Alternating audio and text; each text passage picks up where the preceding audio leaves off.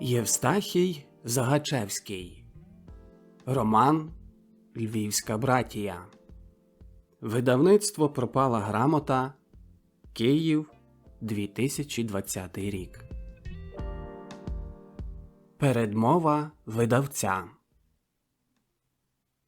Роман «Львівська братія» найкраще розуміти через призму життєвого шляху автора Євстахія Загачевського, адже твір є художнім переосмисленням його участі у Другій світовій війні. Звісно, частина твору є вигаданою, але виключно з метою підсилення ідей, викладених на цих друкованих сторінках.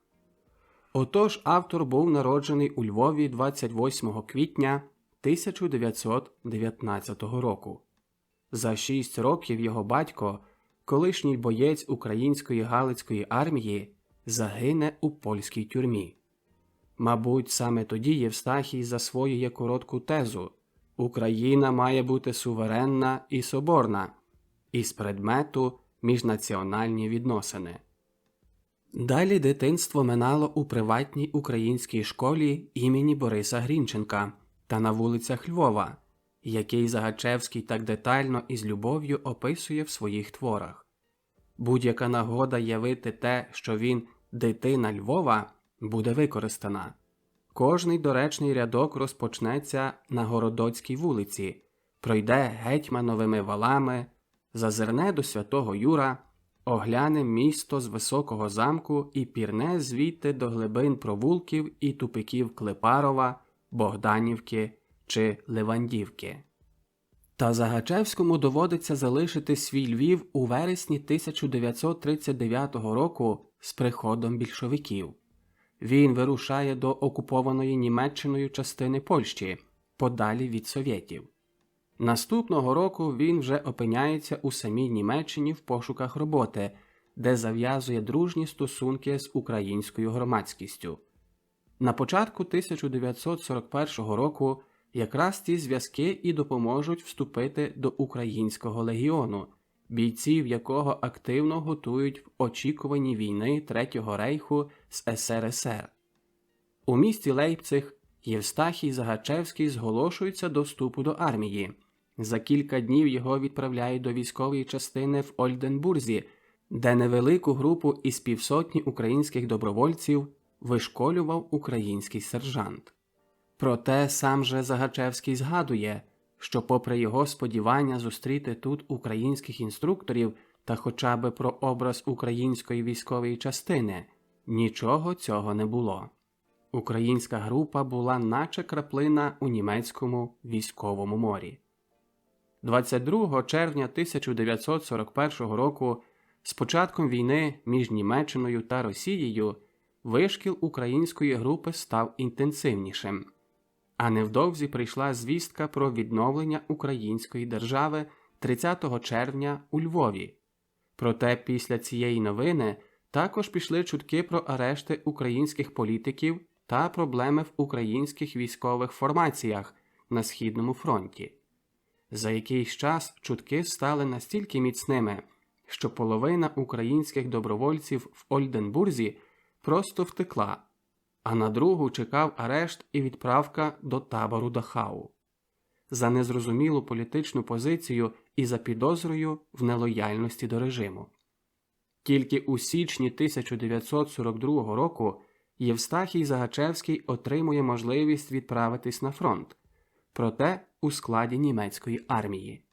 Перша моторизована бригада СС, бої у Псковській області Росії, військовий побут, банальні радощі піхотинця і ще банальніші труднощі військової служби. Мало сну, багато артилерійських обстрілів. Холодна кава серед ще гарячих гільз. Смерть стає буденністю, перестає вражати, не займає нервів.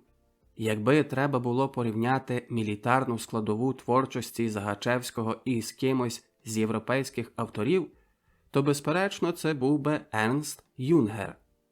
Окопна правда Першої та Другої світових зливається у сприйнятті вояком. Така собі тотожність сталі і адреналіну, тотожність буденності, крові та святковості теплої ковдри чи сухого шматочка дерев'яного настилу у бліндажі.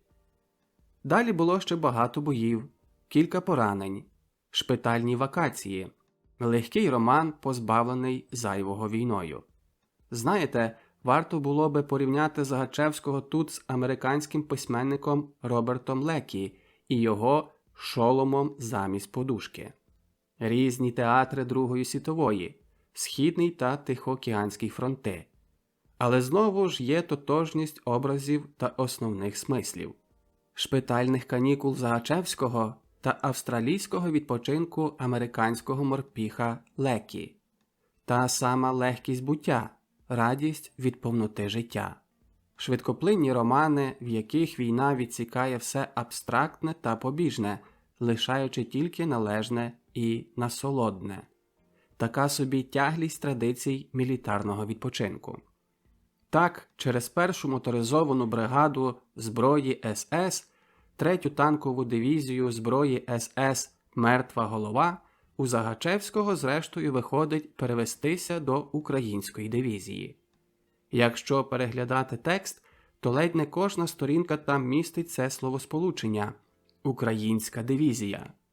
Серед рознесеного танками болота, серед земляних вирв від артилерійських снарядів, серед холоду і бездоріжжя мрією добровольця є не «закінчилась би вже війна», а потрапити в українську дивізію.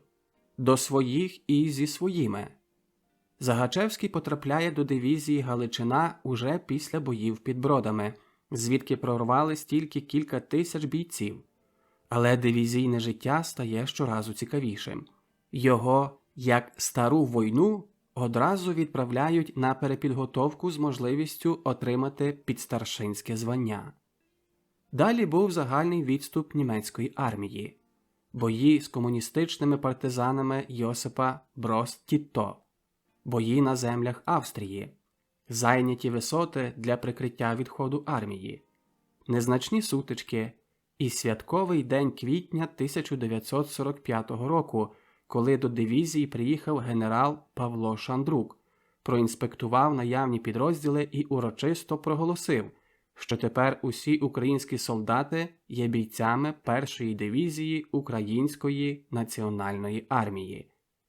А за кілька тижнів був ривок на захід, щоб здатися будь-кому, тільки б не більшовикам, і табір для полонених у Рімінні, і еміграція через Велику Британію до США.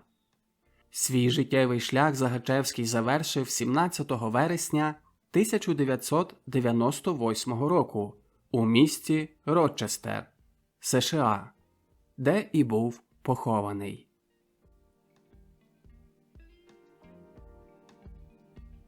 Передмова. Іларіон Павлюк. Я хотів відмовитися писати передмову до цієї книжки. Можливо, причина моєї перестороги була та сама, через яку і ви зараз гортаєте перші сторінки, не знаючи, чи вартує ця книга вашої уваги. Забіжу наперед. Вартує. Взявши її до рук вперше, я побоювався ідеалізації націонал-соціалізму, хай навіть ненавмисної. Побоювався, що автор змусить читача робити вибір між злом та злом, вибілюючи нацизм на фоні злочинів комунізму. Боявся побачити, як одне людожерство буде виправдане на фоні іншого. Але ні. І ця книга, безперечно, варта уваги сучасників, а надто українців, бо вона правдива. Перед вами художній твір, але в кожному рядочку відчувається, що текст зіткано з власного досвіду автора, з власного болю, з власних сумнівів та розчарувань. Певно, правдивість – найважливіша риса розповіді про чорні часи Другої світової, коли Україна опинилася між молотом та ковадлом, коли вибір будь-якої сторони в цьому протистоянні імперій означав приєднатися до ворогів. І саме тому в цій повісті слова «визволення» чи «визволителі» стосовно Другої світової можна зустріти виключно в лапках. Одразу після закінчення Першої світової ледь-ледь Україна так ненадовго здобула омріяну незалежність. Саме під приводом визволення її кинулися роздирати на криваві шмаття зайди визволителі. Небачений в світі геноцид штучним голодом та кривава доба червоного терору. Масові вбивства та звірячі катування, що їм не можна знайти порівняння в історії. І єдина сила, що в той час видається спроможною здолати Совєтську імперію – нацистська Німеччина. То як правильно було вчинити? Опинитися на боці якоїсь імперії зла більш морально? Певно, відповідь – ніякої. Бо хто б не виграв в тій війні, Україна програвала. Ба більше, вона оплачувала кожну битву кров'ю власних дітей, що гинули з обох боків. Євстахій Загачевський – українець, що був змушений втекти з рідного Львова через совєтську окупацію. Як і багато інших, він повірив в обіцянки німців про створення українського війська та мріяв, що на плечах одних загарбників можна звільнити свою землю від інших. Власне, з цими думками він приєднався до німців, вступивши до Українського легіону, який між собою юні патріоти України, такі як Євстахій, і поготів називали Українською армією. Насправді це була лише частина вермахта. Дуже скоро, коли у Львові німці почали страчувати підпільників ОУН, в цьому підрозділі сталося масове дезертирство українців. Тих, хто не втік, німці піддавали тривалим допитам та, виявивши прихильність до українських націоналістів, відправляли в концтабори. Так Євстахій потрапив в Дахау. Звідти він вийшов як штрафник першої мотопіхотної бригади Waffen-СС. Згодом потрапив у танкову дивізію СС Totenkopf, звідки за деякий час попросив про переведення в дивізію СС Галичина. Закінчив війну в англійському полоні, потім переїхав до США, де й помер у 1998 році. «Пишу про все простими словами так, як я це переживав і відчував», сказав автор в передмові до автобіографічної книги «Спогади фронтовика». І ці слова в повній мірі стосуються і повісті «Львівська братія». Насправді важко собі навіть уявити розчарування людини, яка не один раз пройшла пекло, та врешті-решт переконалася, що зробила помилку.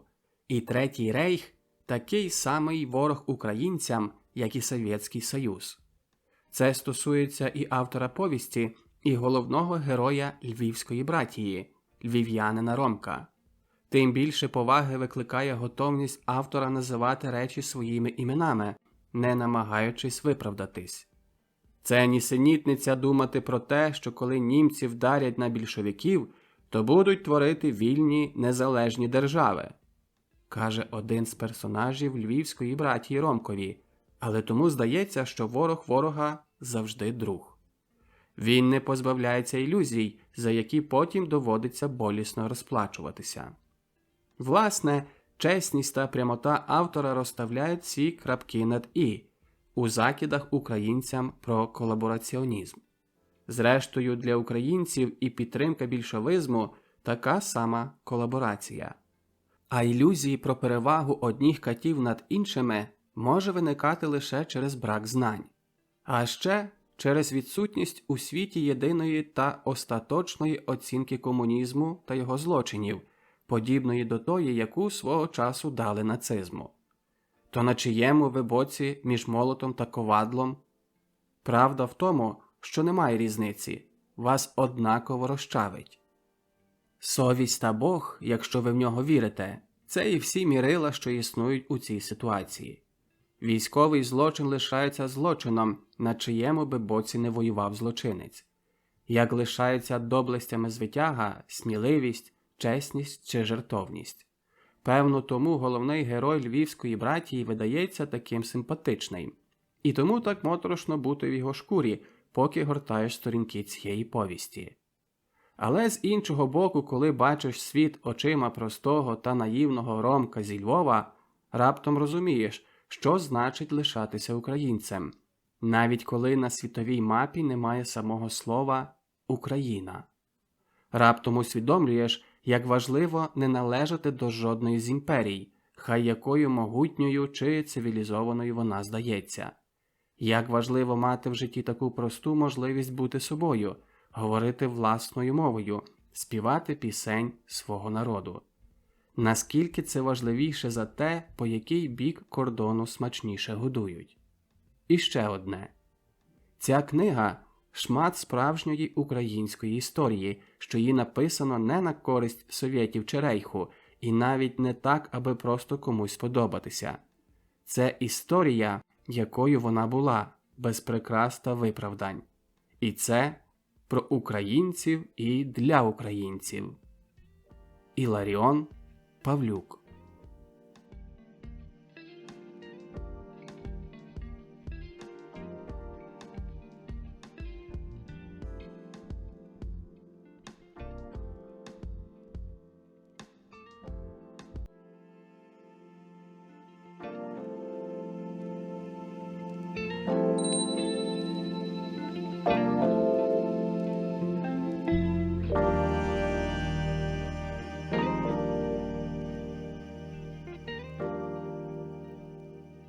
Розділ 1.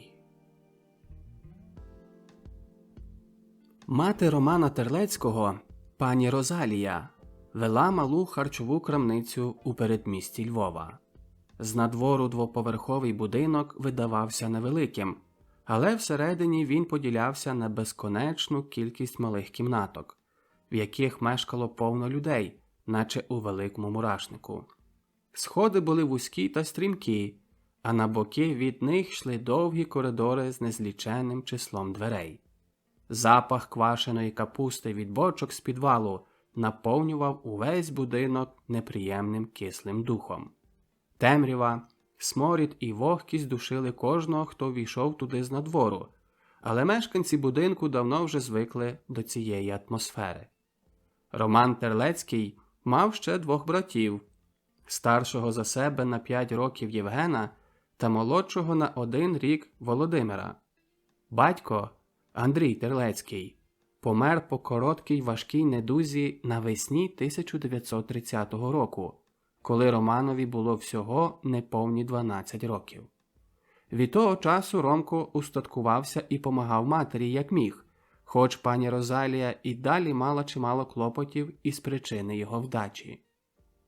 Після смерти чоловіка пані Розалія була змушена знайти ще якесь побічне джерело заробітку, щоб трохи зрівноважити родинний бюджет. Маючи 3-кімнатне помешкання, винаймала кімнати студентам.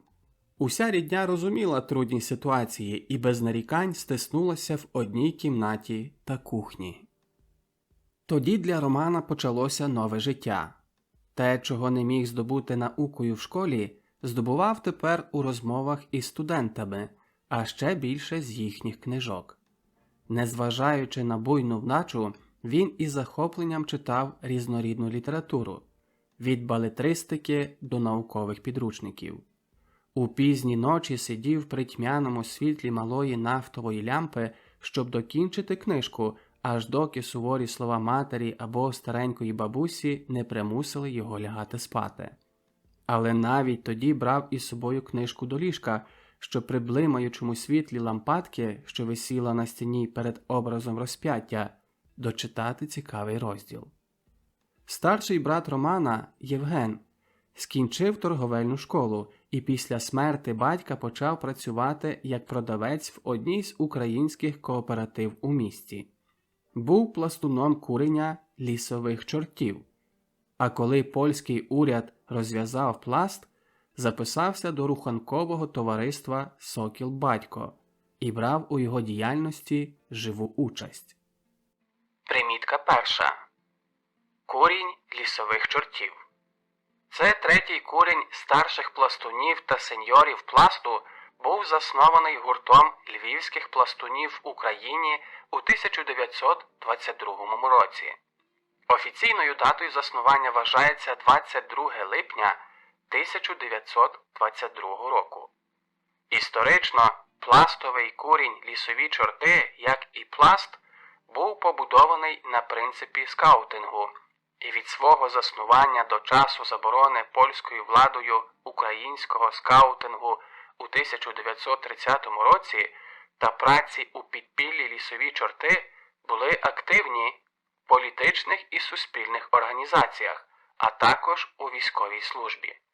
Взявши активну участь у спробі відновлення української незалежності у часі Другої світової війни, лісові чорти емігрували, роз'їхалися по всіх країнах світу, де зараз існує українська діаспора – до Австралії, Аргентини, Англії, Америки, Бразилії, Канади, Франції, Німеччини. Примітка друга. Руханкове товариство «Сокіл-Батько». «Сокіл» – українське патріотичне фізкультурне товариство, засновані в різний час у Галичині. Львів, 11 лютого 1894 та на Дніпрянщині, затверджені у 1907 році. Зразком були слов'янські патріотично-гімнастичні товариства на теренах тодішньої Австро-Угорщини. З 1933 року «Сокіл» перетворився на трьохступеневу організацію – «Сокіл-Батько», повітові осередки і місцеві гнізда. Тоді, крім руханки, більше уваги звертали на спортивні ігри. При «Соколі» гуртувалися і спортклуби Галичини, які створили у 1925 році Український спортовий союз. По його ліквідації 1937 року польською владою «Сокіл-Батько» знову став спортцентралею. Часто вечорами починав розмову із студентами, що мешкали в них на квартирі. Не раз велися у студентській кімнатці палкі дискусії, до яких з цікавістю прислухувався Роман. Дечого Роман не міг зрозуміти з дискусії, але це вияснилося одного разу ввечері, коли до помешкання Терлецьких прийшли представники польської поліції.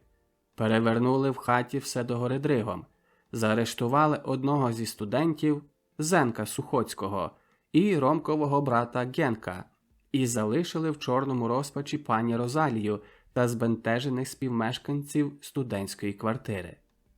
Генко вийшов із львівських бригідок кілька місяців пізніше, але незабаром якогось ранку зник з дому, залишивши на аркуші паперу кілька слів до матері.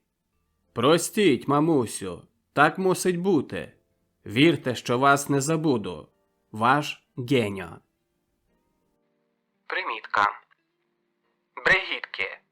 Найстаріша діюча в'язниця у Львові і на території сучасної України, розташована на вулиці Городоцькій, 20. У будівлі, переобладнаній наприкінці XVIII століття зі старовинного римо-католицького монастиря жіночого ордена Святої Бригіди. Під час перебування західноукраїнських земель у складі Польщі Бригідки була однією з найбільших в'язниць Галичини. У її внутрішньому подвір'ї виконувались смертні вироки, а на території в'язниці функціонували каплиця, шпиталь та школа. У вересні 1939 року Львів окупували радянські війська, і радянська влада далі використовувала Бригідки під тюремне приміщення. Офіційно в'язниця отримала назву «Тюрма номер 4». До цієї тюрми більшовики відносили також і в'язницю на вулиці Яховича, нинішня вулиця Академіка Кучера, де за часів Польщі знаходився комісаріат Державної поліції міста Львова. У червні-липні 1941 року, на часі відступу Червоної армії на початку війни з Німеччиною, у Бригідках, як і в інших в'язницях Львова, відбувалися масові розстріли органами НКВС політичних в'язнів. На Янівському цвинтарі біля поля номер 55 є братська могила «Три хрести» невідомим жертвам тюрми Бригідки. Поруч у 1990 році встановлено стилізований під березу пам'ятний хрест жертвам терору НКВС, які загинули у червні 1941 року. Під час німецької окупації у 1941-44 роках будівля стояла пусткою. Її відремонтували з приходом других совітів. У повоєнний час у бригідках виконували смертні вироки.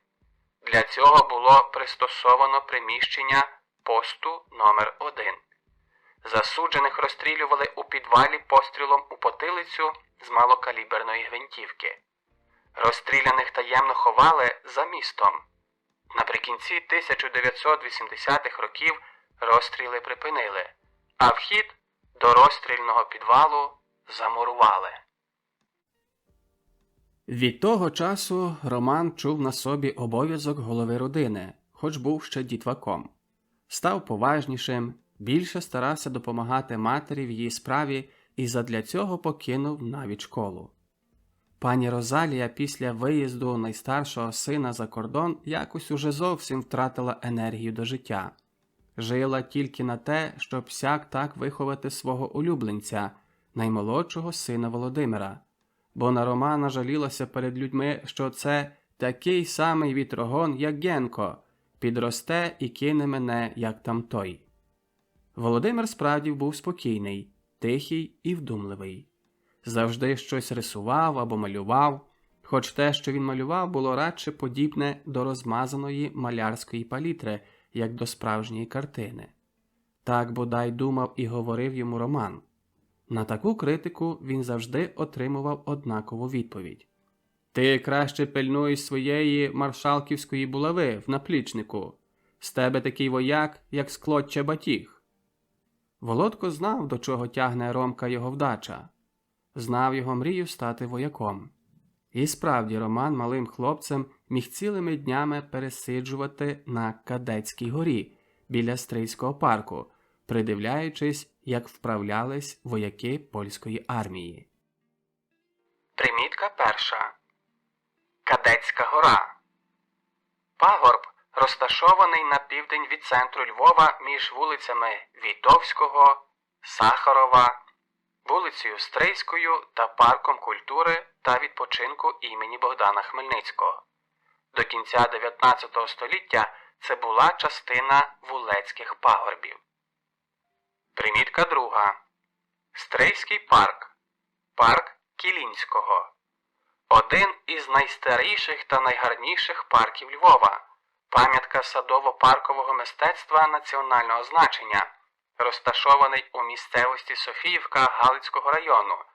Вважався найгарнішим парком міжвоєнної Польщі. Потім збирав кількох своїх приятелів, таких самих вітрогонів, як він, та грався в військо. Озброювалися кійками, які правили за рушниці. Камінці та вирізані ножем дернюги служили за стріливо. Голосне павкання наслідувало галас бою. Не один раз Ромко приходив додому із синцем під оком або з розбитою головою. Та це аж ніяк не перешкоджало йому продовжувати на другий день свою муштру. Роки минали. Ще одним трагічним ударом для пані Терлецької був арешт Романа на Янівському цвинтарі під час відправи на Зелені свята. Примітка перша. Янівський цвинтар – кладовище у Львові, друге найбільше після Личаківського, за кількістю похованих тут історично значущих постатей кладовища Львова. Некрополія відкрита 1888 року. На цвинтарі поховані, зокрема, архієпископ Юзеф Більчевський, письменник Стефан Грабінський, генерал УГА Мирон Тарнавський, державний діяч Кость Левицький, громадсько-політична діячка Ольга Басараб, поет Богдан Ігор Антонич, а також понад 1000 вояків, що загинули у боях за Львів у листопаді 1918 року і полонені з українсько-польської війни 1918-19 років. Примітка друга. Зелені свята. В Україні 3 останні дні Зеленого тижня перед Трійцею та 3 перші дні Троїцького тижня після Трійці. Роман розкидував там протидержавні летючки, Було це в 1938 році. Роман відсидів у тюрмі на Яховича, а пізніше в Бригітках повні 8 місяців. Примітка. Тюрма на Яховича. Вулиця Станіслава Яховича існувала у Львові з 1898 до 1944 року. Із 1993 року вулиця академіка Романа Кучера в своїй історії називалась Яховича, Яховича, Новикова 16 квітня. Розташована між сучасними вулицями Шолом Алейхіма та Клепарівською. Коли ж у перших днях лютого 1939 року вийшов на волю, це не був уже той самий Роман, що давніше. Десь зникла з уст весела усмішка, а на її місці появилася іронічна гримаса. Сіро-сталеві очі, здавалося, набрали ще більше сталевої барви. Став скупий на слова, майже мовчазний. Це була юність, і вона, як здавалося Ромкові, минула дуже швидко.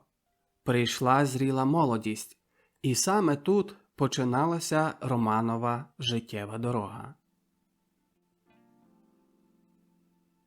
Розділ 2. Був сірий осінній ранок 1 листопада 1939 року. Польща вже не існувала. Большевики другий місяць тримали у своїх лабетах Львів. У помешканні Терлецьких був помітний рух. Ромко встав із ліжка ще вдосвіта, надягнув чоботи і штани, що їх виміняв на Парижу за харчові продукти, вбрав бронзову шкіряну куртку, все, що мав краще з одежі. Потайки вичистив 12-стрільного штаєра та запхав його за пояс на животі під сорочкою. Примітка. Штаєр. Штаєр М1912. Також відомий як Штаєр М12. Самозарядний пістолет австро-угорського виробництва. Пістолет був розроблений в 1911 році австрійською фірмою з міста Штеєр. Не забув за електричний кишеньковий ліхтарик, мапу та гострий, мов бритва, фінський ніж.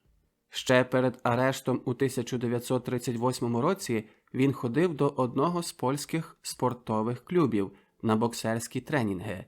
Там учили також боротьби зблизька та японського джиу-джитсу. Можливо, тепер це йому пригодиться. Пані Терлецька прокинулася зі сну і негайно свідомість того, що мало сьогодні статися, прошибнула її серце гострим болем. Її другий син мав відійти в непевну дорогу.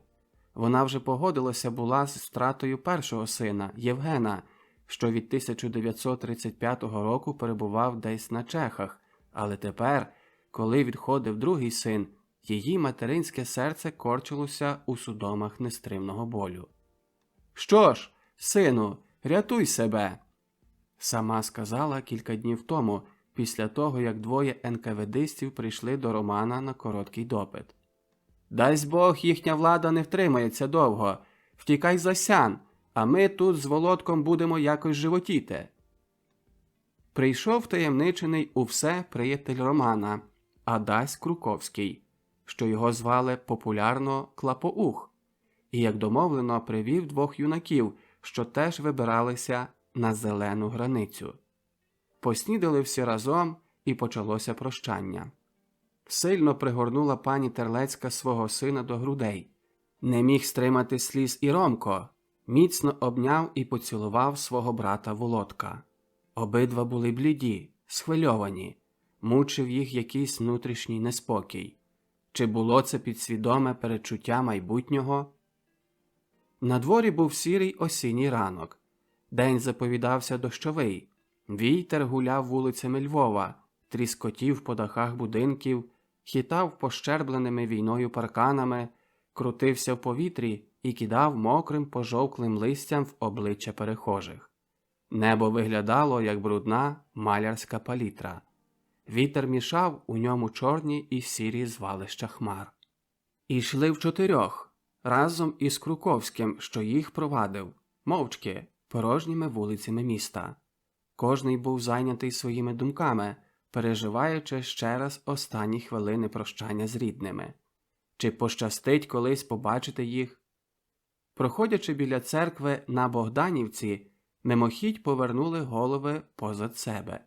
Їхній погляд спочив на рідних, знайомих будівлях міста, а ген далеко на Святоюрській горі в блідосірих туманах майорів храм Святого Юра. Примітка. На Богданівці. На Богданівці були церкви святого апостола Андрія та святого Володимира. Проте вони були знесені у 1961 році. «Ну, мені час уже вертатися», – сказав Адась, стискаючи кожному зокрема руку на прощання. «Дай Боже, щоб ми ще раз побачилися, але вже в нашому, українському Львові. Не забувай за мене, Ромку». «Тримайся вітру і вважай на поворотах», – з якоюсь силованою веселістю відповів Роман. Кожному з них находили на очі непрошені сльози. Пішли. Перед ними простяглося рівне городецьке шосе. Роман ішов з якоюсь незнаною досі порожнечею в душі. Ішли швидким кроком, щоб ще перед вечором дістатися до городка Ягелонського. Там у знайомих одного з товаришів подорожі сподівалися заночувати. Під час дороги Роман познайомився ближче із своїми супутниками. Один з них називався Степан Жук, працював слюсарем у майстерні у Львові, був високого зросту, худорлявий на обличчя і завжди звертався до свого низького та трохи вайлуватого товариша тоном, який не допускав спротиву. Нижче його товариш називався Тонько Струк, був шефським учнем. Оба зросли і виховалися у передмісті Львова, на Знесінню. Примітка. Знесіння – місцевість Личаківського району Львова, розташована між вулицею Опришківською, Залізницею і лісопарком Кайзервальд. На сході Знесіння межує з Великими Кривчицями. Були членами просвіти і робітничого товариства «Сила». Примітка. «Сила» – Товариство українських робітників у Львові, 1907-1939 роки. Постало 1907 року з ініціативи Василя Нагірного. Він і перший голова, пізніше отець Гузар, з 1918-го отець Антін Каштанюк. Об'єднувало головним чином домашню прислугу та некваліфікованих робітників. У 1914 році нараховувало близько 1000 членів, мало касу хворих для домашньої прислуги, оркестру тощо. По воєнному занепаді відновлене 1918 року, 1939 року ліквідоване радянською владою. Може, мали теж зв'язки з українською підпільною організацією, але про це не говорили. Кілька разів по дорозі спочивали. Тонько тоді затягався своїми махорковими, яких мав при собі чималий запас. Ромко ані Степан не курили. Починало вже смеркати, коли добралися до перших хат городка Ягелонського. На нічліг впросилися до якогось господаря-українця у передмісті. Шукати за знайомим, якого мав тут Жук, видалося їм небезпечним. Але мали щастя. Господар, почувши, що вони українці, запропонував їм, що відвезе їх завтра до Мостиськ своїми кіньми. Відмовився взяти яку-небудь плату, з вдячністю прийняв тільки як подарунок 100 махоркових. Ніч проспали спокійно, і вранці другого дня вирушили підводою до Мостиськ, куди прибули близько полудня. У місті на торговиці їхній господар велів їм заждати біля воза, а сам пішов пошукати для них якоїсь підводи і сіл біля Перемишля. У той час було ще зовсім легко перебратися на другий бік Сяну. Ні німецька, ні совєтська сторона не берегли ще так пильно своєї демаркаційної лінії. Після довгого очікування господар повернувся з якимось селянином, який за 100 махоркових погодився підвести їх до села Медики, звідки вже, як він казав, тільки клапоть дороги до Сяну. Навіть погодився переночувати їх у себе та підшукати когось, хто перевів би їх за Сян. Виїхали після короткого постою на торговищі, де в корчмі випили по горняткові чаю. По дорозі зустрічали багато людей, що прямували в бік Перемишля. Ніхто їх не затримував, ніхто не питав, куди йдуть. Всюди панував ще післявоєнний хаос. Справді, по селах зустрічали відділи міліції, але це була тільки самооборона перед звільненими з тюрем злочинцями та волоцюгами, що в каламутній воді ловили свою рибку. Під вечір приїхали до Медики, і візник запровадив їх у свою хату. Тут повечеряли і саме готувалися ночувати, як у хату війшов господар з міліціонером. Усі троє збентежилися, а Роман навіть заклав руку за вилоги піджака, намацуючи пальцями пістоль. Збентеження було безпідставне. Господар саме привів провідника, який мав перевести їх на другий бік Сяну. Те, що він служив у міліції, було тільки прикриттям, під яким йому легше було виконувати своє небезпечне завдання. Умова стала така. Вранці поїдуть під водою до села Вільче, по цьому боці Сяну. Там у знайомого перечекають до ночі, а вже тоді міліціянт переведе їх на другий бік Сяну. Це все коштуватиме їм по 50 злотих від особи. «Я ж також мушу жити», – сказав на закінчення міліціянт. Полагодивши справу з провідником, утрьох пішли до другої кімнати, де господар приготував їм нічліг. Ромко ліг на окремо постеленій широкій дубовій лаві. Тривожні думки не давали йому спокою. Рішаючися на втечу за Сян, він не здавав собі справи, що буде там робити, де подінеться, з чого буде жити. Ті 500 злотих, що їх дістав від матері на дорогу, витрачалися в шаленому темпі. Мусить заплатити за цих обидвох друзів, бо вони зовсім без грошей. А втім, Тонько 2 рази заплатив за нього цигарками за підводу. Але тепер був уже спокійний за свою переправу. Перебираючи в думках різні можливості, пригадав собі Зенка Сухоцького, колишнього їхнього квартиранта, який походив з Ярослава. «Це ж по той бік Сяну!» – аж крикнув він радісно. «Але чи він ще там? Чи живе ще там його рідня?» Його адресу пам'ятав добре, бо часто носив його листи на пошту. Але чи Зенко вийшов живим із польської тюрми? Десь там за кордоном живе хіба ще також і його старший брат Євген. Але де зустріти його? Далеко після півночі, зморений думками, Ромко заснув. Пізно вранці наступного дня виїхали разом із своїм провідником, що взяв із собою ще одного міліціянта. Приїхали до Вільча, де в знайомого міліціянтові господаря перечекали до вечора. Коли вже добре стемнілося, переправилися на другий бік Сяну без ніяких перешкод ні з одного, ні з другого боку. Мали щастя, що попали на доброго провідника. У знайомій для міліціонера хаті в Бушковичах по другому боці Сяну Ромко заплатив умовлені гроші провідникові. Тепер мусили вже самі давати собі раду. Поки що треба було переночувати, бо до ранку було ще далеко. Вирішили, що вранці виїдуть поїздом у дальшу дорогу. Ромко до Ярослава, а Стефан і Тонько до Кракова, куди прямувала більшість утікачів.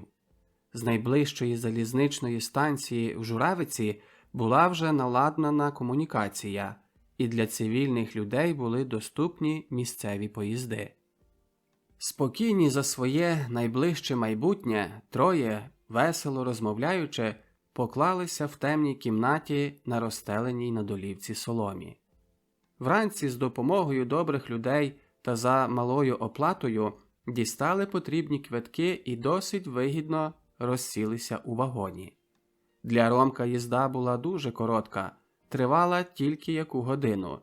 В Ярославі він попрощався зі своїми товаришами і зійшов з поїзда на перон. Розділ 3. Ромко заждав, аж поїзд відійшов, і тоді почув знову якусь дивну порожнечу в душі. Цих кілька днів спільного перебування, спільних невигод та небезпек так поєднали їх трьох, що тепер важко відчув їхній відхід. Ще раз глянув на поїзд, що зникав удалині, і рушив із станції в бік міста. Якогось перехожого запитався, в якому напрямку треба йти, і довідався, що саме є на вулиці, яку шукав. Тоді почав шукати число дому 85.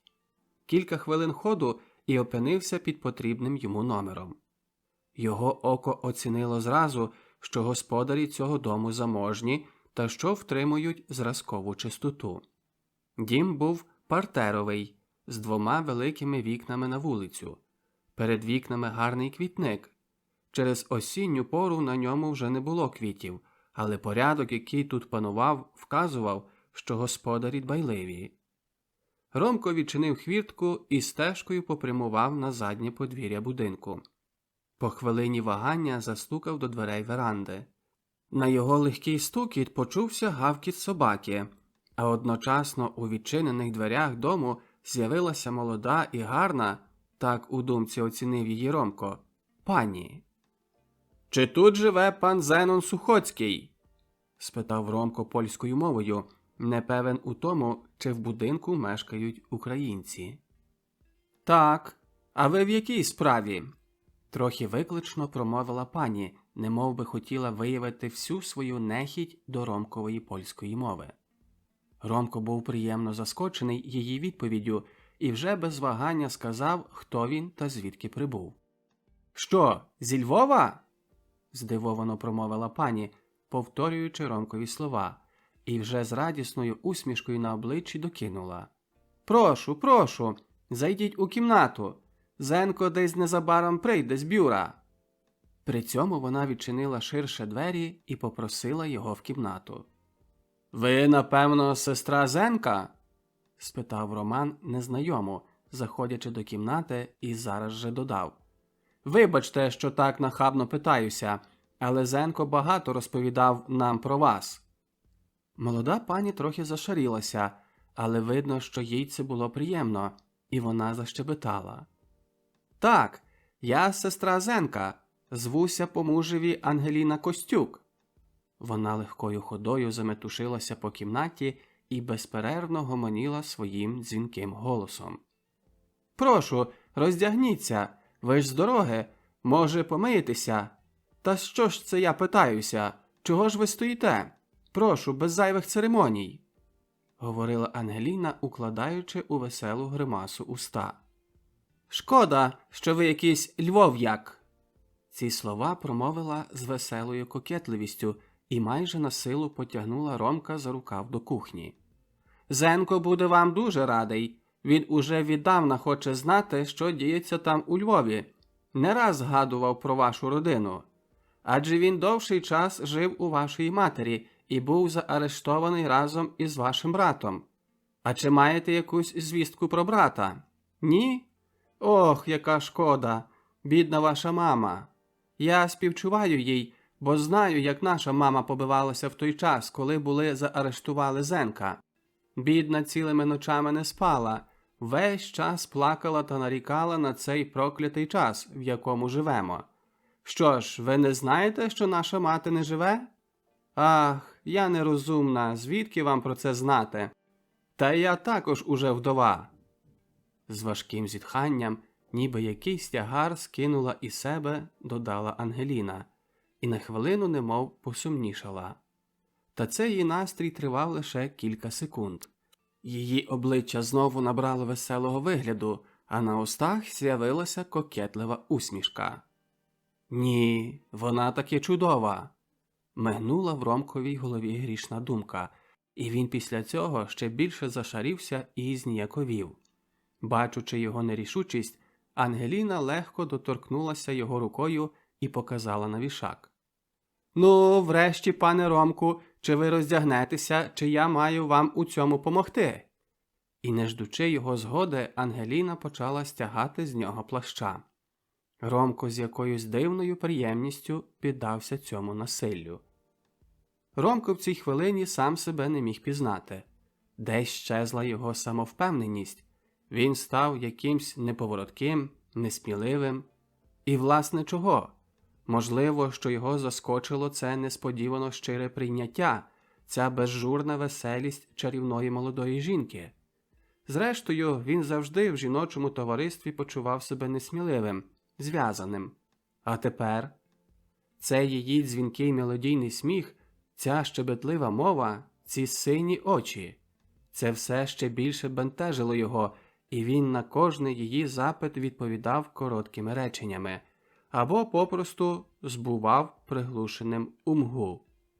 Був збентежений її щирою, неробленою простою поведінкою.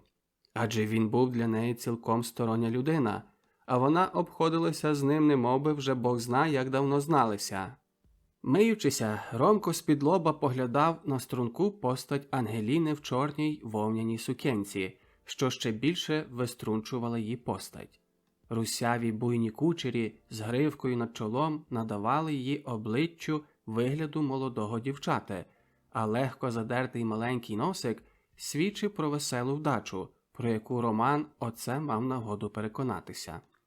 При усміху на її щічках з'являлися дві ямочки, які ще більше нагадували Ромкові малого розпещеного дітвака. Але Ромко довідався з її слів, що це вже не дітвак, а зріла жінка, що пережила такий важкий удар, як втрату дорогого чоловіка. Про родину Сухоцьких Ромко знав дещо з оповідання Зенка, але від цього часу змінилося багато, адже минуло майже 4 роки.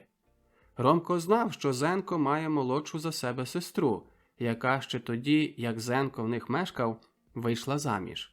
Здається, було їй 18 років. Враз Ромко, немов освоївшися з цими незвичайними, а такими приємними обставинами, запитав: «А де ж ваш батько, пані Ангеліно? Чи живе він з вами?» «Так, батько живе тут та працює тепер разом із Зенком в окружному союзі кооператив у місті. Там і мого чоловіка забило під час першого нальоту німецьких бомбовиків на місто, 1 вересня. Але ми тут балакаємо, а чай уже готовий. Прошу до їдальні». Пані Ангеліна взяла посуд і пішла попереду. «Але з вас таки трохи джентльмен», – засміялася Ангеліна, побачивши, як Роман незграбно почав розставляти на столі посуд. Засіли до столу. «Ну а тепер оповідайте, як там у Львові?» – питала Ромка пані Ангеліна. Ромко, зібравши весь свій запас сильної волі, почав розказувати, що пережив та бачив. Вона уважно слухала його, перериваючи часами його оповідання легеньким щудованим окликом «О! О!». Коли Роман скінчив своє оповідання, на дворі почулися кроки, і пані Ангеліна пішла до вхідних дверей, звідки за хвилину долинав спершу її голос, а опісля чоловічий баритон. «Зенку, а в нас гості!» «Що? Які? Зі Львова? Хто? Ей, чому ж не кажеш?» І за хвилину появився в дверях їдальні Зенон Сухоцький. «Ромку, який довгий час ми не бачилися! Як це ти? Просто з дому? Та не може бути! Знаєш, ти мені як з неба злетів. Та про це побалакаємо пізніше!» Радісно гомонів Зенко. «Неля!» – звернувся в бік своєї сестри. «Давай обід! Що це ти здороженого чаєм приймаєш? Що, не хотів? Но, це вже твоя вина, що не вмієш його припросити». «Зенку!» – з докором у голосі промовила сестра. «Я ж бо чекала з обідом на тебе і на тата. А де ж тато? Не прийде? Ну це вже понад мої сили». «Нелю, ти знаєш, що батько не люблять відкладати працю, а її тепер багато», – заборонив тата Зенко. Мусимо поставити все на ноги, доки дають нам до цього можливість. Як очунюються ті зі сполдзєльні, то нам не вдасться вже охопити цілу округу сіткою наших кооператив. Примітка. Сполдзєльня. Польською кооператив. Кооперативне підприємство. Успокоївши роздратовану сестру, Зенко звернувся до Ромка. А тепер оповідай, що там нового? Як там визволителі? Ромко знову мусив оповідати історію своїх переживань упродовж останніх 2 місяців. Говорив до Зенка на «ви», бо Зенко був старший від нього на 14 років. Зрештою, як Зенко в них мешкав, то він був ще хлопчаком, а й тепер його 19 років ніяк не робили з нього дозрілого мужчину. Ледве легенький мошок стелився йому під носом. Ромко відчував якусь глибоку пошану до Зенка. Зрештою, Зенко не змінився так дуже. Можливо, що трохи схуд та збілів на обличчі, але це наслідок 3-річної тюрми в Равичі, звідки він вийшов напередодні війни. Зате обличчя надалі залишилося те саме, що він бачив 4 роки тому. Ті самі лагідно зарисовані уста, на яких завжди була легенька усмішка. Ті самі сіро-сталеві очі, в яких можна було збагнути велику силу волі. І той самий, ніби трохи блудний, погляд. Був середнього зросту, худорлявий, у рухах трохи нервовий. Скінчивши своє оповідання, Ромко якось несміливо, мов би шукав поради, підсумував. А тепер сам не знаю, що мені робити, де подітися.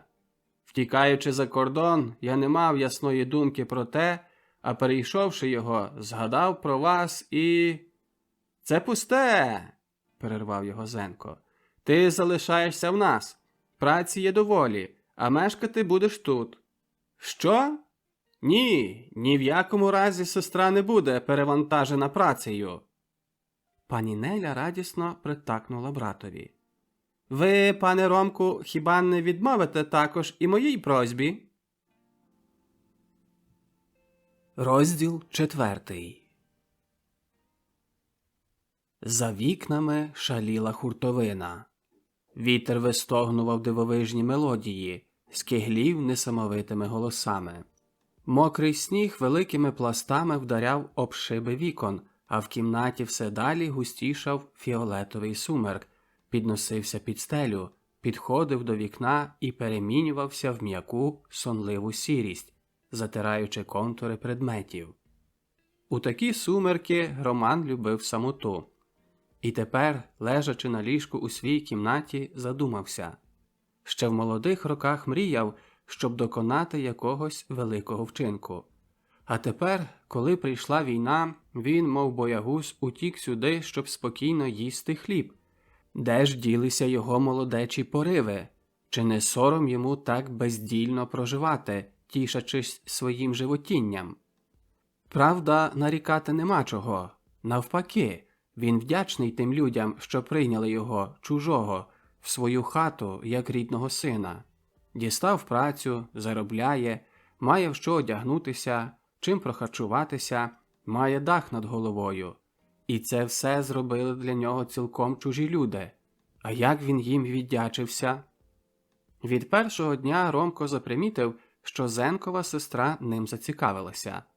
Чув на собі її гарячий палкий погляд, якого намагався уникати. Старався завжди бути в товаристві її батька або Зенка, оминав зустрічей наодинці.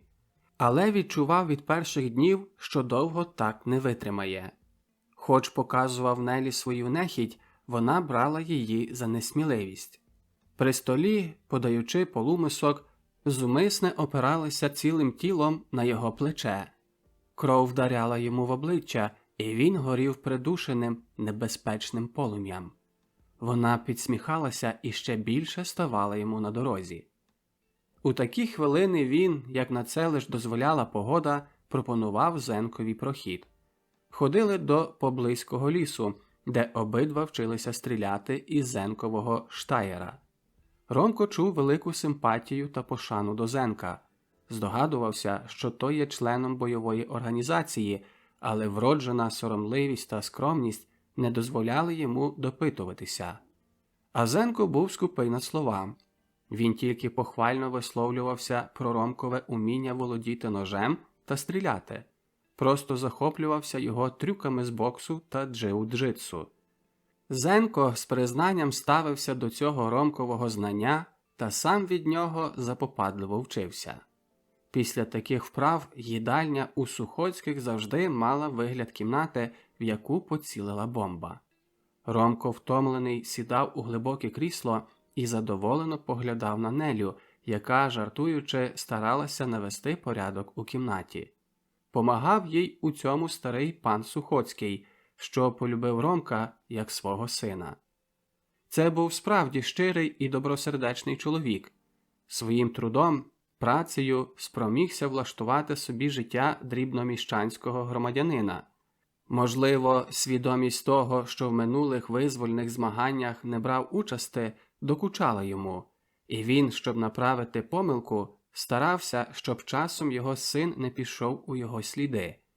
Був гордий з того, що син сидів у польській тюрмі, та говорив часто: «Ну, такі, як я, прогаяли минулу війну, але ви мусите використати нову нагоду і це направити». Дочку Ангеліну віддав заміж молодою, за намовою своєї дружини, що більше думала про користі від матеріального становища зятя, ніж дбала про щастя доньки. Зате впливу на неї тепер ніякого не мав, хоч вона до батька жалю не відчувала. Недавня трагічна смерть його дружини та зятя ще більше заохотила його до дрібниць домашнього хазяйнювання, як це він часто висловлювався в розмові з донькою або сином. І самовідданістю працював у місцевому союзі кооператив, віддавши йому навіть свою крамницю, що з неї перед війною утримував родину. Можливо, хотів тим заглушити докори сумління. Старий Сухоцький, мабуть, запримітив недвозначну поведінку своєї доньки супроти Ромка, але був для неї поблажливий. Зрештою, вона вже доросла, ще до того вдова. Видно, що така воля Божа. Зенко також часто дотепами звертав сестрі увагу на те, щоб не залицялася до Романа, але вона, відчуваючи спротив Романа, ще завзятіше з ним кокетувала. На тому найбільше терпів Роман. Не міг якось уявити собі, щоб поміж ними дійшло до чогось поважнішого. Боявся такого, бо ж знав, яка велика прогалина між ними. Часто питав себе, що це, власне, є та любов двох молодих людей. На це питання не міг знайти відповіді. Те, що він часто приставав очима до Ангеліни, не міг ще назвати любов'ю. Бракувало тут для нього головного аспекту – почування. Тому боявся зблизитися з нею, оминав її, щоб не заподіяти кривди. Якось одного вечора прийшов із праці, повечеряв, як завжди, пограв у шахи зі старим Сухоцьким та, сказавши добраніч, пішов до своєї кімнати. Зенко був, як звичайно, у роз'їздах, і на цю ніч не сподівалися його. Пан Сухоцький пішов до своєї спальні, а Неля порядкувала в кухні. Роман не міг заснути, хоч згасив був уже світло. Лежав і думав. Тоді саме рипнули тихо двері, і в кімнату війшла Неля. Мала нічні пантофлі на ногах. Запримітив це, бо йшла тихо, як дух, хоч обличчя її не міг у темряві бачити. Хвилину вагалася, а потім раптовим рухом підняла покривало і лягла біля нього.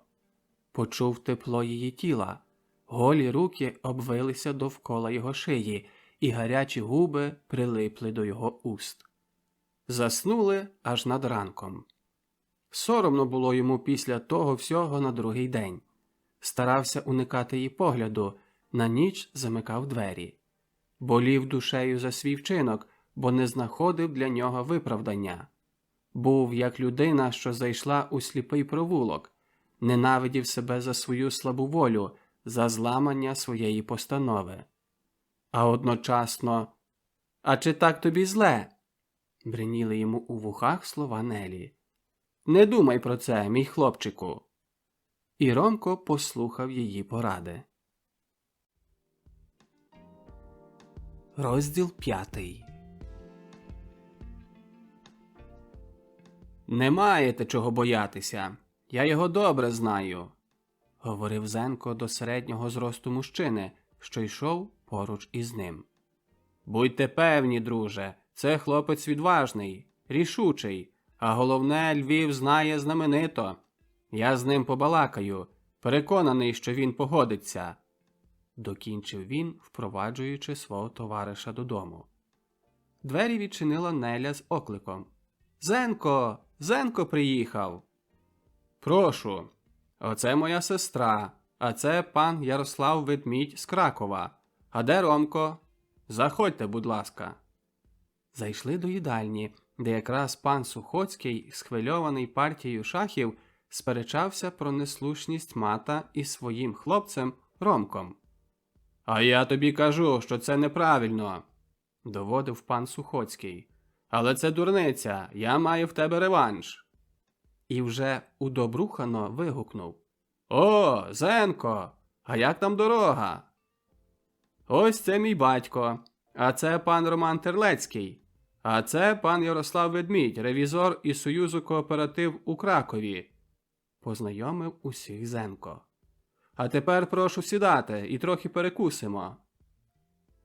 Засіли за стіл, на якому появилася досить вибаглива, як на ті часи, вечеря. Їли мовчки, і вже аж при чайку розв'язалися всім язики. Перед вів, як завжди, Ромко, що своїми дотепами та веселим львівським балаком розсмішував до сліз товариство. Примітка. Львівський балак.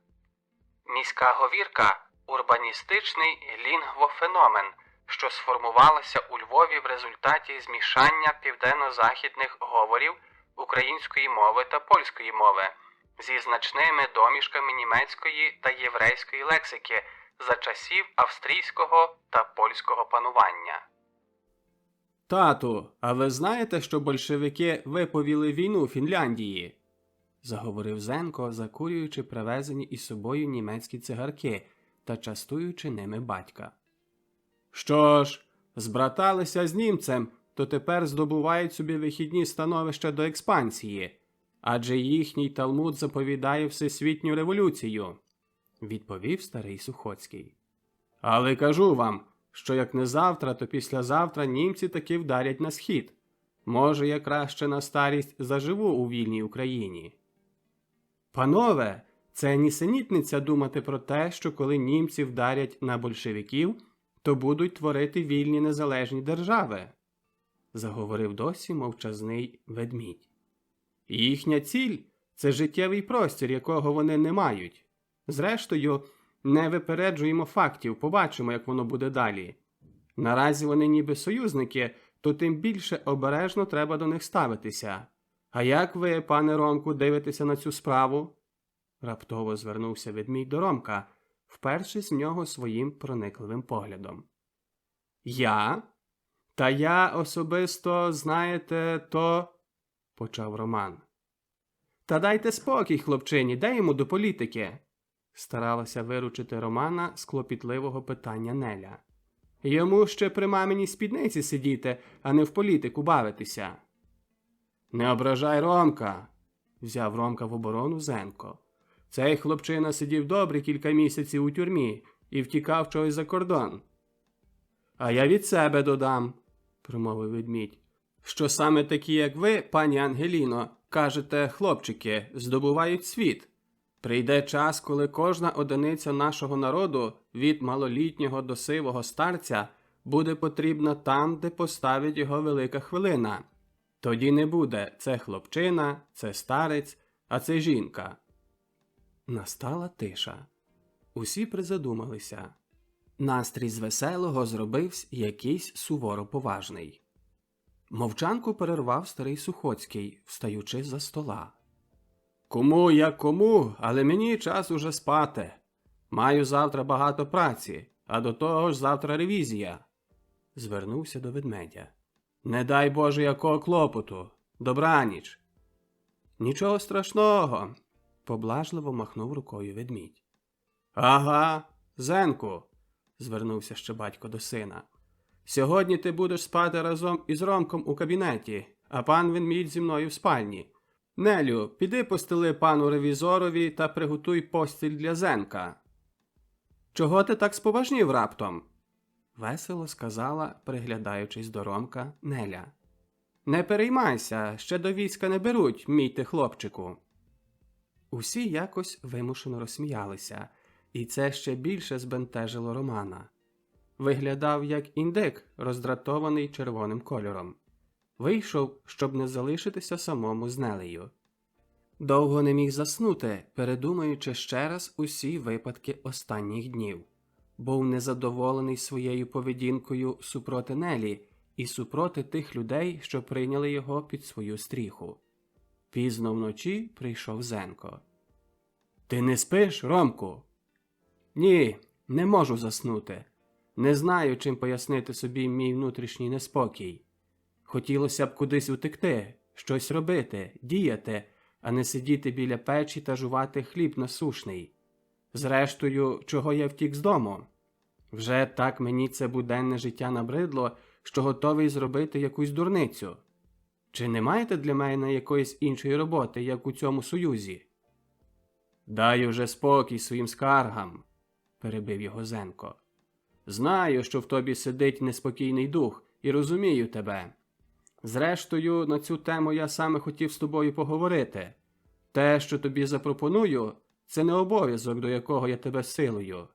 Але час, щоб твій запал до авантюр, пригод, ризику знайшов собі справжню ідейну ціль. Сподіваюся, що це залишиться в таємниці поміж нами.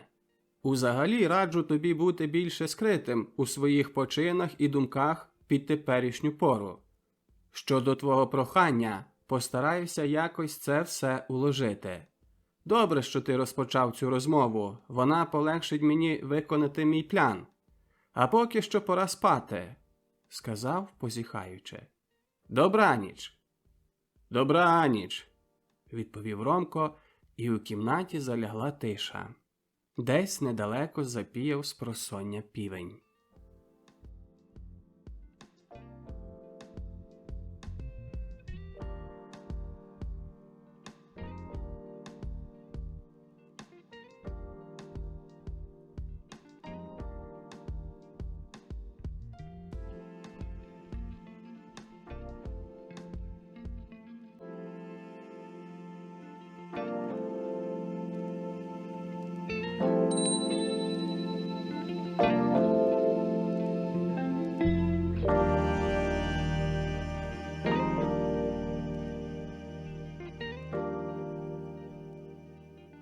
Розділ 6. Сталося так, як цього хотів Ромко. Зенко перевів його до села Ольхівців на завідувача місцевої кооперативи. Трохи кривилася, може і нишком плакала Неля, але рішуча постанова Ромка покінчити раз і назавжди з цією ідилією змусила її погодитися з цим. Найбільше здивувався, певно, пан Сухоцький, але не здержував Романа. Усі щиро прощалися та запрошували Ромка на різдвяні свята, до яких було не більш як 3 тижні. На новому місці Зенко влаштував його добре, познайомивши з місцевим провідником ланки підпільної організації. Ромко членом організації ще не був, та це не перешкодило йому цілою душею та серцем прив'язатися до свого нового товариша. Функція, яку виконував тут провідник ланки, йому імпонувала, і Ромко часто говорив провідникові: «Я хотів би піти з вами колись за кордон». «Можливо, що й підете, але знайте, що це не прогулянка кудись за село або за місто», відповідав на 2 або 3 роки старший за Ромка Володко Бабійчук, студент із Перемишля. Він був учителем у тутешній сільській школі. В організації Бабійчук був ще з польських часів, побував на Закарпатті, звідки вернувся в березневих днях 1939 року, а тепер із своєю ланкою тримав перехідний пункт через кордон. Зенко, мабуть, доручив йому Ромка, бо Володко з перших днів поставився до нього приязно та часто брав його із собою на вивчення кордону. Спостереження на німецькому боці проводили вдень, а совєтську сторону споглядали погідними, ясними ночами. Помалу Ромко зжився з тією для нього таємничою та повною ризикованих пригод дійсністю і почувався у своїм соусі. Працю в кооперативі виконував від нехотя, звалюючи весь тягар бухгалтерії на свою помічницю Ольгу Яворську. Можливо, вона була поінформована про все, бо завжди радо виручала його. Ромко був вдоволений теперішнім життям. У вільних хвилинах запопадливо вивчав німецьку мову та трішки російську. Був 3 дні на свята у панства Сухоцьких, а Зенко відвідував його досить часто, приїжджаючи у різних справах до Володка або до кооперативи. Користувався вантажним автом з кооперативного складу в Ярославі. Шофер також був, мабуть, із своєї пачки, бо, доставляючи товар до кооперативи, незамітно привозив також різні інструкції для Володка.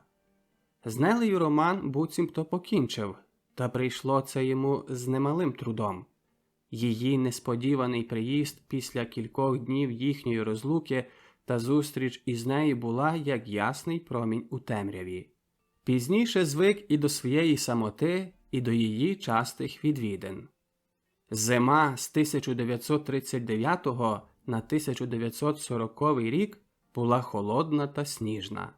Землю покрив товстий шар снігу, а цілими днями із півночі дув холодний вітер.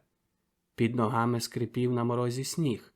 Володко Бабійчук, переходячи кордон, уже декілька разів брав із собою Ромка. Бачив, що Роман має чималий хист спостереження та досконало орієнтується в кожній ситуації. Раз навіть мав нагоду бути свідком його рішучості та відваги. Було це якось наприкінці січня, коли верталися вже на німецький бік. Безшелесно посувалися лісом у глибокому снігу. Бабійчук раптом став і показав рукою перед себе. Поміж деревами побачив Ромко якусь постать, що швидким кроком ішла по стежці ліворуч від них. Присіли за розлогим дубом. Коли цей чоловік буде проходити стежкою біля них, то безумовно запримітить їхні свіжі сліди в глибокому снігу там, де вони перетяли стежку. Заперли в собі віддих і ждали. Як завжди, були готові на кожну несподіванку. Ромко зняв праву рукавичку, в руці заблищав фінський ніж, з яким уже ніколи тепер не розлучався. Ніч була досить видна. Чоловік в однострої йшов впевнено, мабуть, знаючи добре терен. Раптом помітив свіжо розкинений ногами сніг по обох боках стежки і на хвилинку задержався. Поглянув в один бік, потім звернув у сторону, де вони обидва сиділи. Це хвилинне зволікання було для нього згубним. Один вправний рух Ромкової правої руки, і лезо ножа глибоко застрягло в його грудях. Безвладне тіло прикордонника тихо обсунулося в сніг. Ромко та Володко вискочили за дерева, кожний із готовим до пострілу пістолетом у руці. Від того часу Бабійчук ставився з повагою до свого нового товариша, а Ромко тим часом пізнавав і засвоював усі таємниці прикордонного життя. Почував себе в цій стихії, як риба у воді. Перехід кордону не був ще тоді такий дуже трудний. Була сувора зима, той сян легко можна було перейти. Він покрився товстою кригою, а також не надто пильно була тоді бережена границя по совєтському боці. Щодо німецького, то Grenzschutz не дуже звертали увагу на ці переходи. Примітка. Grenzschutz. Німецькою прикордонна застава, патруль. Правда, ходили і тут патрулі, були застави, але, знаючи добре місцевість, можна було легко пробратися на другий бік Сяну. Поки що їхні нічні виправи за кордон обмежувалися пізнаванням терену та засвоєнням відповідних переходів. Звичайно, виходили однієї ночі, а приходили на другу назад.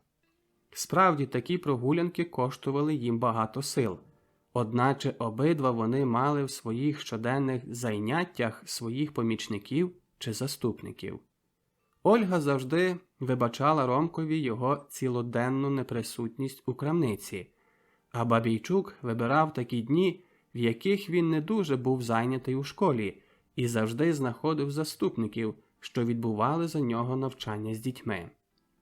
У час святочних феєрій майже щодругий день вибиралися обидва на той бік. За цей час побували в декотрих поблизьких селах на большевицькому боці і пов'язали їх мережею зв'язків. Часом Бабійчук висилав з не дуже важливими інструкціями Ромка самого, і він добре впорувався з усіма дорученнями. Ромко вже зжився з цією дійсністю. Спершу кожний перехід кордону давав йому багато емоцій. Тепер ішов на холодно, не лякаючися ніякої несподіванки, бо знав уже заздалегідь, що його жде, і як має в кожному випадку поступити. На кулі відповість кулями. Ранять його або оточать, то доб'є себе. Живим себе не дасть у руки. Якщо згине, заступлять його інші. Такий уже закон боротьби. Десь у половині лютого Зенко приїхав автом у товаристві якогось високого мужчини. Зайшов до крамниці, де Ромко з Ольгою були зайняті при обслуговуванні покупців. Якраз привезли до крамниці мило, і покупців було досить багато. Привітавшись, Зенко сказав Ромкові, що він негайно потребує Бабійчука. Ромко післав якогось хлопця по пана учителя, а сам почав помагати шоферові зносити привезений товар. Тим часом Зенко зайшов разом із незнайомим до бічної кімнати, і там ждали Бабійчука. Незабаром Бабійчук прийшов. Зайшов у кімнату і довго звідти не виходив. «Мабуть, буде якась робота», – мигнуло Ромкові в думці. Він не помилився, бо за хвилину Бабійчук покликав його до кімнати. «Ромку, поїдеш із цим другом до Львова», – сказав Зенко. «Дорогу знаєш, усі інструкції подасть тобі Бабійчук. Щасти Боже вам!» На прощання подав кожному руку. «Отже, слухай, Ромку», – почав Бабійчук, коли Зенко залишив їх утрьох у кімнаті. «Слухай і мотай на вус. Підете завтра перед вечором так, щоб як тільки стемніє, ви могли вирушити на кордон. Попровадиш через провалля». Це була зашифрована назва одного з переходів кордону, що їх вони обидва позначили різними назвами. «Правда, воно трохи небезпечне, зате ближче до Кирила». Законспірована хата в одному селі по большевицькому боці. «Там перебудете до ранку, а звідти під водою відвезе вас Кирило на залізничну станцію в Мостиськах. Дальший маршрут уже визначить сам друг Рибак». Тут Бабійчук показав головою на приїжджого незнайомого чоловіка. «Про те, як дістанетеся до Львова, я сьогодні поговорю з Кирилом.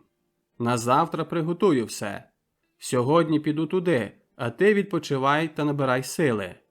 Щодо зброї, то візьмеш свого штаєра, до якого маєш досить хисту. Дам тобі ще свого віса завтра. Коли вернуся назад, про всяк випадок візьмеш і свої 2 ручні гранати. Не знаю, як довго вам прийдеться бути там, але за тиждень почну висилати кожного дня кількох своїх хлопців, які чекатимуть на вас при переході Діброва. Вони допоможуть вам у потребі. Це все». Ромко попросив Рибака, щоб роздягнувся і розгостився. «Будьте як у себе вдома. Я зараз приготую щось на вечерю. Треба набрати сил до завтрашньої прогулянки». Була вже пізня полуднева година. Мовчки пообідали, а заразом і повечеряли чаєм та хлібом з маслом і досить невміло зробленою яєшнею. Усю працю в крамниці Роман залишив бідолашній Олі. Роздягнувшись, пішли зарання спати, щоб виспатися на запас. Другого дня вранці збудив їх Бабійчук, що прийшов з кордону. Був украй втомлений. Віддав віса Ромкові, а для рибака приніс свій білий дощовик. Ромко мав свій дощовик, що йому подарував був Зенко. Мали одягнути їх поверх своїх курток, щоб не було так замітно на відкритому сніговому полі. Бабійчук поінформував їх, що погода заповідається сприятлива, та що лід на Сяні ще тримається. На кордоні досить спокійно, хоч він ходив на іншу переправу, щоб не зрадити тієї, якою вони обидва мали цієї ночі переходити. Попрощався з обома, побажав їм щасливої дороги і відійшов до себе додому. Ромко з рибаком взялися до підготовки виправи. Чистили зброю, перевіряючи магазинки та патрони. Ромко вимастив вазеліною чоботи, щоб у довгому марші по снігу не перемокали. Приготував компас та свій фінський ніж. Гроші, документи та все інше, що було потрібне в дальшій подорожі, мали дістати у Кирила. На цім їхнім приготуванні зійшов їм скоро день, а вони навіть не помітили, як на дворі стало смеркати. «Нам уже пора в дорогу», – одягаючись, сказав Роман. Вийшли оба з хати, прямуючи на північний кінець села. В'їжджена саньми дорога була ковська та повна брил замерзлого снігу. Мороз був досить сильний. Ішли скорим маршем, щоб зігрітися, бо, вийшовши з теплої кімнати на двір, почали добре дзвонити зубами. Ішли дорогою, що прямувала в бік Журавиці. Мовчали, йдучи побіч себе. Вечір був темний, і годі було розпізнати що-небудь на віддаль кількох кроків. Але Роман дорогу до Провалля знав майже на пам'ять. Поки що не могло бути ніякої небезпеки з боку німецької прикордонної сторожі, бо це була дорога. Про всякий випадок Роман мав при собі посвідку, якою міг довести, що йому дозволено ходити в нічній порі. Усе-таки йшов чуйний та насторожений. Інтуїтивно відчував кожну небезпеку і реагував у ту ж мить.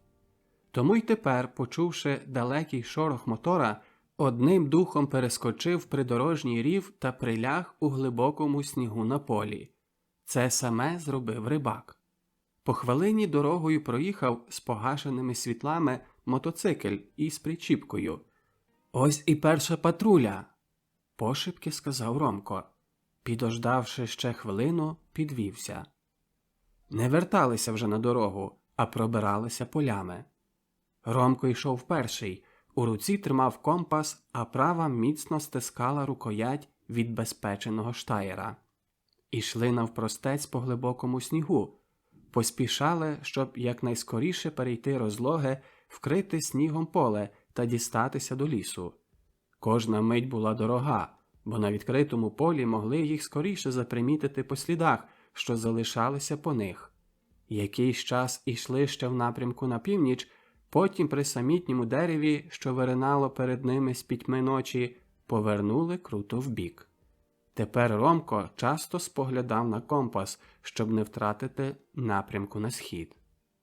Довкола ні живого духа, ні голосу, ні світла. Тільки вітер, що якось несподівано зірвався, крутив сипким снігом по полях. Коли йти довший час у цілковитій темноті, мозок починає огортати сонність, і треба сильною волею будити свою увагу. Ідучи, можна тоді продумати чимало думок, провадити в думках розмови і втратити відчуття часу. Підійшли до темної стіни лісу. Крок за кроком продиралося через кущі. Сухо тріскотіло ламане гілля. Ще кілька кроків і стали над берегом кручі. «Ми на місці!» – пошепки сказав Ромко, витираючи зіпріле чоло. «Цим яром вийдемо прямо на Сян!» Обережно, щоб не наробити шуму, почали сходити у яр. Тут залягла така темрява, що годі було що-небудь бачити на віддаль 1 кроку. З трудом зійшли вниз, і Ромко ще раз глянув на компас. Рушили просто перед себе. Брели по пояс у глибокому снігу, кожної хвилини задержуючись та прислухаючися. Пробрели якихось 500 метрів, і Роман дав знати рибакові, щоб задержався, а сам помалу просувався вперед, хватаючи вухом кожний найменший шелест.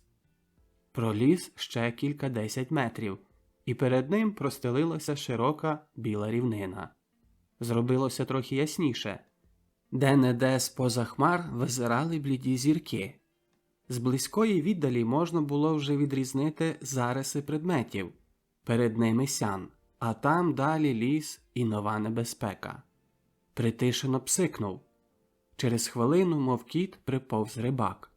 Ромко мовчки рухом голови вказав рибакові другий берег сяну. Цей відповів кивком. Повитягали пістолі, і Роман, зігнувшись, почав довгими скоками бігти через замерзлий сян. За ним у малім відступі біг рибак. Щасливо перебігли замерзлу річку і скорою ходою подалися до лісу. Треба було поспішати, щоб несподівана патруля совєтських прикордонників по свіжих слідах не насіла їм на п'яти. Не відчували холоду. Під струмочками спливав їм по обличчях, а голі руки судомно стискали холодну сталь пістолів. Увійшли врешті в хвойний ліс, де не було стільки снігу, тому ще більше прискорили кроку. Одним духом перескочили витоптану стежку, що нею проходять пограничні патрулі.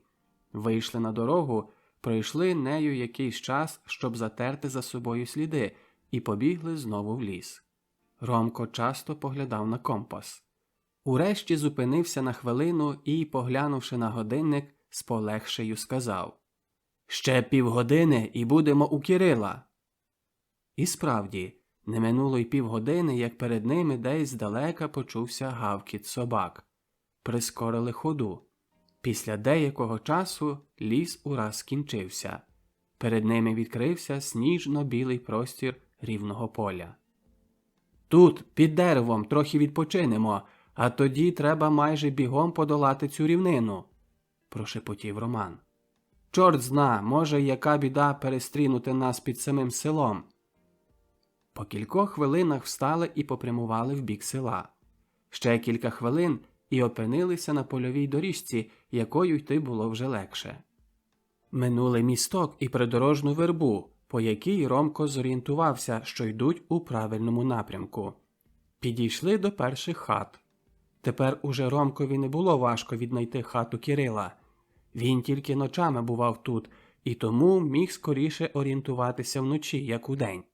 Перейшли попри якусь клуню, перескочили чийсь перелаз, загавкав собака. Врешті Ромко пристанув біля однієї хати і, тримаючи напоготові в правій руці пістоль, лівою стукнув тричі у вікно. Не маючи відповіді, повторив цей стук ще раз. Щось зашаруділо в хаті, і на тлі віконної шибки появилося чиєсь обличчя. «Хто там?» – почувся притишений голос хати. «Це я, Юра!» – відповів Роман. Обличчя віддалилося від шибки, і по хвилині рипнули вхідні двері до хати. «Заходьте до сіней, а я постою трохи в дверях, чи часом яка мара не підглядає», – сказав уже літній чоловік, впускаючи гостей до хати. Це був Кирило. Через хвилину війшов і він, докладно зачинив за собою двері і, впустивши обох до темної, без вікон, комірчини, засвітив нафтову лямпу. «Лягайте тут, я все приготував для вас. Учора був у мене професор і заповів, що ви прийдете. Вранці поїдете саньми до Мостиськ, де вже також повідомлені про вас. А тепер добраніч, спіть спокійно. Досвіта я вас буджу», – сказав Кирило і залишив їх самих. Лягли мовчки на приготовлене леговище і, потомлені важкою дорогою, незабаром твердо заснули. Другого дня ледве світало, як Кирило побудив обох та приніс з собою якийсь одяг. Це маєте перевдягніться, бо у вашім трохи підозріло їхати до великого міста. Ви, Юр, виглядаєте як який офіцер у своїй шкірі. На ліву руку візьмете оцю червону опаску. Поїдете, як сотрудники робочо-крістянської міліції. Незабаром приїдуть сани, і з вами поїде тутешній участковій міліції. Він своя людина. Ромко вдягнув темно-синього кольору галіфе. На ноги натягнув не тутешнього виробу чоботи, а на плечі накинув якусь уже таки добре поношену куртку з військового сукна зеленкуватого захисного кольору. Куртку підперезав військовим ременем, при правому боці причепив кобуру із вісом, а штаєра вложив до кишені. Примітка. Віс. Віс 35. Польський бойовий пістолет, що випускався з 1935 року. Цей пістолет створили два талановиті польські конструктори Петро Вільневчич та Ян Скшипинський, взявши за основу пістолет Браунінг М1911. Ручні гранати залишив у Кирила. Рибак також передягнувся в якесь зношене лахміття, і вони обидва подобали тепер на сільських парубків. Увійшли в кімнату, де застали Кирила в товаристві озброєного міліціонера. «Оце і ваш участковий!»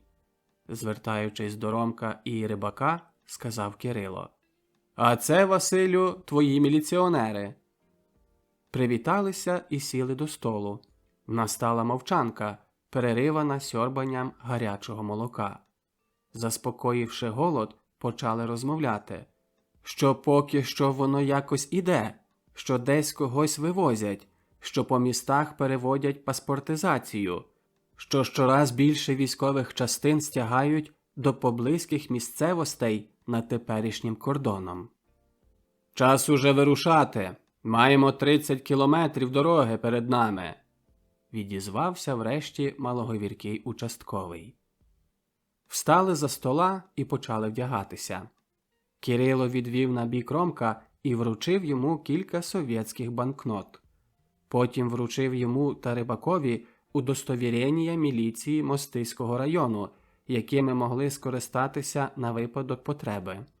У Мостиському відділі міліції мали зголоситися до участкового Скорба, який мав видати їм командіровку та залізничні квитки до Львова. У той час можна було цілком сміло і легко їздити, маючи посвідчення з районових відділів міліції, як її службовці. Усе ще було в стадії організування. Не всюди совєти мали змогу запровадити суворий контроль та списки своїх службовців. Трудніше вже було по більших містах, де відділи міліції перейшли стадію переорганізовування, і там заведено докладний реєстр усіх службовців. Так само перевели були большевики по містах докладнішу чистку місцевих відділів міліції з ненадійного елемента.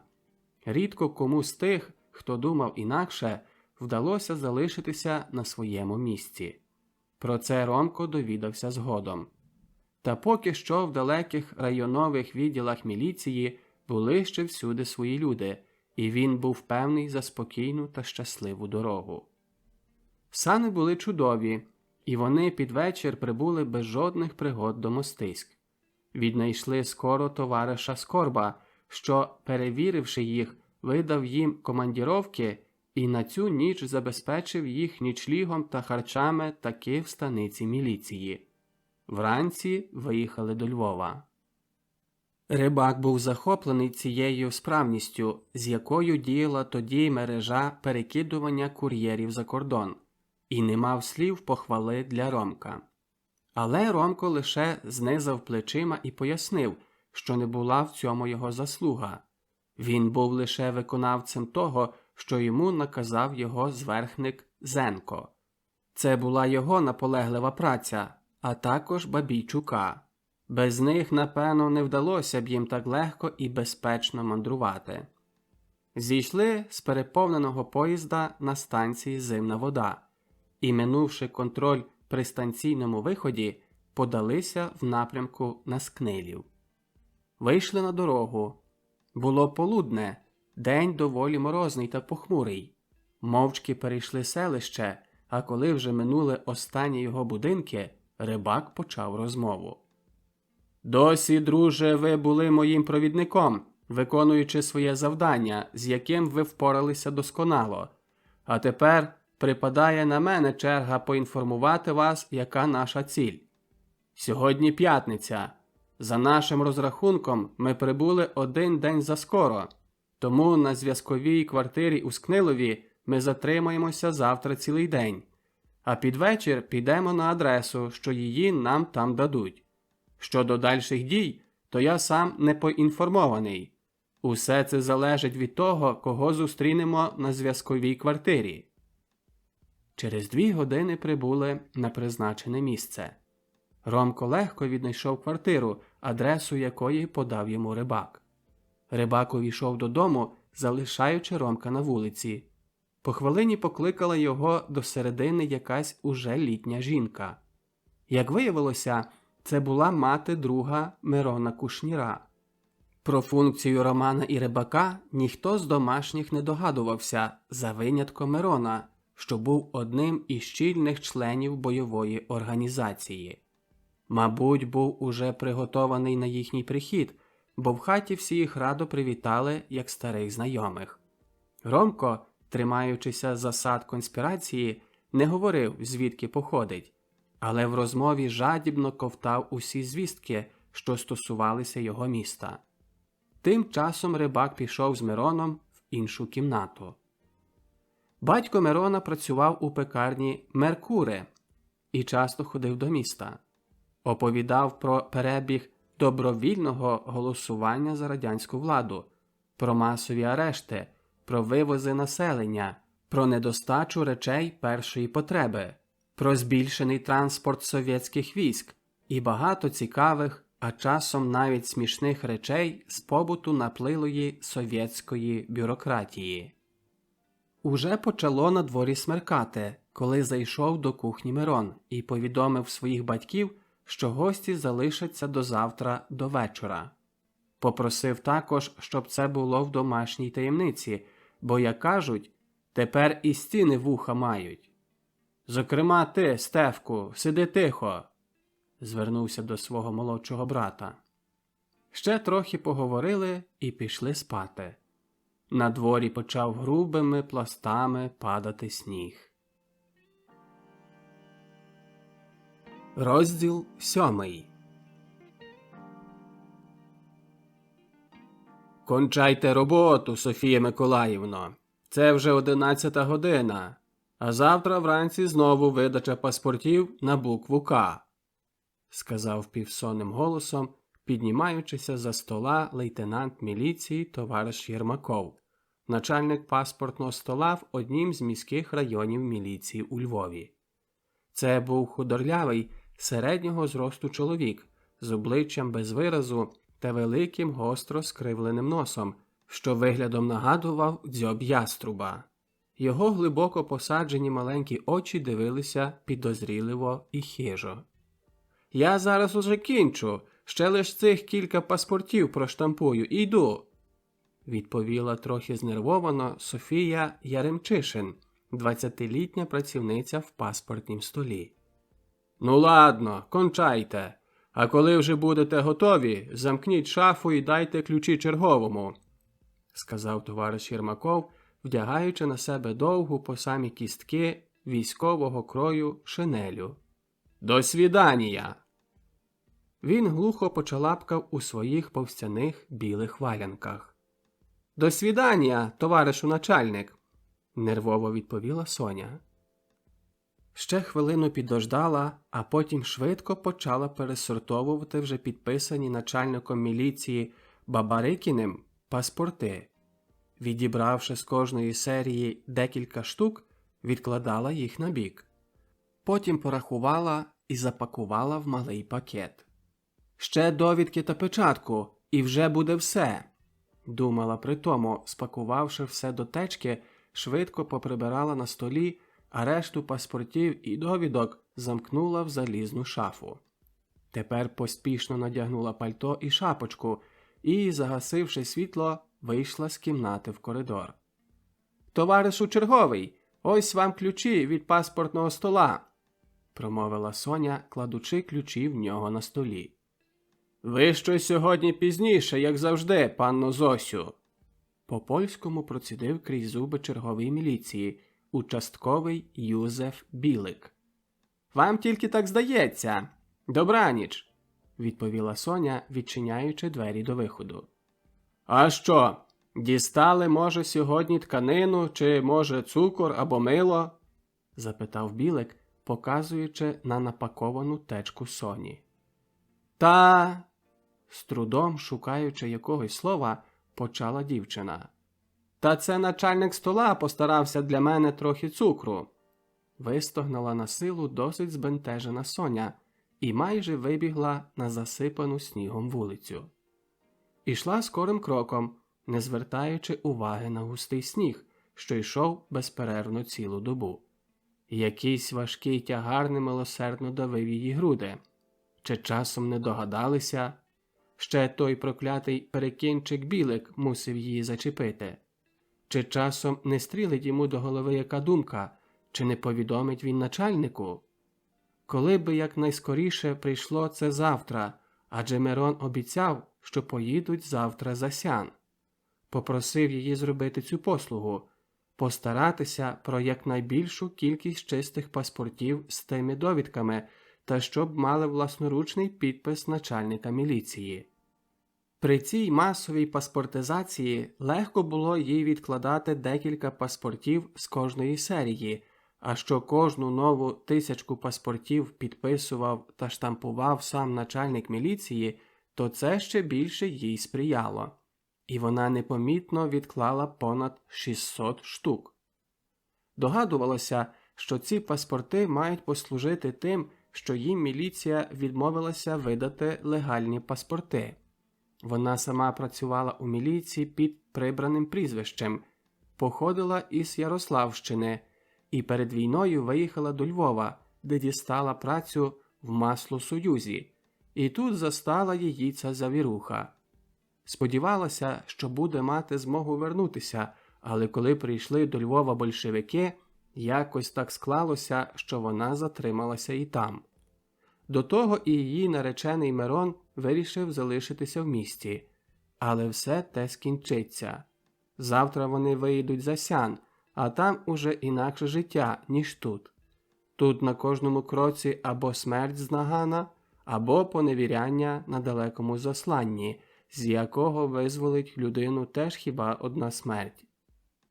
На саму згадку про те тілом її пробігли дрижаки, і вона прискорила кроку.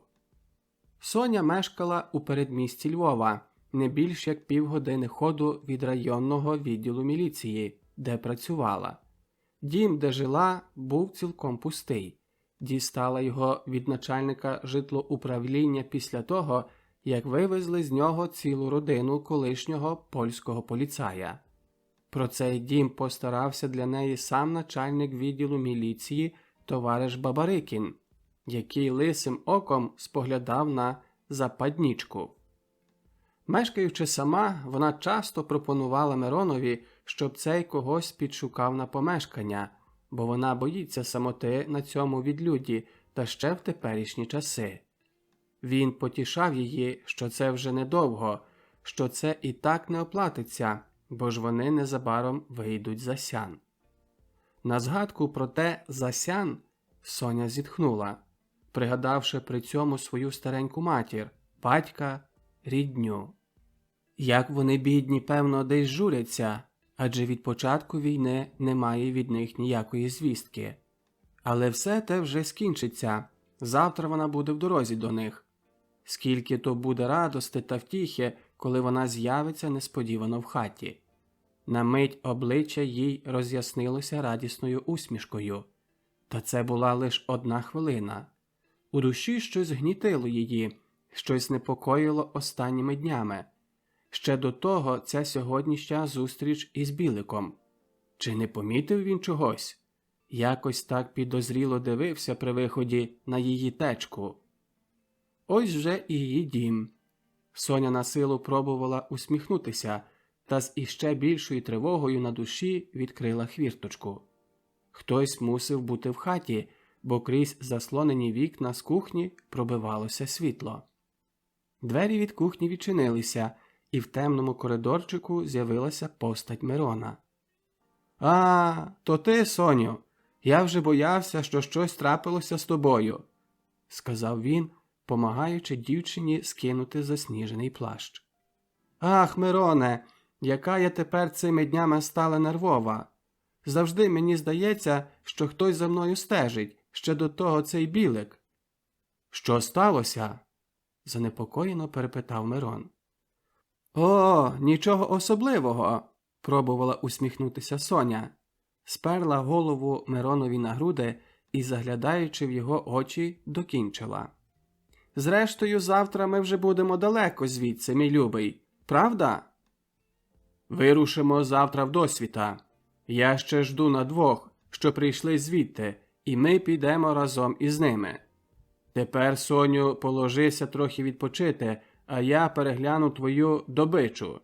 Скільки, кажеш, їх є? Аж 600 штук? Повинні бути вдоволені.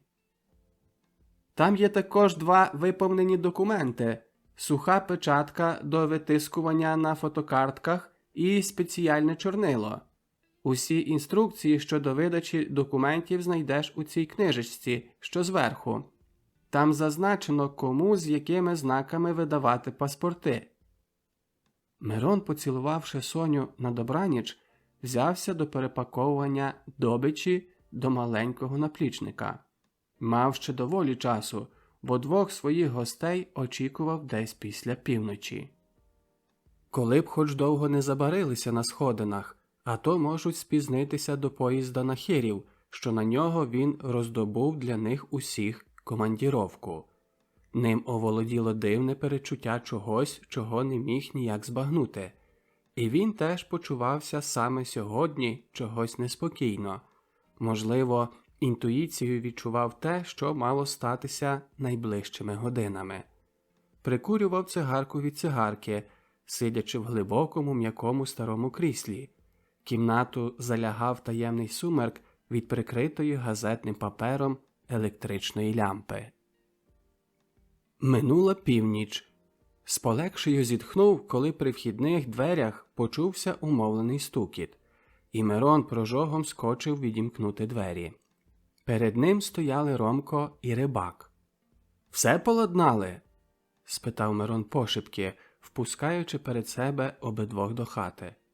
«Так, завдяки Юрі», – відповів Рибак, показуючи головою на Романа.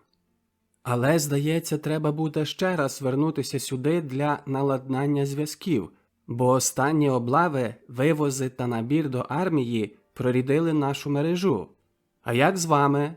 – звернувся до Мирона, шукаючи при тому місця, де б відпочити.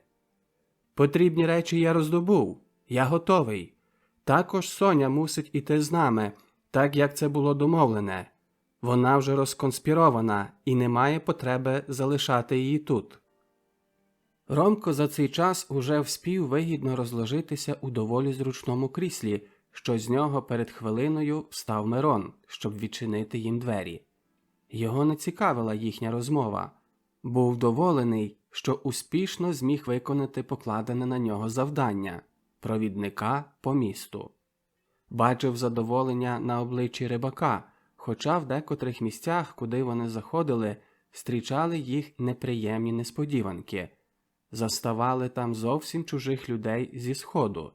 Викручувалися з таких ситуацій просто, кажучи, що вони з якогось то там району міліції для провірки паспортизації.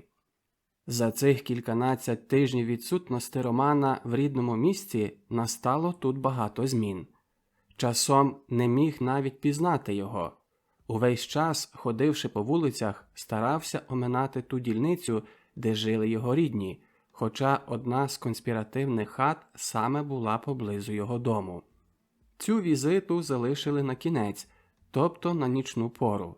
саме тепер прийшли безпосередньо звідти. Ромко, не звертаючи уваги на присутніх, піддався безвладній дрімоті. Почував себе безпечним у товаристві цих двох старших підпільників. Не запримітив, що Мирон уважно стежить за ним. Це не була якась підозра до молодшого на кілька років юнака, це просто була щира заздрість Ромкових здорових, простих реакцій. Бо Мирон не міг заснути, щось пригноблювало його. «Ви не спите?» – спитав спросоня Рибак, обертаючися на другий бік у своєму незручному кріслі. «Це недобре. Кожна хвилина сну зміцнює нерви. Ліпше спіть, хоч чуйними мусимо бути завжди». Втома зробила своє, хоч мозок працював без упину. Мирон спер голову на ліву руку, що її поклав на край стола, і спав неспокійним півсном. Часто нервово підносив голову і прислухався до сніжної заметілі на дворі. Минали години. У кімнаті панував ще півсмерк, світилася прикрита товстим газетним папером лямпа. Крізь нещільні занавіси вікон продирався сірий світанок. Сніг не переставав падати. Покрите брудно-сірими хмарами небо звільно набирало блідо-сірої барви, творячи на східному обрії ясніші плями. Сильний стукіт до дверей дому, мов електричним струмом, уразив усіх присутніх. Зникла сонність. Усі троє схопилися зі своїх місць, усвідомлюючи вмить загрозу ситуації. Мирон, притуливши палець до уст, притишено псикнув, даючи до розуміння Ромкові і Рибакові, щоб мовчали. А сам узяв у руки набитий пістоль і пішов до дверей. Те, що сталося, тривало всього кільканадцять секунд. Мирон з готовим до пострілу пістолетом у правій руці вийшов у коридор, де вже стрінув пробуджену стукотом Соню. Дав лиш знак, щоб вона відчинила двері. Ромко і Рибак з витягненими пістолями насторожено ждали в кухні. Якось підсвідомо Ромко доторкнувся рукою наплічника, що його вбрав на плечі при першім стукоті до дверей. Тим часом Соня схвильованим голосом спитала: «Хто там?» І притому легенько відчинили двері. Війнуло холодом та снігом, а з ним вдерся в коридор грубий голос начальника міліції Бабарикіна. «Міліція!» У тій такій хвилині в коридорі посипалися постріли з револьвера. Почувся глухий зойк і стогін поцілених людей. Мить вагання від несподіванки, і Ромко, вихиливши за одвірка голову і озброєну штаєром праву руку, випустив цілий магазинок набоїв у сірий прямокутник дверей. Якась велика постать, вдягнена в довгу шинелю, обсунулася на землю. Одним поглядом Ромко оцінив ситуацію. На долівці біля дверей лежало нерухоме тіло Соні. Трохи далі конав Мирон. А на дворі, крізь курган снігу, біля вхідної хвіртки до городу втікали дві постаті, за якими Роман послав ще кілька пострілів із Бабійчукового нагана. Рибак прикляк біля Мирона і розвів руками. Розумів усе. Треба було якнайскоріше вибиратися із цієї пастки. Не сподівався, що аж такий трагічний фінал матиме їхня виправа. Ще один погляд на тіла друзів. Вибігли прожогом із хати в сніжний сірий ранок на вулицю. Десь справа у кінці вулиці почули гуркіт мотора авто. Чиїсь крики когось пришвидшували. У деяких хатніх дверях появилися збуджені несподіваними пострілами заспані мешканці. Обидва бігли, не озираючись, з готовими до пострілу пістолями в руках. На бігу Ромко засунув у ручку свого штаєра новий магазинок. Наган сховав до кишені куртки. Мав до нього стріливо, але не було часу його набивати. Холодний, мокрий сніг бив їм у гарячі спітнілі обличчя. Груди віддихали важко. Ще кілька перехресть, ще кілька закрутів, ціла мережа залізничних рейок, якийсь насип, знову якийсь глибокий рів. Ромко біг, як молодий сарнюк, довгими скоками. За ним, трохи відстаючи, біг Рибак. «Швидше!» – крикнув на Рибака Ромко і, перескочивши ще один рів, опинився на краю Білогорського лісу. Примітка. Білогорща. Мікрорайон міста Львова. Колишнє село, включене у 1978 році до складу залізничного району Львова, а потім виключене. Розташоване західніше Левандівки, від якої відокремлене лісосмугою. Має малоповерхову забудову та віддалене від спальних районів міста. Урешті вибралися на лісову доріжку, що, хоч засипана снігом, усе-таки давала змогу просуватися швидше. Ноги грузли в мокрому снігу. Сповільнили трохи кроку та попрямували в бік зимної води. Йшли мовчки. «Мусимо змінити маршрут», – заговорив Рибак. «Будемо вертатися старим шляхом. Що за фатальне невезіння?» Якимсь пригнобленим голосом говорив немов сам до себе. Ромко не відповідав, був зайнятий своїми думками. Недавно пережита подія глибоко вразила його. Був ще під враженням блискавичної дії, ще його нерви не заспокоїлися від цієї перенапруги. Бажав якнайскоріше дістатися туди, за кордон. Це не був страх, переляк. Це щось, чого він не міг у своїх думках збагнути, а що його стало непокоїти. Який жаль, жаль після непоправної втрати. Залягла мовчанка. Не переривали її аж до станції в зимній воді. Зберігаючи всі засади обережності, сіли до поїзда, що відходив на Перемишль. Ще кілька годин, ще кілька повних напружених зустрічей із перевірками документів на станціях, і вони щасливо заїхали до Перемишля. Користувалися своєю старою командіровкою, мотивуючи відсутність іншої тим, що, мовляв, доставили заарештованого до тюрми у Львові і їдуть тепер до свого відділу міліції біля Перемишля. Кордон переходили біля села Кругель-Великий. Ромко знав, що там небезпечно, але спішився, хотів чим скоріш бути на другому березі Сяну, тому ризикнув на цей перехід. До села прибули біля півночі і, користаючи із снігової завії, поринули в нічну темряву, прямуючи на захід. Щастя і цим разом їм сприяло. Розділ 8. Надходив теплий червневий вечір.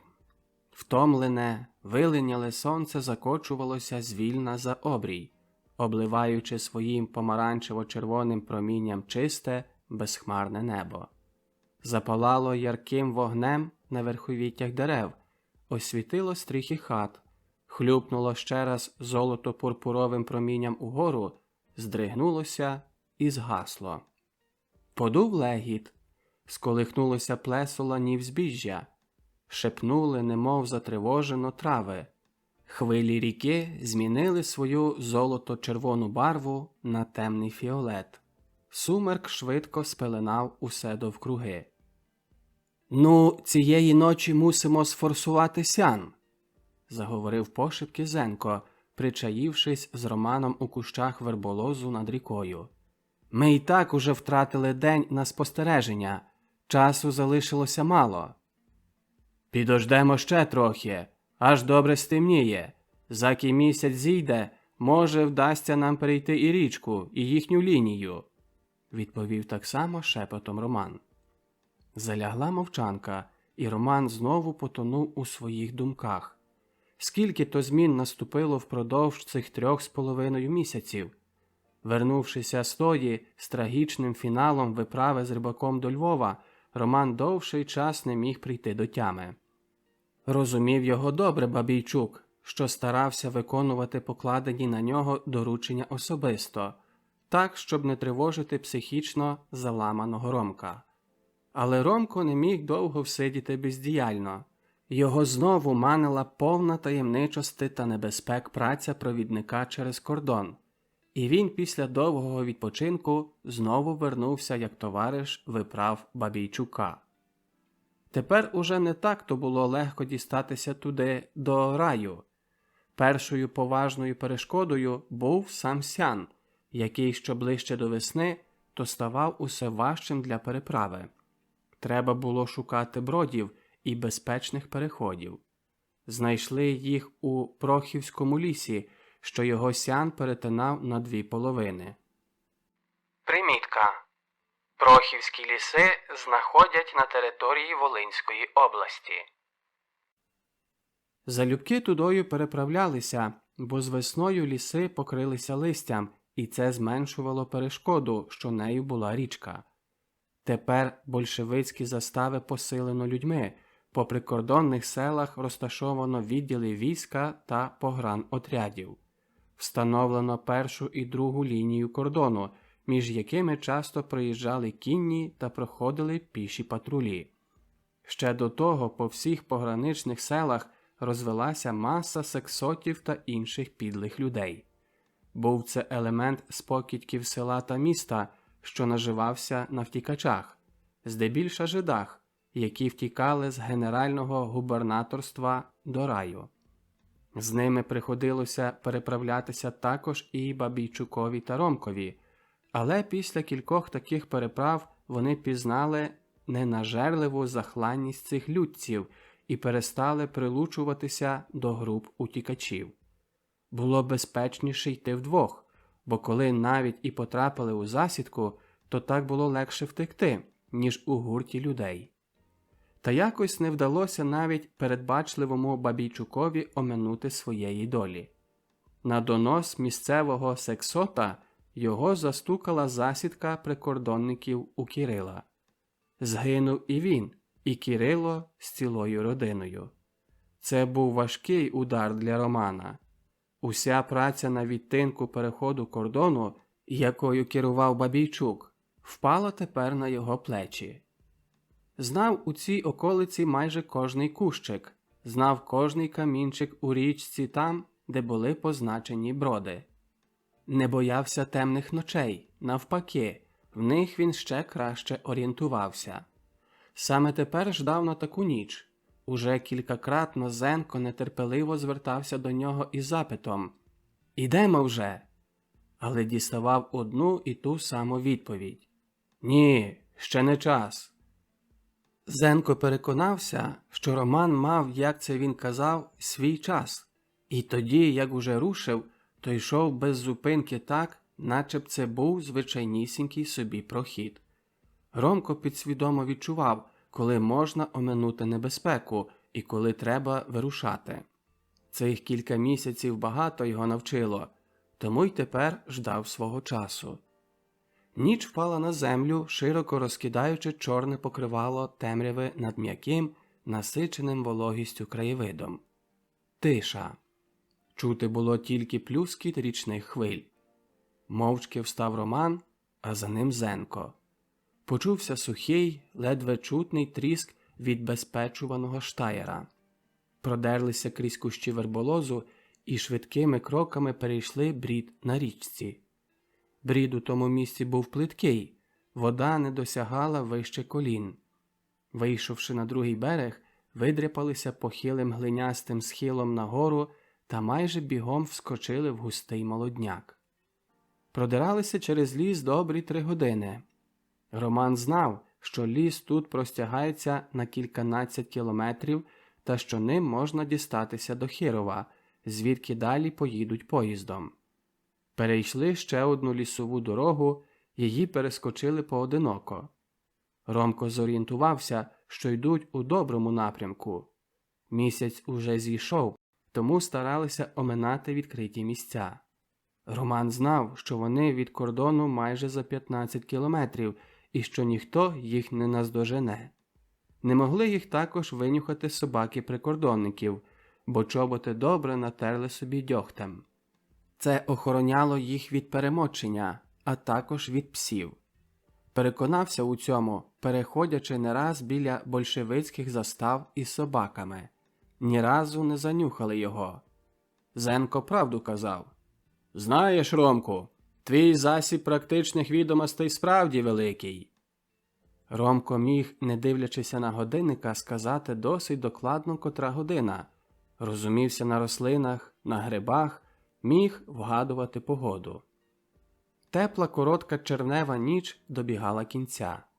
Меркли на небі зорі, тільки ранішня зірка зраджувала, що ось-ось на сході підніметься золота заграва, повіє легенький весняний ранній вітерець, розвіє ніч, і на обрії покажеться сонце.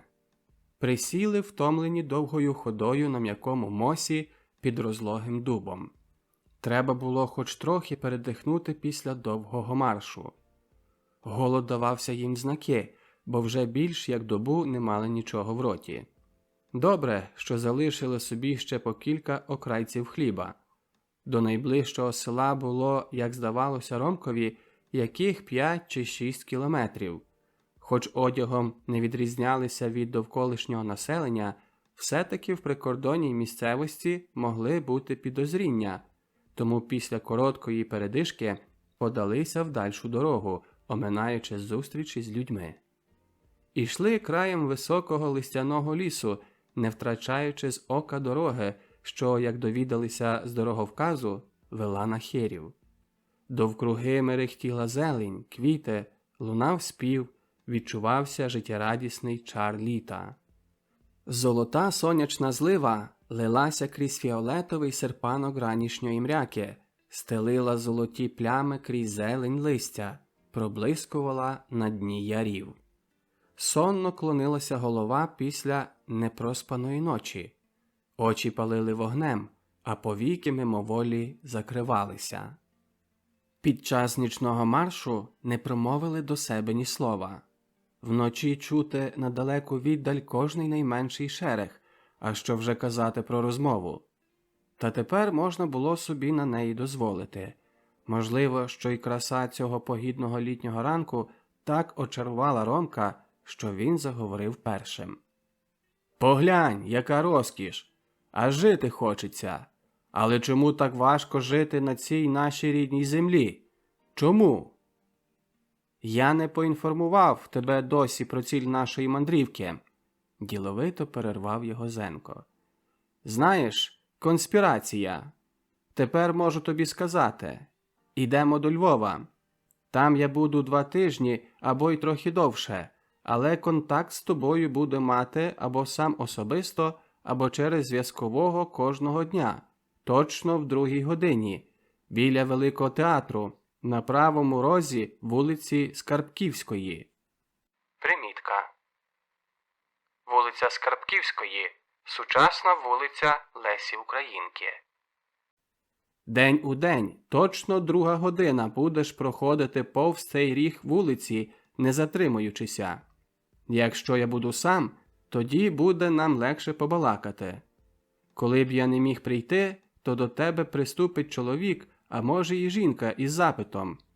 Чи не знаєте, де вулиця Замкова? Ти відповіси: бічна Театинської. Примітка. Сучасна вулиця Максима Кривоноса. Запам'ятай собі, він або вона назве моє ім'я. Мусиш підшукати собі якусь квартиру у передмісті і не швендяйся без цілі по вулицях. Виходь у місто, коли будеш мати визначену зустріч. Можливо, що я декілька разів не буду в місті. Тоді наші зустрічі не відбуватимуться щодня. Я визначу тобі час. Кажу тобі все те тепер, бо пізніше не буде змоги вільно поговорити. Ага, де ти думаєш знайти квартиру у Львові? Маю приятеля на Збоїськах. Примітка. Збоїща, також Збоїська. Місцевість у Шевченківському районі Львова, обмежена вулицями Миколайчука, Полтвяною і Богдана Хмельницького. Найпівнічніший з-поміж усіх мікрорайонів міста. Як я втікав за Сян, то він був міліціонером в одному з відділів міліції в місті. А він певний? Так, я за нього певний, як за самого себе. Не так то дуже вір йому. Видумай яку-небудь причину. Не говори, в якій ти тут справі. Не треба мені цього і говорити, засміявся Роман. Ліс саме кінчався. Починався молодняк з густими кущами малини та ліщини. Виглядало, що це початок села, що лежало в ярузі. Оподалік при дорозі видно було кілька хат. Вийшли з ліса і борозною серед ланів збіжжя попрямували в сторону хат. По другому боці дороги на пасовиську було стадо корів, де-не-де, як біло-чорні цяточки, ворушилися люди по довгих пасмах нив. Над крутим потоком похилилися покручені присадисті верби. Десь почувся гавкіт собак із села. Якісь таємні звуки дрижали в повітрі, немов шепіт полів, немов би віддихала земля. Шумів ліс, що жовтів здалека стовбурами сосон, та знову бреніла дивна, невловима мелодія. Зайшли на подвір'я першої з краю хати. Назустріч вийшла вже немолода жінка, що підозріливо оглянула обох. «Слава Ісусу!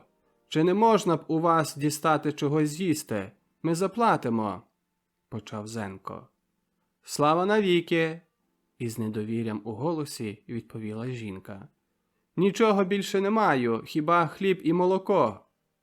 «О, дуже вам дякуємо!» – відповіли обидва нараз. А Ромко відразу запитав. «А не сказали б ви, як далеко ще до Хирова?» Жінка вже лагіднішими очима поглянула на обох мандрівників. «Перейдете вздовж нашого села та вийдете на дорогу, а нею за яку годину будете в місті. А ви звідки?» Побачивши їхнє вагання, скоро зайшла в хату, не ждучи на відповідь. За хвилину винесла добрий кусень висівкового хліба та глечик кислого молока. Обоє присіли на призбі і мовчки втамовували голод. Навіть не завважили, як господиня, побачивши їхній вовчий апетит, зайшла знову до хати і по хвилині винесла ще один здоровий кусень хліба і на тарілці скипку масла. З вдячністю поїли і це, і тоді Зенко подав жінці новісінький 3-рублевий банкнот. Грошей було в них доволі, бо ж не раз приходилося робити виміну товарів на кордоні, а поїздка до Львова вимагала грошей. Щиро попрощалися із жінкою і вийшли на дорогу.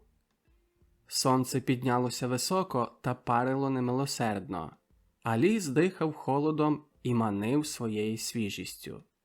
Зійшли з дороги та, зашившися у глибину кущів, лягли, щоб хоч трохи відпочити. До поїзда на Львів сподівалися поспіти десь близько півночі, щоб бути над ранком уже на місці. Зенко поклався вигідно в кущах ліщини і порадив те саме зробити і Ромкові. Густий чагарник прикривав їх від цікавих очей, а відлюддя хоронило від несподіванок. По хвилині заснули глибоким сном втомлених людей.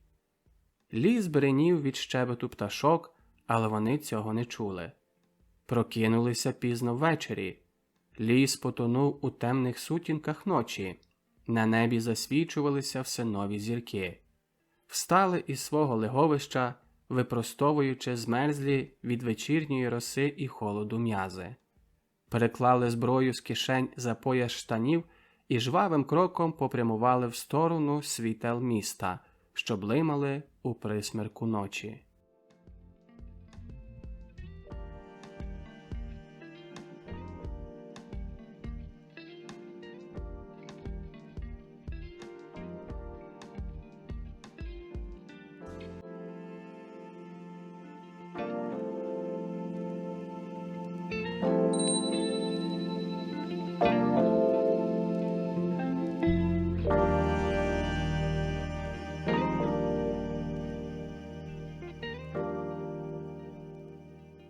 Розділ 9. Вулиця Жовківська вся потонула в золотих променях літнього сонця. Примітка. Вулиця Жовківська. Сучасна вулиця Богдана Хмельницького. Спека і духота були нестерпні. Люди ліниво волочили ноги по розпечених від сонця пішоходах. Мури домів дихали жаром. Повільною ходою йшов у бік середмістя Ромко.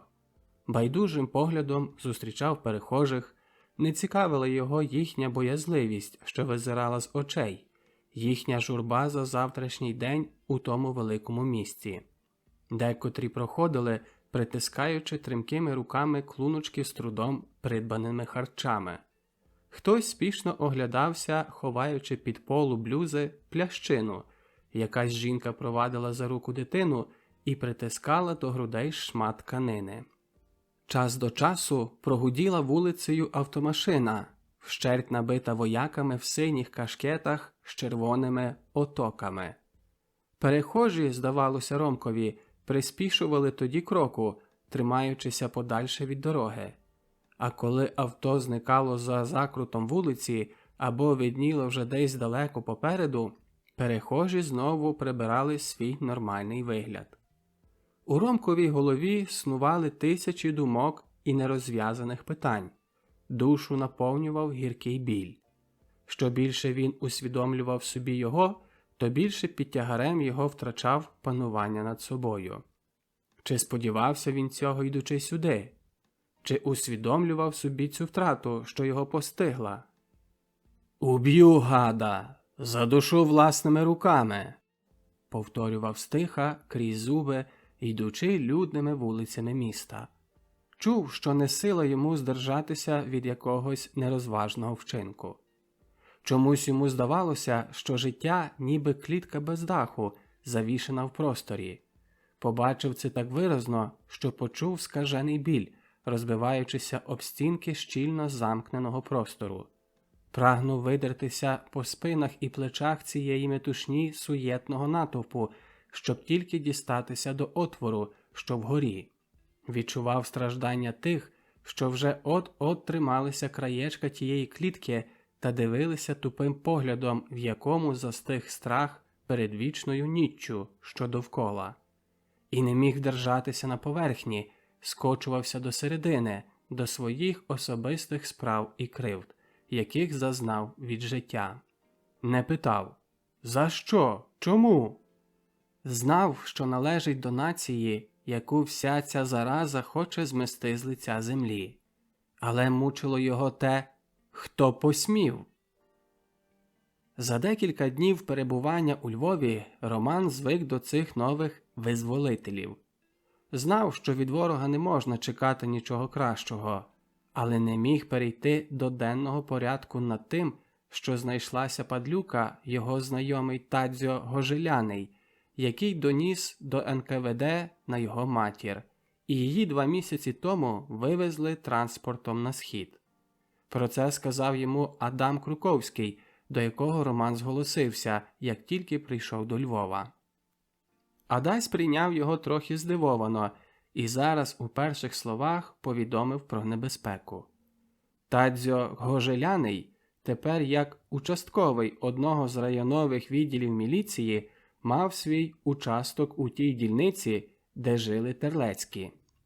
Якось навесні цього року при масових вивозах непевного елемента з міста попала у списки до вивозу і пані Терлецька. Тадзьо знав про те, що Ромко та Євген за кордоном, і зробив про це донос до свого начальника. Молодшого Романового брата Володка Терлецького ще взимку взяли до Червоної армії, і його першого та останнього листа пані Терлецька дістала на початку лютого. Був десь у Ленінградській окрузі. Адась розповідав Романові гірку правду. «Будь спокійний, я цій падлюці при найближчій нагоді віддячуся. Я маю фору в свого начальника, якось йому підставлю ногу». Та Роман не міг знайти спокою. Для нього це був страшний удар, якого не сподівався. У першій хвилині якось замовк його інстинкт самозбереження, і він сам відчиняв для себе темну хвірточку смерти. Цілу ніч і цілий день ходив нервово по малій кімнатці в домі Адася.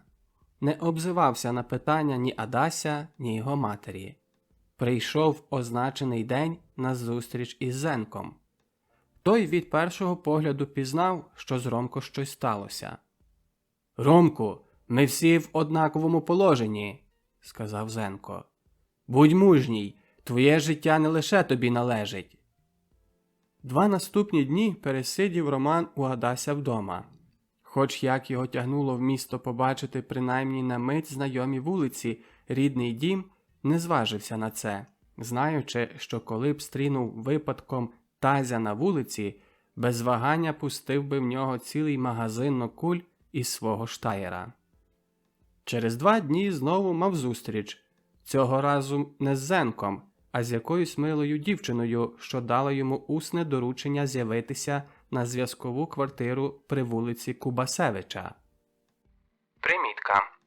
Вулиця Кубасевича. Сучасна вулиця Алли Горської. Знав цю вулицю, а коли дівчина сказала йому номер дому, в уяві побачив кам'яницю. Скільки разів проходив повз неї, поспішаючи до школи, або через її перехідну браму скорочував собі дорогу на бічну вулицю Кентшинського чи на Городецьку. Примітка. Вулиця Кентшинського. Сучасна вулиця Федьковича. Дістав гасло та відзив і попередження бути обережним. Явка ще того самого дня в 6 увечері. Точно за 15:06 Ромко сів у трамвай-вісімку та, проїхавши декілька зупинок, вийшов коло костела Святої Єлисавети. Примітка. Церква святих Ольги і Єлизавети, раніше церква Святої Єлизавети Угорської. Чинна неоготична церква у ГКЦ у Львові на площі Кропивницького, в народі Привокзальній. Церкву збудовано на пам'ять про популярну імператрицю цісареву Єлизавету Баварську, Габсбург, відому як Сісі, дружину цісаря Австро-Угорщини Франца Йосифа І. Нині ця будівля є найвищою в місті, її висота 88 метрів. Стрілки на вежовому годиннику показували за 5:06. Помалу, крок за кроком, без поспіху пішов у сторону згаданого будинку. Перед домом пристанув на хвилину і ніби від нехотя озирнувся в обидві сторони. Пізніше перейшов на другий бік, хвилинку задержався при крамничному вікні і оглядав крикливі оголошення про визволення Західної України. Тоді на вежі годинник почав видзвонювати 6 годину. Ромко пройшов ще раз за ріг вулиці Кубасевича і звідти вже швидким кроком увійшов у браму дому. Кількома скоками вибіг на перший поверх, відбезпечуючи по дорозі свого штаєра в кишені штанів. При дверях на хвилинку зупинився, щоб відітхнути, і енергійно натиснув гудзик дзвінка. По хвилині почулося шарудіння ніг, і в дверях показався юнак, що з острахом поглянув на Ромка.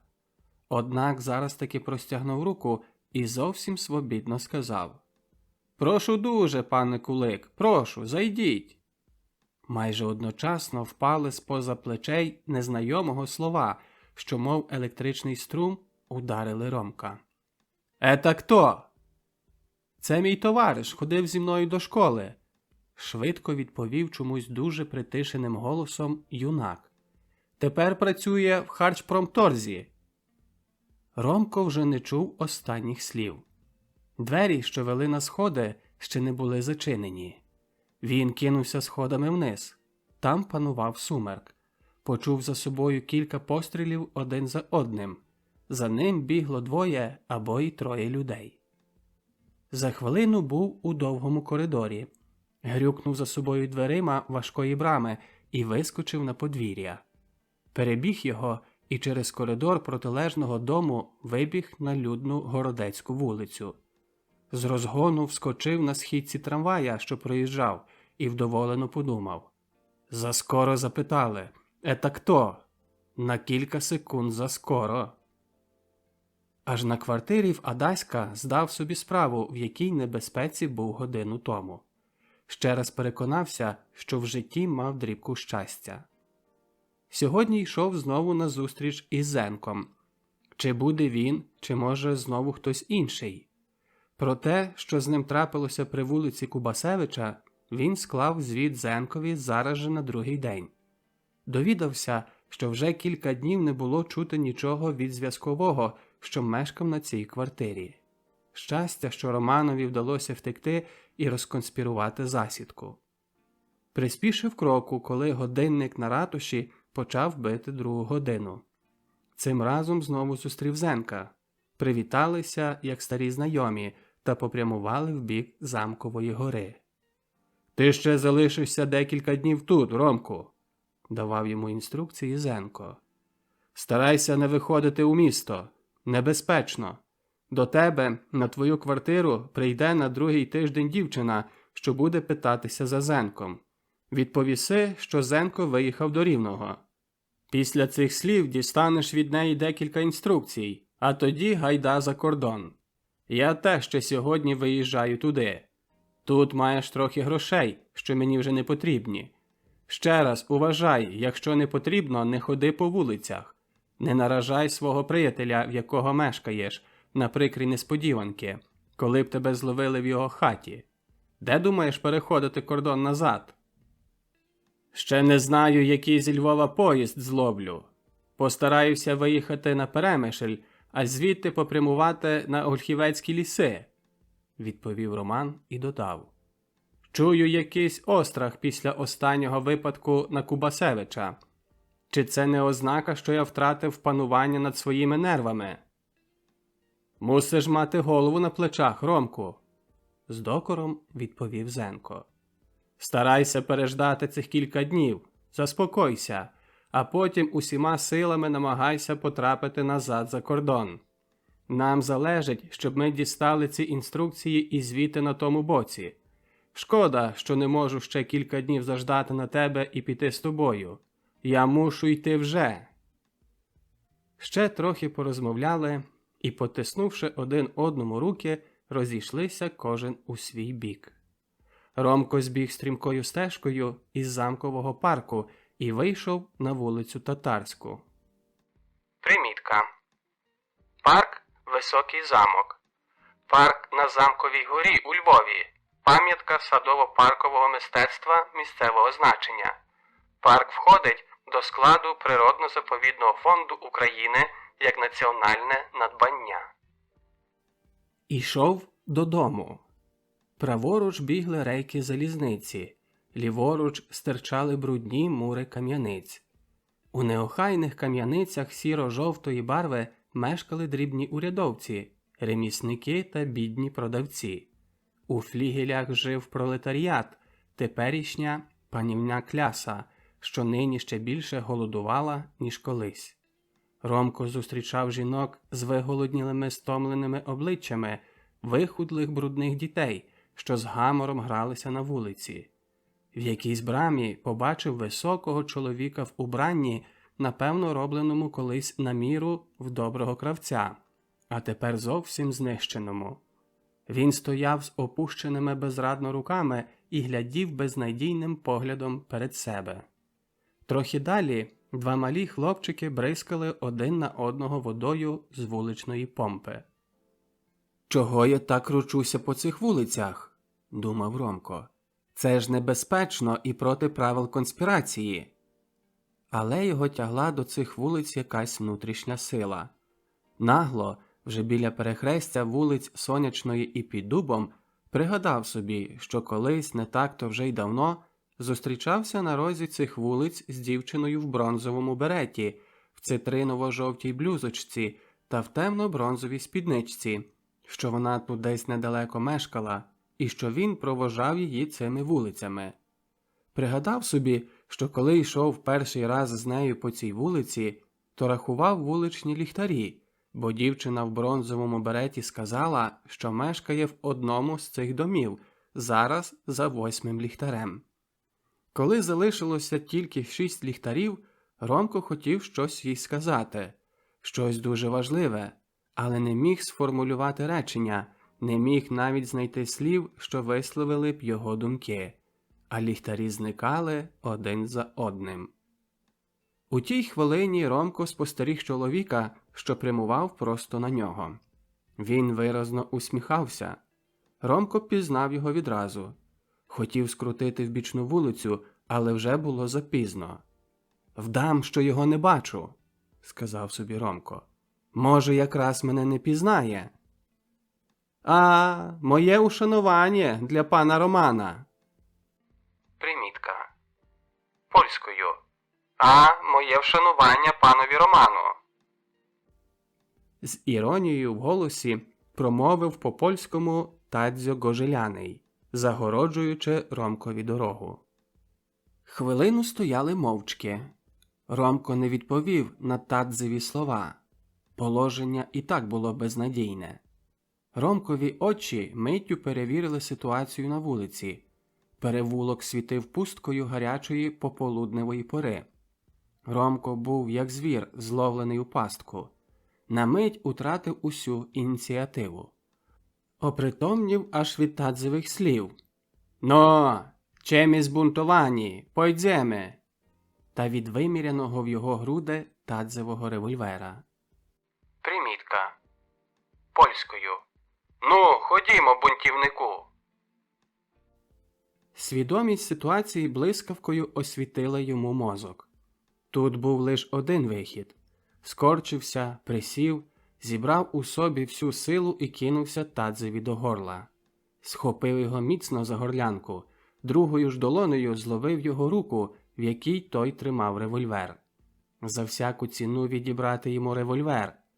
Знову один успішний схват за суглоб долоні, вивчений колись на тренінгах боротьби зблизька, тоді ще один зручний, але міцний стиск, і револьвер випаде із зомлілої руки. Але Тадзьо всіма силами видирав руку, і він не міг пальцями дістати її вразливого суглоба.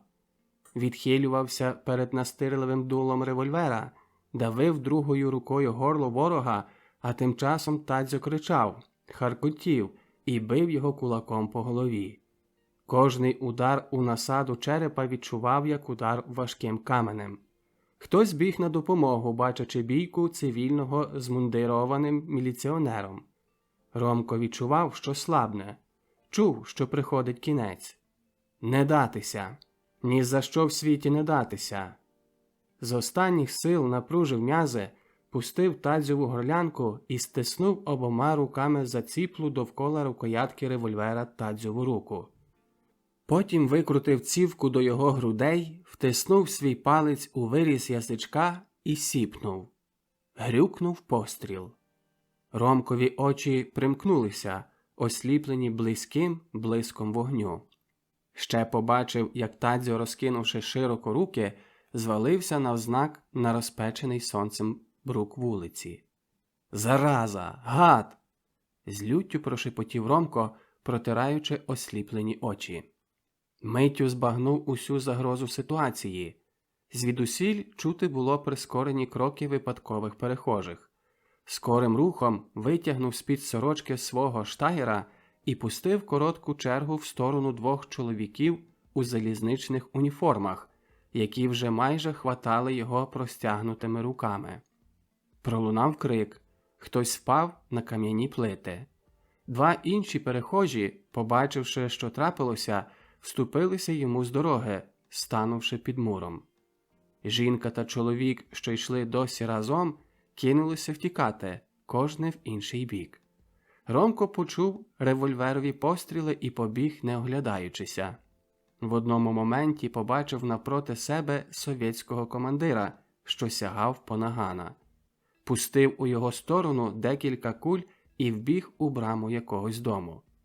Здавалося, що в темних сінях хтось хоче заступити йому дорогу, крикнув пронизливо, вибіг на подвір'я, перескочив невисокий паркан і, віддихаючи важко, видряпався на залізничний насип.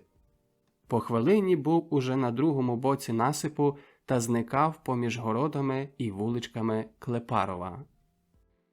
Примітка. Клепарів.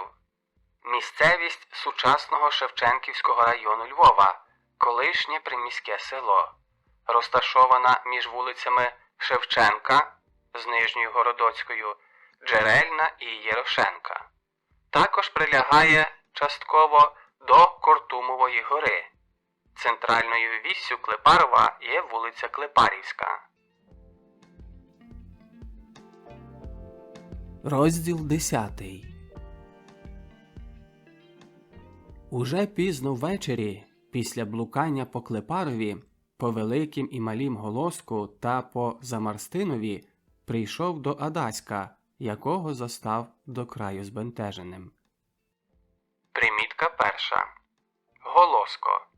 Місцевість у Шевченківському районі Львова, розташована в районі стику вулиць Замарстинівської, Варшавської і проспекту В'ячеслава Чорновола. На північному заході та півночі межує з Брюховецьким лісом, на сході із Замарстинівським лісопарком і старим Голосківським цвинтарем. Примітка друга. Замарстинів.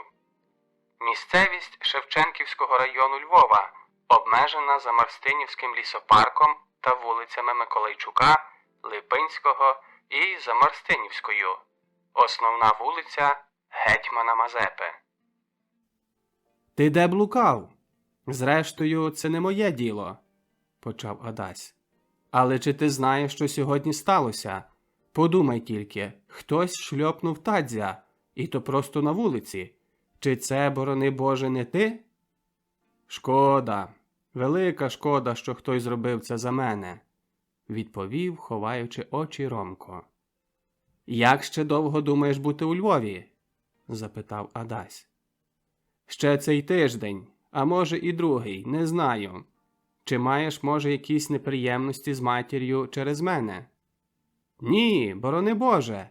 Але хіба ти свідомий, що жде мене і мою матір на випадок, якби хто чужий зустрів тебе в мене?» – сказав понуро Адась. «Я не розумію тебе, як ти міг вернутися сюди, де на кожному кроці чигає смерть, або в кращому випадку повільне конання десь у далекій тайзі Сибіру. Але це вже твоя особиста справа». «Адась, знаєш мене не від сьогодні. Я дуже тобі вдячний за те, що мене не розпитуєш, за чим я сюди приїхав.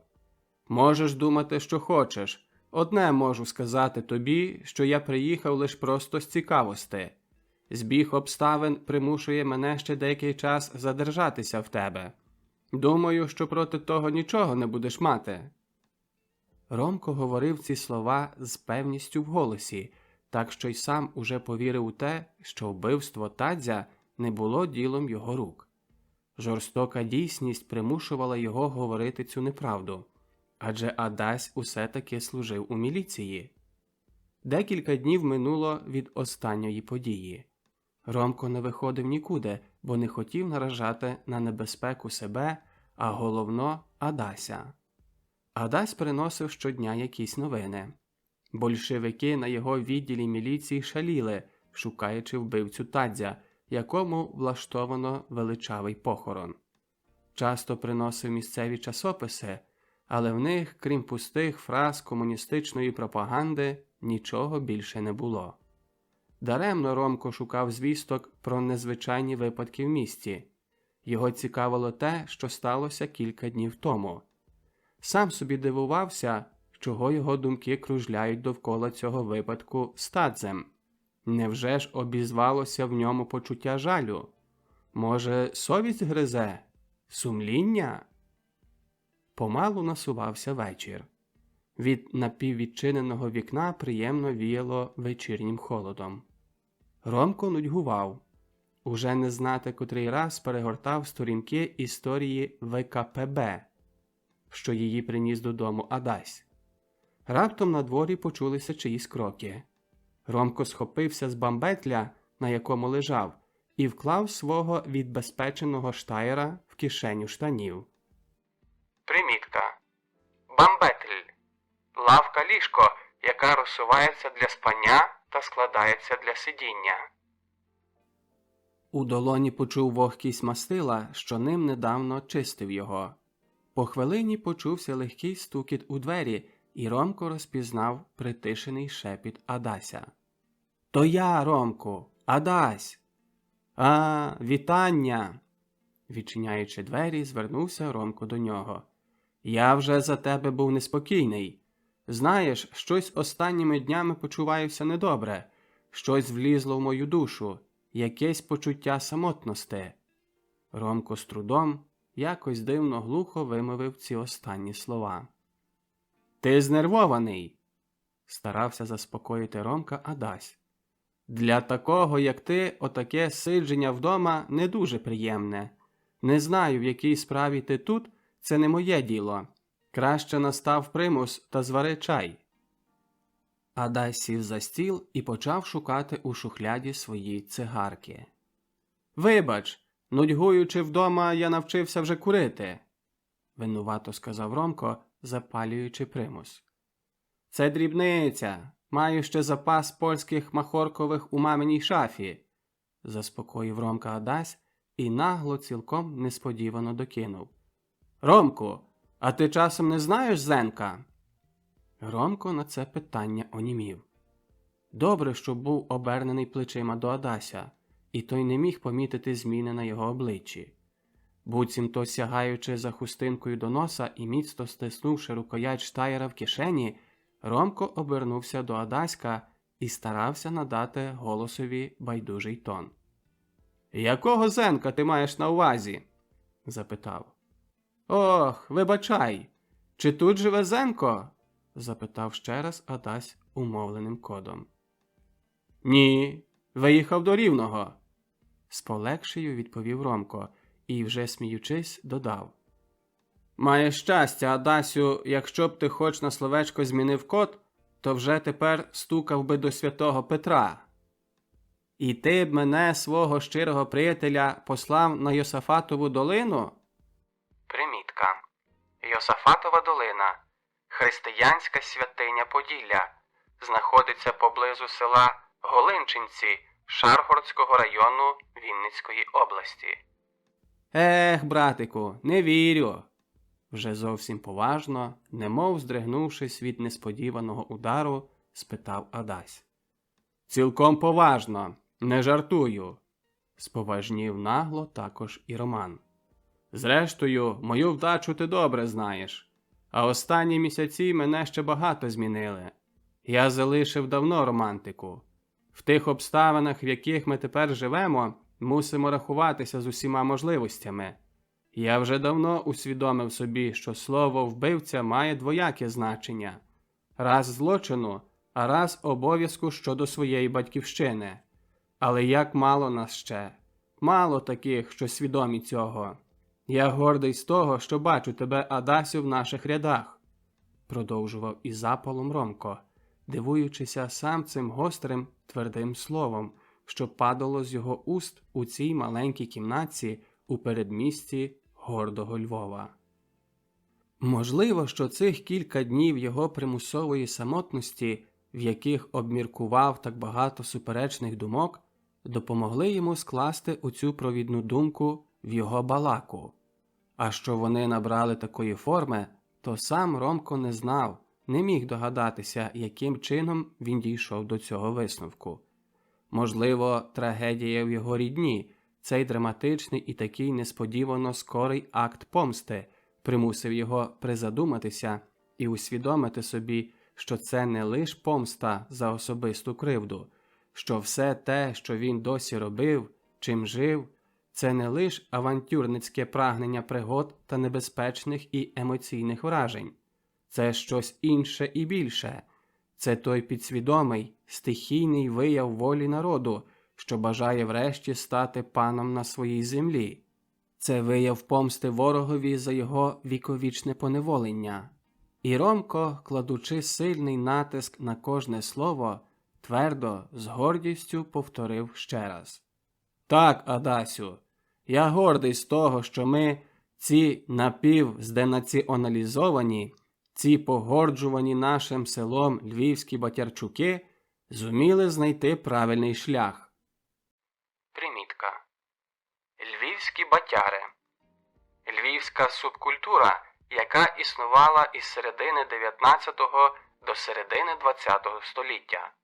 Назва батяр, ймовірно, виникла від угорського «бетяр», що означає особу, яка має дивні погляди і робить непередбачувані вчинки, авантюриста, гульвісу. Що ми зуміли вийти зі сліпого завулка національної несвідомості? Це не важно, що дехто з нас призабув навіть свою батьківську мову. Не наша це вина, ані наших батьків. У жорстокій борні, що ведеться за наше визволення, ми своєю кров'ю засвідчуємо свою національну приналежність.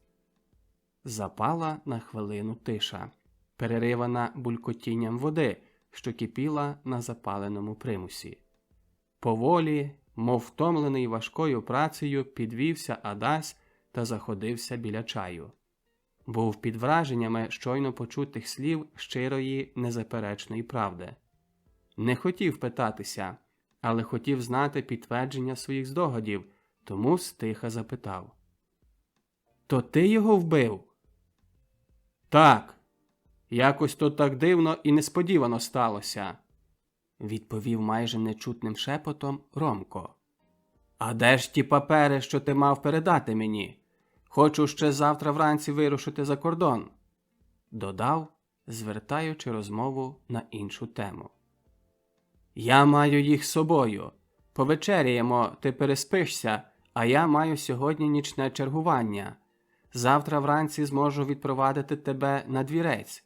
Самому тобі було б важко купити квитки на поїзд». Адась застелив стіл і поставив на ньому запалену нафтову лямпу. Непомітно надійшла ніч. Небо засіялося мережкою зірок. Сріблястий місяць заглядав до вікна. Ромко не міг заснути, хоч північ уже давно минула.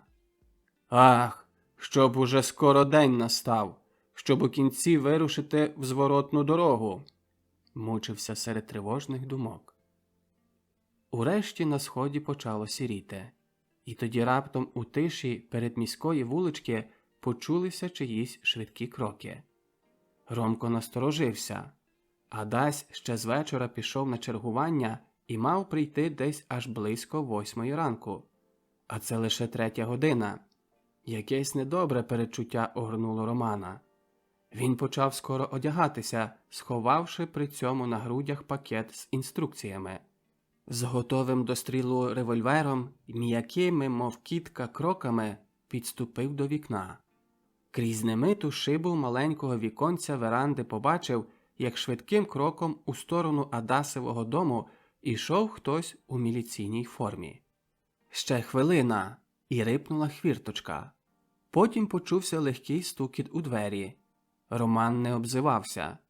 Тільки в тиші роздався легкий тріскіт від безпечуваного пістоля. «Юську!» – почувся тихий шепіт за дверей. «Юську, я від Адася!» І знову нетерпеливий стукіт у двері. На звук свого прибраного прізвища, яким кликала його своя братія, Роман, не зводячи вказівного пальця правої руки з язичка пістоля у кишені штанів, відчинив двері. «Здрасте! Ето ви, Юсько? Я Серйошка, Сергій Василенко», – почав російсько-українською мішаниною прибулий. «Мене послав з етой бумагою Адам. Адам попався, понімаєте?» Докінчив якось безрадно і подав Романові аркуш паперу. Ромко, не змінюючи позиції, за одвірка простягнув ліву руку і скоро пробіг очима по закарлючках Адасевого листа. «Юську, всипа, я кіблюю, дралюй на зелену, цей гранат блят, клапух». Це мало людською мовою означати: «Ромку, зрада, я заарештований, втікай за кордон, цей міліціонер свій, Адась». Ромко зорієнтувався, що цей міліціянт – це Василенко, про якого Адась згадував як про свого доброго знайомого. Тому, звертаючись до нього, запитав: «Що сталося з Адамом? За що його заарештували?» «Розкажу вам усе по дорозі, а тепер чим скоріше втікайте звідсіля, бо кожної хвилини можуть прийти сюди на обшук його квартири. А чи Адама мати вдома?» Ні, ще вчора після полудня пішла в чергу за мануфактурою. Не знаю, коли повернеться. Заходьте в хату, я дещо візьму з собою їсти. Може, ви нап'єтеся чаю? Вступаючи до кімнати, спитав Роман. Ні, прошу вас дуже, наполягав російською мовою Сергій. Спішіться, бо часу обмаль. Ви самі мусите дістатися глухими перевулками за місто, бо я його ще так докладно не знаю. Я маю вам лише товаришити. В такій ранній годині не дуже то безпечно самому блукати вулицями. Вибирайте якнайкоротшу дорогу. Ромко зайшов у кімнату, випив учорашню холодну каву, взяв у кишеню кусень хліба та шматок ковбаси, кілька коробок червоних прапорів, що їх Адась учора ввечері витягнув з материного сховку, сірники, а на кінець стромив у кишеню 4 польські яйцеподібні гранати. Примітка. Червоні прапори. Марка цигарок. Примкнувши щільно двері та затріснувши на них колодку, рушив із Сергієм у дорогу. Ішли жвавим кроком болотистими небрукованими вуличками на захід у бік Замарстинова, немовби втікаючи від дня, що вже почав показуватися на сході срібно-золотистими променями сонця. Місяць уже зайшов, і сірість блідла в повітрі щораз більше. Величні контури кам'яниць виринали із сумерків, окутані клубами сизої імли, а вуличні ліхтарі в довгих рядах горіли блідо-зеленкавим сяйвом, неначе зірки, завішені на перлово-молочній портьєрі. Ромко йшов і вдивлявся в невиразну панораму рідного міста, до болю відчуваючи, які йому рідні оці знайомі контури гордого Львова. Одночасно він спокійно і з увагою слухав Сергієвого оповідання. Учора ввечері, коли Адам Круковський прийшов на чергування, несподівано викликали його до начальника розіска у відділі міліції, і після довшого допиту роззброєного привели на дежурку, де Василенко мав службу вартового. У хвилині, коли у приміщенні не було чергового участкового, Адам коротко розказав Василенкові, що з ним сталося, та просив передати Романові записку. Його заарештували через донос за націоналістичні ухили, і доля його була визначена. Роман мовчав. Перейшли передмістя Замарстинів та рушили в напрямку Клепарівського лісу, що майорів у далині. При останніх домах передмістя Ромко попрощався з Сергієм, бо дальша дорога безпечніша, і не було потреби, щоб Сергій наражував себе. Сердечний стиск рук, і розійшлися в протилежні сторони. Роман звернув на польову доріжку, прямуючи у бік недалекого лісу. Ішов, не відчуваючи нічого, крім якогось легкого здивування в душі. Такий був тепер спокійний, такий опанований, що йшов автоматично. Ранішня мряка, що стелилася над землею, проймала його холодом до кісток. Світанок ставав щораз ясніший. Небо із мутно-сірого ставало чистим блакитним, а на сході крізь імлу почало рудіти. Невиразний шепіт нісся від загонів збіжжя і від чим далі чіткіших обрисів лісу. Світ, мов величезна миска, наповнявся біляво-рожевою барвою світанку. Чорнява зелень, каміння, земля – все було покрите росою, мов би потом після кошмарних снів. Ще довкруги панувала незглиблена тиша, але в ній можна вже було вичути всі нап'яті струни щоденного гомону, що лиш чекали, аж на них заграє сонячне проміння літнього дня. Коли Ромко вийшов на вершок Клепарівського узгір'я на Янівському цвинтарі, оглянувся позад себе і побачив на сході великий круг червоного сонця, немов би зіницю ока, задивлену у синій світ. Зупинився, вражений цією несподіваною красою. «Боже, який прекрасний, який незрозумілий, який складний твій світ!» прошепотів із подивом і пустився в дальшу дорогу. Розділ 11. Непомітно насувався вечір. Праворуч за лісом на узгір'ї заходило кривавою пурпурою сонце. Земля і ліс жаготіли спекою дня. Повітря було пересичене запахом живиці та лісового зілля. Десь удалині, на півдні, майоріли сині Карпати.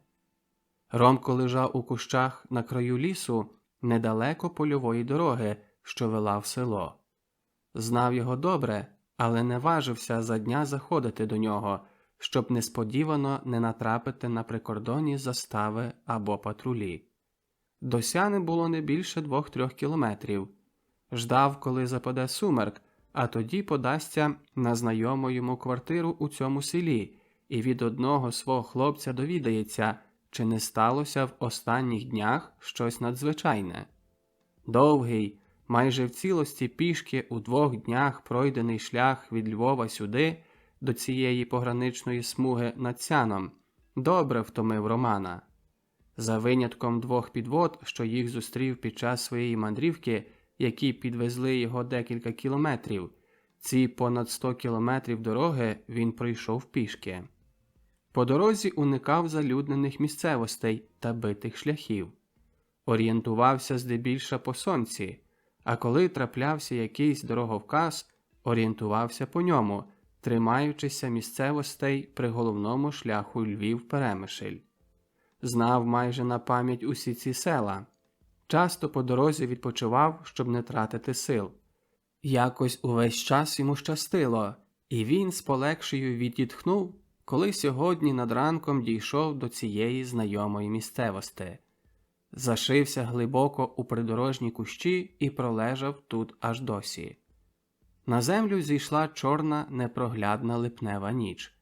Ромко відбезпечив штаєра, приготував у кишені ручні гранати, полапав рукою пазуху, а коли почув під пальцями шелест паперу, заспокоївся і докінчив їсти кусень висівкового хліба, що йому ще залишився. Обережно висунувся зі свого леговища. Очі, звиклі вже до темряви, почали розрізнювати контури зустрічних предметів. Ще зрання намастив свої чоботи дьогтем, що його дістав від селянина, з яким їхав на возі. Тепер не боявся собак-прикордонників. Без шелесту, мов тінь, оминаючи всі перешкоди, Ромко йшов у знаному йому напрямку. Давно вже зійшов з дороги та прямував навпростець. Місцевість була йому добре відома, тому і не боявся заблудити. Ще лиш кілька кроків ділить його від мети. Ось у сутінках ночі виринають знайомі контури будинків. На хвилину зупинився, уважно прислухаючись. Нічого підозрілого.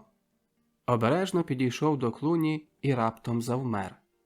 Інстинктивно відчув поблизу чиюсь присутність. Вп'ялив очі у чорну пітьму, яка залягала сад. Звідти раптом почувся голос. «Стой! Руки вверх!» Ромко майже одночасно натиснув на спусковий гачок штаєра, і темінь ночі прорізали 2 блискавки вогню. Ще раз і ще раз натиснув на курок. У відповідь почув крісовий постріл, пасмо вогню лизнуло пітьму. Хтось застогнав. Ромко тихо, без зайвого шуму, зробив кілька кроків, віддаляючися від зрадливих будинків, а потім, мов стріла, помчав униз саду. Кілька секунд пізніше темряву прорізало світло ракети. Ромко задержався на мить під деревом і оглянувся.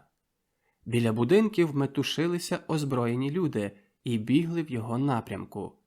Тоді вийняв лівою рукою з кишені ручну гранату, відгриз зубами забезпечене кільце і з розмахом кинув їм під ноги. Ще секунда, і нічну тишу прорвав глухий вибух. Почулися нові зойки, крики, прокльони. Ромко щосили побіг навмання. Пліт, якась огорожа, лан збіжжя, кущі, тернини, то знову якийсь яр, Знову якась перешкода, яку поконав, і врешті спасенний ліс. Десь там позаду крик, стукіт кінських копит, гавкіт собак. Ішов досить довго, не знаючи напрямку, але весь час тримався лісової гущавини. Глянув на годинник, було вже далеко по півночі. Не знаючи, де знаходиться, рішився решту ночі перебути в лісі, а зорієнтувавшися за дня в терені, наступної ночі проскочити на другий бік Сяну. Коли до світанку було вже не більше 1 години, натрапив на досить широкий пояс вирубаного лісу та свіжо виораного поля. Зміркував, що знаходиться не більше 1 кілометра від річки у прикордонній смузі. Обережно виглянув за кущів на обидва боки, а не помітивши нічого підозрілого, вернувся в гущавину і старався йти по змозі просто від ріки. Переходити заорану смугу тепер не наважився, знаючи, що залишить за собою сліди, а після вчорашньої пригоди, напевно, на цілому відтинку в цій місцевості наказаний алярм. Роман не сумнівався, що вчорашня пригода не була випадковою. Він уже навчився розрізнювати між випадковими та спеціально організованими засідками. Чи знову може якась зрада? Майнула в його голові думка. Треба бути дуже обережним. Зашився в глибину густого ліщинового куща і там рішився переждати цілий день, щоб уже під ослоною ночі перейти кордон. День волікся дуже поволі. Хотілося їсти і пити. Єдиною розрадою було те, що, маючи кілька цигарок, викурив їх за цілий день цього безперервного напруження. Коли хотілося йому спати, курив цигарку, щоб не застукали його під час сну. Його здогади щодо алярму на кордоні повністю підтверджував той рух, що панував цілий день довкруги нього. Було чути вигуки людей, гавкіт собак, гудіння автомашин, що проїжджали по лісовій нерівній дорозі. Коли звуки наближувалися, Ромко непорушно лежав у своєму леговищі з приготованим у руці пістолетом та ручними гранатами. Мав ще їх 3, зачеплених за пояс штанів, а 2 запасні магазинки куль тяжіли в лівій кишені його сорочки. Щойно, коли все довкола окутали чорні сутінки ночі, Ромко відважився випростуватися у своєму леговищі. Якийсь час прислухався, а потім встав, перевірив пістоля, поправив на собі одежу та несвідомо торкнувся рукою грудей, щоб переконатися, чи не згубив де пакета. Поволі безшелесно почав придиратися крізь кущі на захід. Ішов навпростець, стараючися триматися одного напрямку. По якомусь часі вийшов на відкритий терен, а під ногами почув зорану землю. Перед ним простягалася прикордонна заорана смуга, за якою в темні ночі бовванів чорною стіною ліс. За ним була ріка. Це був Сян. Хвилину прислухався. Оглянувся на оба боки, поскільки ніч на те дозволяла, і одним духом перескочив заорану смугу. Задержався аж на другому боці, придавлюючи в собі приспішений віддих і биття серця. Був уже на краю лісу. Перед ним ще була лісова дорога, а за нею шумів своїми бистрими хвилями Сян. Серед темної літньої ночі плесо ріки переливалося чорними відблисками. Ромко не наважився перейти дорогу та зблизитися до ріки у відкритому терені. У цьому місці берег творив досить високий обрив. Почав просуватися вздовж дороги краєм лісу, сподіваючися, що дорога доведе його до броду. Ішов обережно, крок за кроком. Всюди було тихо. Кілька разів приставав і прислухався. Раптом під ногою трісла суха галузка, і в ту ж мить роздався різкий голос. «Стой!» Майже одночасно впали постріли. Користаючись з метушні і галасу, що щинилися перед ним, Ромко вийняв ручну гранату, відбезпечив її, переждав приписані 3 секунди і кинув у сторону заалярмованої застави. Ще секунда, і нічну тишу заворушив глухий вибух, до якого долучився і ромковий штаєр. Випоров цілий магазинок у бік кущів, де впала граната, і на бігу вбив у приймач новий магазинок. Проскочив дорогу і з розмахом пірнув у студенній хвилі сяну. Занурився спершу глибоко у воду, а потім довгими вимахами рук почав перепливати ріку. У цьому місці сян був досить глибокий, але, на щастя, не дуже широкий. На березі лунали постріли, прокльони, крики, гамір, гавкіт собак. В одному моменті почув за собою глухий хропіт, а з ним уриваний гавкіт вовчура. Обернувся і лівою рукою зловив за долішню щелепу собачу морду. На руці відчув гострий біль від собачих ікл, що в'їлися в його долоню. Стиснув міцно щелепу у жмені і, не перестаючи плисти, старався якнайглибше тримати собачу голову під водою. Ще кілька метрів і лівий берег сяну. Кущі, а за ними ліс. Десь праворуч і ліворуч почулися голоси німецьких прикордонників, стривожених нічною стріляниною на їхньому відтинку. Ромко з трудом виліз на берег. Лівою рукою не міг рушити. До неї, як п'явка до живого тіла, причепилися щелепи мертвої вже собаки. Вийняв свою руку з її пащеки і, незважаючи на втому, скочив у гущавину лісу. Був уже найвищий час, бо німецькі прикордонники якраз бушували в поблизьких кущах, освічуючи їх батарійними лямпочками.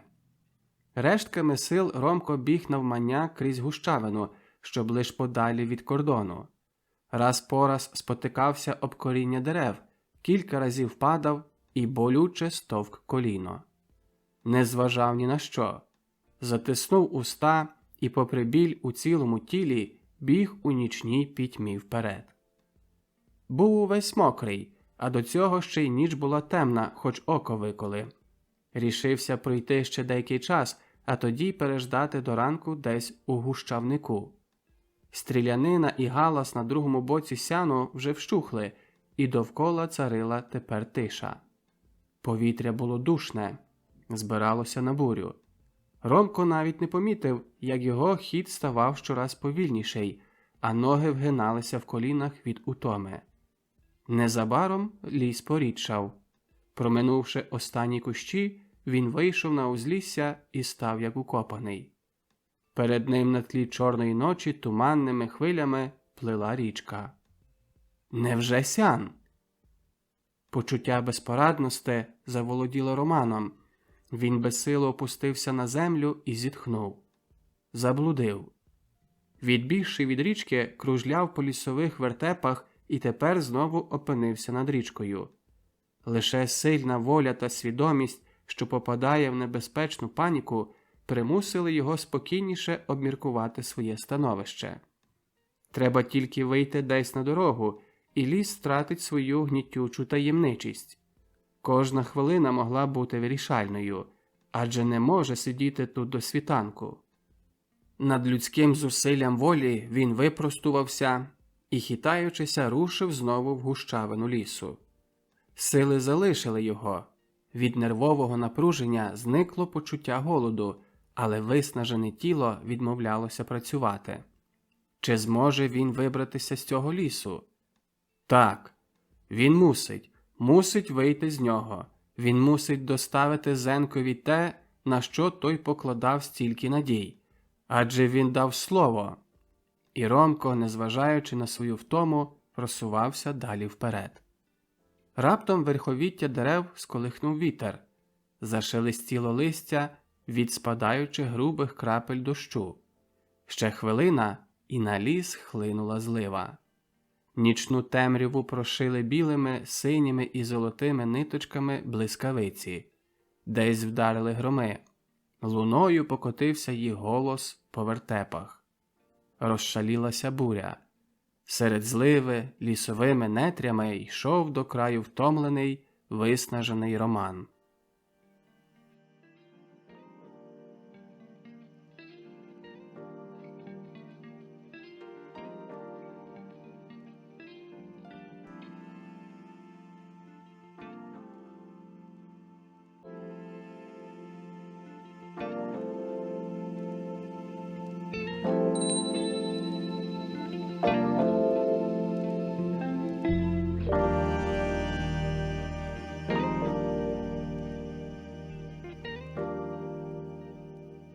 Розділ 12.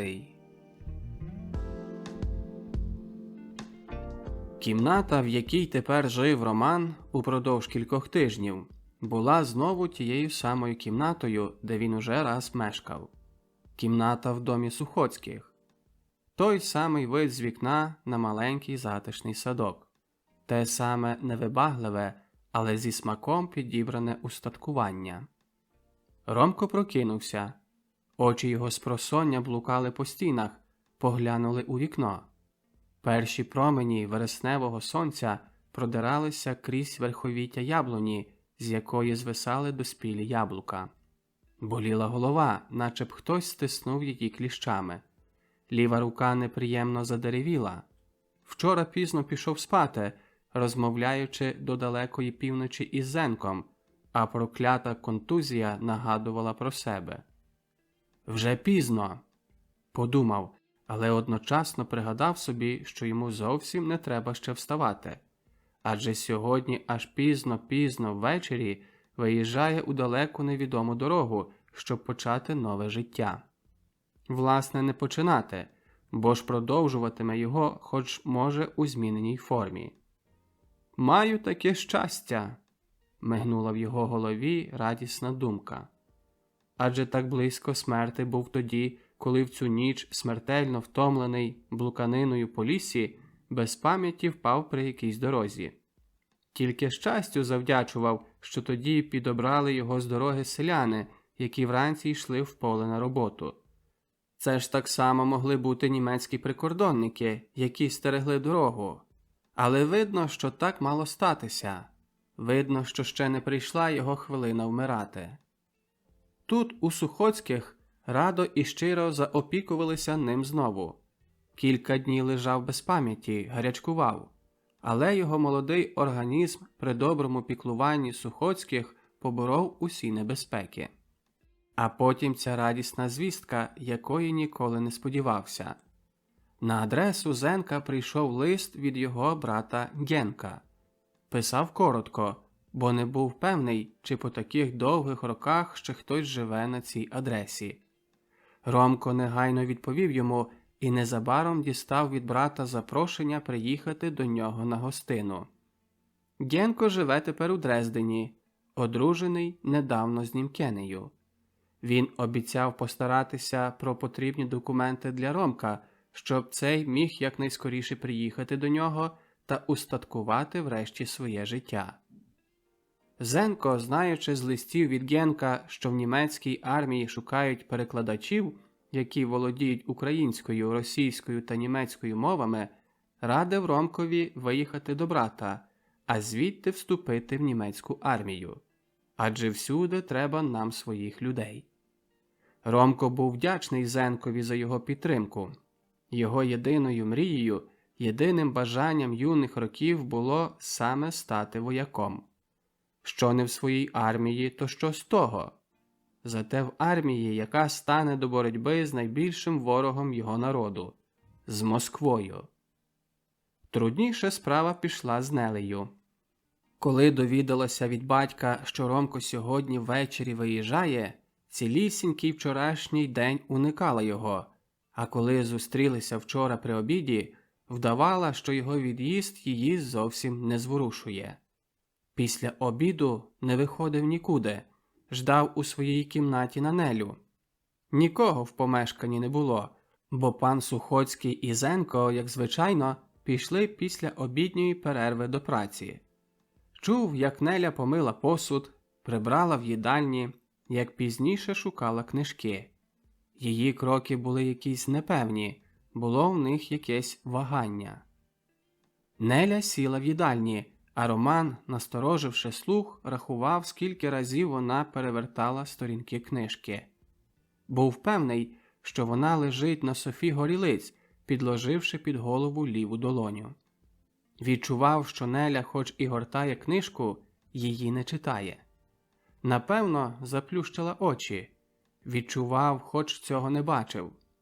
переживав разом із нею всі її почування, і це переживання було для нього правдивим щастям. Хотів, щоб ця хвилина тривала якнайдовше, щоб вона тривала безконечність. Уперше за цілий час знайомства з Нелею Ромко зловив себе на таких думках і почуваннях.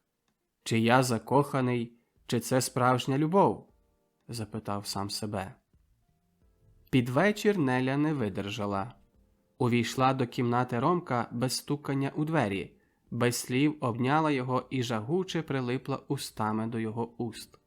До кімнати крізь вікно стелився вечірній сумерк. Чути було найменший шорох у цілому домі.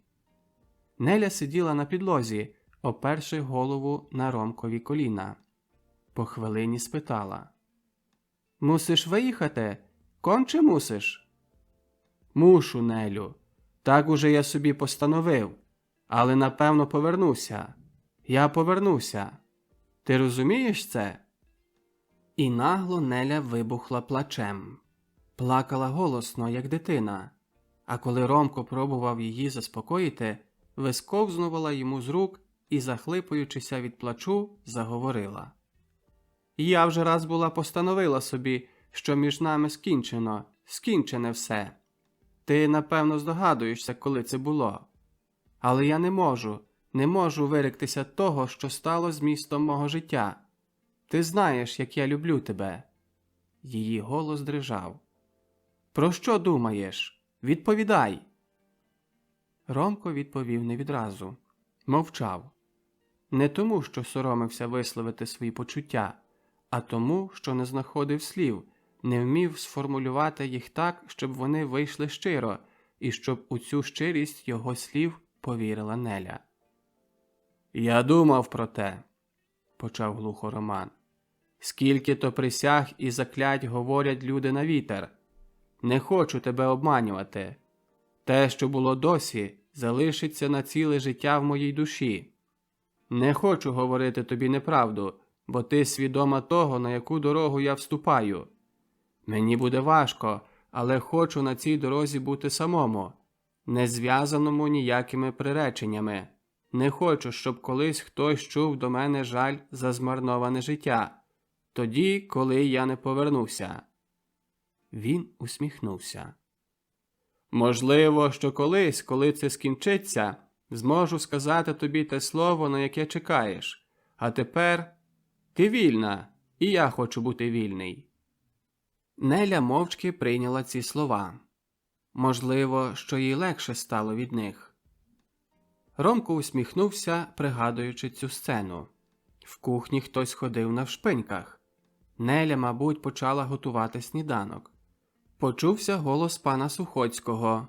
Хтось відкрутив кран, і вода плюскотіла у посуді. Дім прокидався. Ромко сягнув рукою по одяг. «О, нова білизна, нові шкарпетки. Це, напевно, Люба, дорога Неля», – подумав зворушено. Жваво одягнувся і вийшов зі своєї кімнати. «Добрий день, пане Сухоцький! Добрий день, Нелю!» Привітався, входячи до кухні по воду до миття. «Добрий день, Романе! Значить, сьогодні виїжджаєте?» заговорив пан Сухоцький, відповідаючи на привіт Ромкові. «Зенко вже встав і пішов кудись. Казав, щоб ми без нього снідали. Обіцяв, що на обід буде вдома», защебетала веселим голосом Неля. Ромко відразу помітив, що Неля після вчорашнього вечора стала інакшою. Давно вже не бачив її такою веселою. Після снідання Ромко з паном Сухоцьким грали в шахи. Була неділя, тому пан Сухоцький мав вільний час. Неля поралася біля кухні, готувала обід. Старалася приготувати якнайкраще. Вона за цю непроспану ніч уже погодилася з тим, що Роман сьогодні відійде. Була вдячна йому за те, що висловив свої думки щиро.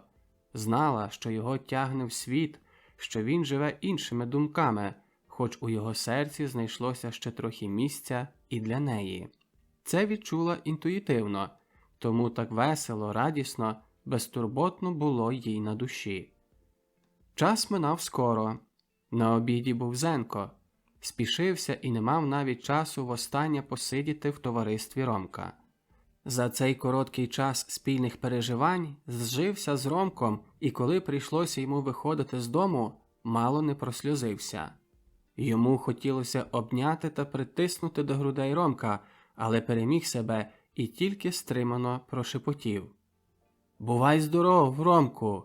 Щасливої дороги і дай Боже зустрітися в нашому рідному українському Львові!»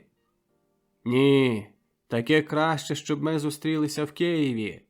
щирим пафосом сказав Ромко, стискаючи на прощання Зенкові руку. «А мені вже час у дорогу!»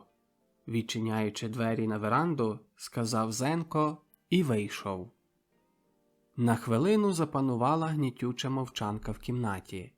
Ромко, Неля та пан Сухоцький сиділи мовчки, кожний думаючи про своє. Залишилося ще кілька годин до Ромкового від'їзду. Хоча Ромкові і Нелі серце стискалося на згадку про недалеку розлуку, все ж вдягали на лиця маску байдужости. Краще вже було збути все те мовчанкою, ніж знову роз'ятрювати свіжу рану.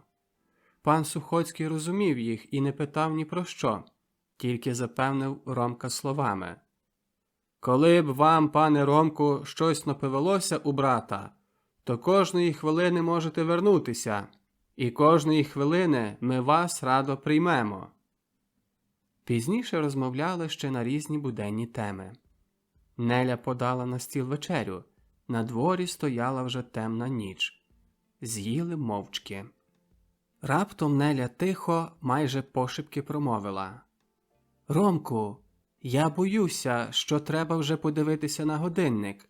Твій поїзд відходить об 11-й вночі». «9:50, – сказав пан Сухоцький. «Я з вами попрощаюсь». Він встав за стола і, обнявши по-батьківськи Ромка, сильно притиснув його до грудей. «Бувай!» Не докінчив слова, відвернувся і нервовим кроком подався у свою кімнату. Ромкові стало невимовно важко на душі. Він сперся головою на долоні і вперто мовчав. Щось стискало його за горло. «Ти все ж таки поїдеш?» – спитала знову пошепки Неля. Він мовчав довго. Потім ледве чутно відповів: «Я все ж таки поїду. Я тобі про це виразно сказав». Був лютий на себе, що таким сердитим голосом промовив ці слова. «Нелю, пробач, що я так...» Ромко урвав. Він хотів би залишитися, але мусив їхати. Любив її, але боявся зв'язувати себе з нею саме тепер. Нехай життя вирішить за нього. Неля мовчки припала до нього, притулилася обличчям до його грудей і так знерухоміла. Потім Роман легко ворухнувся. «Нелю, мені пора в дорогу». Вона підвелася і почала вдягати на себе плащ. Він скоро вдягнувся теж і взяв до рук малу валізочку із своїми особистими речами. Швидко вийшли з кімнати. Небо іскрилося від зір, на вулиці панувала темрява. Було ще тепло. Неля судорожно трималася за плече Ромка, була ніжна і сумна. Коли вже недалеко заблимали ліхтарі залізничної станції, Ромко пристанув і обернувся лицем до Нелі. Взяв її тісно під руку і так простояли деякий час, близькі і мовчазні. Темна, таємнича дорога бігла перед ними і губилася в темноті. Станція і місто мерехтіли дрібними світлами, як друге зоряне небо. «Слухай», – прошепотів Роман, – «у мене до тебе прохання. Я тепер піду сам». Неля стиснула йому руку. Він відповів ще дужчим стиском. «Я тепер піду сам на станцію. Я тебе прошу, зроби так. Я прошу».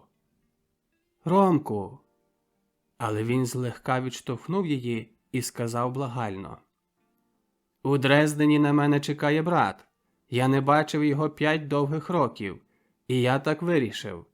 Знаєш мене, я ніколи своїх рішень не міняю». Він обняв її і гаряче поцілував. Прошу, не згадуй мене гірким словом, прошепотів схвильовано. Бувай здорова.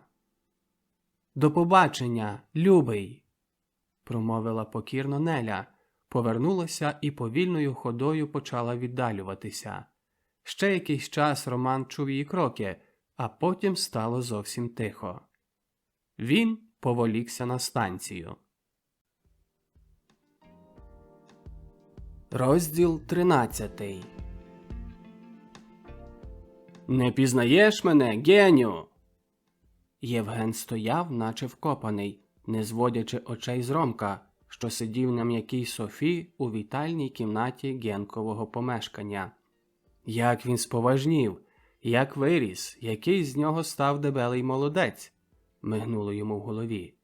Врешті промовив, мов аж тепер пізнав його. Ромку! Ромко встав і простяг до нього руку.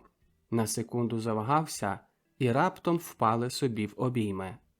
Довго мовчки дивилися один на одного. 5 довгих років. 5. Ось я вже тут! Врешті промовив Євген, який був тепер хер-льойтнант однієї з німецьких танкових частин. Примітка. Хер-льойтнант з німецької пан лейтенант. Розстібнув шинелю, і на його чорному однострої заблистів зліва на грудях залізний хрест та відзнака легіону Кондор. Примітка перша. Залізний хрест.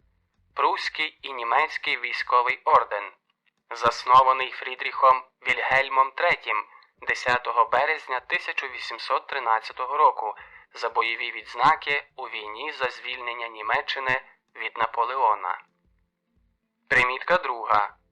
Легіон Кондор. З'єднання військової авіації Німеччини. Підрозділ Люфтваффе, який був відряджений для підтримки в іспанській громадянській війні націоналістів під проводом Франциска Франко. «Вибач, що я не міг вийти тобі назустріч, але служба не дружба», – сказав, усміхаючись. Говорив, спиняючися перед кожною фразою, шукав у пам'яті слів. Знак, що давно вже не вживав української мови.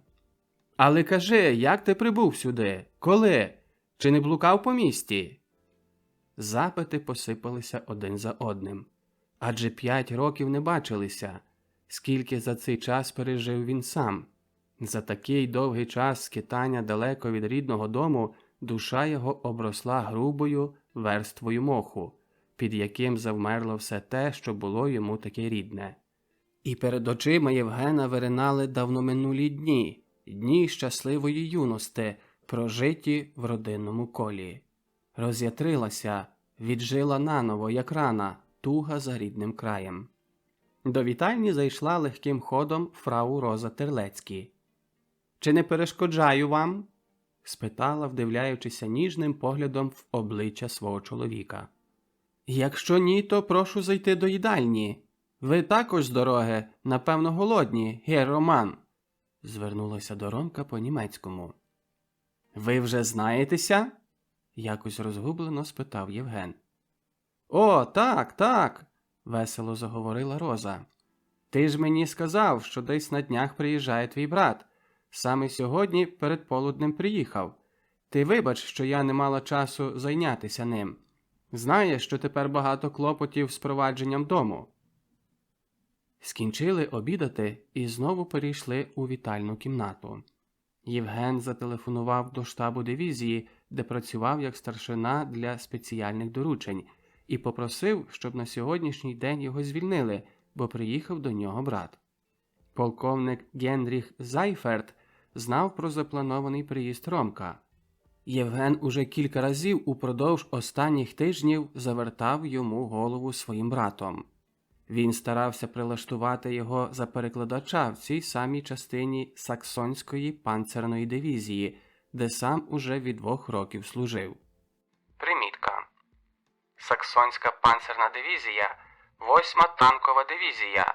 Танкова дивізія Вермахту в роки Другої світової війни. Євген знав полковника Зайферта ще з того часу, коли в 1936 році вступив добровольцем до легіону Кондор, тієї німецької частини, що впродовж 2,5 років боролися в Еспанії по стороні генерала Франка. Примітка. Франсиско Франко. Військовий і політичний діяч Іспанії, диктатор у 1939-75 роках, генералісімус. Прийшов до влади після перемоги націоналістичних сил в громадянській війні 1936-39 років. Він перейшов під командою полковника Зайферта майже цілу кампанію в цій кривавій домашній війні, а тепер був навіть споріднений з ним, бо одружився з дочкою його сестри, фройлян Розою Краменер, батько якої поліг іще наприкінці Першої світової війни.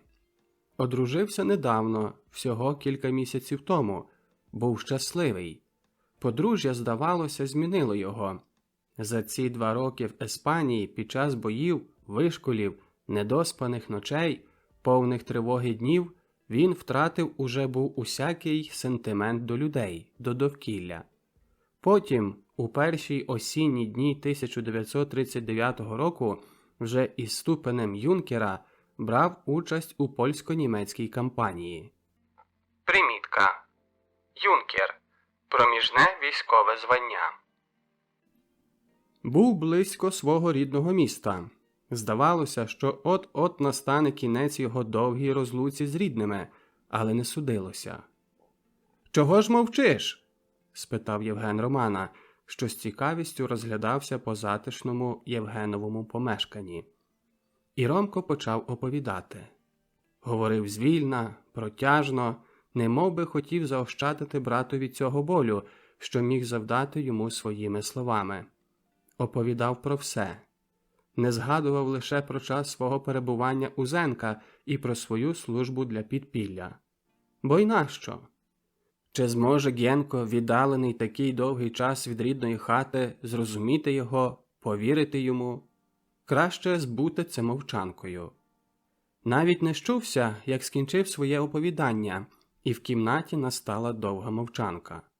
У приміщення помалу закрадалися вечірні сутінки. За вікном клекотіла своїм життям вулиця. Проїжджали автомашини, котився з грюкотом запряжений кіньми віз. «Так», – спроквола почав Євген, перериваючи мовчанку. «Наш шлях ішов завжди крізь терни і скелі. Знаю, що не все ти мені розповів, але, може, воно і краще. Думаєш, я не знаю? Зенко написав мені багато чого про тебе. Будь спокійний, таких людей треба якнайбільше по частинах німецької армії. Побачиш, коли повернемося на наші землі». Не хотілося ще йти спати. Стільки ще невисказаного було в обох, що не могли рішитися піти на відпочинок. Євгенова дружина вже давно пішла до спальні, залишаючи їх самих. Кімнату залягала темрява. Тільки жевріли 2 цигарки, мов свято-іванівські вогники. Примітка. Маються на увазі свічки на вінках, які пускають на воду дівчата на свято Івана Купала. Євген тоді почав оповідати про те, як блукав без сотика в кишені по чужому краю, як врешті поступив добровольцем у німецький легіон. Перший відділ виїхав до Еспанії з кінцем липня 1936 року, а він виїхав десь наприкінці того ж року. Усі добровольці боролися без своїх прізвищ. Євген був вишколений у панцирній зброї і, як один з інструкторів, брав участь при кінці війни у вишколі еспанських військових кадрів панцирної зброї. Воював як звичайний рядовик, брав участь у боях під Толедо та під Мадридом. «О, як ми засиділися!» – раптом схопився Євген. Справді, за вікном починало вже сіріти. Недалекий світанок вдирався помалу в усі закутані кімнати. На вулиці почувся ранній гамір. Місто будилося зі сну. «Отже, Ромку», – сказав Євген, прощаючися з братом, – «ти тепер переспишся, а я піду вже до частини. Сьогодні маю бути там раніше. Я ще раз поговорю з моїм шефом про тебе. Незабаром підеш до комісії. Бачу, що ти трохи говориш по-німецькому, а вправи набудеш, бувши увесь час серед німців. Зрештою, це не зашкодить, коли і ми будемо говорити поміж собою по-німецькому. Це нас ні в якому разі не зденаціоналізує, а навпаки, пригодиться. Моя Розель буде вдячна тобі. Знаєш, які жінки? Тут він усміхнувся. Може подумати, що ми говоримо бознащо. Як переспишся, то піди з нею у місто. Сходіть у кіно. Ах, я й забув. Тут у шафі є мій цивільний одяг та білизна, а також черевики й плащ. Навшпиньках почали вовтузитися біля розстелювання постелі для Ромка. Потім Генко вийняв чисту білизну, убрання, черевики, плащ, і Роман мусив те примірювати на себе. Коли вже все було готове, Генко залишив Ромка самого і пішов до спальні своєї дружини. Хотів перепросити її за цю неспокійну ніч та попросити, щоб зайнялися Ромком. Ромко залишився сам у кімнаті. Був цілком приголомшений. Скинув чоботи, переодягнув білизну і ліг на постіль. Тихо шелестіло пожовкле листя у верховітті лип, що досягали вікна кімнати. Гомоніло місто, що будилося зі сну. Гуркотіли автомашини, челапали кінські копита, стукотіли черевики перехожих. Ромка огорнуло якесь хвилююче почуття перед новим, незнаним і приманливим майбутнім. Немає сьогодні, існує тільки завтра. Невідомо, яке воно буде, але воно прийде. Вигідно випрямився в м'якій постелі і заснув спокійним здоровим сном. Розділ 14. Трьома армійськими групами ринули німецькі війська через кордони Совєтського Союзу. Перша, північна армійська група під проводом фельдмаршала фон Лееба вирушила із Східної Прусії через Балтійські держави з визначеною ціллю зайняти Ленінград.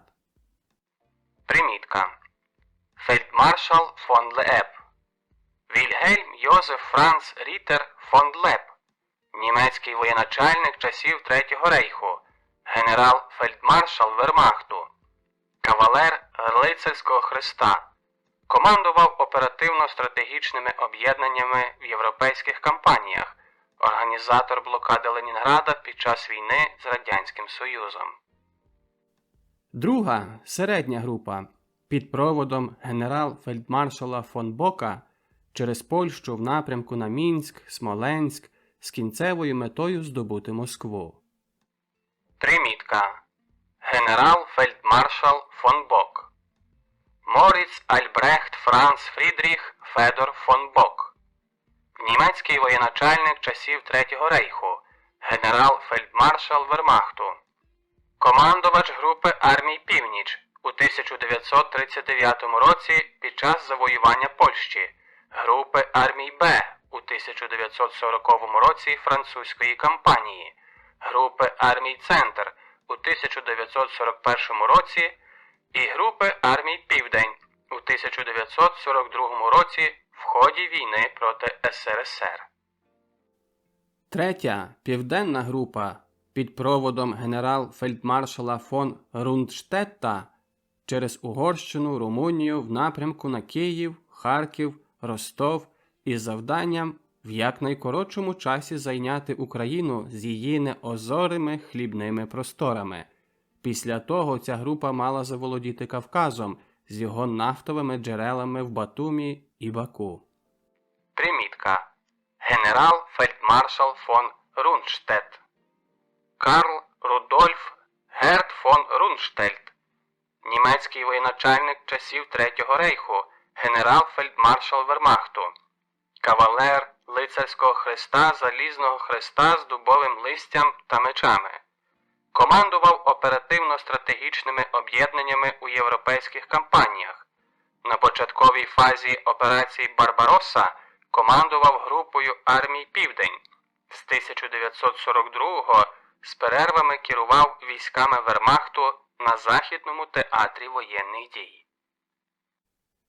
До цієї південної групи, якої ліве крило стикалося з правим крилом середньої групи на терені Західної України, була включена Саксонська панцерна дивізія, де служили обидва Терлецькі.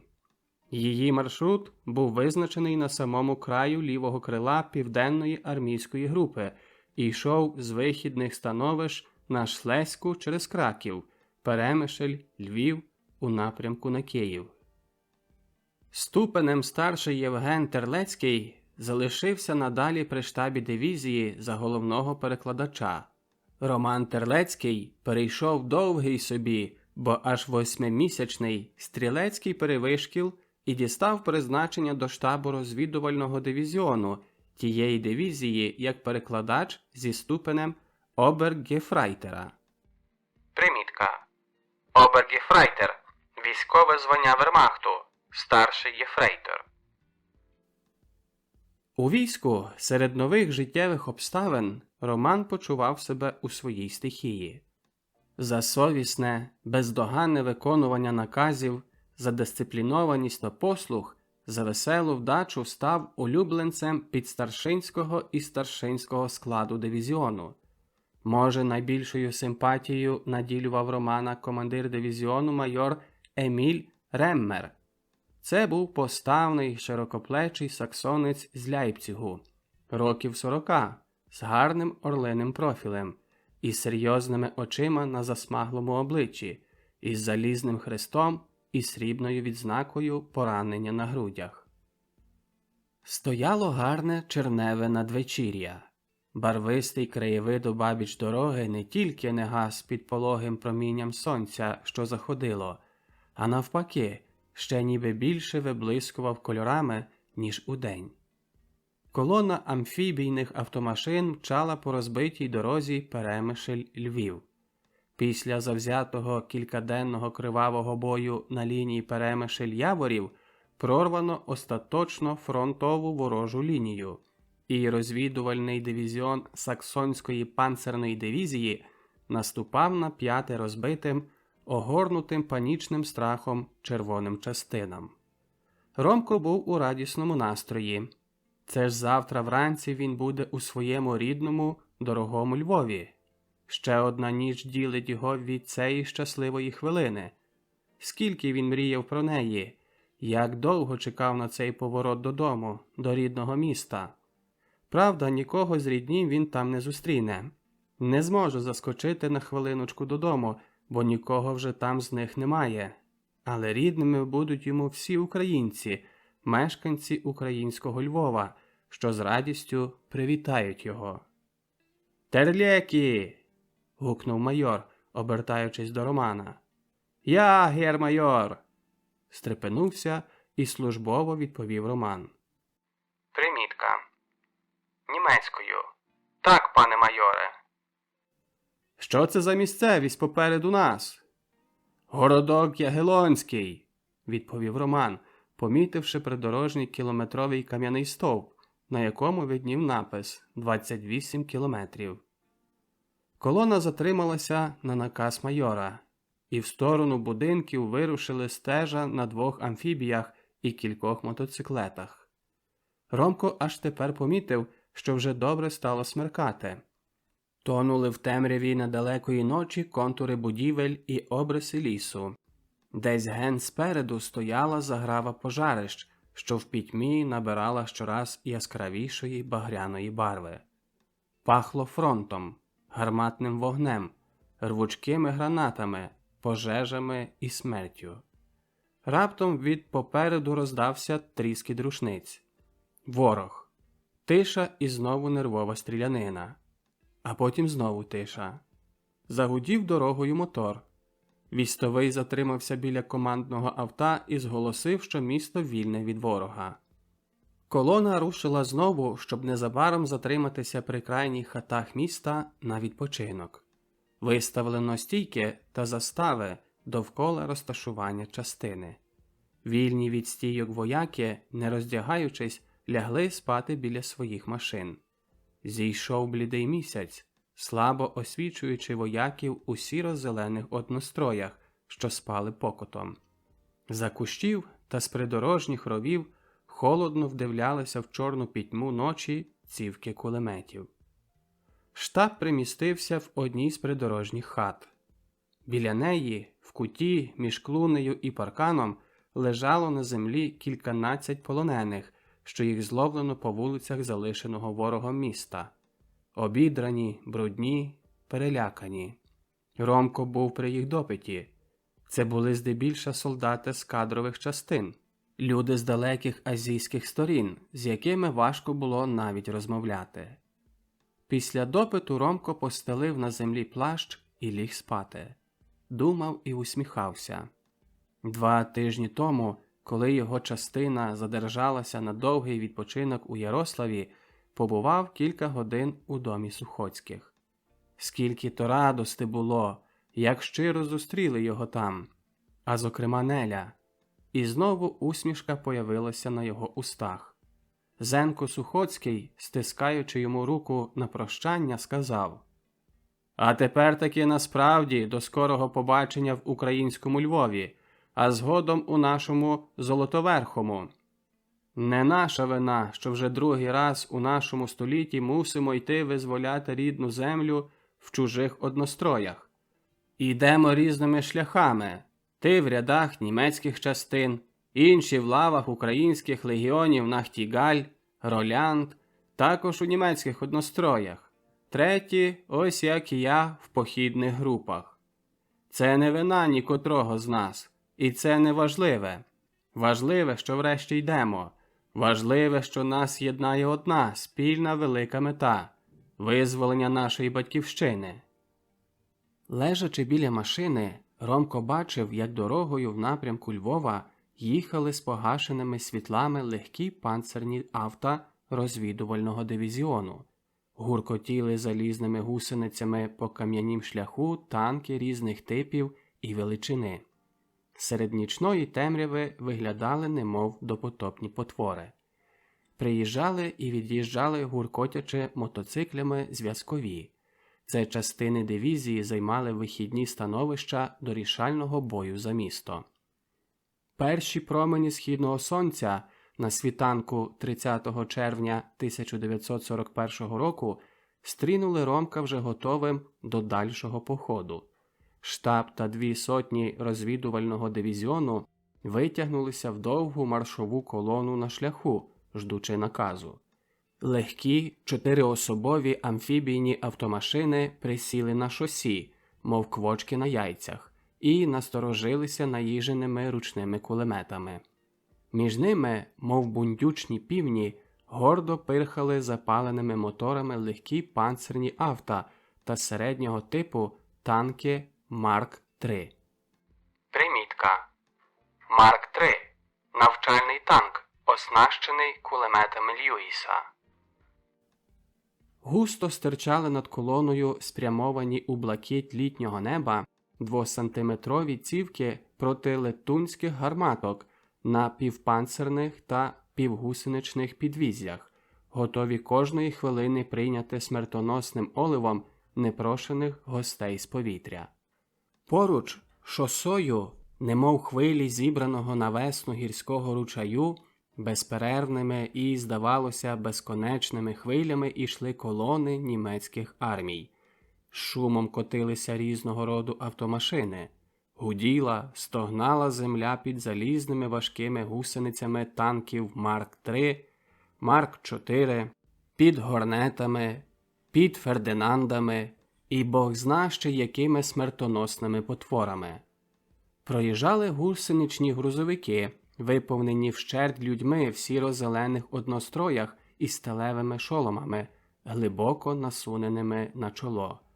Від них на молоді обличчя падала сувора тінь. Їхали з закоченими рукавами, замаєні зеленим листям, мов дружки на весілля.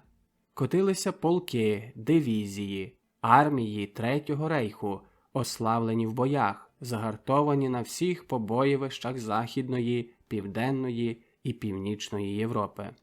Їхав молодий цвіт німецького народу назустріч кривавому, невідомому завтра на сході. На нові бої, на нові перемоги, щоб врешті-решт не повернутися. Із запертим віддихом у грудях, з подивом і жахом в очах глядів Роман на цю апокаліптичну масу заліза, сталі, людей. Хто оперся їм? Хто зможе опертися цій усталій закованій стихії? Впала голосна команда майора Реммера. Заметушилися вояки розвідувального дивізіону, всідаючи до своїх машин. Загуділи запалювані мотори. Колона рушила з місця. Перед нею простягнулася біла дорога, прямуючи туди, звідки долітали звуки хаотичної, нервової стрілянини. На дворі стояв погідний ранок. Сонце починало гріти щораз дужче. Легка ранішня імла піднеслася вгору, розплилася. Здавалося, що розігріте сонцем повітря дрижить, і дрижать у ньому далекі контури дерев, обриси будинків. Понад шляхом валялися покинені, розбиті, попалені вантажні авта. Стирчали в небо або зарилися жерлами в землю ворожі гармати. Усюди обабіч дороги валялися покинене військове спорядження, зброя. Між ними око часто ловило згорнені в клубок або простягнуті на всю довжінь трупи в піскових одностроях. Стримано та шанобливо вітало населення проїжджі колони.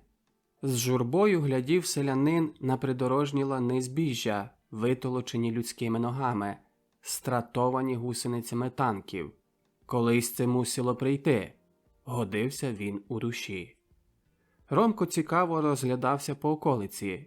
Що ближче міста, то більше бачив слідів знищення та панічної безладної втечі.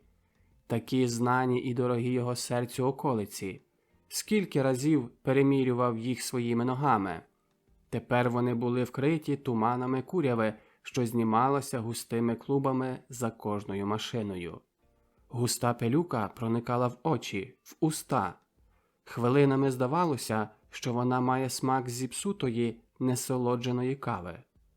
Коли подув вітру розвіював на мить куряву, Ромко бачив тисячі вижолобин від вибухів бомб, від розривів гарматних стрілен, якісь сліди по величезному кочовищі, якісь скриньки, бляшанки, копиці гарматних стрілен, забуте або покинене військове майно. Якісь запобігливою рукою покопані рови, ями. Як далеко оком глянути, видно було розкинені втерені авто, танки, гармати. У погідному небі, мов луска риби у воді, сріблом виблискували до сонця ескадри літаків. Ромко пізнав по знайомих зарисах швидкі месершміти і незаступні у лікуванні наземних ворожих сил штукаси. Примітка. Месершмітте. Месершмітт БФ-109. Німецький винищувач часів Другої світової війни, який спроектував Вільгельм Месершмітт та Роберт Луссер протягом першої половини 1930-х років. Це був один з перших справжніх винищувачів того часу. За ними почулося монотонне гудіння важких бомбовозів. Летіли хвилями, упорядковані, вишиковані трійками. Здалека робили враження ключа журавлів. Щойно з їхнім наближенням відчувалося всю грозу новітньої війни. Летіли в бойовому шику на схід. «Терлекі, здається, що ми вже на місці?» – спитав майор. «Я Вольф, хер майор!» Примітка. З німецької. Так точно, пане майоре. «Ви тут роджені?» – знехотя знову спитав майор. «Я Вольф, хер майор!» Знову впала схвильована відповідь Ромка. «Терлекі, подивіться на плян міста!» Подаючи Ромкові мапу, промовив майор. «І спрямуйте Еріка на те місце, що я на карті зазначив червоним олівцем. Це місце нашого нового постою». Ромко глянув на карту і зорієнтувався, що мають зупинитися в серці міста на знайомих гетьманських валах, біля оперного театру. Примітка. Гетьманські вали. Сучасний проспект Свободи. «Це вже недалеко, хер-майор!» Віддаючи карту майорові, сказав Ромко і звернувся до Еріка, шофера автомашини. «Прямо, а потім я вам скажу, куди повернути». Саме минали Городецьке передмістя, і з горба біля церкви на Богданівці перед їхніми очима розстелилася панорама міста. Примітка. Городецьке передмістя. Верхня частина сучасної вулиці Городоцької. Перед ними лежав Львів, осяяний золотистим промінням літнього дня.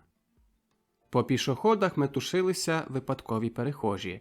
Одні проходили байдуже до всього, що діялося довкола, з презирливим поглядом в очах, другі з якоюсь радісною таємничою усмішкою на обличчях привітно споглядали на проїжджі колони.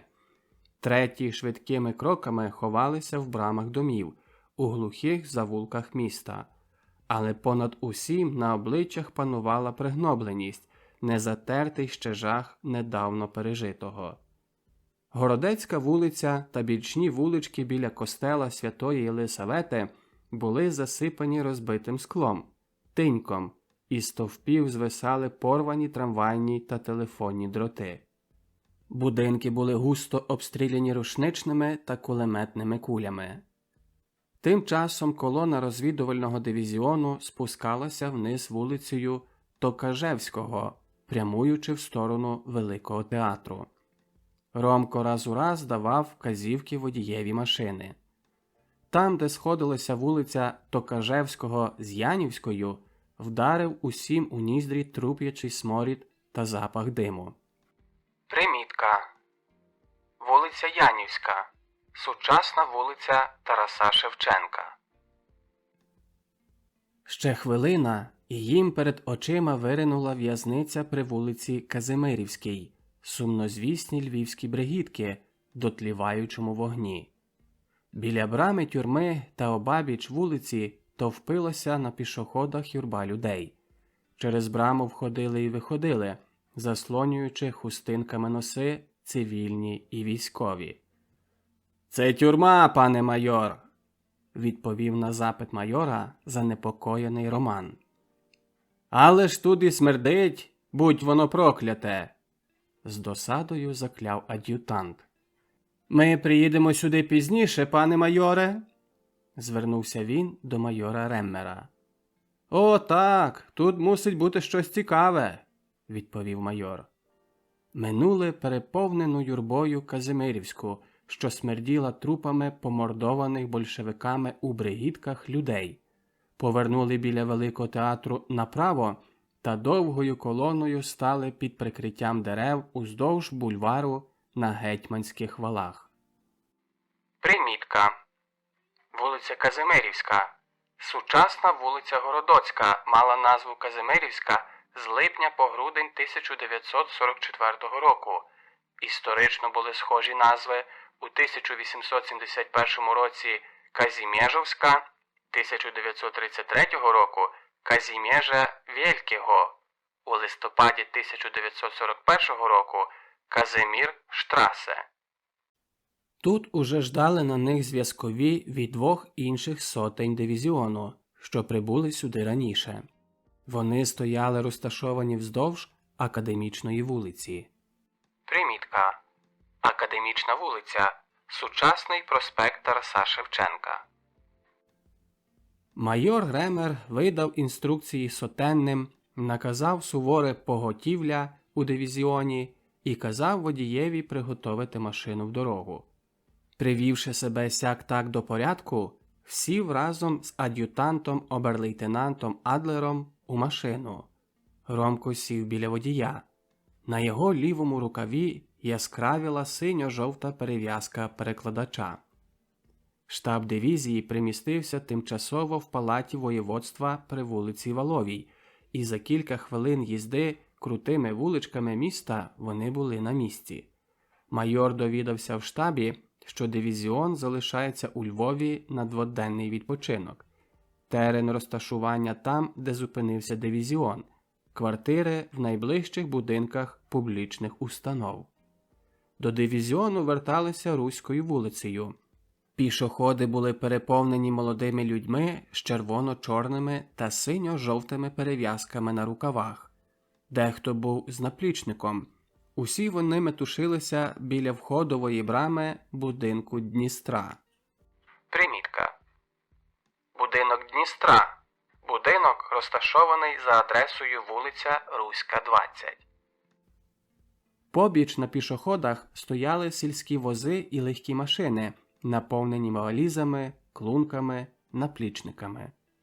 Ведена Еріко машина з трудом просувалася крізь натовп людей. Дехто, помітивши синьо-жовту перев'язку на рукаві Ромка, приязно всміхався. Чути було оклики «Слава Україні! Слава!» Півголосом відповідав збентежений Ромко. Йому забракло віддиху. Щось здавило йому горло. На мить він забув, де він, що з ним, що діється довкола. До свідомості привів його запит майора. «Терляки, що це за проклямації? Ідіть подивіться!» Машина затрималася, і Ромко зліз з неї. Справді, на мурах будинку «Просвіте» на розі вулиці Руської і Ринку були розліплені відозви, біля яких товпилися люди. Вони жадібно ловили очима кожну стрічку, кожне слово, кожну букву. Ромко просунувся крізь натовп. Його з пошаною пропускали допереду. Хтось досить голосно сказав: «Пропустіть! Це наш! Це з легіону!» Акт відновлення української державності. Прочитав Ромко, і безмежна радість огорнула його серце, а очі поволі пробігали дальші стрічки. «Волею українського народу...» Очі зайшли імлою. Груба крапля сльози скотилася на запорошений вояцький однострій. Ромко не знав, як і коли вернувся до машини. Був надто схвильований цією подією. Без запиту розказав майорові зміст проклямації. Не соромився при тому сліз, що знову виступили йому на очі. Це були сльози радости і щастя. Навіть не звернув уваги на загадковий і здивований вираз обличчя німецького старшини. Був занадто зайнятий своїми щасливими думками, що завирували в його мозку. Рушили далі в дорогу, і Ромко тепер зі ще більшою цікавістю розглядався по місті. На Марійській площі юрба підпалювала чудернацьку дерев'яно-гіпсову конструкцію, що мала бути пам'ятником дружби народів СССР. Примітка. Марійська площа. Площа на сучасному проспекті Свободи. Це була театральна бутафорія, без мистецького смаку, поставлена як на глум біля статуї Богоматері. «Терляки, покажіть дорогу до тюрми, біля якої ми ранком проїжджали!» Перериваючи розмову з ад'ютантом, промовив раптово майор Реммер.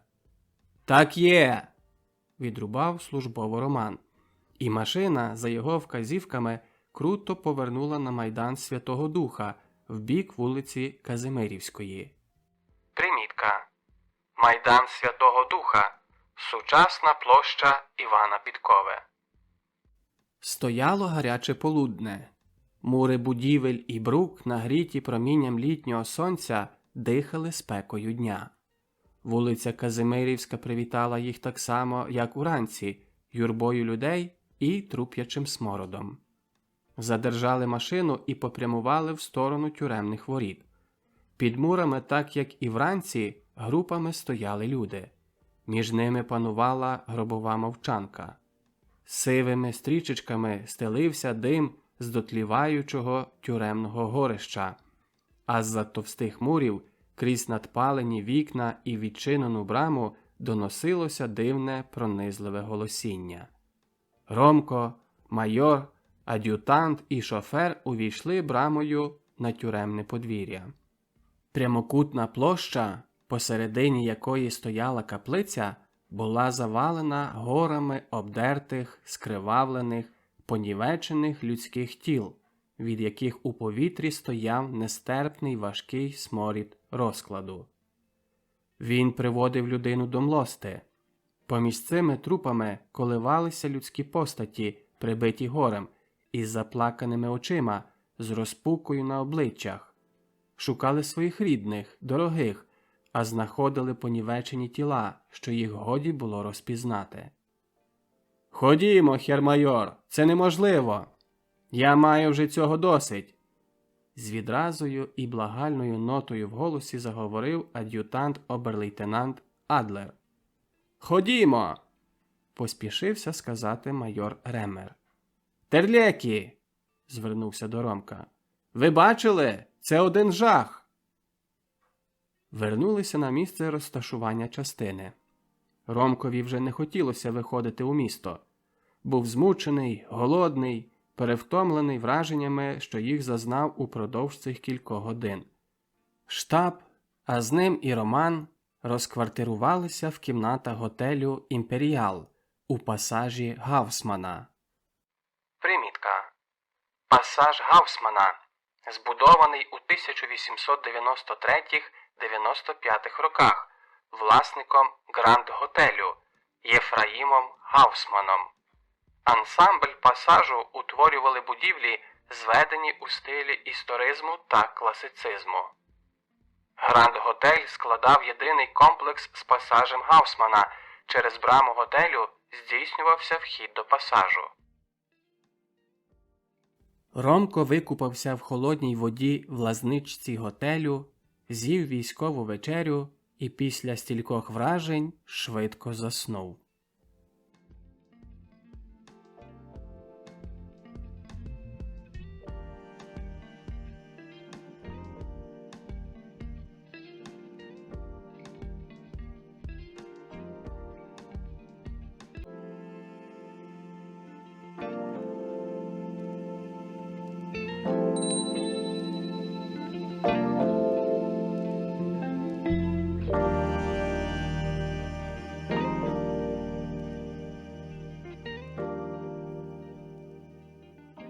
Розділ 15.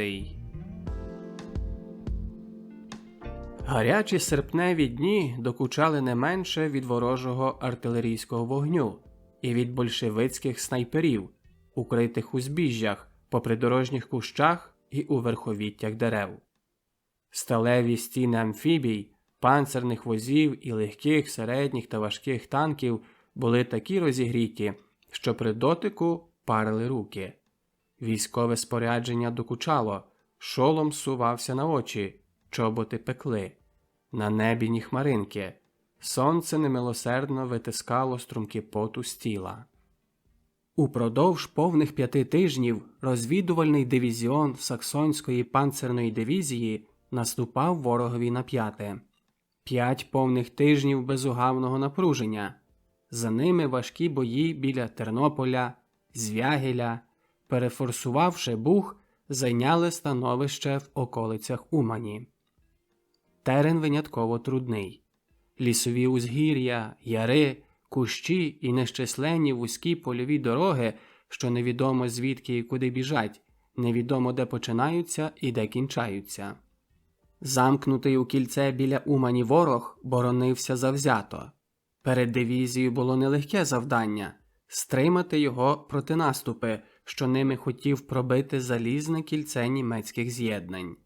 Надщерблений безнастанними боями моторизований полк Саксонської дивізії потребував поповнення, і його дістав у вигляді 3 сотень розвідувального дивізіону, що зайняли становища на бойовому відтинку полку, приготовляючися до остаточного наступу. Роман із командиром дивізіону саме йшли на командний пункт. Наступ назначено на 9 годину вранці. Всі годинники звірено. Вихідні становища дивізіону в густому листяному лісі. Перед ними похиле узбіччя, що збігає ланами вівса в долину. Лучиться з розлогими баштанами, щоб на недалекому обрії злитися з розкиненими в терені людськими садибами серед зелені садів. Ромко полегшено відітхнув, коли прибули на місце. Майор Ремер розмовляв з командиром куреня мотопіхоти, що мав наступати ліворуч від дивізіону.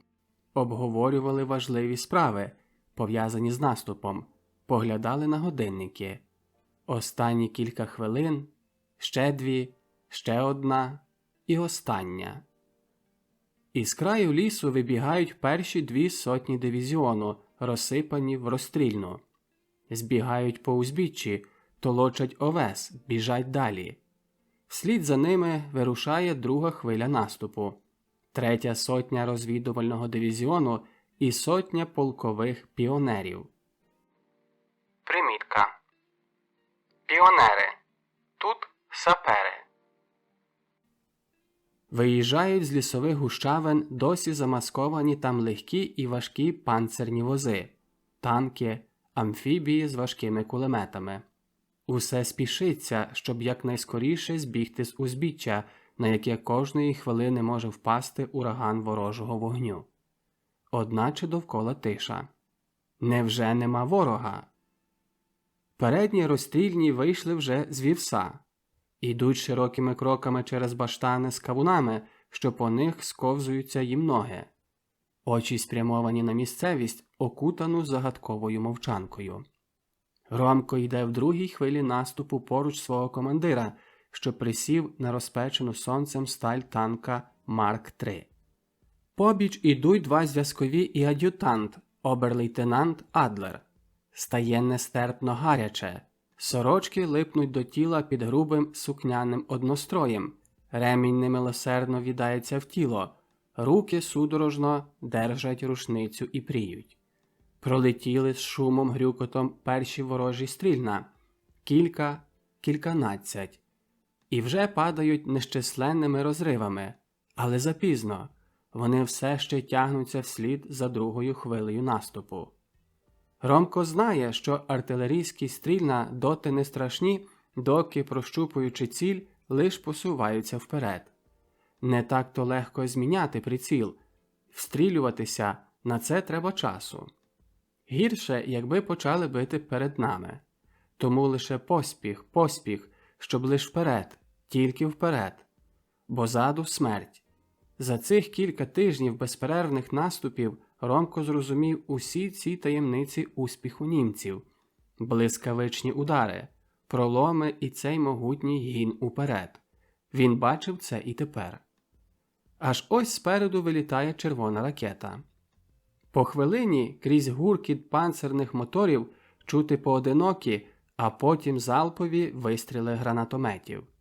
Але й на це я рада. Сотні залягають на хвилину в терені, ждучи перших вибухів. І другої ракети.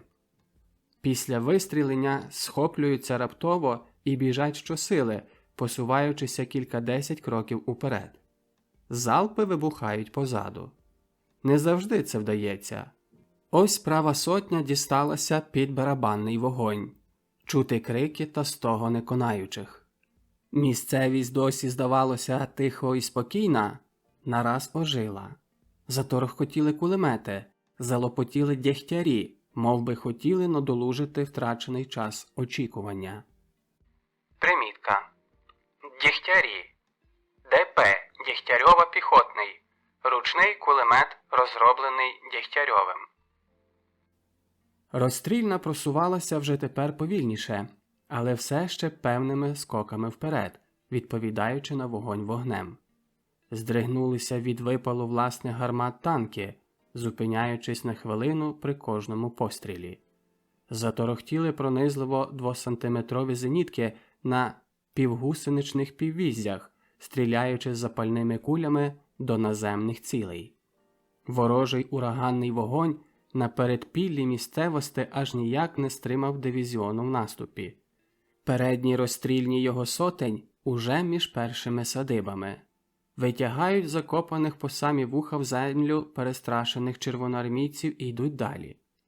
Майор Ремер перемінює свій середнього типу танк у похідну польову квартиру. Сидячи на ньому, з біноклем при очах видає накази, стежить, пильнує програму в цю ж хвилину. Наступ розгортається, як на вправах. Раз у раз з пронизливим ревом стріляють позаду Ромка із 75-мм гармат важкі горнети. Їх 8, усі вони приділені до сьогоднішнього наступу. Майже одночасно десь далеко спереду підносяться вгору чорні стовпи диму. За хвилину вітерець приносить цей дим назад. Він вризається в очі, наповнює горло, заслонює обрій, що розблискує новими вибухами. Вилітають вгору водограї землі, дерев, людських тіл. Ромко бреде через баштан кавунів. Вони виблискують темно-зеленим кольором у літньому сонці. Очі на мить затримуються на понурій картині. Розчавлений кимсь кавун. Криваво червоніє його м'якуш, а поряд відірвана від тулуба залита кров'ю голова в сталевому шоломі. На кавуні розкидані чорні зеренця, а на засохлій крові рої великих чорних мух. Чи він боїться? Так. Кожна людина відчуває страх, але все залежить від того, як вона візьме себе в руки. Страх приходить лише в довгі хвилини очікування на рішення, а коли вже наступає дія, людину охоплює якесь підсвідоме почуття. Нею керує інстинкт самозбереження. «Терляки!» – крізь гуркіт бою чує Роман голос майора. «Так точно, пане майор!» «Ходімо!» Зіскакуючи із своєї квартири, гукнув майор і побіг уперед. За ним побіг Роман, ад'ютант та 2 зв'язкові. Щось на правому крилі не в порядку. Майор на бігу підриває чоту з 3-ї сотні дивізіону, і вони всі довгими скоками пересуваються на праве крило. Ромко біжить, задиханий, за своїм довгоногим командиром. Вітає їх посилений вогонь ворожих гранатометів. Хтось впав, хтось крикнув, хтось лежить нерухомо на землі. У голові 1000 думок, суцільний хаос, а понад усе один безперервний гук у вухах. «Стій! Стій!» – кричить спіною на устах майор Ремер до вояків, що відступають на правому крилі, а в його руках зловісно чорніє матовою сталлю пістолет 08. Примітка. Пістолет 08. Парабелом. Пістолет модель 1908. Це німецький самозарядний пістолет калібру 9 мм. Зброя 2 світових війн та багатьох локальних конфліктів. Один із найвдаліших зразків подібних систем пістолетів. «Вперед!» – чути протяжний крик молодого лейтенанта Кротте, командира чоти з 3-ї сотні. На правому боці селища, у віддалі не більш як 500 метрів, терен підноситься, заслонюючи обрій густими кущами та поодинокими деревами. За ними шлях на Умань, ціль сьогоднішнього наступу. Вояки розбитої сотні підводяться із землі, завертають з півдороги серед втечі і формують нову розстрільну. Довгоногий майор Ремер, мов сатана, увихається, кричить, лає, біситься. Як його невідступне друге я, снується за ним Роман. Знову рушили. Короткими скорими скоками, приспішуючи кроку, просуваються вперед. Підганяють їх ворожі стрільна, що рвуться позаду, приневолюючи збільшити швидкість. Щохвилини перед розстрільною виринають червоноармійці із піднесеними руками. Ніхто ними не займається. Одним рухом руки назад вказують напрямок, що його полонені добре розуміють. Благаючи помочі, повзуть по землі поранені, шукають рятунку в тих, що завдали їм ці рани. У кого вони той рятунок знайдуть? Стрілянина густішає. Чота за чотою, підірвані командирами, штурмують становища. Протяжне, безконечне, голосне «Гура!» видирається з дикої симфонії бою. Сотня з розгоном вдирається у ворожі становища. Закидує їх ручними гранатами, стріляє просто в бліді, онімілі з переляку обличчя, але одночасно сама тане. Щораз більше падає вбитих та поранених. Конає смертельно поранений відломком гранати лейтенант Кроте. В'ється в смертельних судорогах тіло ад'ютанта оберлейтенанта Адлера. Серед жорстоких страждань умирає лейтенант Фрісберг, командир чоти зв'язкових. Стогнуть поранені в живіт, скиглять ті, що з простроченими руками, ногами, легенями. Скривавлена, зморена боєм сотня задержалася в здобутих становищах. Перед їхніми очима, на віддалі яких 800 метрів, відступаючи, пливла нестримним потоком ворожа колона. Безконечно довга, принагідно зібрана колона панцерних машин, гармат, танків, возів з кінським запрягом. Усе навантажене по береги людьми і усякого роду спорядженням. По обох боках дороги довгий вуж піших вояків-червоноармійців. Усе це тепер у панічному страху втікає до близького лісу, що відніється на обрії. Вогонь, що, здавалося, притих на хвилину, тепер наново розшалівся з подвійною силою. Ворог старався відгородити себе неприступною завісою сталі і вогню. Розшаліли і німецькі сталеві потвори, сиплять суцільною лавою розривними гранатами по колоні. Над нею зависла висока і широка стіна диму, пороху, вогню, стіна, з якої вилітають лише якісь чудернацькі уламки з потрощених возів. На дворі стояло жарке полудне, струмками лився піт по запорошених брудних обличчях. Мучила спрага. Даремно засохлий язик пробував звохчити вуста. Вода із баклаги давно випита, ні звідки її тепер дістати. На відтинку розвідувального дивізіону бій досягнув кульмінаційного вершка. Скривавлені його сотні вдерлися у ворожі становища. Ворог, здеморалізований, охоплений панікою, піддається. Нечисленні недобитки втікають під прикриттям лісу, що відніє на обрії. Скрізь лемент, чорні калюжі, що скоро висихають, і благальні погляди, що звільна гаснуть. Дивізійний лікар гауптман Освальд Рослер і його санітарна група мають повні руки роботи. Їхній пункт першої допомоги у зруйнованій хаті зараз біля першої лінії, переповнений до меж можливого. Поранені вмирають, чекаючи на свою чергу. Лікар Рослер і його помічник лейтенант доктор Зенкер працюють як навіжені. Роблять складні операції, ампутують, переводять трансфузії крови. Під наркозою закладають примітивні шини на переламані руки і ноги.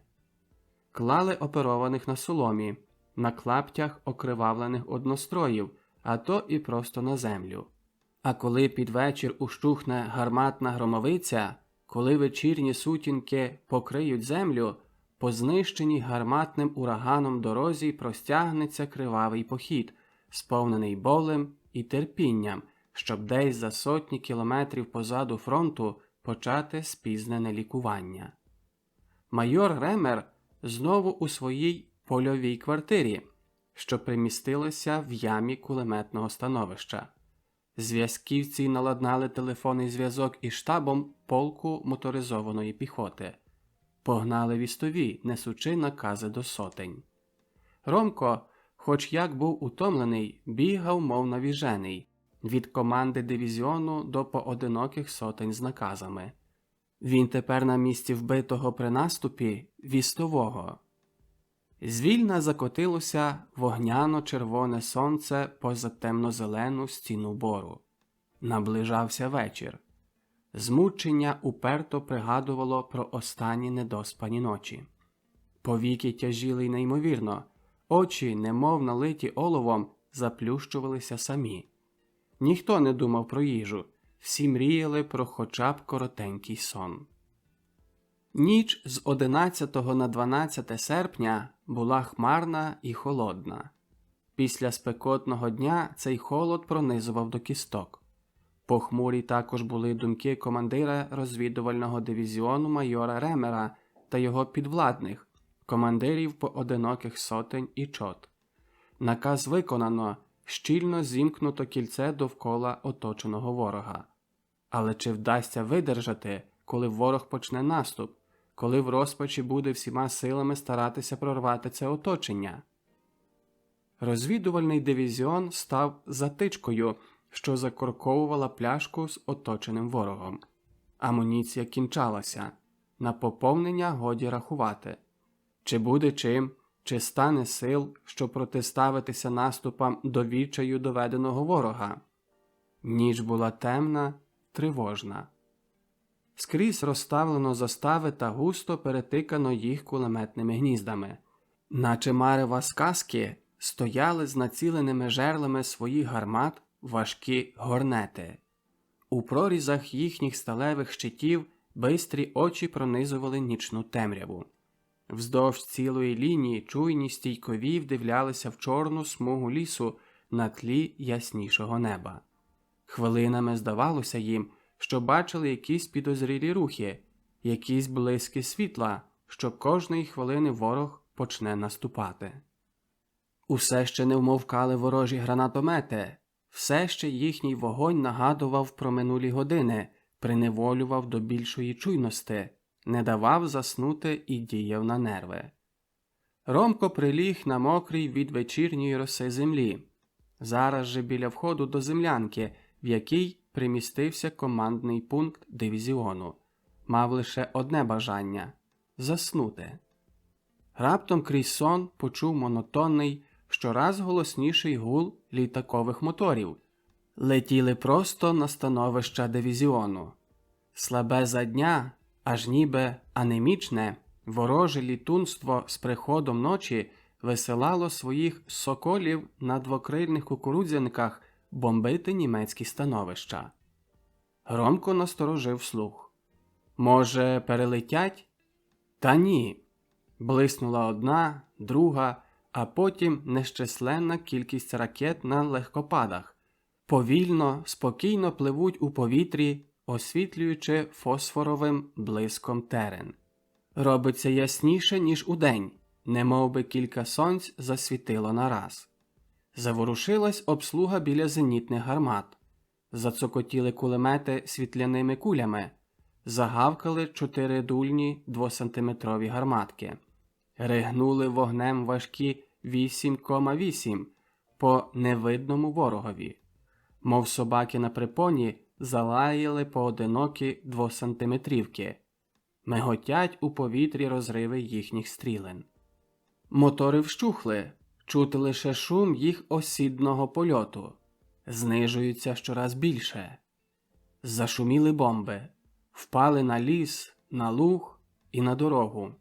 Загриміли вибухи, немов раптова громовиця. Цілий град бомб. Сипляться нові і нові порції. Літаки летять усе нижче. Нові вибухи. Зенітки не перестають працювати. Стріляють безперервно і досить цільно. Впав один десь біля ліска, освітлюючи кривавим блиском контури лісу. Другий бухнув полум'ям у повітрі і, мов метеор, тягнучи за собою смугу диму і вогню, полетів стрімголов до землі. Щораз мовкнуть зенітки, поцілені ворожими бомбами. Щораз нові кукурудзяники повторюють налети. Скинувши запас бомб, прочісують терен своїми важкими 1-сантиметровими кулеметами. Ромко тулиться до мокрої землі, немов би хотів пірнути в неї. Так, це страх. Безумовно, це страх, що на нього в цьому моменті нема ради. Треба ждати, аж злетить на голову гора заліза і вибухової речовини, а він сам розлетиться внівець.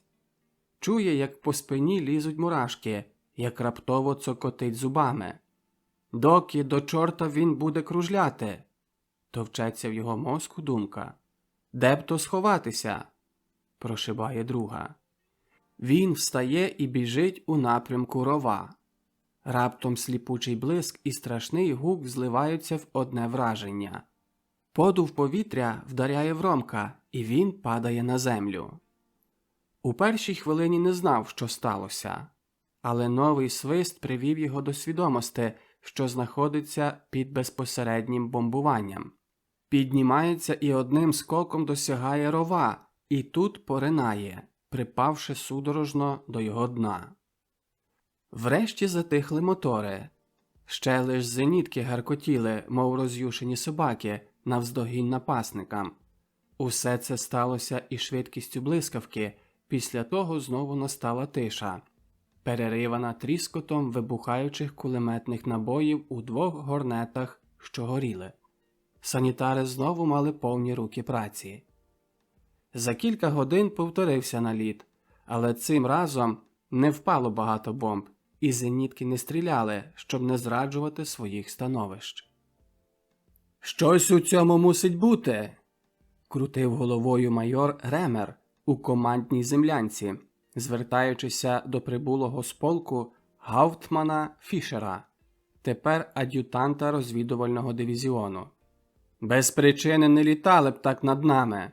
На кожний випадок треба заповісти алярм на нашому відтинку. Покличте відстових!» Це був наказ унтер-офіцерові Редерові, телефоністові при штабу дивізіону. За хвилину 4 вістові, між ними Ромко, розбіглися по сотнях, несучи усний наказ командира. На коротко перед світанком переконалися всі, що перечуття командира його не обмануло. Уночі прийшли авто з харчами, амуніцією, бензиною. Почувся притишений гамір. Вояки розбирали харчі, наповнювали ними проголоднілий шлунок. Висушені цілоденною спрагою уста жадібно пили каву, чай. Хапливо наповнювали баклажки, пильно зносили на становища амуніцію. Бурхливий день почався навальним ворожим гранатометним вогнем. Сотні стояли у своїх становищах. Поміж ними танки і штурмові гармати, мов замаяні зеленню на зелені свята хати, зводили важкі, довгі і короткі жерла. Кулемети були готові до пальби. Очі виглядали ворога, а руки стискали рушниці. До гранатометного вогню долучилася за хвилину ворожа артилерія. Це вже не була хаотична безцільна стрілянина. Мабуть, ворог зрозумів, що саме це місце найлегше опанувати, і всією силою спробує тепер прорватися сюдою. Постановив зробити ще одне зусилля, щоб вибити нашу затичку із смертоносної пляшки. При перших променях ранкового сонця ринули з лісу, що на обрії, непроглядні маси червоноармійців. Викотилися ворожі танки різних типів, переважно легкі Т-40. Примітка. Т-40 – радянський легкий, малий за класифікацією свого часу, плаваючий танк періоду Другої світової війни. Крізь далековид, а то й неозброєним оком, можна було доглянути, як йшли помалу втомленим кроком, байдужі, не звертаючи уваги на вогонь німецької важкої зброї, на град кулеметних куль, що виривали з їхніх рядів щораз більше жертв. Короткоцівкові Фердинанди попросту розстрілювали одним поцілом їхні легкі танки Т-40. Але ворожа ураганна артилерійська громовиця робить своє. Повторюється вчорашній день. Усе більше на нашому пункті першої допомоги поранених, а по ровах – убитих. Наступи большевицьких частин заломлюються не раз, але прагнення видістатися з цього замкненого котла приневолює їх знову і знову поновлювати свою спробу. Большевицька хвиля била з відчайним завзяттям у мур, здвигнений розвідувальним дивізіоном. Гра йшла за високу ставку. Якщо вдасться проламати цей мур, дорога для оточених у котлі частин буде вільна. Здавалося часом, що оборона не встоїть, що її зітре на порох ударом панцерних молотів ворожа наступальна сила. Але наказ був – видержати до кінця. Майор Ремер змобілізував усіх, що були під рукою, і кидав у місця, де ворог підсувався найближче до становищ. Ромко ще від початку бою сік довгими чергами з кулемета. Не чув ніякого хвилювання. Бив, як на вправах, чуючи за собою гримання жерл 15-сантиметрових горнетів. Раптом понад галас бою пронеслося протяжне, несамовите виття лікувальних штукасів. Примітка. Штукаси. Штука від німецької пікіруючий бомбардувальник Юнкерс Ю-87. Одномоторний двомісний пікіруючий бомбардувальник і штурмовик часів Другої світової війни. Шуліками впали на ворожі лави, що наступали, а з-під їхніх піднятих угору крил висипався смертоносний вантаж бомб. Обрій закрили клуби пороху, диму і вогню, понад які вилітали вгору вирвані з корінням дерева, викидувані якоюсь неймовірною надлюдською силою брили землі і каміння. Здавалося, що земля западається у безодню. Перейшла перша хвиля бомбардування, за нею повторила ту саму операцію друга, третя, четверта. Наступ відбито. Пізніше наступи повторилися знову. Не бракувало їм ні відваги, ні розмаху. Одначе вони не були вже такі підготовлені і зорганізовані, як перший. Це були самовбивчі наступи ворожих з'єднань, що в розпачі з криком бігли на становище дивізіону, густо кидали перед себе ручні гранати, заломлювалися у нищівному вогні зенітних, штурмових і танкових гармат та кулеметної зброї. На протязі кількох хвилин ці з'єднання переставали існувати, а крик «Гура!», що мав додавати їм бадьорости в атаці, перемінювався у несамовитий зойк сотень поранених і конаючих червоноармійців на передпіллі. Аж під вечір помалу замовкли розжарені жерла гармат. Ще слабо відзивалися короткі черги кулеметів. Настало тимчасове відпруження. Оборона дивізіону виявилася незламною. Пізно ввечері, коли на землю впали глибокі сутінки, розвідувальний дивізіон змінено. Заступив його курінь з моторизованої піхоти Саксонської дивізії. Розвідники відходили на заслужений відпочинок. Серед лісу, поміж придорожніми кущами далеко від селищ, розташувався дивізіон на кількаденний відпочинок. Одна довга, проспана здоровим сном ніч дозволила забути про недавню втому. Після днів, сповнених нервової напруги, готовності до кожнохвилинної реакції, поготівля нервів і м'язів, прийшов спокій. Люди ходили помалу, уникали кожного непотрібного надмірного зусилля, раділи спокоєм довкілля. І врешті вода. Стільки води, скільки хто хоче. Не лише до пиття, не лише на ощадне голення, не лише на промивання червоних від пороху очей, але навіть мити ноги, купатися, прати білизну. Ромко надалі залишався при штабі, виконуючи тепер дві функції – перекладача і вістового. Як перекладач він не мав багато праці, бо всіх важливіших полонених чи перебіжчиків з Червоної армії відсилали до штабу дивізії, де перекладачем був його брат Євген. Штаб і канцелярія дивізіону примістилися в одному з вантажних авт, що довгими рядами, замасковані гіллям дерев, стояли обабіч дороги. Вояки влаштувалися під своїми шатрами в чагарнику серед лісу. Кінчився другий день відпочинку дивізіону. Непомітно наближався вечір. Вогненно-червоне сонце заходило за густий ліс. Романа викликали до командира дивізіону майора Ремера. Роман спішився, бо треба було ще сьогодні ввечері встигнути на машину, що їхала до штабу дивізії. Хотів там відвідати брата. До штабу рідко коли їхала вантажна машина, а сьогодні відправляли кількох червоноармійців, що під час утечі відбилися від своїх частин і поодиноко блукали в лісах, поки не попали в руки німецьким частинам.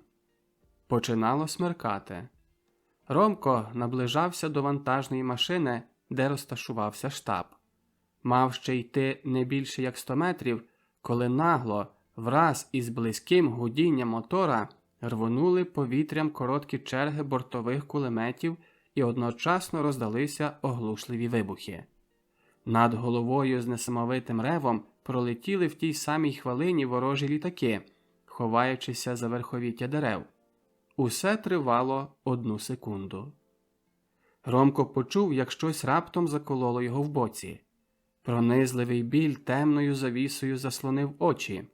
Від сильного тиску повітря Ромко впав на землю і знепритомнів. Прийшов до себе, аж як санітар перев'язував йому рану. Крізь імлу в очах бачив автомашини, що стояли у вогні, а біля машини метушилися схвильовані люди. Бомби відламками потяли на шматки сталеві бляхи штабової машини і вбили там унтер-офіцера Редера та командира дивізіону майора Ремера. Ромко знову знепритомнів. Розділ 16. До вікон била сніжна заметіль.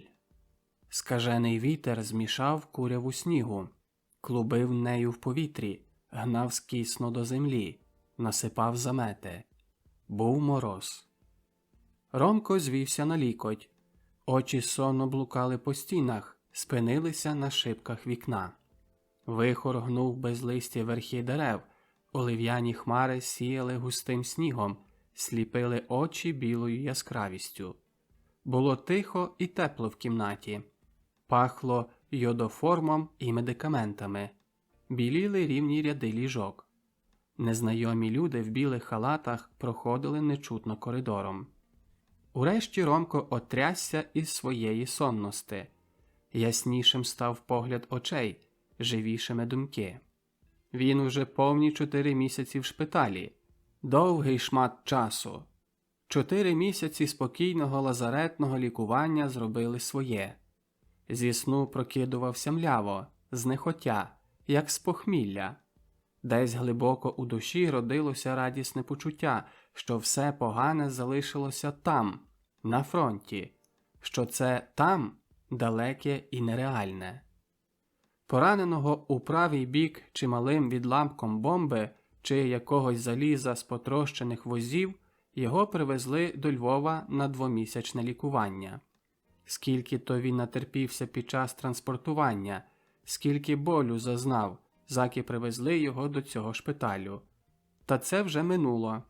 Лише час від часу різким болем нила в боці рана і пригадувала про дні терпінь. Мов у нагороду за ці страждання прийшла одного разу радісна несподіванка. Якось після 2 тижнів перебування у шпиталі попсувалося у його залі світло. Покликали шпитального електрика. Ромко, знесилений недавно перебутою операцією, був щасливий, що хоч на хвилину міг заплющити очі. Біль дошкульно докучав у боці. Раптом над головою до його вух долетів знайомий голос. «Юську! Юську! Що тебе болить? То я, Адась, не пізнаєш?» Роман помалу розплющив очі, наперед одне, а потім друге. Перша хвилина довжилася в безконечність, а потім поволі, майже шепотом уста промовили. «Мати рідна, це справді ти? Справді живеш?» У його голосі повно недовір'я і здивування. Рука непомітно торкається нахиленого над його ліжком Адася Круковського. «А що ж ти думав? Живу. Важко воно, важко, але...» Почувши дотик Ромкової руки, Адась додав. «Ти все той самий невірний Тома. Тебе і свята землиця не направить. Яким недовірливим Юсько був, таким і залишився». Після цього жартівливого привітання Ромко слабким голосом став засипати Адася питаннями. У свідомості віджили пам'ятні дні, а цікавість розпирала його. «Так, Юську», – спроквола почав Адась, – «я й не сподівався ще колись у житті побачити тебе, та й ще й в таких обставинах, як ось тепер. Того вечора, коли ми так обидва несподівано для нас розконспірувалися, я мав чергування у своєму відділі міліції. Десь близько полудня прийшов наш зв'язковий і після обміну кличками вручив мені пакет. Притому усно подав мені мою власну адресу. Я ні раз не здивувався, почувши від зв'язкового цю адресу. Від перших днів, коли ти прибув до мене, я мав тебе за одного із наших закордонників.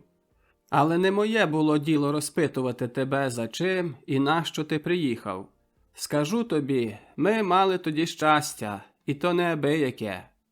Адась на хвилину замовк. Що сталося? Чому не договорюєш? Нетерпеливо запитав Ромко. Та нічого такого, зніяковівши, промовив Адась. Але ця справа з моїм арештом була не зовсім правдива. Пам'ятаєш, я прислав тоді до тебе Сережку? Мене забрали на допит у справі Тадзя. Довідалися, що він мій знайомий. Ти розумієш, якого я мав страху за себе і за тебе. Тому вирішив заграти вар'ята з тобою і вислав Сережку, щоб тебе з моєї квартири виполошив. Це свій хлоп. Не йшлося тоді лише про нас двох. Ти розумієш. Ромко усміхнувся і втомлено заплющив очі. Адась попрощався. Відтоді навідувався до Ромка майже щодня. Спершу, коли ще працював електротехніком у шпиталі, кожну вільну хвилину проводив біля Романа. Пізніше вступив до української міліції, і його відвідини стали коротшими. Але не було дня, щоб не загостив до нього. Приносив неоціненні новини про життя українців під новою Займанщиною. Це справді була нова Займанщина. Політика німців супроти народів, звільнених з-під большевицького ярма, була цілком ясна. Щораз жахливіші вісті про національний гніт і економічну експлуатацію приходили із зайнятих німцями областей України. Але, незважаючи на те, низи українського населення Львова, з яких походили і Ромко, і Адась, з невимовним захопленням слухали повідомлення ОКВ про нові перемоги німецької зброї на Сході. Примітка. ОКВ з німецької. Верховне командування Вермахту. Центральний елемент керівної структури Збройних сил Німеччини в період Другої світової війни. Там ішли завзяті бої, і день у день німецькі збройні з'єднання просувалися далі, вглиб ворожої території. Одночасно на Сході німці стрінулися з труднощами, яких не передбачали і на них не були як слід підготовані. Що далі фронт перекочувався на схід, то більші були труднощі з постачанням. Німецькі дивізії інколи робили 50-кілометрові марші за день по розлогих степах України у спеку і часто без води. Врешті прийшов листопад, і не бувало рання та справді сувора цього року зима. Сильні морози збільшили число жертв незабезпеченої зимовим одягом німецької армії. Втрати від морозу часом перевищували втрати в боях. Перші ознаки заламання німецьких збройних сил на сході Європи почалися в грудні, коли на здесятковані морозом німецькі армії, висунені далеко вперед, без достатнього постачання боєприпасами і харчами, вдарили свіжі большевицькі сибірські дивізії. У завзятих боях німці відступали з-під Москви, до якої на одному відтинку були всього у віддалі 30 кілометрів. Також на півдні постала загроза поразки цілого Південного фронту, коли частина німецьких армій опинилися в оточенні біля Таганрога. Лише скорий і рішучий удар німецьких змоторизованих частин, стягнених з Донецького фронту, зміг відкинути назад большевицькі частини, що наступали. Усі плановані німцями наступи, що мали на меті опанувати ще перед приходом зими важливі стратегічні осередки, заламалися, а большевицька контрофензива відкинула німецькі дивізії з-під Москви, Калініна і Скопіна на сотні кілометрів на захід. Примітка. Калінін. Зараз місто Тверь в Росії. З 1931 до 1990 року мало назву Калінін. Скопін. Місто у Рязанській області Росії. Ті всі вістки тривожили Ромка. Він не міг заспокоїти себе. Рідко коли писав його брат Євген, що тепер десь там на сході переживав цю страшну зиму і ці завзяті бої. Ромко ліниво ворухнувся на ліжку. Вже б час уставати, адже незадовго ранішня візита, а до того він сьогодні йде на свій перший вихід, і то в гостину до Адася. Адже сьогодні український святвечір. Прикро стало на душі в Ромка, коли згадав про це велике родинне свято. Куди ділася його рідня? Де це радісне і таке нетерпеливе очікування першої вечірньої зірки? Навіть його кохана Неля виходила саме по святах заміж за якогось там добродія. Цю звістку приніс Адась, що службово їздив до Перемишля, і на прохання Романа навідався до панства Сухоцьких. Дістав листа і від Нелі, що в обширних словах хотіла вияснити йому цей свій крок. Це був для нього все-таки болючий удар. Ромко прокинувся зі своїх думок. Знову щось занило біля серця. Та що ж? Долі конем не об'їдеш. Треба життя сприймати таким, як воно є, пригадав собі Нелині слова і рвучко встав з ліжка. Був уже найвищий час, бо медсестра принесла сніданок, а він, як один із виздоровців, повинен був помагати при розношуванні серед важкопоранених. Час від раннього лікарського обходу до обіду минув швидко, і Ромко вже близько 2:00 пополудні був готовий до виходу. Відпустку випросив на 24 години, кажучи, що йде до своїх рідних. Труднощів ніхто йому з цього приводу не робив. Усі знали, що він у своєму родинному місті. Одягнувся у новісінький, тільки що виданий однострій, купив у шпитальній крамниці 2 пляшки горілки і вийшов на вулицю. На дворі було морозно. Сильний вітер засипував очі гострим, мов колючки, снігом. Мороз щипав кінчики вух, носа, наливав рум'янцем щоки. Ромко жваво проходив засипаним снігом пішоходом, хоч у голові чув шум і якісь дивні чорні цяточки михтіли в очах. Він уже так давно не виходив на двір. Закурив цигарку і почув, що стало йому веселіше. Рідко кого зустрічав на вулицях, хоч пора була обідня. Львів'яни поховалися, відстудені по домах. Навіть крикливі продавці цигарок та чистильники взуття позникали.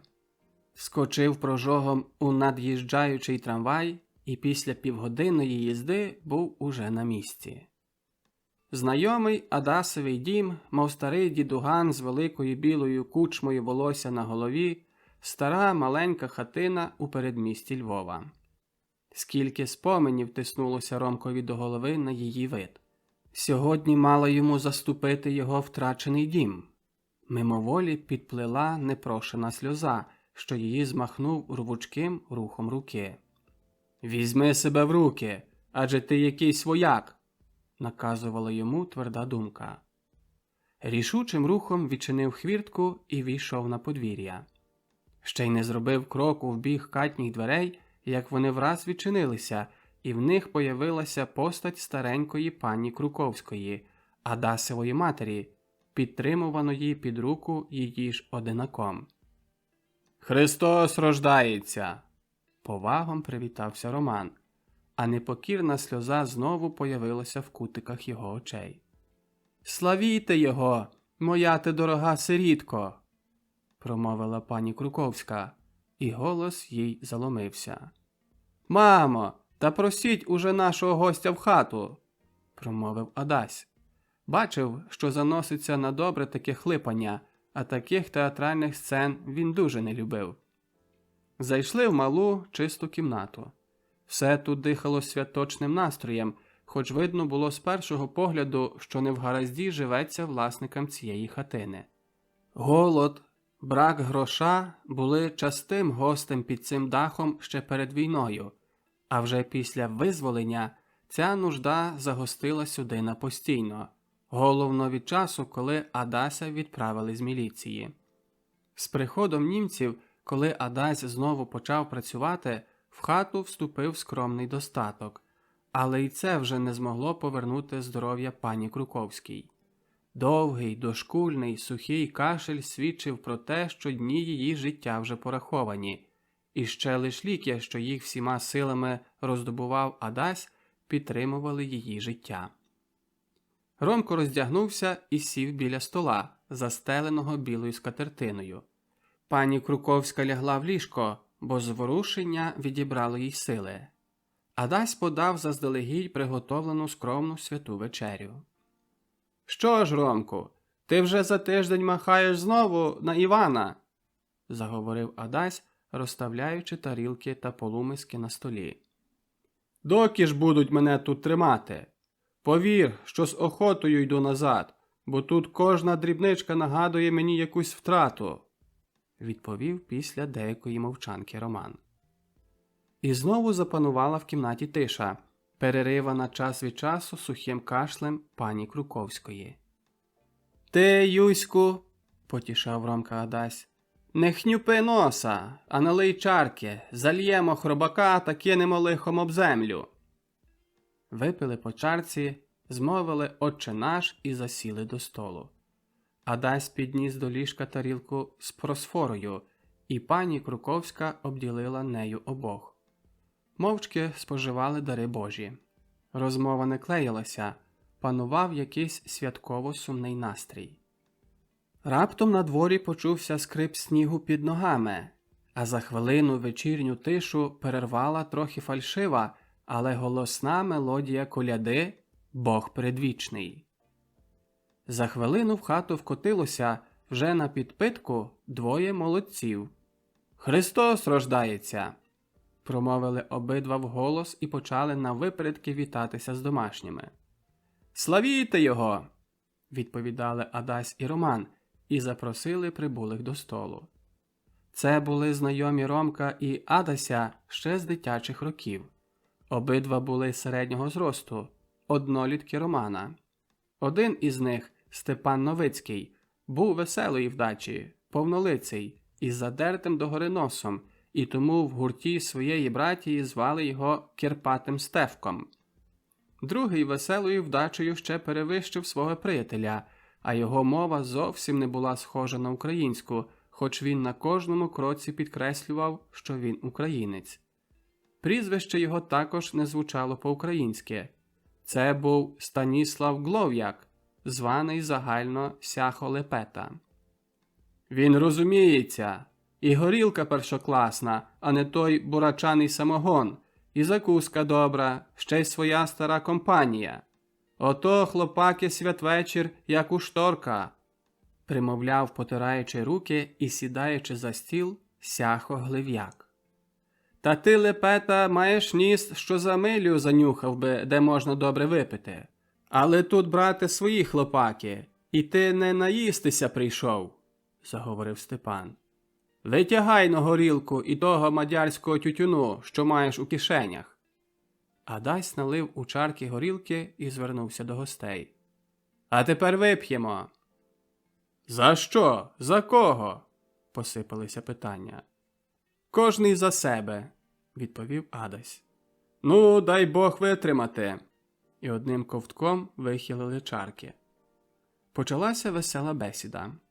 Стефко і Сяхо заливали собі хробака, розказуючи при цьому різні байки.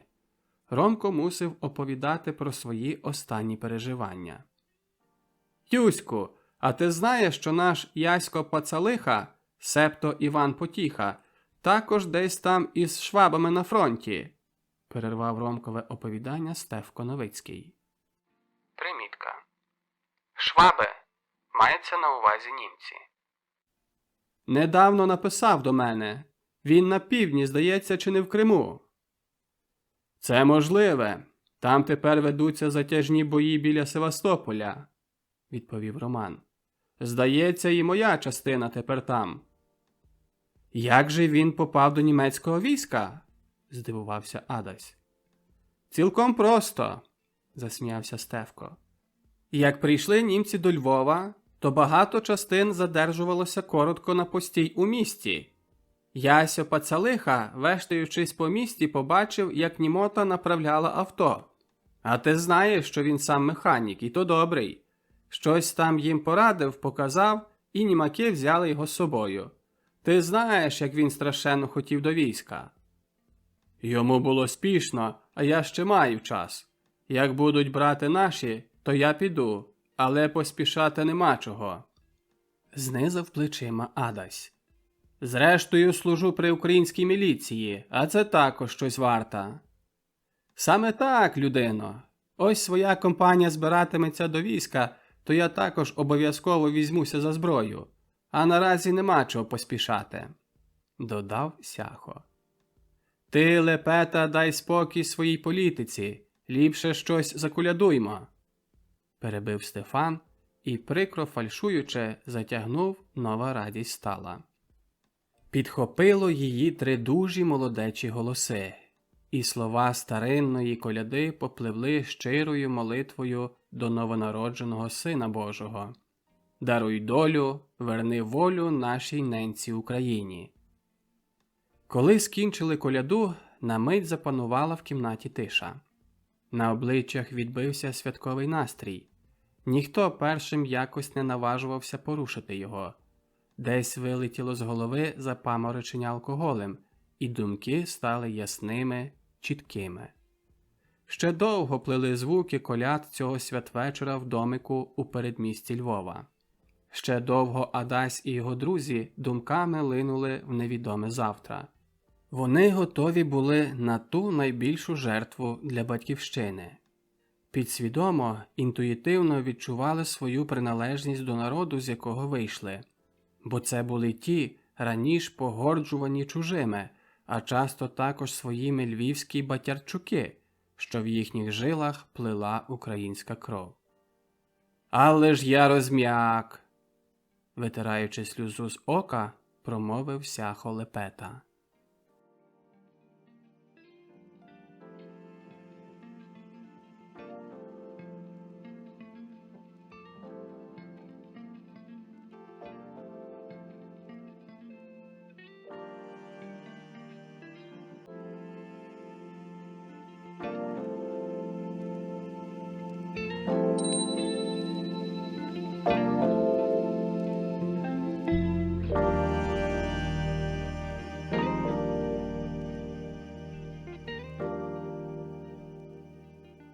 Розділ 17. Велику гризоту мав Грицько Бугай із Сонячної вулиці у Львові. Йшлося про його прізвище. На перший погляд, це справа ніби дрібна, незамітна, але скільки-то разів серце йому сповнювалося образою на власну долю. Тим більше, що крім того смішного прізвища був ще й безбатченком. Ровесники не кликали його інакше, як Грицько Бугай, а при суперечках або в гніві каменем падали на нього ще й прізвиська Гайдамацький байстрюк, Найдух. Не раз прибігав з плачем до маленької кімнати в сутеренах великого гамірливого будинку, що смердів брудом і гниллю при вулиці Сонячній, 28, де його мати була сторожихою. Мати, як уміла, потішала свого одинака-любимця. Вона, може, більше, ніж він, переживала цю кривду своєї дитини, до якої сама колись причинилася. На ціле життя залишилася їй у душі незагоєна рана після того, як той, з ким вона снувала думки про спільне краще майбутнє, відійшов у пам'ятний листопад 1918 року, щоб більше не вернутися. Роки минали. Грицько закінчив 7 кляс народної школи. Спершу ходив до школи імені князя Данила при вулиці Жовківській, а останні кляси вчився у школі імені Шашкевича. Мати ні за що не хотіла посилати його до польської державної школи, воліючи платити кілька злотих місячно, щоб її любимець був таким, як батько. Сама належала до братства при церкві Святого Миколая, і сором був би перед людьми, якщо б її одинак, виховуючися в чужому середовищі, відрікся від батьківської віри. Примітка. Церква Святого Миколая. Чинна церква Православної церкви України. Пам'ятка архітектури національного значення. Традиційно вважається одним із найдавніших храмів Львова. Знаходиться під горою Будельницею на вулиці Богдана Хмельницького, 28Г. Колишній Волинський тракт. Рідна школа великою мірою вплинула на те, що Грицько зрозумів, чому він залишився без батька. У душі він гордився тепер цим своїм незнаним, а таким дорогим, рідним батьком.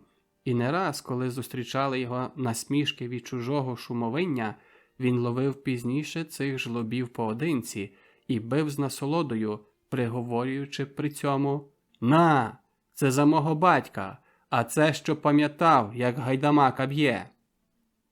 Одного разу при нагоді такої бійки він познайомився з Ясем Потіхою. «Дай руку, відважний хлопаку», – промовив до нього Потіха, простягаючи свою. Привіталися. Гриць з цікавістю приглядався незнайомому. Потіха був низького зросту і худорлявий. Може, був на рік-два старший за нього. Мав сірі очі, якось дивно примружені, а в них таївся такий дивний блиск, що краще було не дивитися. Як це Гриць пізніше запримітив, Ясю любив жартувати та часто сміятися, але робив це лише мімікою. Очі завжди були холодні. Усміх виглядав, як гримаса. Відтоді Гриць заприязнився з цим дивним юнаком. Минали роки. Гриць і Ясю повиростали вже на парубків. Хоч як довго дружили, Грицько ніяк не міг довідатися про минуле свого щирого приятеля.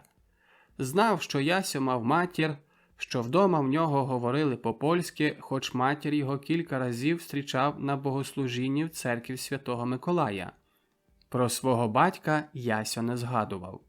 Говорили між собою по-польськи, хоча Ясю кілька разів підкреслював, що він теж русин. Примітка. Русин. Мається на увазі українець. Грицько, закінчивши школу, термінував у шефського майстра, де й згодом залишився працювати як челядник. Яся працював механіком в автогаражі при вулиці Кохановського. Примітка. Вулиця Кохановського – це сучасна вулиця Костя Левицького. Часто розмовляли на різні теми. Ясьо, може, найбільше цікавився історією України, що її у вільні хвилини буднього дня або неділі прочитував йому Грицько. Так прожили друзі до пам'ятних вересневих днів 1939 року. Без ентузіазму прийняли визволення, принесене старшим братом зі Сходу. Та не довелося їм разом пережити 22-місячну большевицьку окупацію. Восени 1940 року відбувся перший набір до Червоної армії, і тоді пішов також Грицько Бугай. Не уявляли собі раніше, яку зустріч, несподівану зустріч, зготовить їм доля незабаром. Розділ 18. Зима з 1941 на 1942 рік була чи не найлютіша за останні 10 років.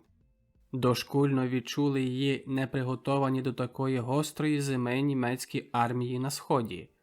Як марево, зависла над ними картина поразки Наполеона сперед 130 років.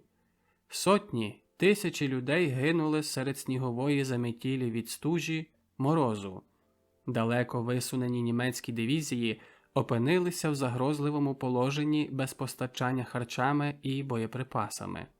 Замерзла в холодильницях моторів вода. стояли сотні, тисячі унерухомлених морозом танків, автомашин, гармат. Воліклися на захід німецькі з'єднання, що відступали. Щораз шарпали їх новоприбулі із Сибіру добірні совєтські далекосхідні дивізії. Завзяті бої велися вздовж розтягнутого на 2000 кілометрів фронту на сході Європи. Як оточений зграєю злющих собак ведмідь, відгризалися німецькі частини від несподіваних наскоків большевицьких з'єднань. Незважаючи на зручні маневри головної квартири командування німецьких армій, не вдалося запобігти на різних відтинках Східного фронту трагічним ситуаціям. Така постала теж на південному відтинку Східного фронту в половині грудня 1941 року між Харковом та Азовським морем на так званому Донецькому фронті.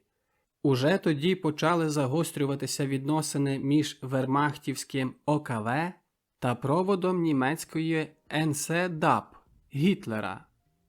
Примітка. НСДАП – Націонал-соціалістична робітнича партія Німеччини. Починаючи з 1933 і до 1945 року єдина керівна партія Німеччини. Есесівські фронтові дивізії під командуванням головного шефа есесів Генріха Гіммлера нехтували наказами ОКВ та провадили свої бойові дії цілком самостійно.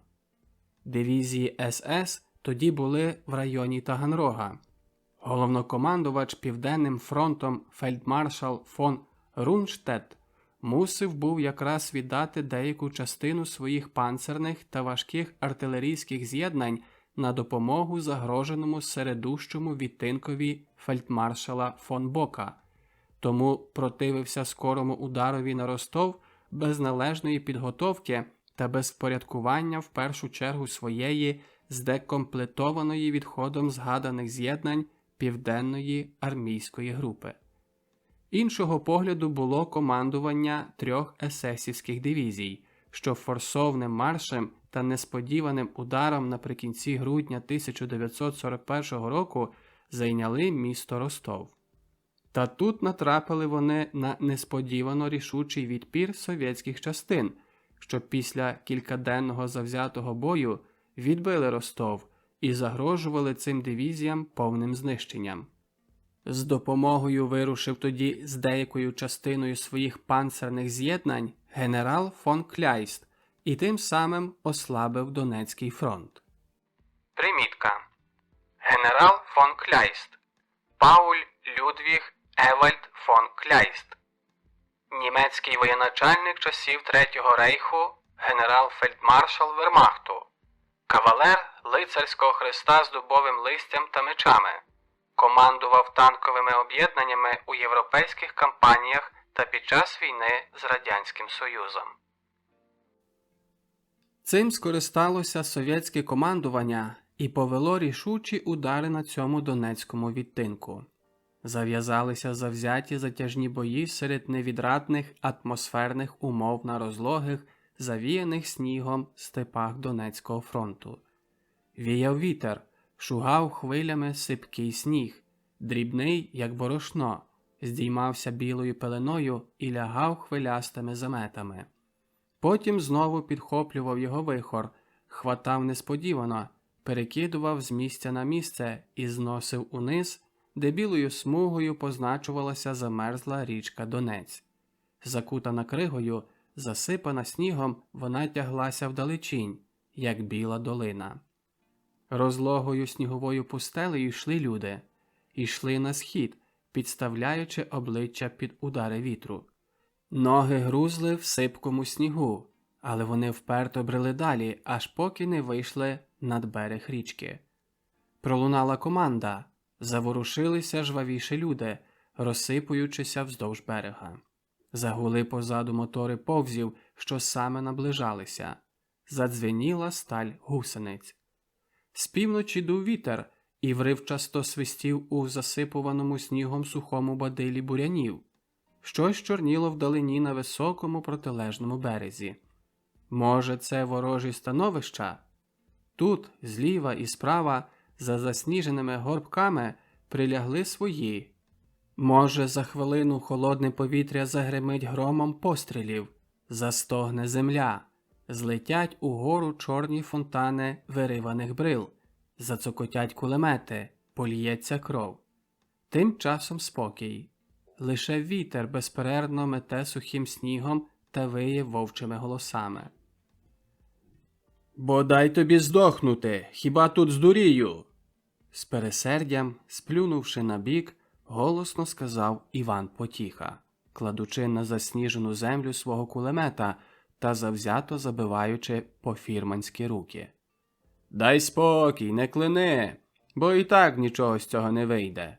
Добре, що така заметіль, то Іван не рішиться на якусь поважнішу акцію», заспокоював Яся Грицько-Бугай. Обоє тепер служили в одній німецькій піхотній дивізії на Східному фронті. Іван Потіха з приходом німців до Львова пішов добровільно до німецького війська. Деякий час був при таборі, куди його приділив сотенний оберлейтенант Ганс Оберлендер. Це йому поміг Ясьо при направі його «Фольксвагена». Помалу під час довгих маршів на схід у важких боях Ясьо зжився з новим довкіллям та був ним задоволений. Згодом одержав німецький мундир, запопадливо вивчав зброю, а то й ходив при постоях на муштру так, що за кілька місяців став уже справжнім вояком. Хоч яка нелегка вояцька служба, але Ясьо полюбив її. Його весела вдача притягувала до нього друзів. Йоган Потіка, як німці звали Яся, почувався між ними непогано, хоча ще не зовсім добре володів німецькою мовою. Пошану і респект здобув собі Ясьо Потіха серед німців біля Знам'янки влітку 1941 року, коли віз автом свого тодішнього зверхника оберлейтенанта Ганса Оберлендера і врятував його пораненого від неминучої смерти або від большевицького полону, що тоді був рівнозначним смерти. Він радо оповідав про те Грицеві Бугаєві та з гордістю показував на груди, де на вилинялій уніформі пишалася червоно-чорна біла стьожка залізного хреста другої кляси. Новий командир сотні, лейтенант Фрідріх Шольц, був з тих людей, що для них війна давно вже стала звичною справою. Сам гамбуржець, енергійний, наполегливий, жив тільки війною. І може тому, що це був старий фронтовик, хоч молодий віком, може тому, що розумів, що кожний фронтовик щодня зустрічається віч-навіч зі смертю та пізнає справжню ціну життя. Він особливо любив тих, що вміли виявити свій змисл товариськости супроти своїх друзів на передовій лінії. До таких передовсім відносив Йогана Потіку та ставив як приклад іншим. Кільканадцять днів пізніше в одному бою взято в полон нову партію червоноармійців, і між ними Ясьо Потіха, що виконував час до часу функцію перекладача, пізнав свого щирого приятеля Грицька Бугая. На його прохання, щоб Грицька залишено при сотні, лейтенант Шольц радо погодився. Від того часу Ясьо і Грицько ділили долю і недолю у фронтовій частині одного полку піхотної дивізії. Були в першому курені другої сотні. Ясьо при командирі сотні за водія авта, а Грицько при сутенній кухні. Велика радість і одушевлення огорнули їх, коли в перших же днях після цієї незвичайної зустрічі переходили під бомбами ворожих літаків легендами оповиту ріку Дніпро-Славуту. Не могли налюбуватися цією грізною і величною українською рікою.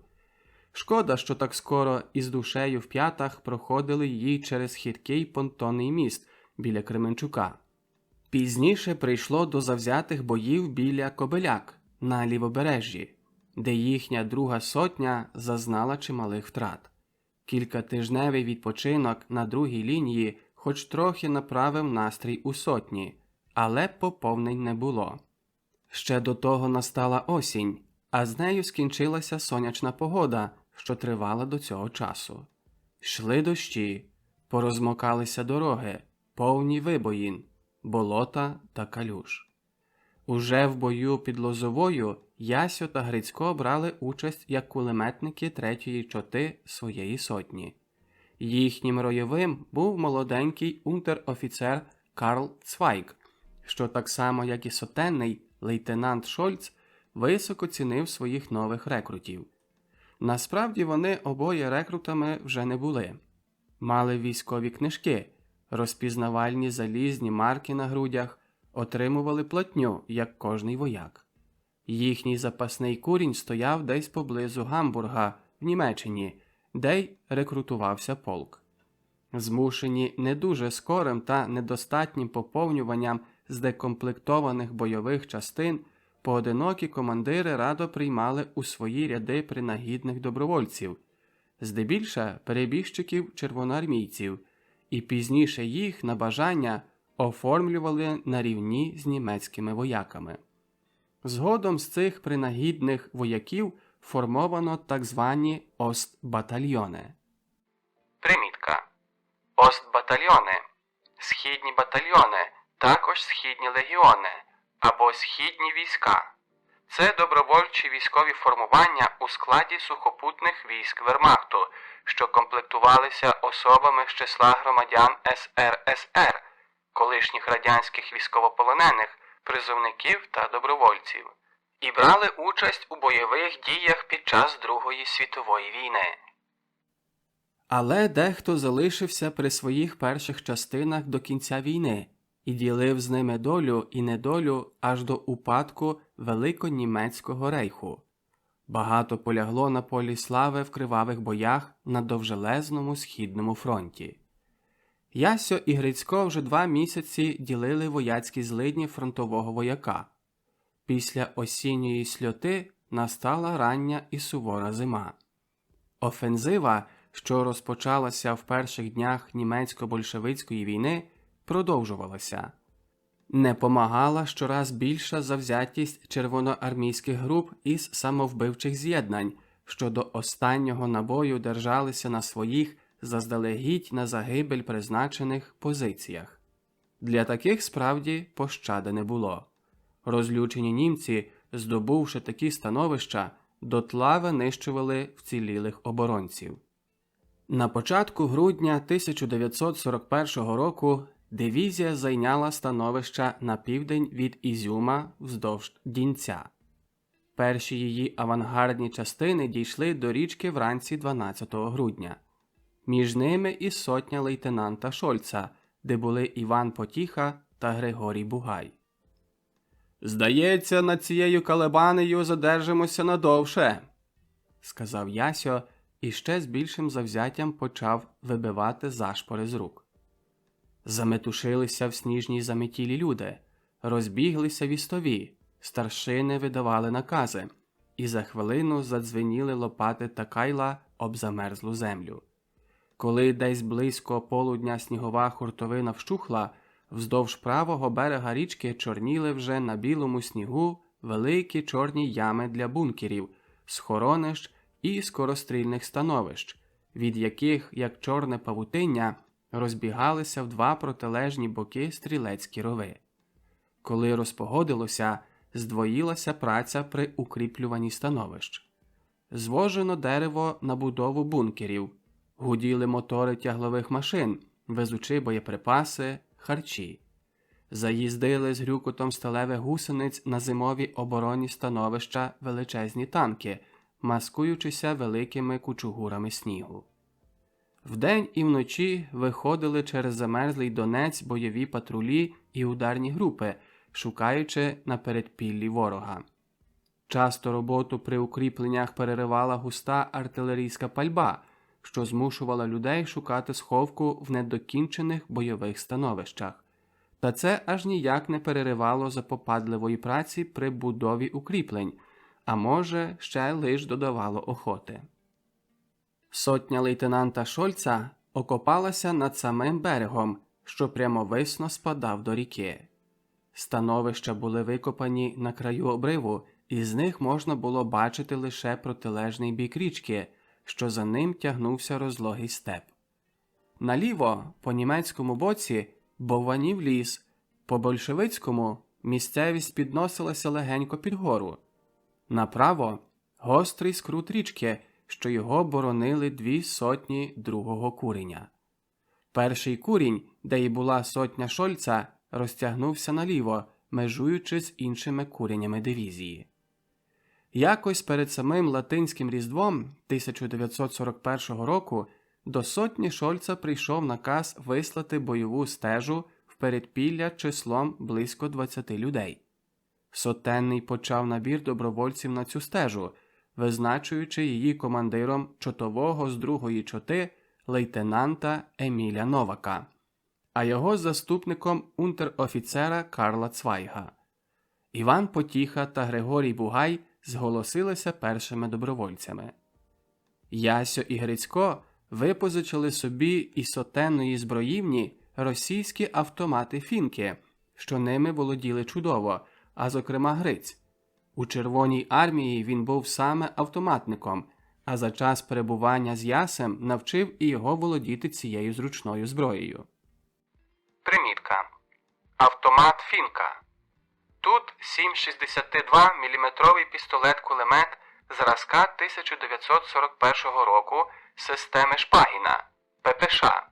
Це радянський пістолет-кулемет, розроблений в 1940 році конструктором Шпагіним під набій 7,62 на 25 мм і прийнятий на озброєння Червоної армії 21 грудня 1940 року. Вирушили в дорогу негайно після того, як землю сповив сумерк. Була легка метелиця. Це сприяло їхній виправі. Річку перейшли по солом'яних матах, які що кілька кроків ставили перед собою. Розтягнулися в довгий ряд, щоб надто не обтяжувати замерзлу поверхню річки. Кожен був легко одягнений і ніс чималий запас амуніції для ручної зброї та по кілька ручних гранат у хлібнику і за поясом. Поверх плащів мали білі халати, а шоломи заздалегідь помалювали білою фарбою. Перейшли річку і рушили в дальшу дорогу голим степом, що легко підносився вгору. Метелиця, що супроводила їх при переході річки, тепер щораз більше посилювалася, щоб незабаром перемінитися в справжню хуртовину і замінити весь терен в суцільне море снігу. В одному місці стежа задержалася. Вояки збилися докупи. Стараючися перекричати виття вітру, унтер-офіцер Цвайк запитався командира, чи не краще було б завернути. Відповідь була відмовна. «Наша стежа», – кричав командир у відповідь, – «має за завдання пройти вглиб ворожої території аж до місцевості, що на бапі віддалено від наших становищ яких 10 кілометрів. Досі ні одна стежа на цьому відтинку не заходила на таку віддаль. Ми мусимо дійти до цілі. Такий наказ». Стежа рушила далі. Попереду йшов провідник та 2 вояків, які щораз змінювалися, тому що першому найтрудніше було бродити в снігу. По якомусь часі хуртовина перемінилася у справжній ураган. Діялося щось несамовите. Вітер зривав сніг з величезних просторів і підіймав його кудись високо вгору, а втомлені, осліплені вояки йшли по голій замерзлій землі, ковзалися, падали. Не можна було зробити ні одного певного кроку. За кілька хвилин ураган кидав їм на голови всю ту масу снігу, що нею крутив був у повітрі, часами присипав їх по саму шию цією рухливою масою. Задержувалися і відпочивали. Потім повільно, крок за кроком, ішли далі. Ураган немовби завзявся не допустити їх до мети, то знову нагло починав пхати їх ззаду, ніби помагаючи їм у поході. І свистом, і хихотом штовхав їх сильно, сильніше, щораз сильніше, щоб потім в одну мить ущухнути. Тоді вояки, не сподіваючися цієї зміни, падали, зігнувшись у сніг. Так на кільканадцять секунд він причаювався, а коли вони підіймалися, щоб іти вперед, він одним наглим ударом спереду примушував їх затримуватися. По хвилині, нахиляючись допереду, пробували йти далі і широко розмахували руками, щоб зберегти рівновагу. Виглядало, ніби плавали у великому білому вирі. Тоді вихор мчав угору, і вони знову падали на землю, облиті потом, ледве переводячи віддих. Сідали в снігу. Вихор гуляв угорі.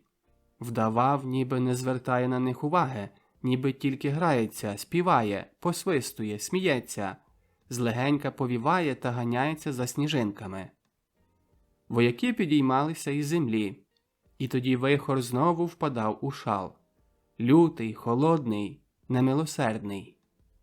Перші удари спрямовував їм в очі, бив цілою навалою снігу. Вояки похиляли голови. Скажений, лютий, збирав увесь сніг з кілометрового простору і кидав їм на голови. Оглушував їх і осліплював. Захлистувалися дрібним, зимним, гострим сніговим пухом. Напотемки віднадходили одні одних, і щораз, западаючися по груди в снігу, сходили вниз лагідним узгір'ям. Вихор знову замовк. Ця тиша була зловісна. Не помилилися. Невідомо, звідки цей удар. Кількасот тонн снігу впало на голови вояків. Не було часу навіть прилягти. Знову другий удар. Знову гори снігу валилися на них. І знову наступав сильний подув і знову удар. І так раз за разом, удар за ударом. Яся йшов на самому кінці цього томливого походу. Йшов із приплющеними очима, час від часу розжмурюючи їх, щоб побачити свого попередника – Грицька. Голову схилив донизу. На грудях теліпалася перевішена на шиї фінка. Руками вимахував, мов крилами. Ішов хитким кроком, падав, як кожний, ковзався, тонув у сніжних заметах, але таки просувався вперед, використовуючи кожну нагоду, щоб зробити хоч кільканадцять кроків. Що якийсь час задержувався, щоб набрати віддиху, а потім знову йшов. Як довго йшли, то Ясьо не запримітив. Піт лився струмочками з-під шолома по обличчі. Від пронизливого морозного вітру обличчя пашіло вогнем. Забули про всяку обережність. Чи блукали? Вже кілька разів лейтенант Новак міняв напрямок маршу. Повинні бути вже давно на місці. Нарешті війшли в якийсь ліс. Видно, що провідник стежі віднайшов правильний напрямок, бо вояки жваво рушили вперед. Тепер можна було йти скоріше. Та недовго, бо ліс скінчився і знову ошалілий ураган снігу вдарив по вояках. Не йшли, а просто продиралися. Вітер гудів, стогнав, завивав, свистав, реготав. Рвав на них білі маскувальні халати, кидав перед ними шарами снігу, мов білою великою скатертиною. Аж як темінь ночі почала набирати сірої барви, враз забованіли перед ними обриси якоїсь довжелезної будівлі. Ще декілька кроків, і стежа опинилася перед великим колгоспним амбаром, що їх стільки по всій Україні. Увесь засипаний снігом стояв упоперек їхньої дороги. Розділилися на дві частини, шукаючи входу до середини. Половина стежі, де були Ясьо і Грицько, підійшла попід стіною шопи до її рогу. За рогом знову зустріла їх хвиля снігу і вихру. Схилившися, підлізли під величезні двері амбара. Хвилину прислухалися, а потім унтер-офіцер Цвайк шарпнув дошки брами, що відставали. Спорохнявіле дерево легко подалося. Прислухалися. Нічого, лише свист вітру. По одному вповзли до середини. Було затишно, приємно. По хвилині надійшла друга половина, що обійшла амбар довкола. Люди з полегшою відітхнули, були щасливі, що знайшли тихе місце. Хтось блиснув лямпочкою, але суворий голос командира стежі привів усіх до порядку. Перешукали цілий амбар, повен збіжжя та соломи. Визначивши стійкових, командир стежі наказав решті вояків відпочивати. Високо вгорі, на величезній купі вимолоченої соломи, в мокрім одязі полягали щільно один біля одного. Стійкові щогодини мали змінюватися. На Яся і Грицька припала стійка аж коло полудня, тож, зарившись глибоко в солому, поснули, мов забиті. Те саме зробили інші. На дворі почало світати. Снігова метелиця помалу вщухала. Сильне, настирливе шарпання за плече збудило Яся зі сну. Встав, поправив на собі спорядження, зарядив автомата. Збудив Грицька. «Вставай! Наша черга!» сказав і сунувся по соломі вниз. Біля дверей сторожив стійковий. Ясю змінив його. В амбарі панував присмерк. Крізь щілини поміж дошками проблискувало денне світло. На дворі було тихо. На сніжному полі іскрилося сонце. Десь не дуже далеко почувся гамір і гудіння моторів. Ясьо прислухався. «Іван Комт!» Примітка. Німецькою. Івани йдуть. сказав попередній стійковий. «Можеш побачити, он там драбина, а тут далековид», додав, видряпуючися на леговище. За хвилину надійшов ще сонний Грицько. Ясьо виліз по драбині під дах, де поміж дошками був малий отвір. Притулив обличчя до щілини і побачив ген далеко перед собою обриси завіяних снігом будинків, поміж якими навіть голим оком можна було розпізнати чорні цяточки людей. Звідси нісся гул моторів та лоскіт сталевих гусениць по замерзлій землі. Видно, що під фронт під'їжджали свіжі частини. «Що нового?» – почулося знизу. Це лейтенант Новак прокинувся і зсунувся з леговища. Інші вояки теж проснулися. Ясьо зліз з драбини, а його місце зайняв лейтенант Новак. «Йоган! Повна готовність! Івани йдуть!» Почувся з драбини голос Новака, і сам він почав скоро злізати вниз.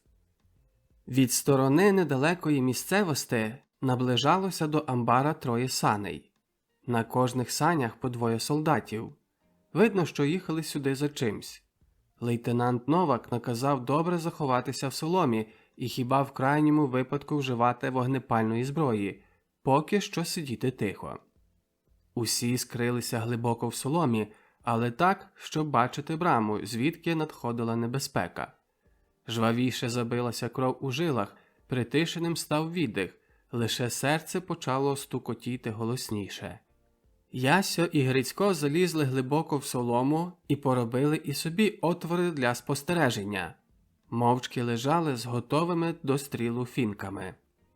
По якомусь часі почулося кінське форкання та приглушений цокіт копит, а потім голосне «Пррррр! Агов!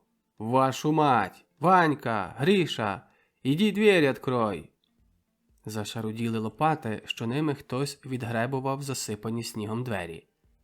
Яскраве денне світло вдерлося крізь навстіж відчинену браму і залило середину амбара. 20 пар очей з-під куп соломи напружено слідкували за рухами 6 постатей, одягнених у сірі шинелі. Ті не відчували на собі цих поглядів і вели себе зовсім свобідно. І тут сталося щось неймовірне.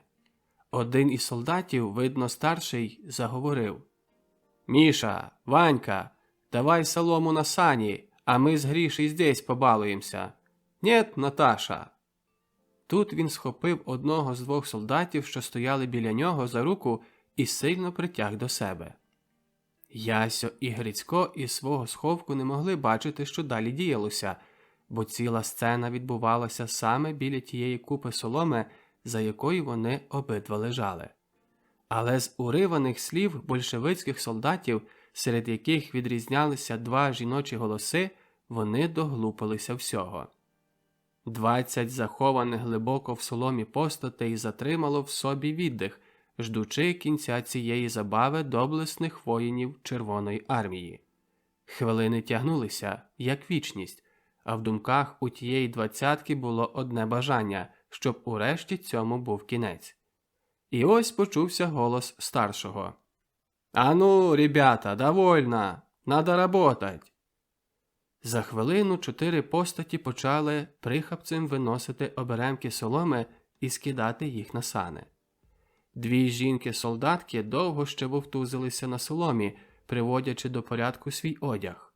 Час від часу в їхню сторону падали сороміцькі вигуки і насмішки. Врешті сани були наладовані, і солдати з вигуками та сміхом від'їхали, лишаючи двері амбара незачиненими. Ще хвилину панувала всередині амбара тиша. Її перервав лейтенант Новак, вилізаючи зі своєї криївки. Не вспів він і до половини тіла висунутися із соломи, як з надвору знову почувся тупіт кінських копит і людські голоси. З прокльонами, сміхом і лайкою прибула нова партія. Кілька солдатів увійшло до амбара, а, завваживши в соломі лейтенанта Новака, подумали, що це хтось із попередньої команди, і один з них крикнув: «Що ти? Опоздав?» Нагло станули, як укопані, коли з усіх усюд з-під куп соломи повилазили німецькі вояки з націленими, готовими до стрілу рушницями. «Хенде хох!» Примітка. Німецькою. Руки вгору.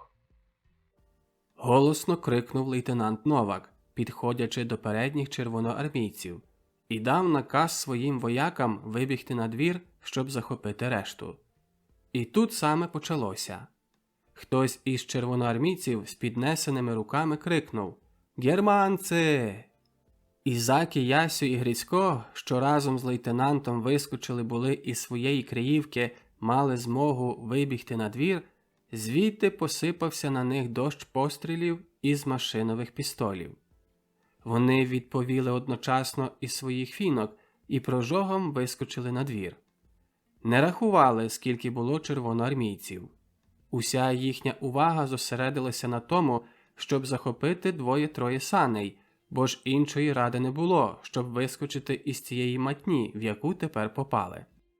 Напевно, так думала більшість вояків їхньої стежі, бо до них долучилося ще кілька, а унтер-офіцер Цвайк першим доскочив до саней, і заки візник зорієнтувався, короткою чергою машинового пістоля послав його на гіммель-командо. Примітка. Гіммель-командо мається на увазі важкопоранені або загиблі. Це була велика група для заготівлі соломи, бо саней було, може, з 20. Вояки стежі без наказів, без зайвої метушні, наче б усіма заволоділа одна думка, вискочили на 4 крайніх саней, не забувши потягти із собою тих кількох червоноармійців, що першими ввійшли до шопи. Рвонули наполохані пострілами коні, розбіглися у 2 сторони сани з людьми, мов зграя птахів, атакована хижим яструбом. Стежа із своєю добиччю під проводом лейтенанта Новака щосили прямувала на північний захід, де вдалині майорів ліс. Зате порожні сани, на яких сиділо по 2-3 червоноармійців, розсипалися по степу, а їхні наполохані пострілами коні мчали, мов вихор, у бік села. Десь у половині дороги до лісу Ясьо, лежачи на дні саней поруч з Грицьком, побачив, як із села вискочило кількадесят верхівців та саней. «Напевно, погоня», – мигнуло йому в голові. Коні гнали, мов навіжені. З-під копит летів густо замерзлий сніг. Легко пливли по замерзлому снігу сани. З коней бухала клубами пара. У вухах свистів вітер. Врешті спасений ліс. Легше відітхнули. Коні трохи сповільнили біг. Загомоніли на санях люди. Їхали краєм лісу, прямуючи тепер просто на захід. Десь удалині терен підносився легко вгору. Яке ж було їхнє здивування, коли після півгодинної скорої їзди виїхали наверх цього узгір'я і побачили в долині річку Донець, а за нею німецькі становища, звідки на їх вид почулися короткі черги кулеметів. Вистрілено умовлений знак – зелену ракету. Ще якийсь час і 4 наповнених вояками саней переїхали з замерзлий Донець, минаючи здивованих стійкових. Ще того самого вечора стежа вернулася до своєї частини, все-таки не виконавши свого завдання. За цілу ніч, як виявилося, вони пройшли всього-навсього 7 кілометрів. Із свідчень полонених червоноармійців довідалися тільки, що цей відтинок фронту займають свіжі дивізії з глибини Совєтського Союзу. Тому і загоріла тепер праця вздовж лінії Дінця. Розділ 19. Найважливіша річ – вкопатися, втиснутися в надро землі якнайглибше, заритися під її святе, охоронне покриття, обложитися штучними і природними заборолами. Працювали із запалом, з посвятою без перерви, мов у гарячці. Вогневі нащупування ворожої артилерії були короткі, нерегулярні, але все ж дошкульні. З дверей, з дощок і з долівки порозбиваних нечисленних у цих околицях хат, з потрощених бортів автомашин, а то й із скриньок від артилерійських набоїв будували примітивні леговища всередині глибоко вкопаних в землю бункерів. Пилка, сокира, лопата і кайло – ця дефензивна зброя вояка скоро змінила вигляд місцевості, зробила її схожою на крутовиння. Постало підземне селище озброєних до зубів людей. Метушня не вгавала навіть уночі. Свідомість, що незабаром почнеться, тяготіла на відділах. Приготовлялися сотні курені полки. Гармати, ешельовані, побатарейно втерені і зручно масковані, грозили жерлами своїх дул. Гранатомети були оточені стиртами амуніції. Дрімали по амуніційних долах гори гарматних набоїв. Рушниці, автомати, ручні кулемети, особиста зброя вояка зберігались у стоянках підземних бункерів, відпочивали як театральні реквізити перед прем'єрою. І справді, настрій був такий, як перед великим театральним видовищем. У затишному місці, на дні якогось яру, поблизу головного санітарного пункту, притулився притрушений снігом чималий цвинтар. Малі могилки замерзлої землі, під якою доволі плитко спали вічним сном полеглі. Дерев'яні хрестики із дощинок від амуніційних скринь з написами чорною фарбою. На цих хрестиках тут і там коливаються під подувом вітру прострелені сталеві шоломи. На землю падала ніч. У полках, куренях, сотнях, чотах вирушали на становище нічні подвоєні стійки. Вояки, визначені на стійкових, упорядковували своє спорядження. Ясьо та Грицько також приготовлялися на цілонічну стійку. Вони тепер так подружились, що унтер-офіцер Цвайх, їхній группенфюрер, не розлучав їх ніколи і висилав обох разом. Примітка. Группенфюрер.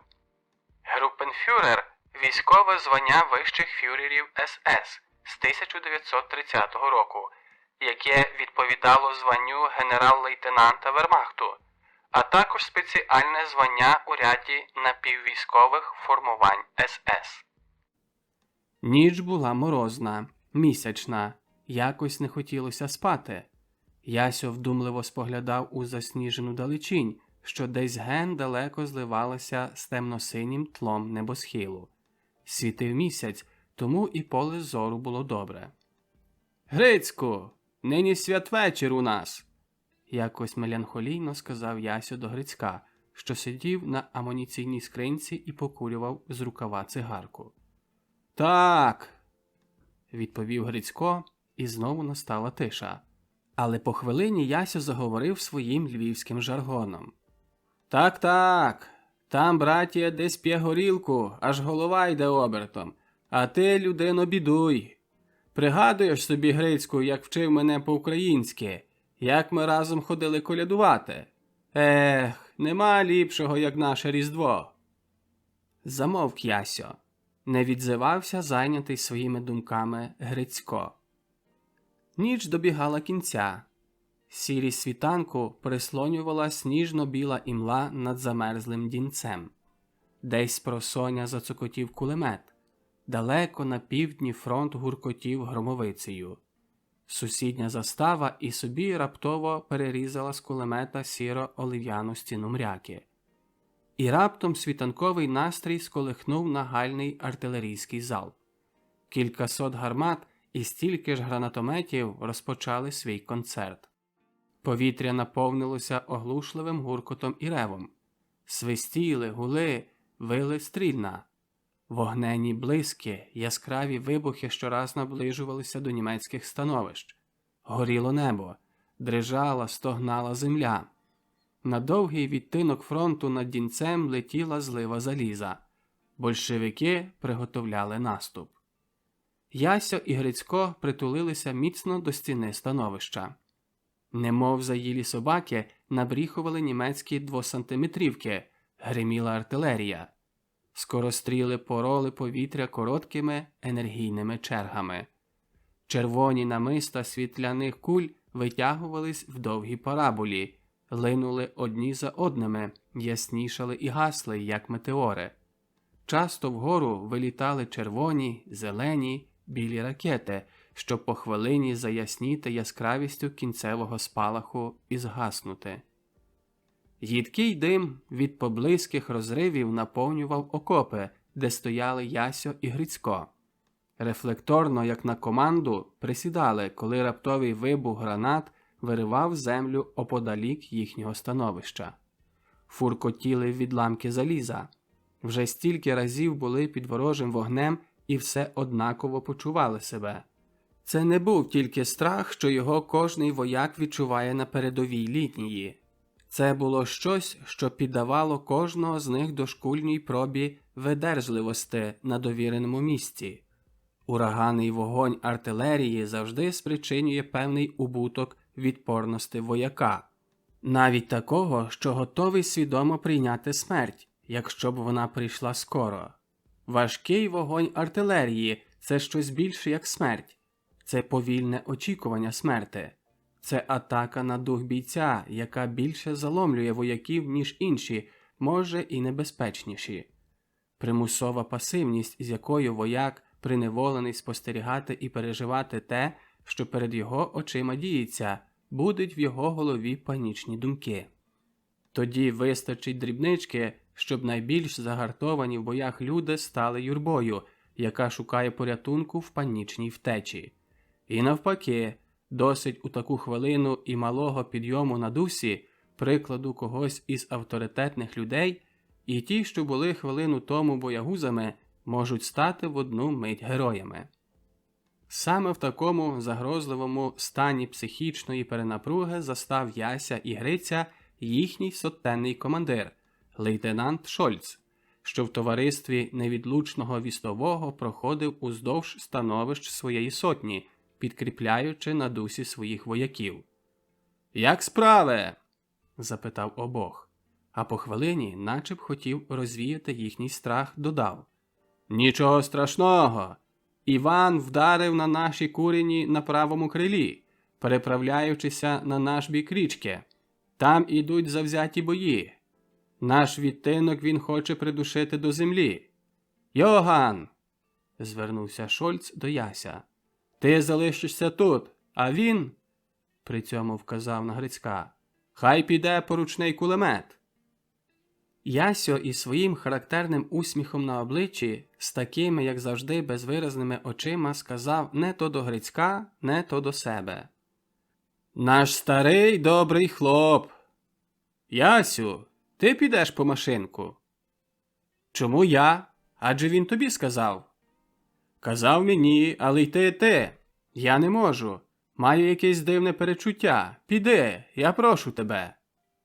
Ясьо трохи з обуренням, а трохи із співчуттям відрубав йому.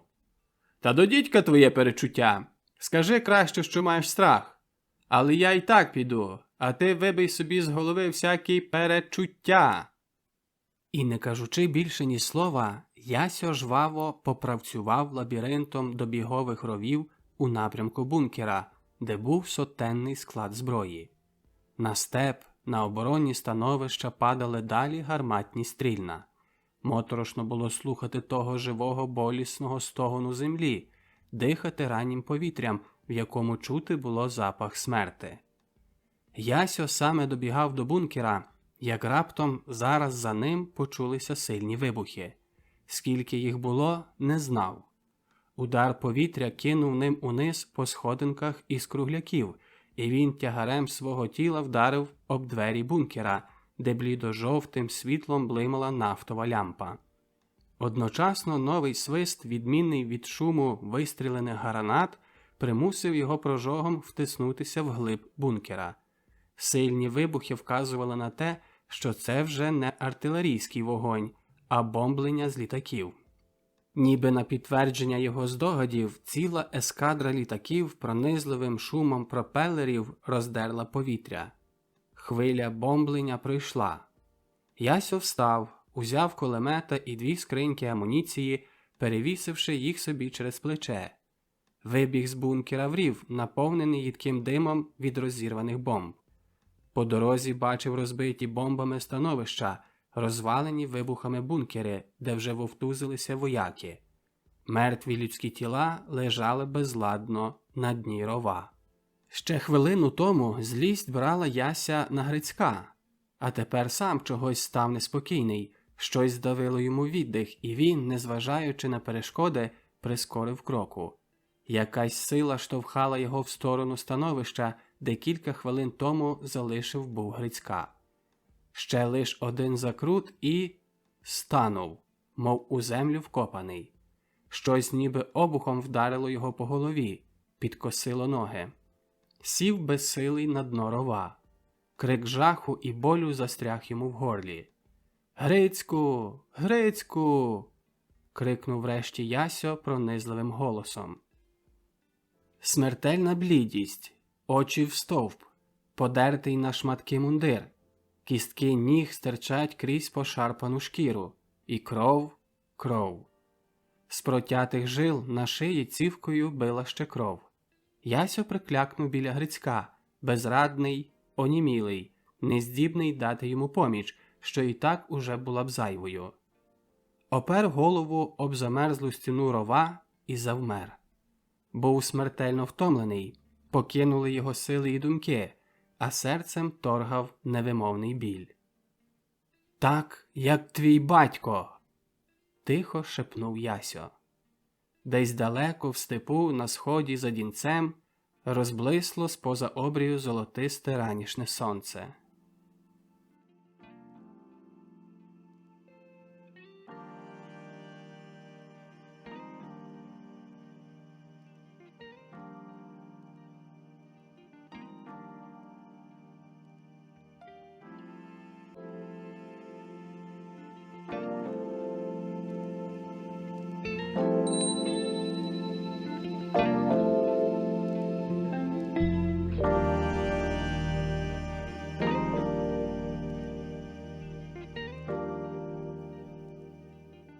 Розділ 20.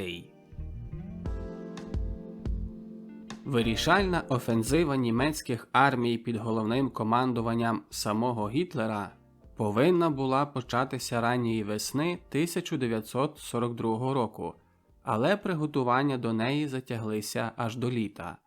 План кампанії був розроблений у подробицях в головному штабі Збройних сил, але залежав також і від подій на воєнному театрі Північної Африки, де серед затяжних переможних боїв просувалася на схід уздовж узбережжя Середземного моря армія фельдмаршала Роммеля. Примітка. Фельдмаршал Роммель. Ервін Ойген Йоганнес Роммель. Німецький воєначальник часів Третього рейху. Генерал-фельдмаршал Вермахту. Усі головніші і боєздатніші дивізії було перекинено на Східний фронт, що під цю пору вважався одним із найважливіших. Як прелюдія до офензивних боїв навесні 1942 року на сході Європи почався майже тритижневий бій за здобуття Севастополя. Ця твердиня врешті впала 10 червня 1942. Бій розпочався 20 травня. Цілий Кримський півострів зайняли німецькі частини ще до листопада 1941 року, і лише саме портове місто трималося та впродовж 7 місяців видержувало облогу німецьких і румунських дивізій. Севастополь був твердим горіхом на німецькі зуби. Замінений в редут бастіон боронився завзято. Наїжений гостро бункерами, сховищами, протипанцирними гніздами, важкого калібру гарматами та ще густішою мережею кулеметів відбивав наступ за наступом. Ще далеко до початку остаточного наступу на Севастополь в березні 1942-го Ромко Терлецький враз з іншими виздоровцями із запасного коша прибув до своєї частини, що саме стояла на передовій лінії на одному відтинку Севастопольського фронту. Приділено його до 6-ї сотні 2-го куреня мотопіхоти. Нові, незнайомі люди, з якими стрінувся там, погано вплинули на його настрій, і він почувався між ними зовсім самотнім. Після кількох днів перебування у своїй новій частині Роман дістав звістку, що його брат Євген впав на полі слави. Мала карточка з вимовним написом «Лейтенант Євген Терлецький прийняв геройську смерть за фюрера і вітчизну» примусила його призадуматися над проблемою, чи доцільна його дальша участь у цій боротьбі по стороні німців. Він знав, що найбільшим ворогом українського народу є Москва, яка від 300 літ визискує, гнобить, винищує його. Але тепер, коли саме побачив, як німці поводилися з українським населенням на окупованій території України, гірко ставало в нього на душі, і він неоднократно ставив собі питання: чи правильно зробив я, вдягнувши німецький однострій? Чи не сором його носити тоді, коли ці союзники вішають його однодумців, як це він бачив, проїжджаючи крізь містечко Джанкой тут, у Криму? Саме після того, що бачив там, хотів якнайскоріше побачитися із своїм братом Євгеном, щоб той йому вияснив цю ворожу поведінку німців супроти українського населення. Було це так. Ешельон, що ним Роман їхав серед поповнення Саксонської панцерної дивізії, задержався в полудне одного березневого дня на вузловій станції Джанкоя. Разом з іншими вояками вийшов він з ешельону, щоб оглянути місто. Ешельон мав стояти в Джанкою 2 дні. Містечко, як багато інших на південних окраїнах України, було розлоге, з одноманітними партеровими будинками та широкими, здебільша небрукованими вулицями. Прямував до центру міста, де сподівався побачити, може, щось цікавіше. І тут війна залишила свої сліди. Величезні вирви зяяли в землі, і все навколо було пошарпане, пошматоване. Купи руїн стояли вздовж головної вулиці біля станційних, на швидку руку побудованих дерев'яних бараків. Попалені доми вищирювалися очима чорних вікон. Якісь дивно повикручувані залізобетонні конструкції простягали руки в небо, а серед них блукали нечисленні мешканці містечка. Якась старуха гребла ціпком у попелищі, що колись було її домом. Там знову хлопчик і дівчинка з очима повними сліз вешталися поміж звалищами. Старий дідуган простягував руку до прохожих вояків. «Пан, дай сігарет!» Ромко похнюпив голову, не звертав уваги на все те. Він уже стільки бачив цього знищення, що воно не робило на нього ніякого враження.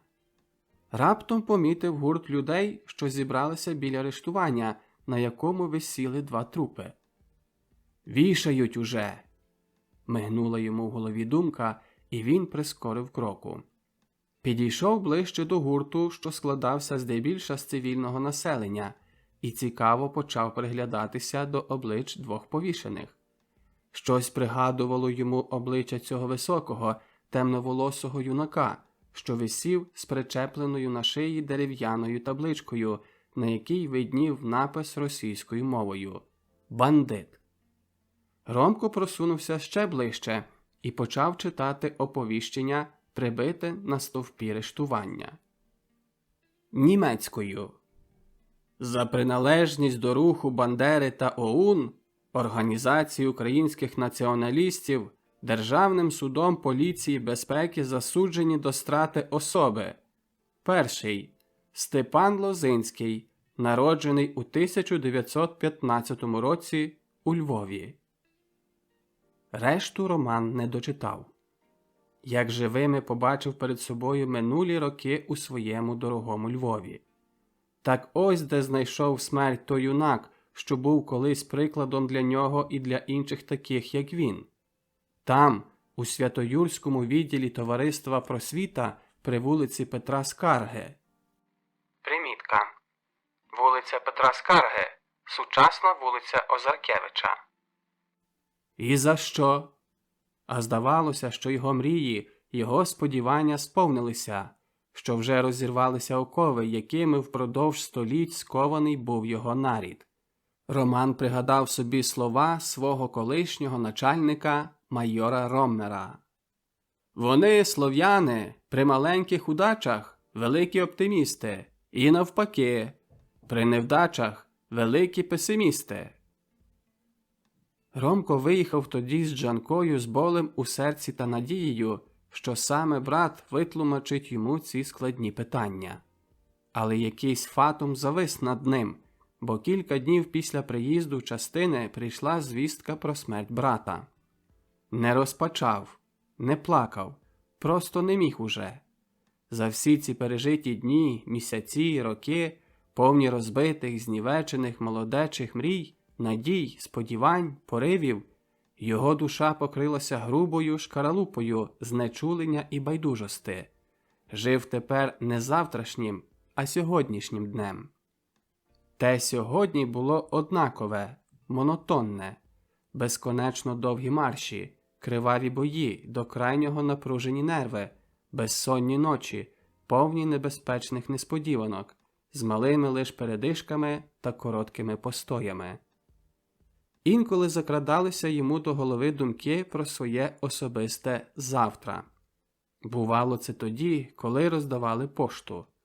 Відколи повернувся до своєї частини, не дістав ще ніякої відповіді на листа, що його вислав до Нелі. І хоча був свідомий того, що вона вийшла заміж, але все ще леліяв думку, що може це якесь непорозуміння, неправда. Тепер уже 2 місяці не одержував листа навіть від Адася. У Львові важко було йому погодитися з цією думкою, що Неля забула його. А тепер час робив своє. Старався не думати. Це було одного дня на світанку, коли навіть невтишний від бойового гамору Севастополь помітно притих, лиш час до часу здригаючися від рідких вибухів. Курінь, де був Роман, приділено від 2 днів до піхотної румунської дивізії, і він займав становище від східної сторони на підходах до Севастополя. Перед очима розгортався типовий для тутешньої місцевості напівгірський краєвид. Сотні зарилися глибоко в кам'яний ґрунт, підриваючися час від часу на алярм. Це було кінцеве поготівля перед вирішальним наступом на твердині Севастополя. Без угаву росив дрібний дощ. Поле сіріло, далекі гори, дерева, кущі, міські будівлі. Все те розпливалося в ранній імлі, втрачаючи обриси. Минула ніч була неспокійна. Гармати різного калібру та гранатомети не припиняли вогню. Вешталися по передпіллі, ніби прочуваючи близькість остаточного вирішального удару, ворожі патрулі. Пробували вдертися в німецькі становища, викликаючи хаотичну стрілянину. Удалині майорів Севастополь своїми кам'яними будівлями. Праворуч видно було піскуваті насипи гір, рідко покритих карликуватим лісом. Вони тягнулися далеко і щезали у блідо-синявій далечині. Ліворуч ішла смуга понурих скель, що губилася в розбурханих хвилях Чорного моря. Ромко лежав у плиткому, на швидкоруч викопаному стрілецькому закопі, розтираючи закостенілі від нічного холоду стегна. Був одягнений легко, без плаща. На собі мав маскувальний однострій, що барвою зливався з довкіллям терену. Поруч з ним лежали по таких самих становищах десятки, сотні, а то й тисячі подібних йому. Уже другий день, другу ніч чекають на наказ до генерального наступу на укріплення фортеці. «Коли ж врешті почнуть?» – промайнула думка Ромкові в голові. І, як на підтвердження його питання, долітає з правого боку від Ромкового сусіда запит польською мовою. «Коли вони уже почнуть до дідька лисого? На, маєш, запалюй!» «Не знаю», – відповідає Ромко та простягає руку по подану цигарку. «Не спішися, знайдеться місце для нас усіх там!» Притому показав на небо. Говорять польською мовою, бо ж Ромків сусід – це німець з Помор'я, Рольф Тавбе. Були в одному рої впродовж цих 2 останніх місяців і здружилися. Ніч уступала сонячному травневому дневі поволі, але неухильно. Виразнішими стали зариси недалекого узгір'я, де чорними цяточками видніли отвори-люки залізобетонних фортечних споруд. Маячіли руїни розвалених, розкішних колись дач і палат. Солідне і фахове бомбардування всіма технічними засобами нищення з повітря і землі замінило їх тепер у звалища, серед яких, мов щури, крилися ворожі солдати. Легка імла оточувала руїни. Перші вистрелені над ранком на легкопадах ракети зеленого кольору, як чародійні лямпіони, завішані в повітрі, повільно падали вниз і гасли. Звідусіль долітав сморід спаленини і трупів, що розкладалися. «Зараз почнуть?» Рольфі неспокійно порушився. «Трудно сказати». Ромко вигідніше ліг у своєму закопі. «Вогонь надто нерегулярний, щоб можна було щось викомбінувати. Волію одностайну канонаду без довших перерв, але і без особливого напруження. До такого вогню легко звикнути, навіть ліпше спиться, а коли замовкне, чоловік будиться. Що хто любить?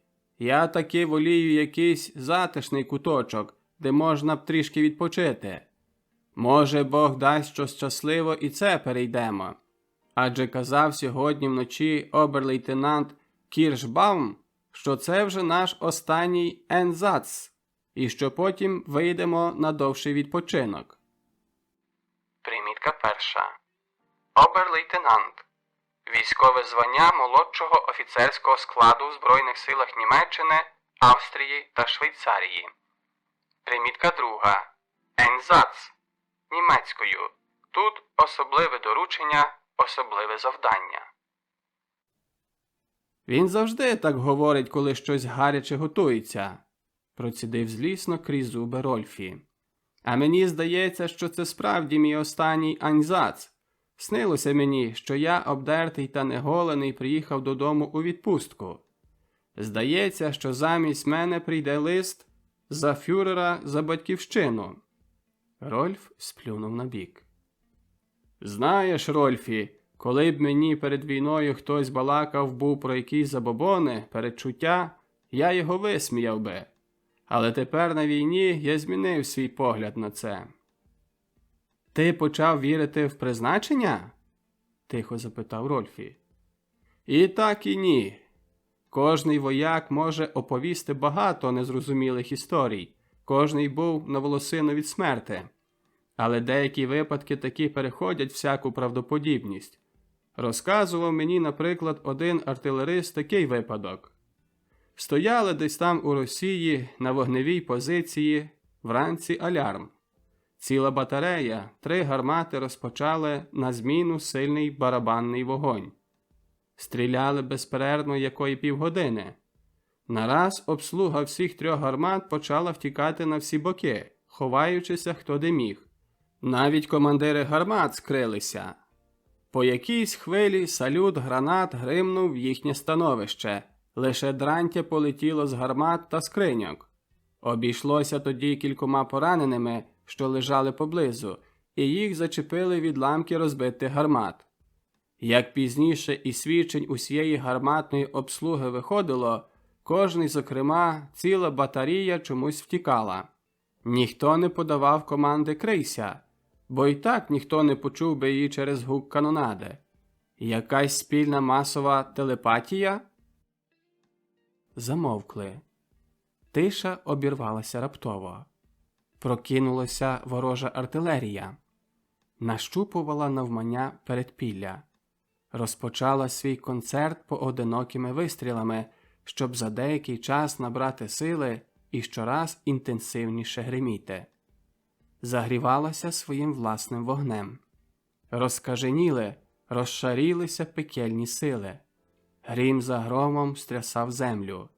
Смертоносні набої пролітали по параболях, щоб закінчити їх пекельною експлозією. Щораз ближчі були вибухи. Ворог переносив усе ближче свій вогонь. Стогнала від ударів земля, летіли посічені на тріски дерева, свистіли відламки, сипалося каміння. Легенький вітер ніс запах пороху. Ромко причаївся у своєму становищі і раптом почув голос Рольфа. «Раймунд, я йду в кукурудзу!» Рольф кричав, стараючися перекричати грюкіт канонади, а потім побіг схилений назад від становищ. Нагло заколивався світ. Ромко приліг ще сильніше до землі. Щось важке, щось страшно велике впало побіч нього. Оглушило, хлиснуло напором повітря, присипало землею. Ромко підорвався. Крик завмер йому на устах. Праворуч, трохи ззаду, побачив пришпиленого до землі гарматним стрільном Рольфа. «Немов метелик у збірці», – мигнула йому в голові думка, і він кинувся бігти до Рольфа. Викривлене смертельним скорчем обличчя, конвульсійно вп'ялені в землю нігті і тулуб. Тулуб без ніг. Там, де були ноги, одна мазь крови, шмаття і стрільно не випал. Ніяка поміч не була вже Рольфові потрібна. Нараз серед цього грюкоту гармат і вибухів долетів до стривожених вух Романа ще один характерний звук. Він був щораз ближчий і ближчий. Урешті, крізь хмари пилюки і диму Ромко побачив перші ключі літаків. Небо над ними ясно-синє, прозоре, а літаки виглядали, як срібні стрілки, що пливли на карті моря. Повітря стало ще густіше від звуків. Бренить стогоном моторів, співає протяглими свистами, що летять з передпілля. Ось там на передпіллі росте димова заслона, укладається в регулярну, високу і різнокольорову стіну. Поволі, дуже поволі зменшується виднокруг перед очима Ромка. Поле зору заступає стіна, що має всі кольори веселки, а при цьому хитається, мов театральна заслона, злегка порушувана продувом чи, може, рукою невправного театрального практиканта. Раз має жовтий колір, потім барва міняється на колір веселки, щоб стати червоною і чорною, і знову жовта, і знову веселкова. Літаки широкою півдугою обкружували передпілля. Тепер уже опинилися докладно над містом, приреченим на загибель. І раптом, мов підстрілені птахи, зі страшним ревом летять униз. З-під них вилітають маленькі блискучі стрілки, що в проблисках раннього сонця виглядають, мов малі, жевріючі іскорки. До шуму моторів, до реву гармат доходить ще грюкіт вибухів, Понад охоронною заслоною диму росте інша суцільна чорна стіна.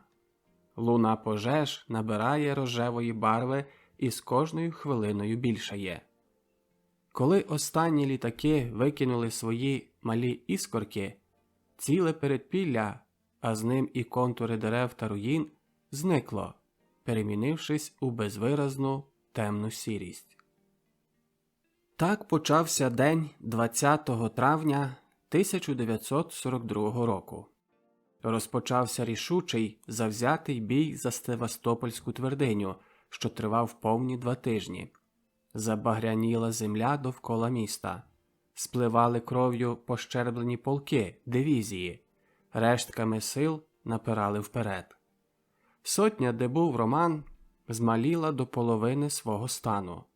Те саме діялося в цілій дивізії, в цілому корпусі генерал-фельдмаршала фон Майнштейна.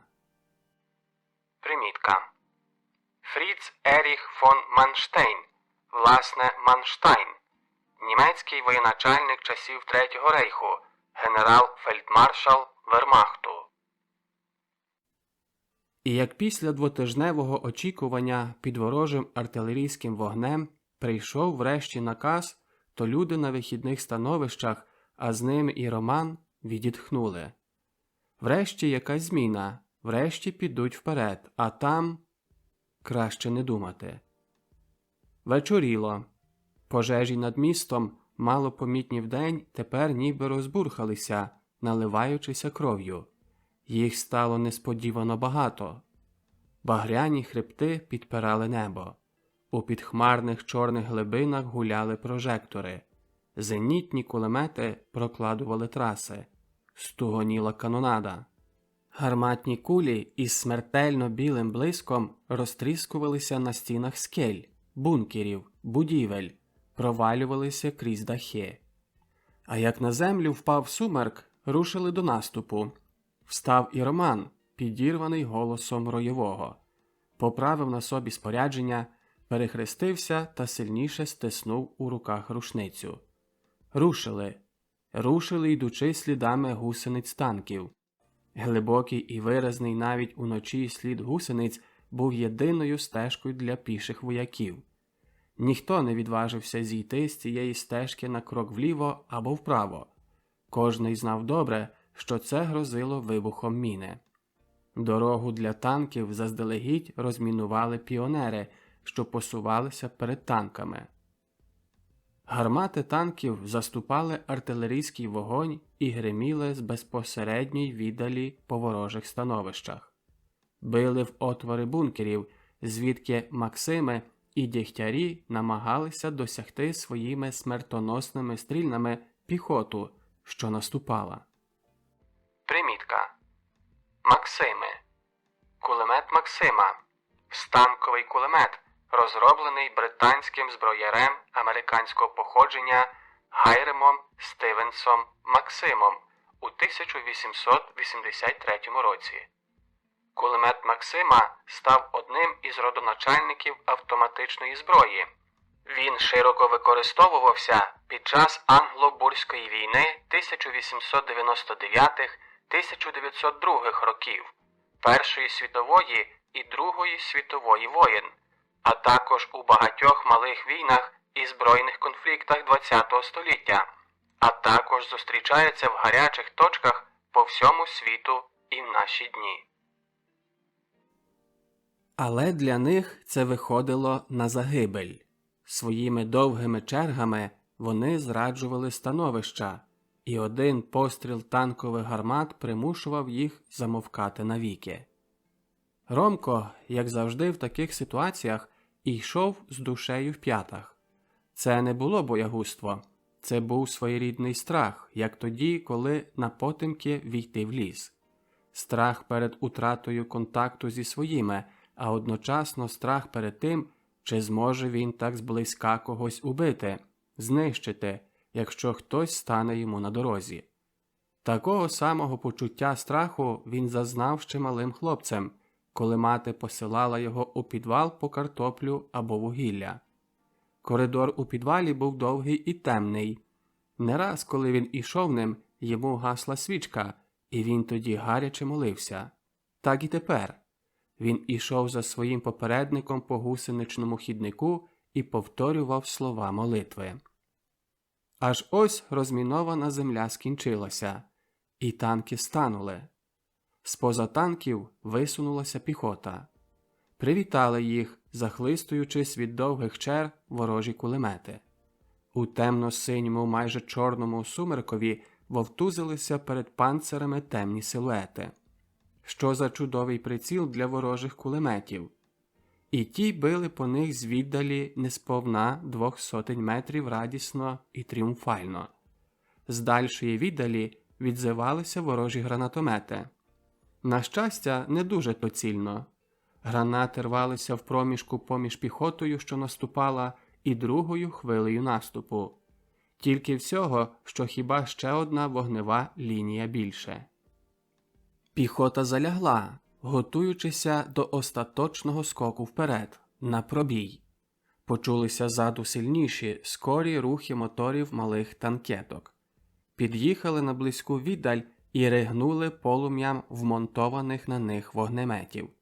Полетіла блискавкою вогненна олія на ворожі становища, вливаючися полум'яними язиками в отвори бункерів, в земляні бойові становища. Вмить зробилося ясно, занадто ясно. Сіра земля, зелена трава і бронзові стовбури дерев горіли одним темно-червоним яскравим полум'ям. Вогонь Максимів і Дєгтярів замовк. У тій хвилині до вух Ромка, що лежав на землі, крізь гук бою долетів несамовитий крик Роєвого. Німецькою. «Стрибай! Ще! Марш! Марш!»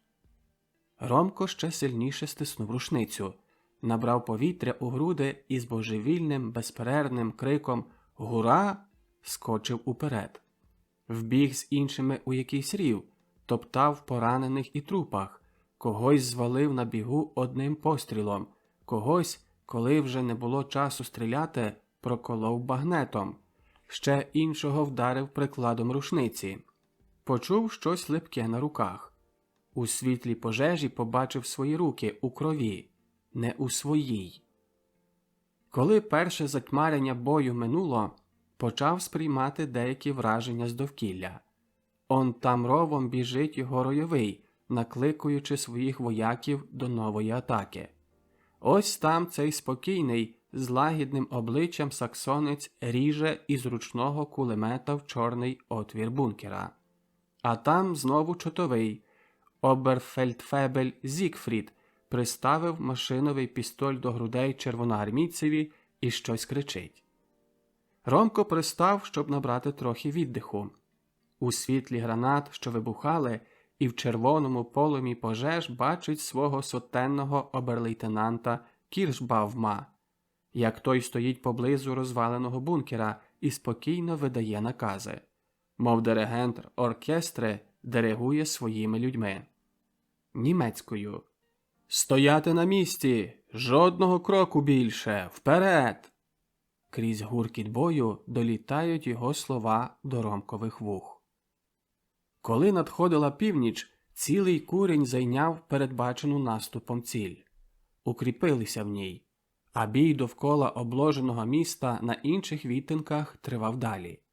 Диміла згарищами земля, ревли гармати, скаженно сікли, аж захлистувалися кулемети, з незвичайною швидкістю строчили автомати.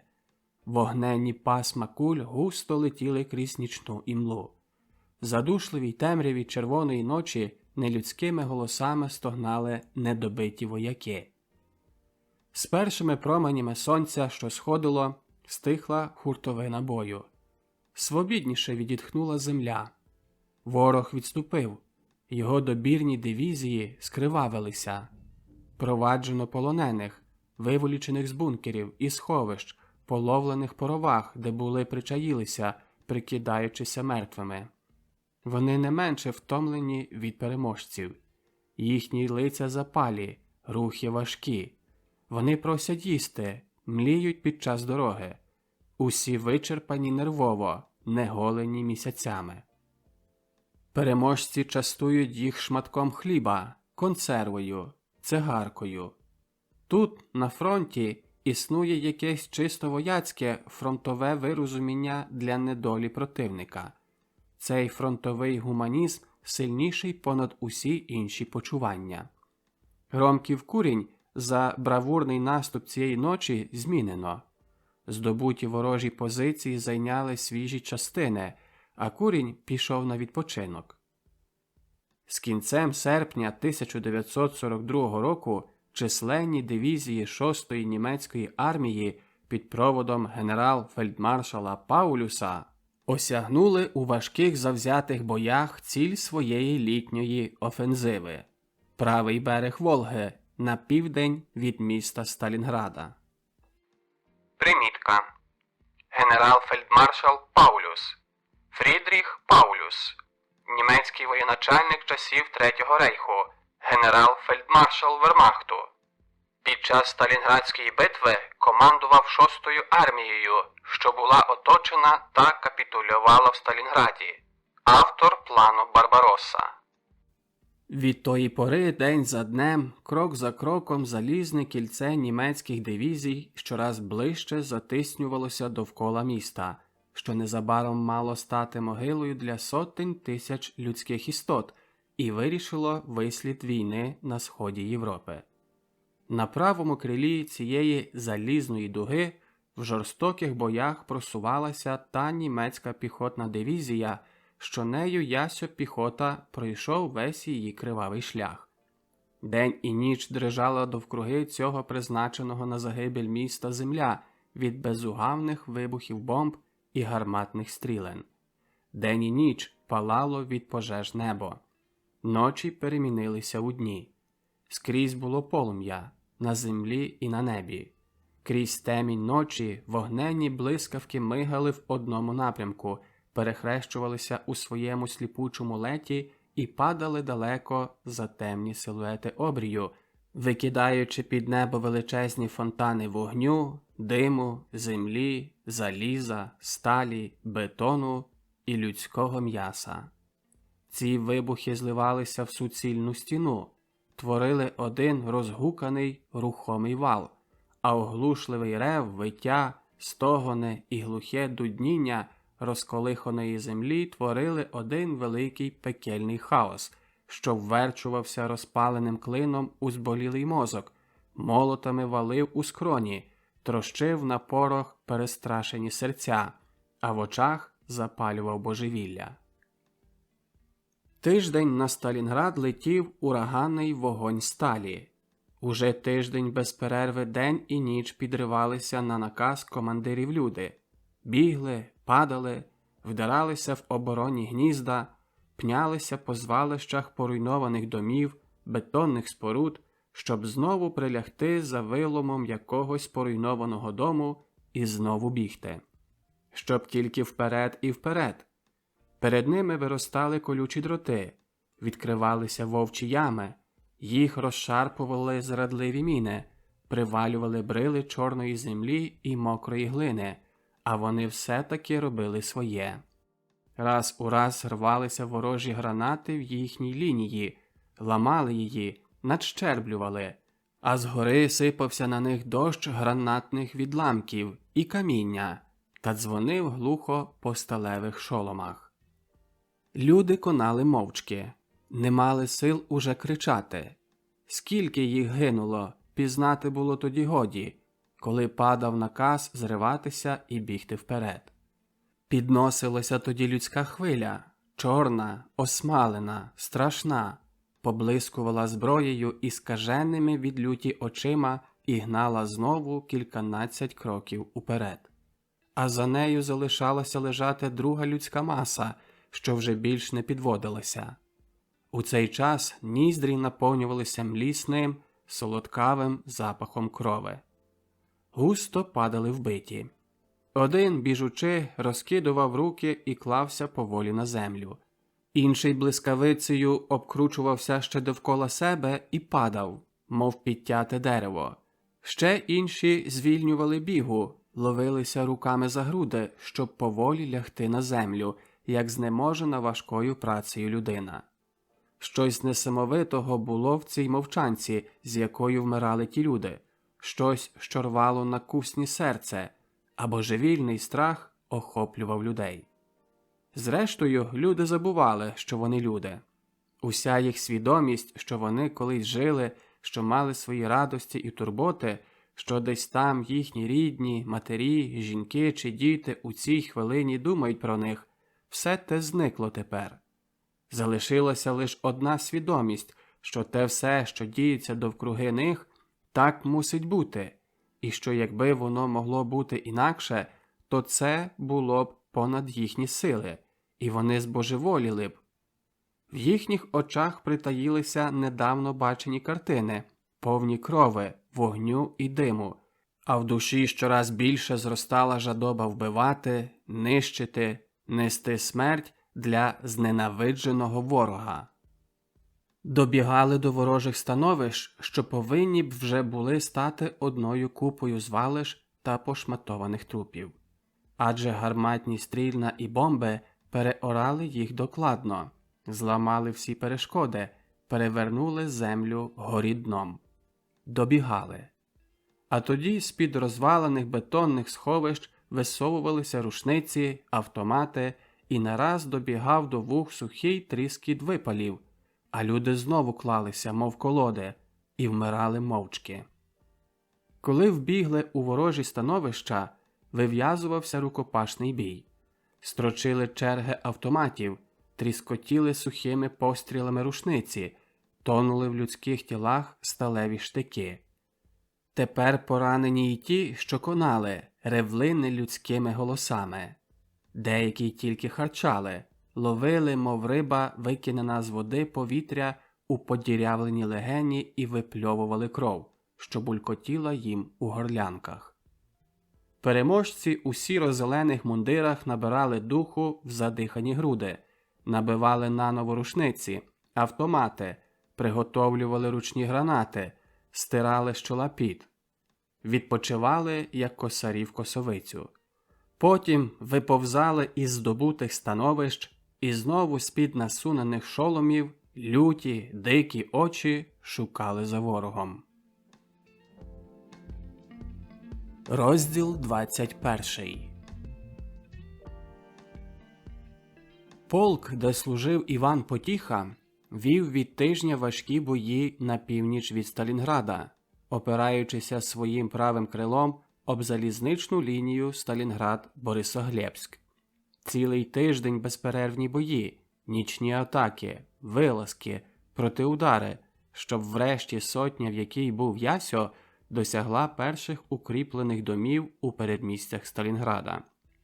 Сотні зайняли ворожі становища.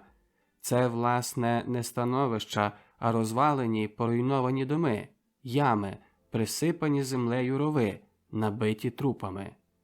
Ясьо втиснувся між поламані балки якогось розваленого сховища, з'їв консерву, запиваючи довгим ковтком чорної кави, що її мав у баклажці. Їхня сотня тепер у резерві. Люди попритулювалися, дехто міг знайти якесь пристановище. Небагато їх уже в цій сотні, тому і, може, на сьогоднішню ніч вони в запасі. Голова тяжіла немилосердно, пробував заснути. Це йому вдалося по хвилині. Крізь сон чув протяжне скигління гарматних куль, але перевтома була завелика, щоб він міг на це реагувати. Побіч нього лежали його товариші по зброї. Світанок привітав їх знайомою музикою гармат і вуличного бою десь там наліво у перших кварталах міста. Разом із своїми товаришами Ясьо підорвався з глибокого сну. Ще не спав так довго на цьому тижні, як цієї ночі. Підійшов ройовий, унтер-офіцер Цвайк. Видав накази своїм воякам. Творяться штурмові групи. Завдання – прочистити терен спереду та нав'язати сполуку із бойовими з'єднаннями, що наступають на крилах сотні. Набирають багато ручних гранат, роблять з них пробойові в'язанки. Вискакували поодинці, короткими перебіжками прямували в бік руїн, що розпливалися в ранній сіро-молочній імлі. Ясьо біг за ройовим унтер-офіцером Цвайгом. Добігали до звалищ, як раптом десь сухо затріскотіла коротка черга автомата. Ройовий і Ясьо залягли у якійсь вижолобині. «Іван, чи наші?» «Я думаю, це наші», – прошепотів Ясьо. Вони висунулися із своїх вижолобин і одним скоком пробігли до звалищ якогось дому. Насторожене вухо вловило тихе голосіння, немов плач дитини. Ясьо зазирнув у глиб темного отвору, але побачити не міг нічого. Підбігли інші вояки. Оточили звалища, шукаючи можливого входу. Ось він тут. Ясьо обережно заглянув до середини. Цікавіші і відважніші пішли за його прикладом. Під звалищами стіни у підвалі лежав розчавлений труп жінки, а в куточку на купці лахміття сиділа, похлипуючи, дитина. Вона вже не плакала. З грудей видобувалося тихе скигління, а очі світилися гарячкою. По залишеному військовому спорядженню, по купочках лусок від вистрілених патронів можна було пізнати, що недавно звідси боронилися большевицькі бійці. Ясьо кинув крізь отвір свій денний сухий харч. Що він міг більше зробити? Що могли вдіяти його товариші? Пройшли кілька кроків, завернули в якусь доріжку між звалищами, вийшли за ріг якогось провулка. Коротка черга знову застрочила десь збоку. Тепер це було зовсім близько над самою головою Ясеві. Він прищулився, вибрав мить і стрибнув за ріг по протилежному боці провулка. У тій самій секунді багато автоматів заторохкотіло з глибини протилежної вулиці. Ясьо і цілий рій плили за звалища і сипнули суцільним вогнем своєї зброї. Кинули гранати. Заторохкотіли у відповідь із здвоєною силою автомати. Засвистіли, завищали рясні кулі. Кулі грузли в дерев'яних віконницях і дверях і сухим, коротким ударом відбивалися рикошетом від бруку. Ці удари були такі густі, що виглядали на дріботіння дощу. Хтось зойкнув і припав тісніше до землі. «Йоган! Шрайбер! Кранц! Біжіть в обхід!» – прокричав ройовий Цвайг, вказуючи на бічний провулок. Вони розійшлися. Ясьо біг перший, тримаючи в лівій руці фінку, що з нею не розставався ще від Ізюма, а в правій держав в'язанку гранат. Допали останнього закруту. Перед ними виріс низький будинок, обкладений мішками з піском, зміцнений бетонними стінами. Пристанули. Ясьо перевісив на шию фінку так, що вона теліпалася йому на грудях. В обидві руки узяв по в'язці гранат. Вони були позаду великого фабричного блокгауза, і перед ними чорнів завалений товстими залізничними шпалами отвір-вхід. Минулі місяці навчили Яся багато чого. Часті атаки на міста, вуличні бої під час цього маршу по Україні не пройшли для нього намарно. Він звик до несподіванок і небезпек, що їх криють у собі ці барикади на вулицях, мирні доми, замінені на бункери. Він уже знає, де йому треба бути обережним, а де безстрашним скоком проскочити вперед. Ясьо вибрав момент, коли спереду будинку чути було найсильнішу стрілянину з автоматів, і одним скоком підбіг до входу, відбезпечуючи на бігу в'язанку ручних гранат. З усієї сили кинув гранати всередину отвору. Стіпивши зуби, він припав у якійсь вижолобіні біля бетонного муру. У цій хвилині повітрям струснув різкий вибух. Спершу один, а за ним другий. Посипалися тріски від шпал, рвонуло повітрям від розриву. Підірвався одночасно Ясьо та зі стегна сипнув цілий барабан своєї фінки. Вояки штурмового роя вдерлися в розбитий блокгаус. Почулися всередині короткі черги автоматів. Вояки викінчували залогу. Рушили далі. На роздоріжжі вулиці стрінули 2 чоти своєї сотні, що ніяк не могли здобути укріплених будинків якоїсь фабрики. Залягли побіч них у звалищах домів. Повз них пробігали вояки інших сотень. Усі залягали на правому боці, де темними отворами чорніли понурі укріплення, звідки раз у раз вилітали вогненні блискавиці. Одне з таких укріплень було якраз напроти Ясового роя. Звідти тепер лилася злива сталевого дощу. Ясьо сунувся у безпечніше місце. Гармати ревли і ревли. Коли ж врешті цьому прийде кінець? Земля коливається, як корабель на морі. Виття над головами ні на хвилину не вгаває. Небосхил від тижня ломиться, тріскає і котиться у щелепи світу. Знову одна з чот пробувала вдертись до укріплень фабрики. Уже кілька разів вривалися на подвір'я і завжди відступали з дошкульними втратами. На вимогу сотенного Шольца командування відтинка вислало 3 штурмові гармати. З гуркотом гусениць по бруківці в'їхали на становища горнети і регнули 88-мм гарматами з цілком близької відстані. Били раз у раз, на зміну. Гранати пролітали над самою землею, верчувалися, кришили, ламали залізобетон. Укріплення оповила хвиля пороху і диму.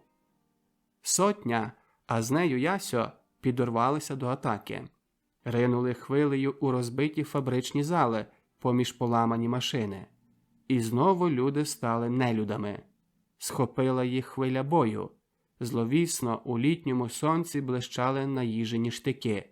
Рвалися глухоручні гранати. Низько пролітаючи, гули навіженим грюкотом штурмові літаки, засипували терен бою смертоносним оливом із бортової зброї. І знову нове пекло. Скоки, перебіжки, криття у гранатних вижолобинах, повзання, оглушливі гуки, розривані людські тіла і вогонь, вогонь. Ясьо біжить поруч свого ройового. Це вже його така звичка, що в часі бою він держиться якнайближче свого безпосереднього зверхника. Можливо, що це недосконале знання німецької мови, а може якась інтуїція. Він, як усі, то підведеться, то припаде до землі. Раз вибігає вперед, другий раз залишається трохи позаду. Мозок і очі працюють тепер напружено. Слух виключений, бо ж крізь цей гук бою годі почути будь-які накази. Коли під подувом вітру розвіялися на хвилинку хмари диму і пороху, перед очима штурмовиків лежало одне мертве поле. Перевернені сталеві вежі, осілі від важких летунських бомб залізобетонні фабричні будинки, непрохідний залізний ліс спогнутих, поламаних, переплутаних конструкцій, гори покрушеного бетону, цегли, тиньку, що похоронили під собою не 100 червоноармійців. Здавалося, що неможливо, щоб хтось із цих оборонців залишився живим. Та ні. Бо ось на передні лави вояків, які атакують, посипався рясний вогонь кулеметів. Віджили звалища, регнули на штурмовиків залізом, гасили життя десятків із них. Та видно, що це була вже агонія, що боронилися вони рештками сил. Щораз мовкли опірні кулеметні гнізда, розбиті стрільнами танкових гармат. Розбиті панцирі оборонних веж блокгауза стирчали вгору гострими покрученими бляхами. Сипався розмелений на порох бетон. Штурмовики залягли перед колючими засіками, щоб відпочити і набрати духу, аби на маленьку хвилину віддалити від себе смерть. Сотня лейтенанта Шольца, здесяткована, як і цілий курінь, що в його складі вона наступала, жде наказу. Відворот чи рішуча атака?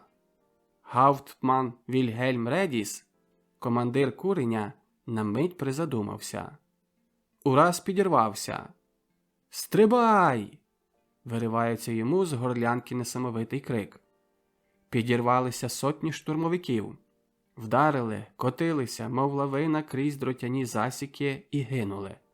Перетинають колючі дроти, в'язанками гранат промощують крізь них проходи і залишають на них теплі кров'ю сплиті тіла. Пройшли. Вдерлися між звалища, стріляють на бігу з автоматів, кидають ручні гранати. «Вперед!» – кричить чотовий лейтенант Новак і падає. Бризкає кров з його розшарпаних артерій. Виють протяжно над головами гранати. Тріскають. Валяться мури будинків. Збиваються в повітря тумани пороху. Нічого не чути, хіба оце безнастанне, безугавне биття безлічі молотів у скроні, у мозок. Звалища заповнилися тими, хто атакують. Колють, дострілюють оборонців. Пощади нема. Заїла лють взяла верх над глуздом. Безперервне «Гура!» з горлянок сотень людей зависло в повітрі. Яся, як навіжений, біжить, стріляє то тут, то там короткими чергами з фінки. Закладає на ходу запасний барабан до фінки і кидає ручні гранати. Поруч біжить унтер-офіцер Цвайг. Очі в нього налиті кров'ю, вибалушені наверх, щоки судорожно заціплені, горішня губа відхилена. Поблискують зуби, як у хижого звіра. Похилений, згорблений проскакує крізь гори трупів. Ошалів чи що? Вбігають у величезний поверховий будинок, розбігаються по коридорах. З розгоном вдаряє унтер-офіцер Цвайг прикладом свого Бергмана у викривлене божевільною гримасою обличчя якогось червоноармійця і сам падає, мов підтяте дерево, на свою жертву, прошитий чергою ворожої фінки. Ріже в це місце зі свого автомата Ясьо і, не ждучи відповіді, миттю падає під стіну за звалища трупів. Лежав у сутінках темного коридора блокгауза і на тлі осяяного денним світлом протилежного виходу бачив добре, як падали і знов підводилися ворожі постаті. Дав довгу чергу вздовж коридора. Ревучи, заточуються від стіни до стіни поранені, а на їхнє місце з розбитих фабричних казематів вискакують інші. Ясьо викинув вистріляний барабан, вбив новий, останній. І знову вистрочив чергу попри саму долівку коридора. Здається, він ніколи не стріляв з такою насолодою, як тепер. Знав, що жодна куля не вилітає намарно. Опритомніли деякі оборонці і почали стріляти хто куди, вбиваючи самі своїх. По всьому коридорі, від підлоги до стелі, засвистіли, зарикошетили кулі. Ясьо з розмахом кинув гранату. Струсонуло повітрям коридора, 100 відголосами покотилося по казематах. Але Ясьо не довіряв їй, випустив ще 2 короткі черги зі свого автомата і аж тоді, важко відітхнувши, ніяково поглянув на труп унтер-офіцера Цвайга, що лежав поруч нього. У цей момент у виході з коридора розривається зі страшним ревом гарматне стрільно. Ясьо закрив голову руками, ніби хотів ними охоронити її від відламків. Просвистіли в повітрі шматки дрібного заліза, а коридор наповнила хмара диму і пилюки. По хвилині Ясьо підвівся, протер запорошені очі. На хільці побіг крізь завалений трупами коридор, кидаючи очима на всі боки. За ним бігли інші, прошукували будинок. І раптом Ясьо зупинився. З купи подертого, пошматованого однострою і м'яса, що ніяк уже не нагадувало людини, долетів рідний для Яся звук. «Мамо! Мамо! О Боже!» Нісся слабкий, ледве чутний лемент. Ясьо станув, мов укопаний, нахилився і підклав руку вмираючому під голову. «Хто ти? Звідки?» – закричав майже з розпукою. Уста розтулилися ще раз, але голос урвався з останніми судорогами конаючого тіла. Ходімно. Почув над собою голос сотенного лейтенанта Шольца, що пробігав повз нього. Піднявся, мов із сну збуджений. Гарячково перешукав лахміття вбитого і витягнув з бічної кишені гімнастерки подертий портфель з якимись паперами. Сховав його у свою кишеню.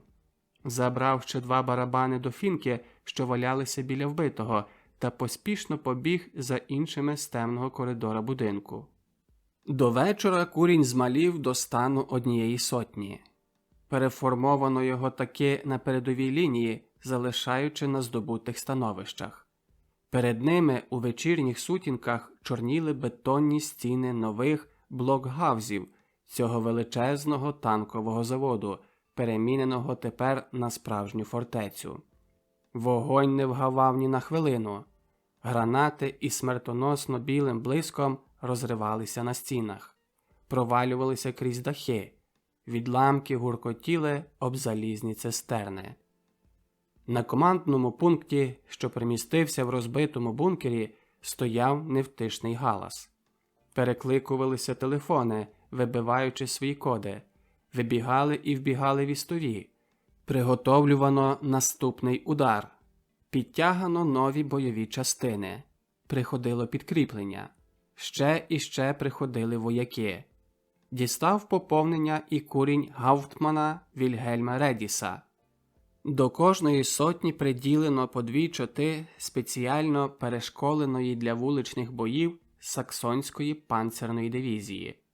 Приходили похилені під вагою амуніції та додаткової штурмової зброї. Сідали, мовчки закурювали в рукаві і знайомилися з вояками у становищах. Ясьо був тепер під безпосередньою зверхністю свого сотенного командира, лейтенанта Шольца. За винятком кількох підстаршин найнижчого рангу, у здесяткованій сотні Шольца не було жодних командирів. Тому, коли прийшло підкріплення в силі 2 чот, лейтенант Шольц порозділював своїх вояків по цих 2 чотах, збільшуючи кожний рій майже двократно. Ясьо і ще один вояк попали до новоприбулої чоти в почет чотового оберфельдфебеля Зігфріда. Ясьо мовчки сів біля гурту вояків, що під прикриттям товстої стіни розтрощеного блокгауза сиділи, тихо шепочучи між собою. На них були спеціальні однострої, що при кожному русі якось характерно шерехтіли. «Вогнеметники!» – мигнуло Ясеві в голові, і він, відчиняючи свого хлібника, мимохідь по-польськи закляв. «Звідки ти?» – почув раптово з гурту вояків, що сиділи, запит польською мовою. Яся злісно відрубав. «З Кордюков!» «Точно зі Львова!» – відізвався знову голос гурту. «Ну і що?» «Та нічого, я так лиш, бо сам зі Львова, українець». «Що? Українець? Я також!» – здивовано відповів Ясьо, звертаючися тепер у сторону вояка, що сидів у гурті. «Ромко Терлецький називаюся», – представився Роман. Саме його сотня була приділена як підкріплення для здесяткованого куріння піхотної дивізії. «Ні, справді, звідки ви?» – спитав Роман, чуючи Ясів львівський говір. «Де мешкали? Може, на Клепарові?» «Ні, я сам із Жовківського, з Парижа. Там моя старенька продавала городину. Називаюся Іван Потіха. Люди кликали мене Ян Поцєха, а своя братія називала мене просто Ясьо або Пацалиха». – зрадів Ромко. «То ви знаєте Новицького, Глов'яка, Круковського?» «Ну так, звісно, то ж свої хлопаки.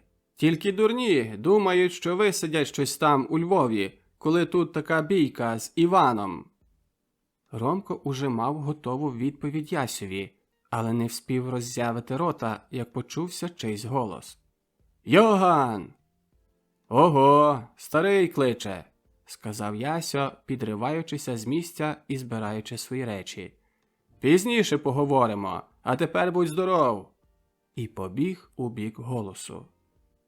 Довкруги немовби стихло. Однак це була лише омана. Бій не вгавав ні на секунду. Ця коротка, несподівана зустріч з людиною з далекого рідного міста на хвилину заспокоїла Романові напружені до крайнього нерви. Він просто не хотів вірити. Стільки людей довкруги, стільки чужих людей, а тут така зустріч. Чудо та й годі. Склонив голову, пробуючи заснути, але думки про несподівану зустріч не давали йому спокою.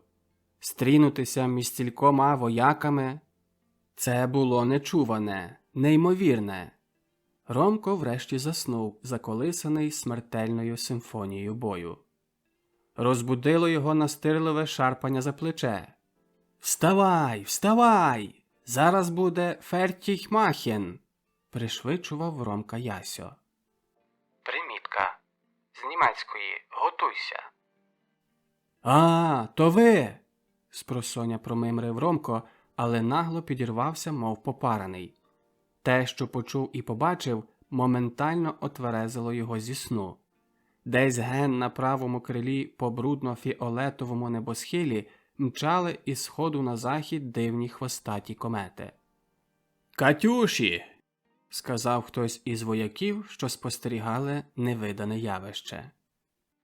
Примітка. «Катюша» – неофіційна назва реактивних систем залпового вогню БМ-8, БМ-13 та БМ-31. Система перебувала на озброєнні Червоної армії під час Другої світової війни. За хвилину почули серед загального грюкоту нове гаркотіння, мовби бігла величезна зграя собак. «Усім приготуватися!» – закричав на весь голос, стараючися перекричати грюкіт бою чотовий оберфельдфебель Зігфрід. «Вогнемети залишаються при мені!» Ромко автоматично поправив на собі азбестовий комбінезон, закинув на плече вогнемета, поправив на голові шолом. «Тримайся, Ромку, я йду з тобою!» – сказав Ясьо, приводячи своє спорядження до порядку. Поповнив запас амуніції, що її тут лежало досхочу, позапихав за пояс кілька ручних гранат. Почулася передавана з уст до уст команда «Вперед марш!» І вони рушили.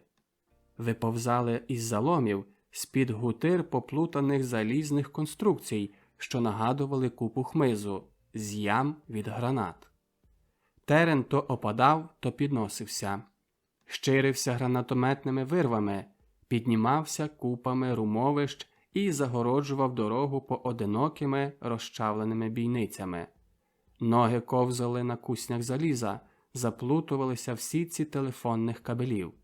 Дротяні засіки ловили їх своїми колючками, мов би хотіли здержати, опізнити те, що ждало їх попереду. Вояки йшли, розсипалися по місцевості, що дедалі піднімалася. Ромко старався ні про що не думати, але якесь дивне почуття смутку пронизувало його, і це почуття родило неспокій. Неначе сподівався чогось, що мало бути там попереду, щось незнане і нерозгадане. Це не першина у Ромка, і годі було цьому зарадити. Так було з ним завжди в таких ситуаціях. Спочатку невимовне хвилювання опановувало його, потім, коли настав рішучий момент, спокій знову повертався і вже не покидав його. То вже був особливий спокій, спокій війни, спокій бою, спокій смертельної небезпеки. Тепер прокрадалися крізь руїни домів, доходили до звалищ, за якими була нічия земля. Інколи йшли повз замасковані тіла вбитих червоноармійців. Млісний сморід гнилизни вдаряв у ніздрі, запаморочував. Смерть косила цих людей в час, коли природа красувалася життям, і їхні трупи затруювали тепер тепле повітря літнього дня. Заїло, сварливо набріхували катюші, глухими громами била артилерія. Інколи торохтів Максим. поров повітря довгими, міцними чергами, і здавалося, що він б'є десь тут, недалечко. Неозорий небосхил гудів від безперервних бичувань. Червоні намиста світляних куль пливли разками одне за одним довгими параболями, ясніли і гасли, як метеори. Щораз виразніше чути було постріли машинової зброї, рушниць, автоматів, рокотання дігтярів на переміну з Максимами і німецькими МГ-34 чулося щораз ближче. Примітка. МГ-34. Німецькою Maschinengewehr-34. Німецький єдиний кулемет часів Другої світової війни. Вже можна розпізнати поодинокі черги. Розстрільна підійшла до висунених застав. Залягла. Попереду, окутаний хмарами диму і пороху, виднів матово-сірий величезний блокгаус. Грізна перешкода на шляху до їхньої мети. Причаяні на вихідних становищах зі скупченою волею і напнятими нервами вдивлялися Роман і Ясьо в чорні прорізи блокгауза, звідки майже безперервно сипалася лавина сталі. Урешті надійшов наказ. Ромкові, Ясеві та двом з охорони вогнеметника підсунутися до блокгауза і викінчити його. Останні приготування, хвилини очікування, щоб використати мить, і ось вона. Один пружний скок, і вони опинилися за виступами руїн. Свистять над їхніми головами кулі, мов тисячні рої бджіл. Це чота, що залягла за ними, придушує ворога, обстрілюючи інтенсивно з усієї вогнепальної зброї. Знову підорвалися і проскочили кілька кроків. Ромкові піт лється з чола струмочками, у грудях не стає повітря. Ще раз і ще раз підорвалися. Ромко бачить, як перед ним Ясьо з розмахом кидає ручні димові гранати у чорні щелепи бійниць. «Він уже на мертвому полі!» – майнуло Ромкові в голові, і заки він міг сам рушитися, вже пришвидшує його майже заглушений у цьому гуркоті крик Яся. «Ромку, йди!» Ромко біжить щосили. У нього єдина думка – добігти, виконати наказ і вернутися до Яся. З останніх сил добіг під мури блокгауза. Надзвичайна швидкість і ясність змислів та думки заволоділа в цю мить Ромком. Така ясність буває тільки в останню хвилину життя, коли людина бачить свою смерть просто перед собою. Може, секунда пішла на те, щоб натиснути курок спускового крана вогнемета, і струм вогненної рідини вдарив стівки просто в отвір бійницю блокгауза. В ту саму мить він почув дикий крик, гортанний зойк там, усередині блокгауза. Він натиснув ще і ще раз на курок та інстинктивно відскочив убік. Тепер у ньому діяв тільки інстинкт. За секунду він відскочив уже декілька кроків від отвору. Тільки тоді почув ще крики і побачив спалах, яскравий спалах у чорній щелепі отвору бійниці. Він із шаленою швидкістю пробіг відстань, що ділила його від наступного отвору блокгауза, і з запертим віддихом прилип до холодної стіни. Ще секунда, він увіпхав цівку свого вогнемета в другу бійницю блокгауза і судорожно натиснув на курок. У ту саму мить заторохкотіли постріли. Його плече рвонув різкий біль, і нараз в очах йому потемніло. Запримітив ще, що з отвору бійниці вилетіло і запалахкотіло щораз більше полум'я. Важко опустився на землю і сперся головою об стіну блокгауза. До залишків його свідомості долетів розпачливий крик «Ромку!». А потім загуло, зашуміло, задзвеніло у вухах, ноги враз стали важкі, олив'яні, і, здавалося, вируючи, світ швидким колом полетів у безодню. Ясьо спостерігав Романа цілий час і нараз помітив, що сталося щось недобре. Крик «Ромку!» видерся йому з горла. Він миттю підорвався, але не встиг проскочити і 2 кроків, як вибухла під ним земля. Гострий біль пронизав ноги до самих колін. В очах потемніло, і Ясьо впав на землю. Мчався поїзд. Один із тих сотень ешельонів, що впродовж цієї воєнної хуртовини везли у своїх вагонах із сходу на захід біль і терпіння.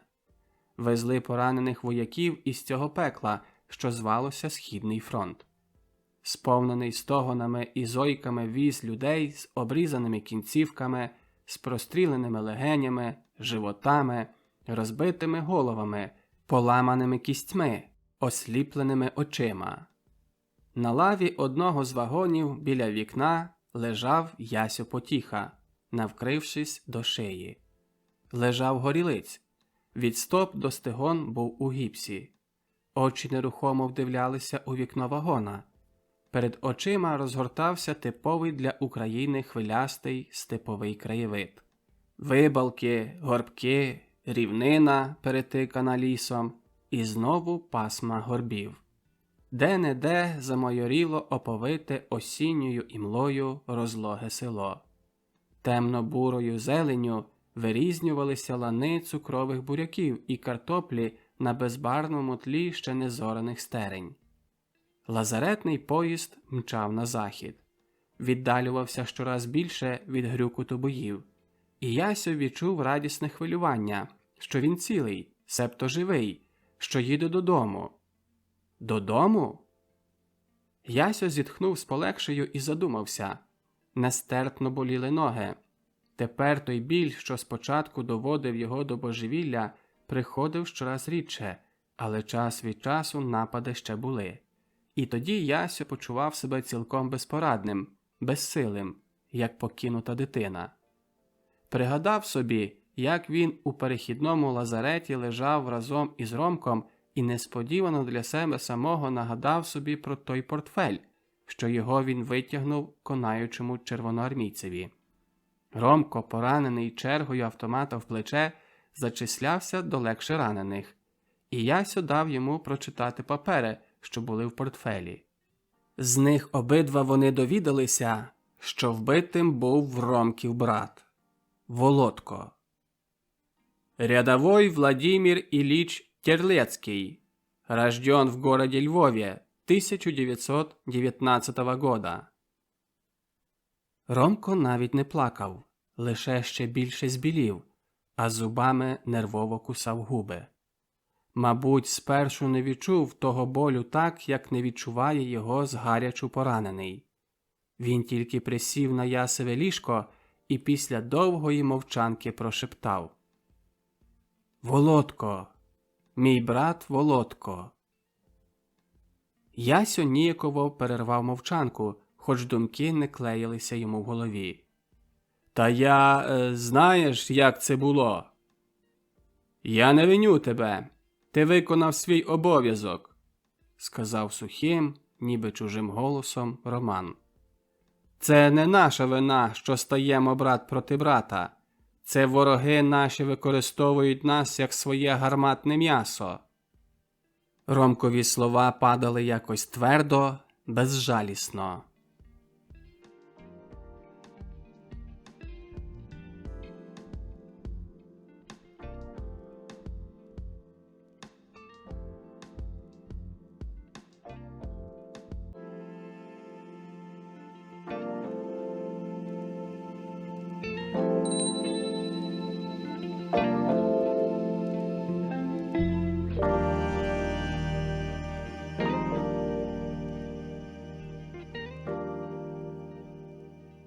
Розділ 22. На переломі 1942-43 років німецьке головне командування Збройних сил постало перед доконаним фактом, що їхня друга кампанія, розпочата влітку 1942 року проти військ Червоної армії, програна.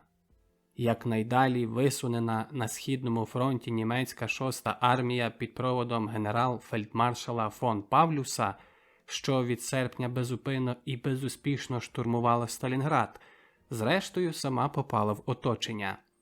Сильні протинаступи Червоної армії, що почалися 19 листопада 1942 року з північного правого крила на південь від місцевості Серафимович над Доном і з південного лівого від місцевості Цаца над озером Барманцак, увінчалися успіхом.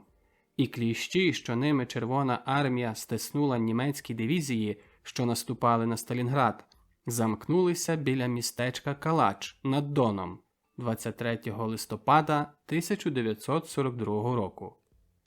Після замкнення кільця під Калачем над Доном червоні дивізії рушили далі на захід. Так почалася зимова офензива Червоної армії, що її зупинили німці аж у березні 1943 року.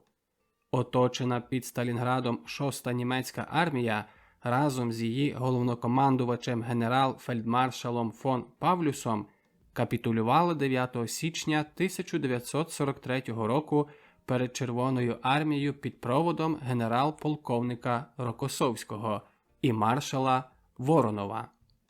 Примітка. Генерал-полковник Рокосовський. Рокосовський Костянтин Костянтинович, совєтський полководець та державний діяч, маршал Радянського Союзу, маршал Польщі, двічі Герой Радянського Союзу. Маршал Воронов. Микола Миколаєвич Воронов, совєтський воєначальник, головний маршал артилерії, Герой Радянського Союзу. Очолював артилерію Червоної армії у період німецько-радянської війни. Учасник громадянських воєн у Росії і в Іспанії, радянсько-польської, зимової і німецько-радянської війн. Брав участь у польському поході Червоної армії і у окупації Бессарабії і Північної Буковини. На весну 1943 року головне командування німецьких збройних сил мало важку проблему поповнення людськими резервами надщерблених армій. Стягали з усіх усюд резервні частини, висилали все можливе, щоб латати фронт. Але цього не вистачало. Почали тоді застосовувати тактику набору полонених червоноармійців в Ост-батальйони. Кинули гасло боротьби за нову Європу.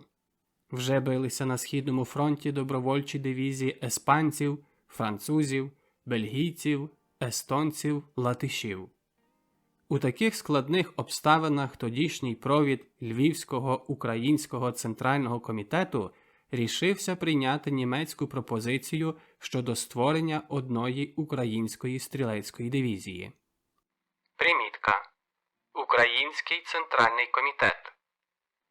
Український центральний комітет – українська суспільно-громадська установа 1939-45 років, що існувала у генерал-губернаторстві, визнана німецькою владою і нею контрольована.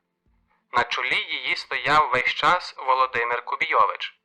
Поза як інші українські установи гітлерівська влада ліквідувала, в обсяг діяльності Українського центрального комітету входили майже всі ділянки українського життя, за винятком політичного. Він також репрезентував українців перед німецькою владою. Стояло гаряче червневе пополудне 1943 року. Мури кам'яниць, вулиць, пішоходів Львова дихали духотою. Вулицею Міцкевича, перезваною тепер на Паркову, в бік Святоюрської площі йшло двоє юнаків. Примітка. Вулиця Міцкевича. Сучасна вулиця Листопадового чину. Святоюрська площа.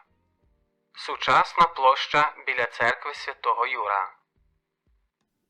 Крокували різко, по-військовому, бо і справді один із них був вояком, а другий – українським поліцаєм. Сіро-зелений однострій військовика, на якому виразно відбивалася багряною барвою стяжечка залізного хреста другої кляси, відрізнював його від товариша, що носив темно-синю уніформу української поліції. Обидва вистукували ногами чіткий такт по хідникових плитах. «Отже, ти їдеш?» – спитав Роман Адася. «Так, позавтра їду». «Куди?» «Чорт зна, якийсь гойлягер чи щось подібне. Кажуть, що це в Польщі, десь біля Ряшева». Примітка. Гойлягер. Мається на увазі військовий полігон Гайделягер біля Дембиці у північно-східній Польщі. «А як з матір'ю, чи якусь допомогу дістане?» «Кажуть, що так, може. Зрештою, я дістав наказ і мушу йти. Ти знаєш, що це наказ?» Розтягуючи останнє слово, відповів Адась. «Куди йдемо? Чи не заскоро? Ледве 3 година». «До Фукса. Знаєш ріг Вишневецьких і Льва Сапіги? Там, де перед війною такі злидарі, як ми, не заходили. Туди вся своя братія прийде. Буде гучна вечірка. Уся компанія, що там буде, йде до дивізії». Примітка. Вулиця Вишневецьких. Сучасна вулиця Русових. Вулиця Льва Сапіги. Сучасна вулиця Степана Бандери. Деякий час знову йшли мовчки.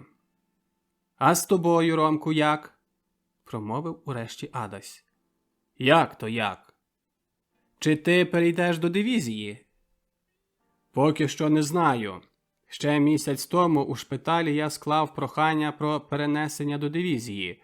Був також у військовій управі, де мене зареєстрували. Можливо, що як повернуся з відпустки до моєї запасної частини, то довідаюся більше». Увійшли до ресторану. З дверей вдарило густе повітря, насичене алкоголем та тютюновим димом. У ресторані стояв невгавний гомін. Здавалося, що він розпирає стіни. Непризвичаєне вухо не могло спершу відрізнити сміху від крику, співу від храпливої мелодії радієвого голосника. Дим, пилюка, випари, мов хмари, стелилися над розгрітими спекою і алкоголем людьми. Мозаїка військових і піввійськових одностроїв, де-не-де хіхотіли ліпші дами. Кільканадцять осіб товпилося біля шинквасу. Та чи не найбільше гамору було в другій залі, звідки крізь навстіж відчинені двері неслася голосна пісня. «Ого, братія вже на підпитку!» – промовив Адась. Раптом у залі, де лунала бадьора українська пісня, почувся сильний голос Стефана Новицького, перкача. «Замовкніть!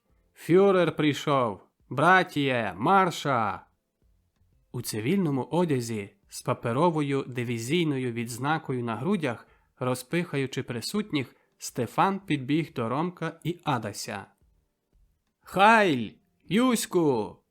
Зустрів насмішливо німецьким привітом Ромка, а звертаючися до гостей у другій залі, крикнув: «Гей, братіє, марша!» Загудів баритон Мар'янця Лисого, а за ним підхопила пісню ціла братія: «Ми гайдамаки, ми всі однакі». Підійшли до столиків, де сиділо кільканадцять юнаків, усі з відзнаками української дивізії. Жовтий лев з 3 коронами по боках на синьому тлі гордо пишався в кожного на грудях. Посипалися вигуки привітання. «Хай живе Юсько! Хай живе стара війна!» Ромко цікаво розглядався по веселому товаристві та щиро вітався з ним. Це ж були знані йому здебільша хлопці. З ними не раз зустрічався ще перед війною. Ходили на матчі України, на українські маніфестації у Львові, а на великодні свята гаївки без них не обійшлися. Усі раділи, що врешті буде своє військо, що врешті і вони зможуть бити кацапа. Обговорювали останні події на фронті. Усі відчували, що наближаються вирішальні події. Посипалися запити до Ромка, вигуки: «Юську, оповідай!» І Ромко оповідав. І йшло йому це спершу незвично, поволі, але добра горілка розв'язала язика. Говорив те, що треба, і те, чого не треба. Слухали його з увагою, часто вибухаючи сміхом. Сипалися жарти, дотепи. Раптом Роман почув на своїм плечі чиюсь руку, а до вух йому долетіли різкі слова. «Прошу вашу солдатську книжечку!» Ромко поволі, не встаючи з крісла, підвів голову. Позаду нього стояв підстаршина СД. Примітка. СД – скорочена Служба безпеки. Внутрішньопартійна служба безпеки НСДАП. Пізніше Служба безпеки Рейхсфюрера СС. Ромкові очі зміряли його від стіп до голови, а з уст впали не менш різкі слова. Німецькою. «Ви не маєте права звертатися до мене. Я належу до вермахту».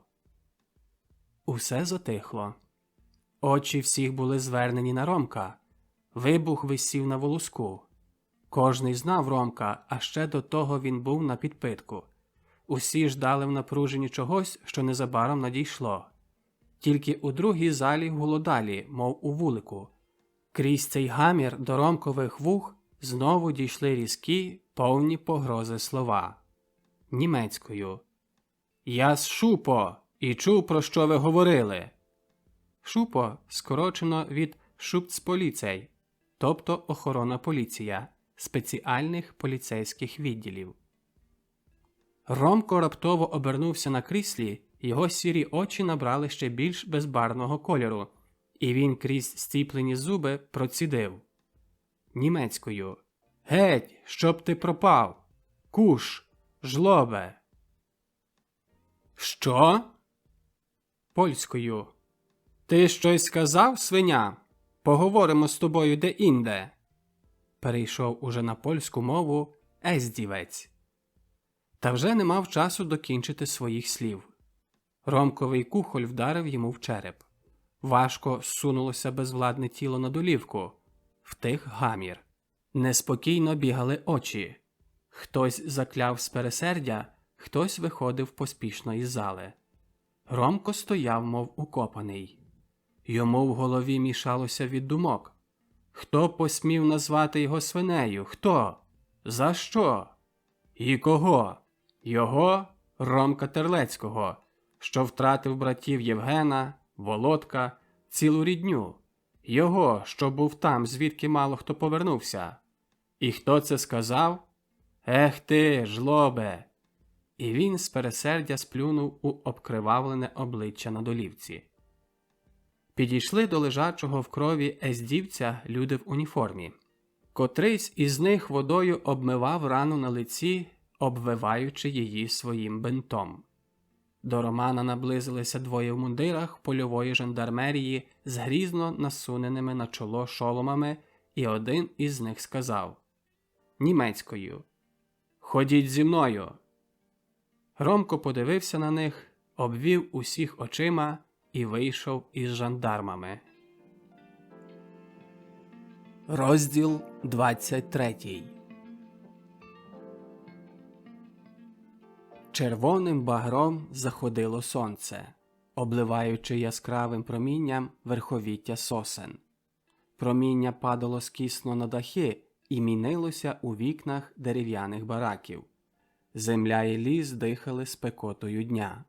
Повітря було насичене живицею та ялівцем. Сонце ще раз облило вогнем довгі одноманітні ряди бараків і сховалося за чорну стіну соснового бору. Надходив вечір. Біля одного з бараків товпилася юрба вояків. Раз у раз з вікна барака долітав гучний голос канцеляриста, що відчитував прізвища, а одночасно з гурту лунало радісно веселе «Я!». Це була щовечірня роздача пошти в протипанцирній сотні одного з полків української дивізії Галичина у вишкільному таборі Нойгамер. Збоку, весело розмовляючи, стояли три юнаки. Прочитане прізвище Іван Потіха раптово струсонуло ними трьома. Один із них, штовхаючи в плече другого, поспішно промовив: «Іди, Ясю, Маєш листа?» Ясьо з голосним «я» на устах підбіг до вікна. Він знав, від кого цей лист. Так довго не було нічого від Ромка. Ще минулого року, лежачи в шпиталі, Ясьо дістав від Ромка звістку, що той у Львові у відпустці побив був якогось доносчика і зате потрапив у карний відділ та виїхав з ним на схід. Від того часу минув уже рік. Ромко часто писав до Яся, і навіть тоді не перервалося їхнє листування, коли Яся на його домагання приділили до дивізії Галичина, де вже перебував оце майже 8 місяців. Дослужився 2 нашивок офіцерського звання. Саме в останньому листі, а було це 2 місяці тому, Ромко згадував, що його прохання про перенесення до дивізії полагоджено прихильно і що незабаром він до них приїде. Тому-то Ясю так біг сьогодні по цього листа, а одержавши його, скоро поспішив назад до своїх приятелів. Адам Круковський і Петро Марущак, або інакше Адась Клапоух та Рудий Пітро, служили разом в одній чоті, навіть в одному рої. Ясьо, як шофер, був водієм гарматного тягача, так званого РСО, а Адась авансував на гещуцфюрера протипанцерної гармати та був рівний щодо ступеня з Ясем, себто обидва були роттенфюрерами з 2 нашивками на лівому рукаві. Примітка перша. Тягач РСО. Тягач Радшлеппер Ост. Українською колісний трактор «Схід». Був розроблений Фердинандом Порше для потреб Вермахту в час Другої світової війни. Примітка друга. Гещуцфюрер. Командир гармати. Рудий Пітро був у рої стрільцем номер 1, а його номером 2 при обслузі 75 мм був також львов'як Михайло Гаєцький, що його кликали міськом Різулою, бо Михайло був справді різником. Решта, себто 5 стрільців першого роя першої чоти протипанцерної сотні, були хлопці з різних міст Галичини. Усі вони жили в одному закутку барака, але Ясьо, Пітро, Адась і Місько завжди трималися разом. Винятком хіба був день, як на когось з них припадала чергова служба. Сотенний оберштурмфюрер Ігор Червінський, колишній старший лейтенант Червоної армії, мав немало клопотів не з вишколом, не з дисципліною, а з поведінкою цілого оцього першого роя. Деколи він ставив навіть цей рій за приклад іншим, але ще частіше не міг стриматися, щоб не висловити свого обурення. «Чи не можете говорити без прокльонів? Що слово то проклін?» Чотовим був німець, один із тих товариських своїх хлопаків, обершарфюрер Коле. Примітка. Обершарфюрер. Військове звання СС та СА, яке існувало з 1932 по 1945 рік. Відповідало званню фельдфебель у Вермахті. Усі разом пішли до свого закутка, зібралися біля Адасової лави, і він вголос почав читати. «Ясьо, я вже тобі писав про те, що мене звільнили від усього того селянства, і чорт зна що ще, тому я сподіваюся незабаром прибути до вас. Кожного дня я питав рішення у своїй справі. Аж сьогодні відкликано мене до комендатури, звідки пишу листа, а завтра вже йду на батьківщину. Ясю. Багато дечого міг би написати, але коли стрінемося, то я тобі все розкажу. Кажу тобі, це не те, що було перед нашим пораненням. Чорт перекрутив компасові стрілки, і ми беремо фальшивий напрям. Але це ніщо, головне, що йду до вас. Закінчую. Здорови всю нашу братію. Вітання. Твій Роман Юсько. Ще Ясьо не скінчив читати листа, як до кімнати війшов Третяк. а з ним Ромко Терлецький. «Ромко! Юсько!» – почулися здивовані голоси Адася і Яся. «Ми ж щойно листа від тебе читали, а ти вже тут!» – крикнув Адась. «Свій хлоп! Дай руку, Юську!» І Адась з простягненою рукою підійшов до Ромка. Привіталися. Та ти знаєш, це щось не сходиться», – почав, затинаючись, Ясьо. «Ми тільки що листа від тебе читали, а ти вже тут. Як Бозю люблю, щось тут не так». «Матко злота!» – вітався з усіма Ромко. «Ясю, Адась, дайте спокій, хай видихаюся. Зараз усе розкажу. Ви собі не уявляєте, як дуже тішуся, що я вже між вами. Знаєш, Ясю, як це прикро між швабами. Хоч вони і товариські, але все-таки це чужі. А ще тепер у цім карнім батальйоні, де я був. Кажу вам, хлопці, як там давали в кісточку, то не маєте поняття. Деяка більша буча, зараз же нас, штрафняків. Доходив до відчаю, чоловіче, що часто і жити відхочувалося. Наш батальйон був у найгірших, найнебезпечніших боях. Спершу під Волховом, пізніше оборонні бої у Білорусі і пляновий відступ на захід.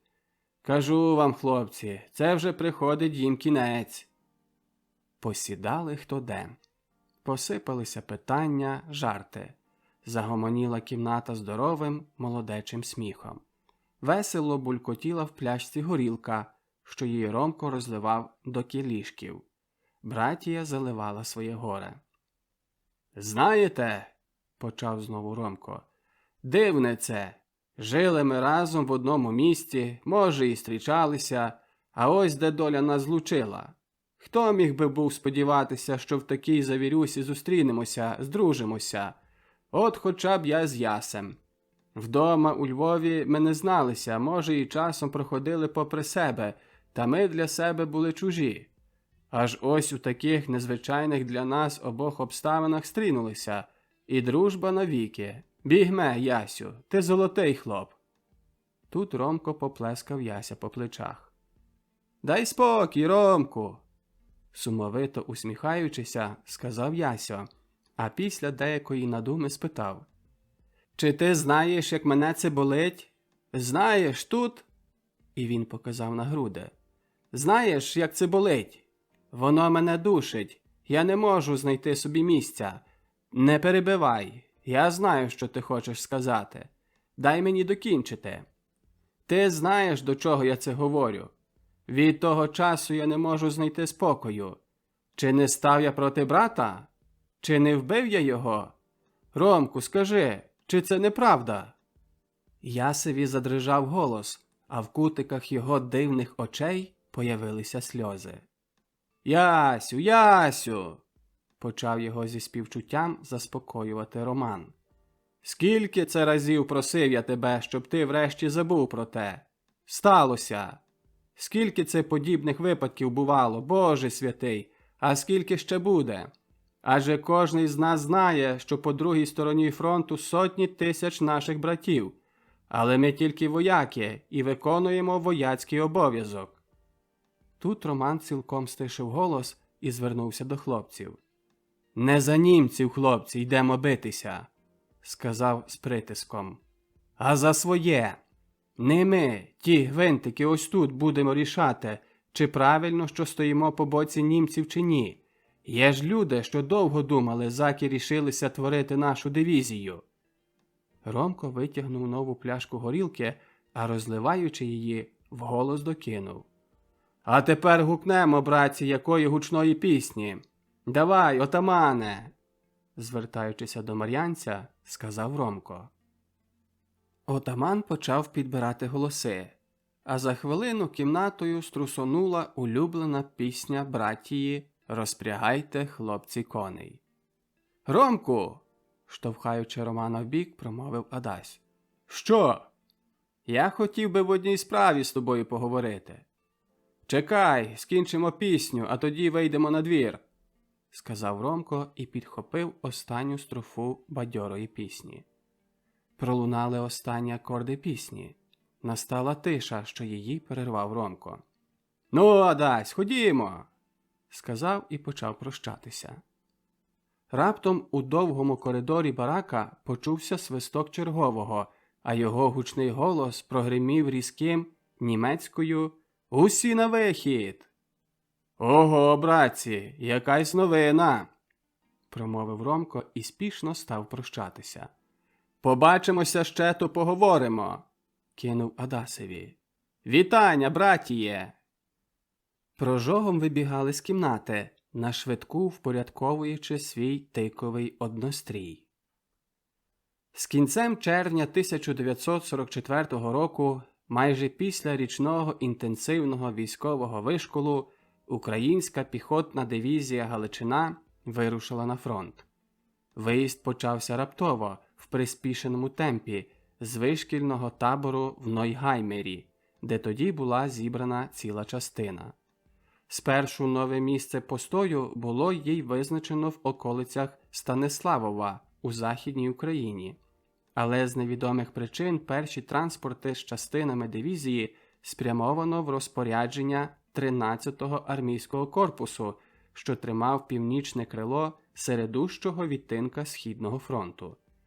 Дивізія мала творити його резерв та зайняти так звану другу оборонну лінію на захід від містечка Броди, де тоді проходила перша бойова лінія. У скрутному становищі опинилася на той час Німеччина, а радше її головне командування Збройних сил. Увесь Східний фронт тріщав, ломився під безперервними ударами червоних полків. У безустанних завзятих боях німецькі дивізії все далі відкочувалися на захід. Не велося німцям уже ніде. В Італії вони програвали великі битви одна за одною, і альянські війська просувалися на північ, очищуючи Італію від німецьких дивізій. Подібне діялося на заході Європи, де після висадки англо-канадсько-американських частин у Нормандії німці станули віч-навіч новому фронтові в Європі, а з тим і перед загрозою повного розгрому Третього рейху. Питання було лише щодо часу, коли цей остаточний розгром прийде. У таких тяжких обставинах українська піхотна дивізія «Галичина» почала розбудовувати другу оборонну лінію біля Бродів. Транспорт за транспортом у приспішеному темпі привозив нові частини дивізії, що займали свої становища. Можливо, що одною з причин нагального большевицького наступу на обидва крила 13-го армійського корпусу було якраз прибуття туди української дивізії.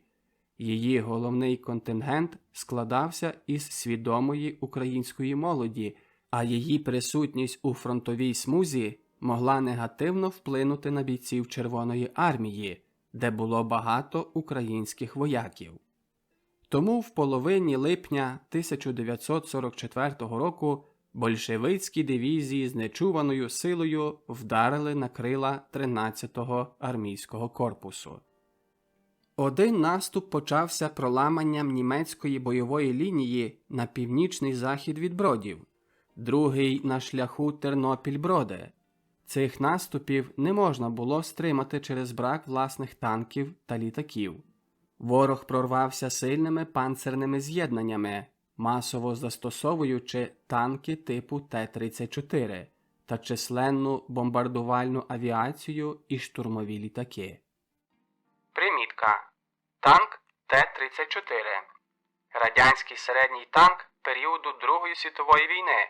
Випускався серійно з 1940 року. Був основним танком Червоної армії до першої половини 1944 року, коли на зміну йому прийшов танк модифікації Т-34-85, наймасовіший середній танк Другої світової війни. Замкнувши кільце довкола 13-го армійського корпусу біля містечка Бузька, ворог почав фронтальні наступи біля самих Бродів. Один із таких проломів постав на правому крилі 13-го корпусу, де німецька команда і кинула спершу поодиноко, полками, а потім цілість дивізії Галичина. Завданням дивізії було заткати пролом між Ясеневом та Сасовом. Молодий український вояк дивізії, що здебільша ще не бачив фронту, не так-то скоро зжився з цією фронтовою дійсністю. А втім він бачив, як старі передові, загартовані у боях німецькі дивізії кидають свою амуніцію і втікають. Для нього це було зовсім незрозуміле і заразливе. Цій паніці піддалися в першу чергу німці-вишкільники, що були в частинах дивізії, а також переважно вищий старшинський склад, теж поголовно німці. Сам командир дивізії, генерал Фрайтак, у найкритичніші хвилини наприкінці липня зрікся командування і просто втік літаком. Примітка. Фріц Фрайтак. Німецький військовий діяч. Бригадефюрер СС. Генерал-майор військ СС і поліції. 20 листопада 1943 року призначений командиром дивізії СС Галичина. Командував дивізією в бою під Бродами влітку 1944 року. Українські старшини, а що їх у дивізії було обмаль, не могли вже опанувати ситуації. Вірні своїм обов'язкам, вони совісно виконували їх і враз із своїми вояками гинули на полі бою. Впродовж майже 10 днів вояки дивізії спільно з розбитками німецьких частин, що їх вдалося здержати в цій панічній втечі, вели завзяті криваві бої на шляху свого відступу. Багато положило свої голови на ланах рідної землі. Ще більше поповнило лави УПА, і лиш частині вдалося прорвати залізне кільце оточення та після довгих трудів потрапити на Закарпаття, де збиралися недобитки дивізії.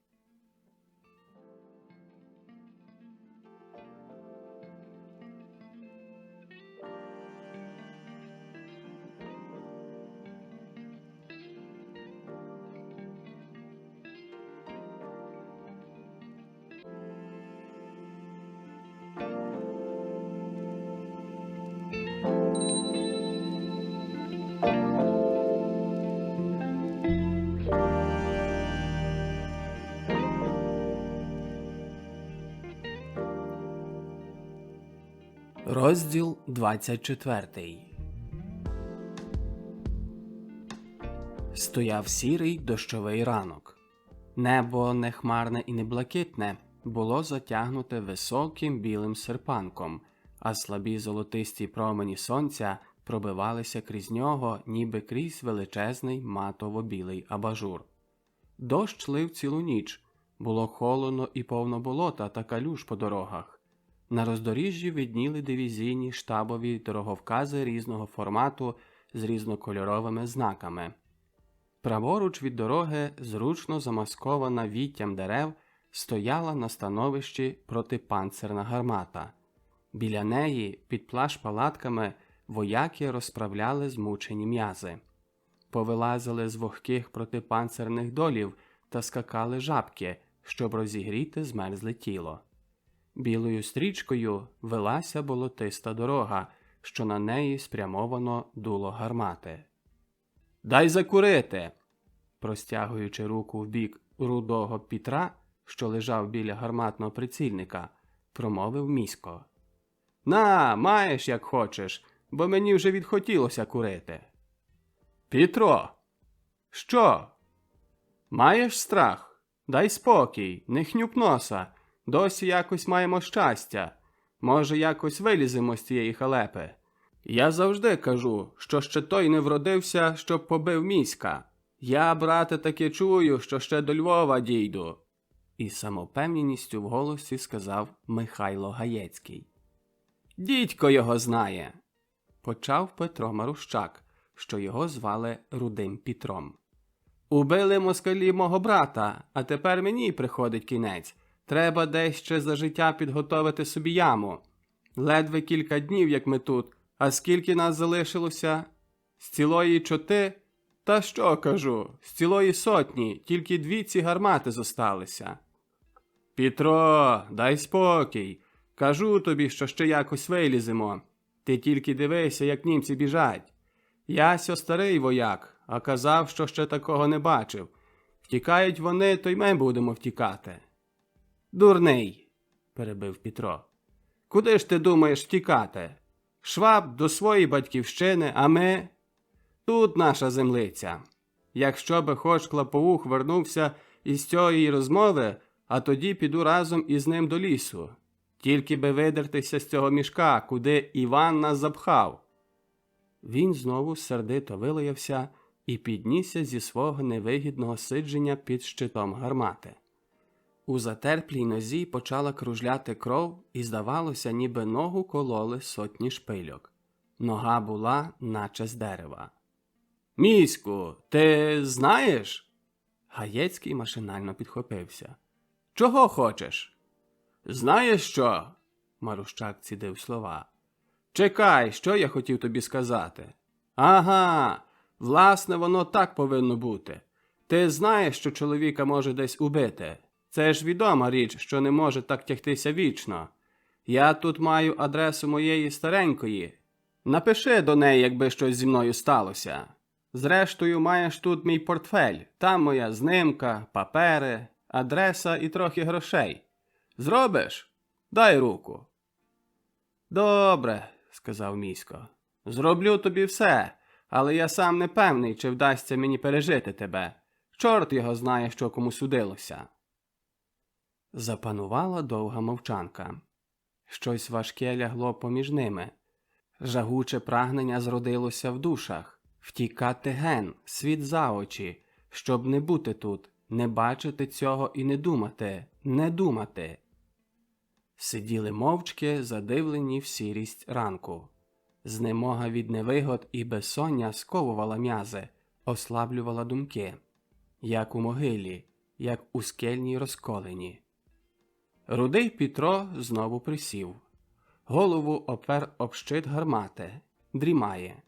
Думки, напівмрії, напівсони маячіння плутаються в мізку. У бездушності очікування губиться час, затрачується простір, втікає накоротко з пам'яті все, що довкруги, що надто прикре. Млосної нудьги не розпорошує сонце, що, пробивши матово-білий серпанок мряки, виблискує промінням на змоченій дощем траві і на кущах. Навіть не розпорошує її свист гарматних стрілен, що пролітають і вибухають десь недалеко. Завзята, підступна, безперервна боротьба не вщухає. Часто густо гремлять громами гармати на цьому кільканадцятикілометровому квадратному просторі, що на ньому замкнено дивізію. Десь здалека доноситься притишений відстанню відгомін рушничного і кулеметного вогню. «Ну, братіє, вставай їсти!» – почувся раптом не то жартівливий, не то сумний голос Івана Потіхи, що разом з Адасем Круковським вертався з відправи в командира відтинка унтерштурмфюрера Олекси Заблоцького. Примітка. Унтерштурмфюрер. СС Унтерштурмфюрер. Первісне офіцерське військове звання СС, яке відповідало посаді командира чоти і званню лейтенанта вермахту. Ясьо був командиром 2-ї протипанцерної гармати, що стояла недалеко Адасевого становища. Обидва вони принесли для своїх стрільців гарячої страви з кухні піхотної сотні, що тримала відтинок вздовж дороги Ясенів-Підгірці. «Як там?» – запитав сонно Пітро. Адась, сідаючи на порожню скриньку від набоїв, розвів безрадно руками. «Що ж, мусимо ще триматися до вечора, а вночі йдемо далі. Здається, що на прорив. Однак до вечора за всяку ціну треба вдержатися на становищах. Ясю!» – звернувся до Потіхи. «Як там з твоєю гарматою?»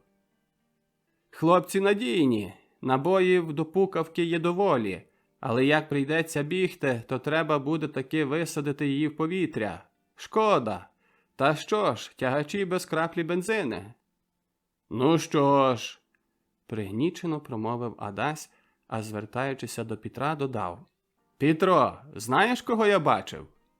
«Кого?» «Ромка. Він десь сюди надтягне. З ним є лише ся холепета. Отамана вбило. Перкача теж. Ти знаєш, вони були при могильниках, і це на них був перший удар там, під цими пняками. Ромко і Сяхо тепер в якійсь збираній чоті і прибули сюди як резерв». «А що ж він на те все каже?» жуючи, запитав Місько. «У нього не першина. Був у ще гарячіших ситуаціях. Подивіться на Яся». Адась кивнув головою в сторону, куди пішов Потіха, що поніс своїм хлопцям їжу. «Цей так не нервується, як кожний з нас. Я вдоволений, що Ясьо з нами. Усе-таки якось відрадніше, коли бачиш, що хтось спокійний. Ага, Петро!» Адась звернувся до Марущака. «Ми дістали нового цуксфюрера. Ось він іде сюди». Примітка. Цуксфюрер. Командир взводу. Адась кивком голови показав на дорогу, кудою йшли 3 вояки. «Це свій хлоп, наш, українець, унтерштурмфюрер Марковський». «Здорові були, хлопці!» – привітав старшина вояків і звернувся до Адася. «Як там, ротенфюрер, усе в порядку? Я маю з собою 2 кулеметників. Покажіть їм становище, бо я не знаю ще, де ваша частина». Примітка. Ротенфюрер. Військове звання СС та СА, яке існувало з 1932 по 1945 рік. Відповідало званню обер-єфрейтор у Вермахті. Адась почав інформувати свого нового зверхника. «Тут праворуч від тинок тримають сотні куріння фюзілерів». Примітка.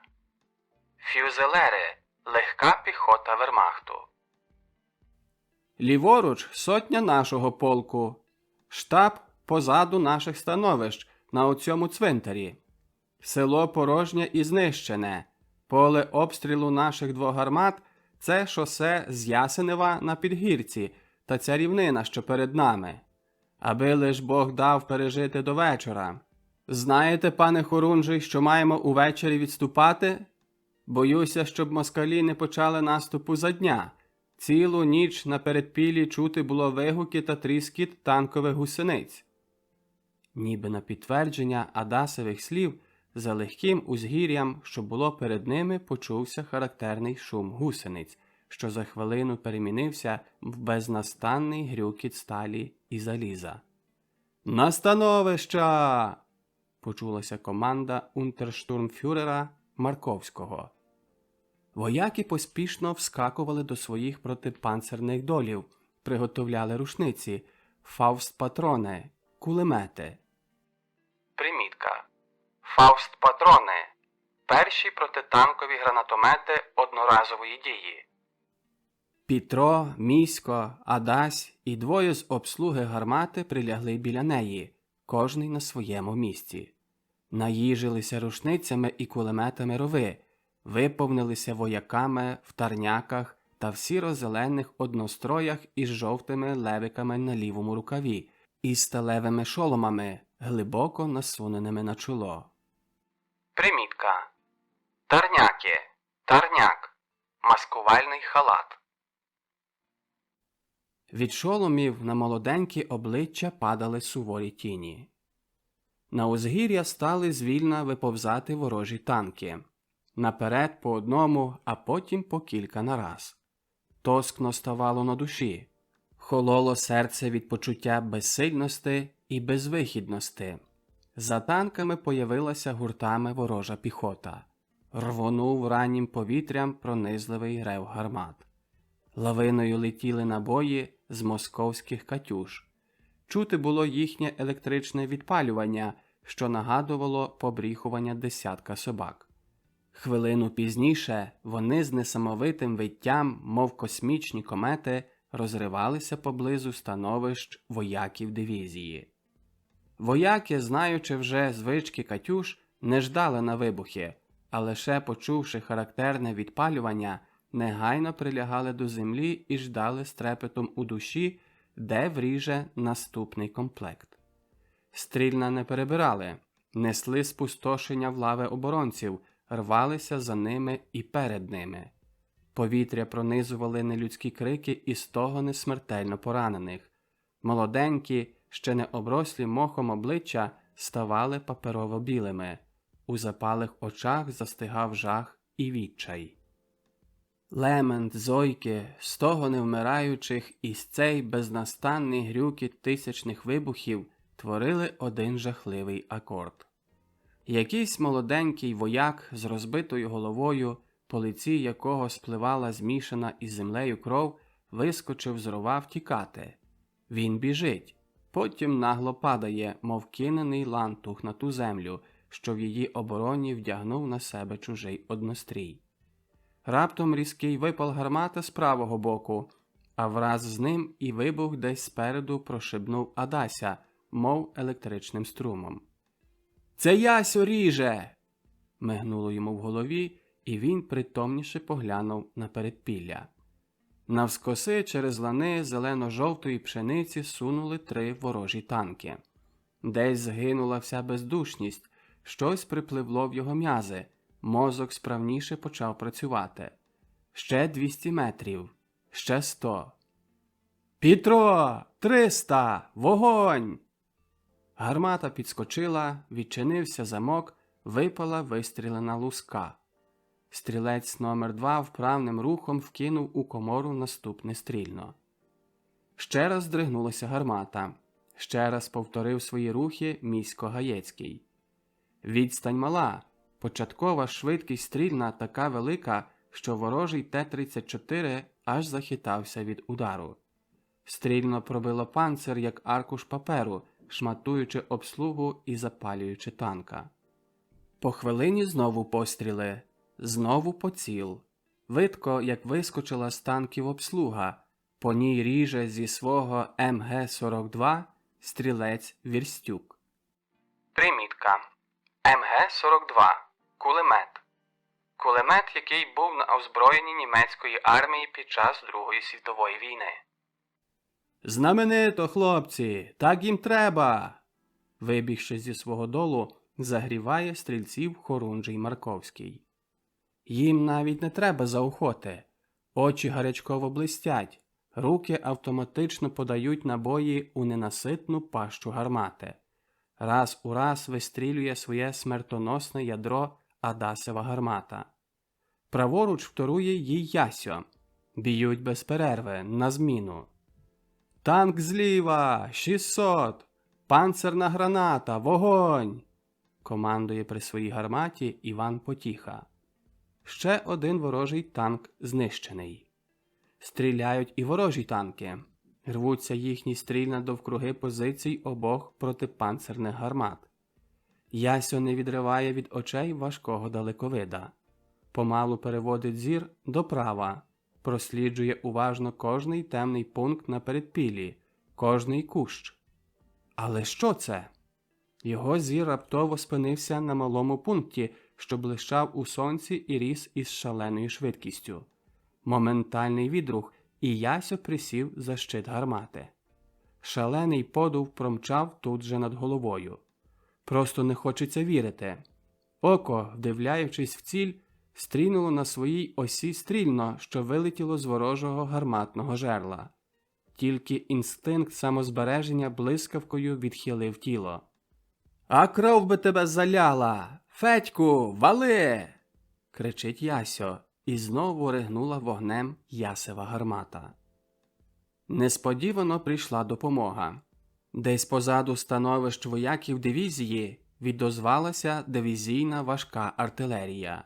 Рвуться на передпіллі важкі бомби, підносячи вгору водограї землі, вогню і диму. Большевики, втративши кілька танків, залягли в терені. Можна було бачити, як палахкотіли порозкидувані то тут, то там сталеві вежі їхніх танків, далеко відкинуті сильними вибухами протипанцерних стрілен. Ситуація на цьому відтинку була поки що опанована. Командувачі сотень, чот і роєві аж тепер можуть зорієнтуватися, хто згинув, а хто поранений. Згинув стрілець Вірстюк, кулеметник у протипанцерній чоті. Згинув у протипанцерній ямі враз із своїм муніційним стрільцем.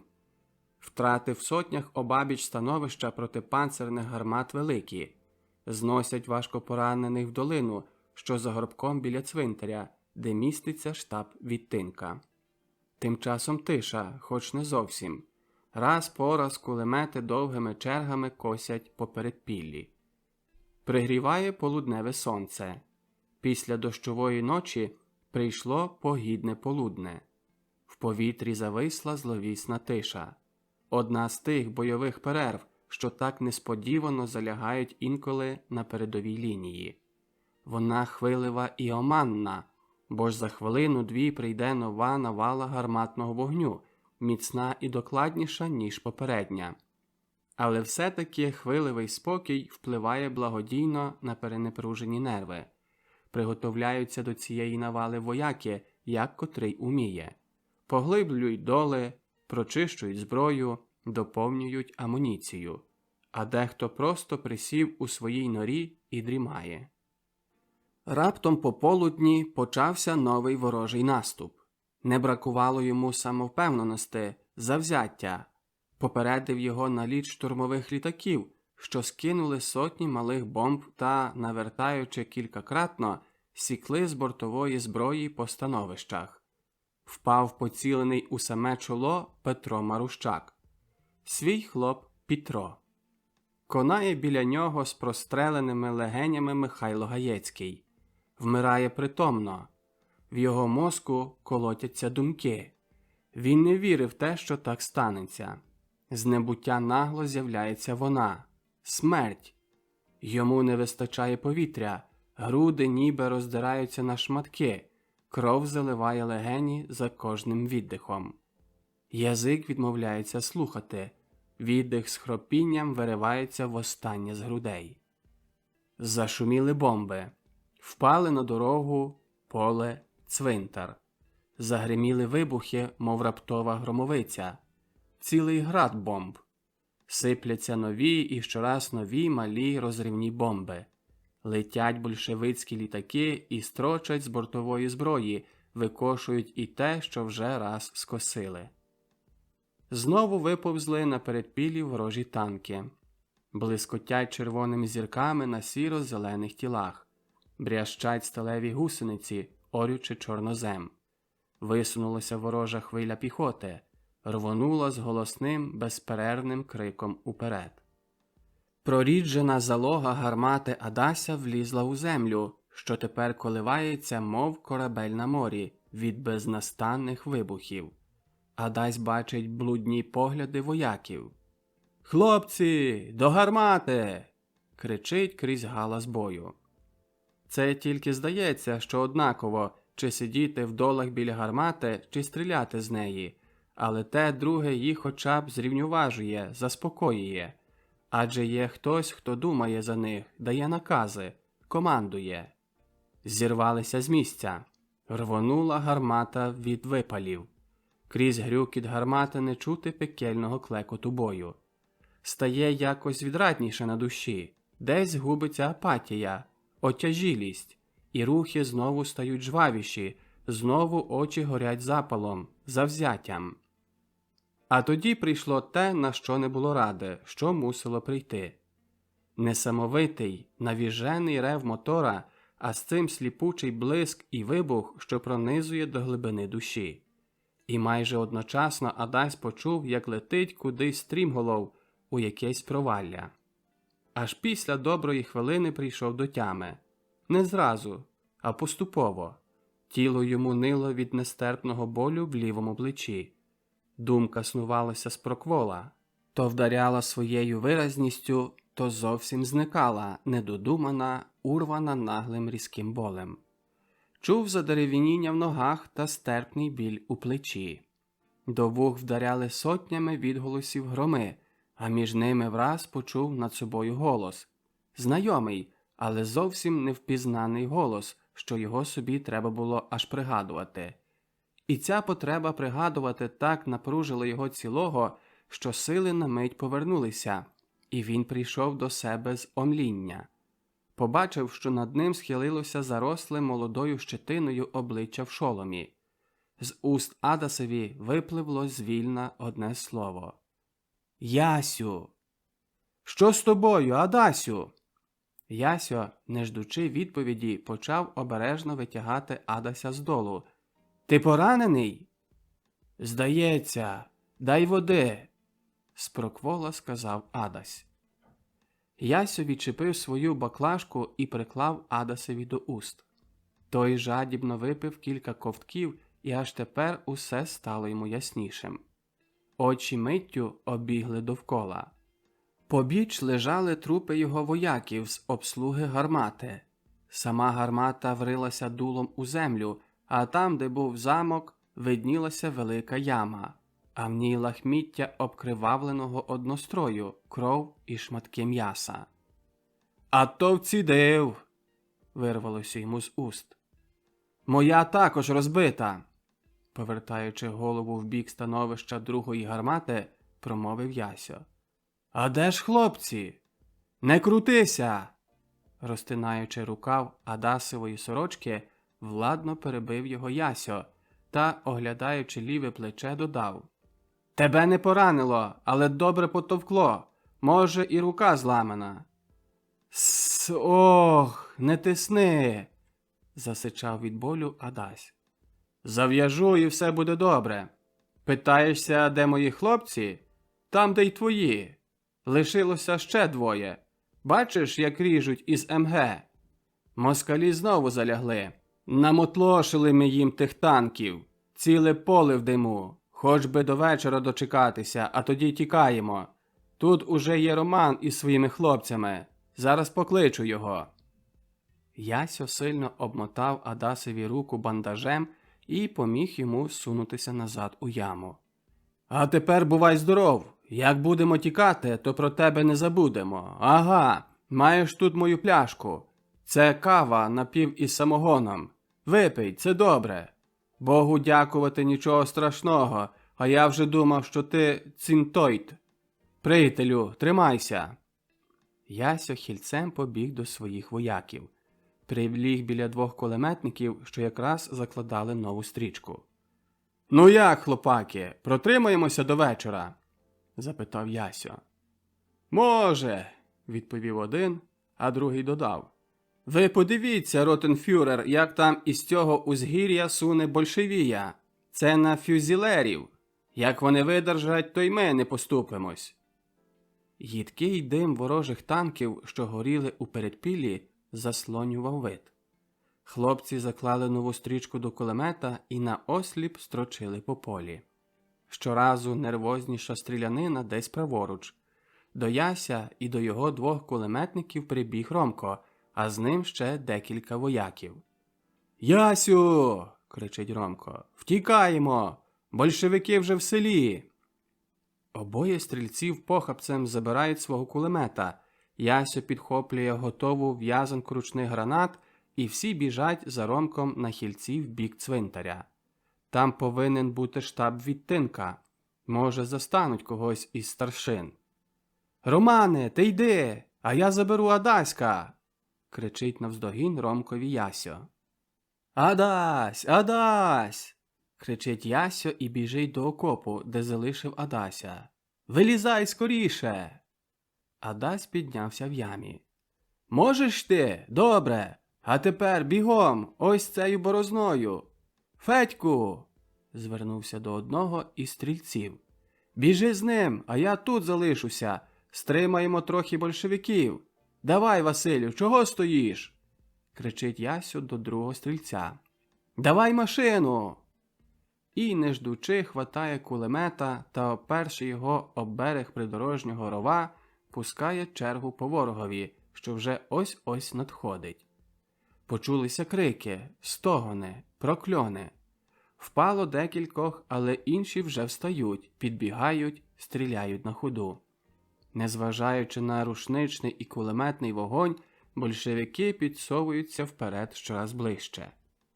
Ромко, що до нього добіг Адась, довідався, що Ясьо залишився позаду, тож уставив свої 2 кулемети, що були в його групі. Кулеметники і без того, що їм аж подавано цілі, строчать по лавах ворожої розстрільної. Тим часом Ясьо, користуючи з нагоди, разом із своїми кулеметниками підривається і усі біжать у бік своїй лінії. Як рясний дощ свистять кулі. Шаліє вогонь артилерії і гранатометів. Ворог не жаліє вогню. Відізвалися гранатомети якогось більшого калібру. Довкруги витріскують водограї чорнозему, збиваються клуби пороху і диму. Починає горіти збіжжя. Дим підноситься вгору, покриваючи густим покривалом запалений лан. Хтось із вояків вистрелив із фавс-патрони. Большевицький танк загорівся, мов смолоскип. Що не вискочило з нього залога, це не важливе ні для кого, бо в ту саму мить несамовите враження вчинила інша сцена. Якийсь вояк із левиком на плечі, якому цей танк в'їхав дослівно на ноги, живцем печеться на вогні, придавлений потворою до землі. «Адась!» – кричить Роман. «Біжи з цими пораненими далі!» Він показав рукою на групу вояків, що обкривавлені прилягли за маленьким горбком. Неглибоким ярком потягнувся сумний похід напівмерців. Відстань між ворогом і оборонцями зменшилася так, що заговорили машинові пістолі, фінки, почулися глухі вибухи ручних гранат. Ясьо, мов навіжений, щораз змінював напрямок черг із свого машинового пістоля. Інстинктивно відхилювався від близьких вибухів гранат. У ньому віджила стихія боїв, що їх пройшов на Східному фронті. Перед очі лізли картини з-під Сталінграда і Бог зна ще яких побоїщ. Цей досвід не пішов намарно. Він рефлективно передбачав кожну небезпеку. Його очі притомно бігали півдугою по передпілі, шукаючи скупчення ворога. Там, ідуть! Федю, вали!» – кричить до свого кулеметника і притому перехилює голову в сторону Федя. У нього кожен стрілець був або Федь, або Василь. Цей відрух голови врятував йому життя, бо в ту саму мить просвистіла черга з Дєгтяря у те місце, де ще перед хвилиною держав голову. Ця кулеметна черга поділа на нього, як холодний душ. Ясьо зрозумів, що найвищий час йому змінити становище. Поповз у бік яру, кудою пішли ранені. В ту ж мить недалеко впала граната. Засвистіли над головою відламки. Подув повітря, пісок і дим вдарили в прилипле до землі тіло. Шум у голові, дзвін у вухах, несмак у роті. Ясьо несвідомо общупував себе. Цілий. Вповз на дно ярка. Лежить у болоті. Мокро, холодно, але бодай якось заслонений. Рукою притягає в'язку гранат. Вона якраз тепер може придатися. Його насторожений слух ловить гул мотора. До ярка ввалюється, мов лантух збіжжя, Федьо-кулеметник. «Федю, біжи туди вниз!» – кричить Ясьо, видряпуючися на узбіччя ярка. Він уже не звертає уваги на те, чи Федю зрозумів його, чи ні. Вся його увага скупчена тепер на тому, що бачив перед собою. На віддалі 5-6 метрів над самим краєм ярка маневрує большевицький танк. Сталеві гусениці вгрузли глибоко в чорнозем. Повітря потряс пронизливий випал танкової гармати. Ясьо виліз на край берега, зціпив зуби і кинув в'язанку гранат. Вона вдарила об борт. Невже намарно його труд? Ясьо відскочив, підняв в'язанку та дослівно положив потворі на її зад. І ледве встиг скотитися назад до ярка, як повітрям рвонув несамовитий вибух. Язики вогню раптом бризнули вгору, а чорний дим бухнув фонтаном. Голосний грюкіт покотився ярком і зразу ж ущух, обірваний вітром угорі. Ясьо біг дном ярка похилений і з боків заслонений його берегами. При вильоті з ярка стрінула його лавина рушничних пострілів. Стріляли свої. Ясьо кричав розпачливо, але ніхто його крику не чув. На щастя, пізнав його Роман. «Не стріляти!» – заревів. «Це потіха!» Ясьо прибіг на становище до своїх. Застав усіх між гробами та кущами в якомусь рові. Це вже цвинтар. Де ж Ромко? Крізь дим і порох побачив силуети вояків, сірих як попіл. Декотрі байдужі нагадували звірят, зловлених у тенета. Ворожий вогонь не вгавав ні на хвилину. Раз по раз рвалися гранати, перевертаючи догори корінням землю, розриваючи на шматки столітні дерева, що, падаючи, і собі ранили та вбивали людей. Клекіт вибухів, щораз нові детонації важких гранатометних стрілен, свист відламків і дим наповнювали повітря. Забрехали ворожі Максими. Кулі сікли на тріски поламані дерева, скошували, мов косар косою, на могильні хрести, скреготіли або рикошетували по кам'яних нагробках. Унтерштурмфюрер Захарків, молоденький, повний енергії старшина, єдиний ще при житті із цілого штабу відтинка в розпачі. Зрозумів безвихідність положення, безсенсовість дальшого спротиву, брак яких-небудь перспектив на рятунок. Не мав досвіду, не сподівався, що в такому короткому часі попаде в таку безнадійну ситуацію. Втратив панування над нервами. Переконаний про свою безсилість, зважився на остаточне. Поглянув допитливо на Ромка Терлецького, що лежав біля нього, і голосно, майже з криком спитав: «Що робити?» У цю мить біля них з'явився Ясьо, а почувши запит старшини, без надуми сказав одне слово: «Віємо!» «Що ви сказали?» «Втікаємо!» поправив Яся Роман, бачучи, що старшина не зрозумів Ясевого львівського балаку. Старшина усміхнувся блідо. «Запізно! Куди?» «Ясю, бігай, збирай братію!» «Що? Гадась?»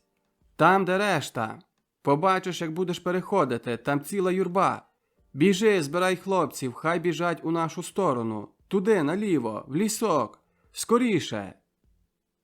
Ясю побіг вздовж лінії, спотикаючися об трупи, об покинений виряд, об гроби. Щораз лунав його голосний крик: «Хлопці, назад!» Зчорнілі від пороху і утоми вояки підривалися і прожогом бігли у вказаному Ясем напрямку. По дорозі Ясьо натрапив на жахливе видовище. Вижолобина від вибуху гранати великого калібру, а навкруги кільканадцять полеглих вояків. Порозривані тіла, пошматовані однострої, кров на бандажах – все воно свідчило про те, що вибух добив тут тих, які перед смертю вже раз були засмакували її подиху. З підігнутими ногами, відкиненою набік головою, застиг якийсь молоденький стрілець. Мав високо піднесену руку з примітивною шиною і бандажем.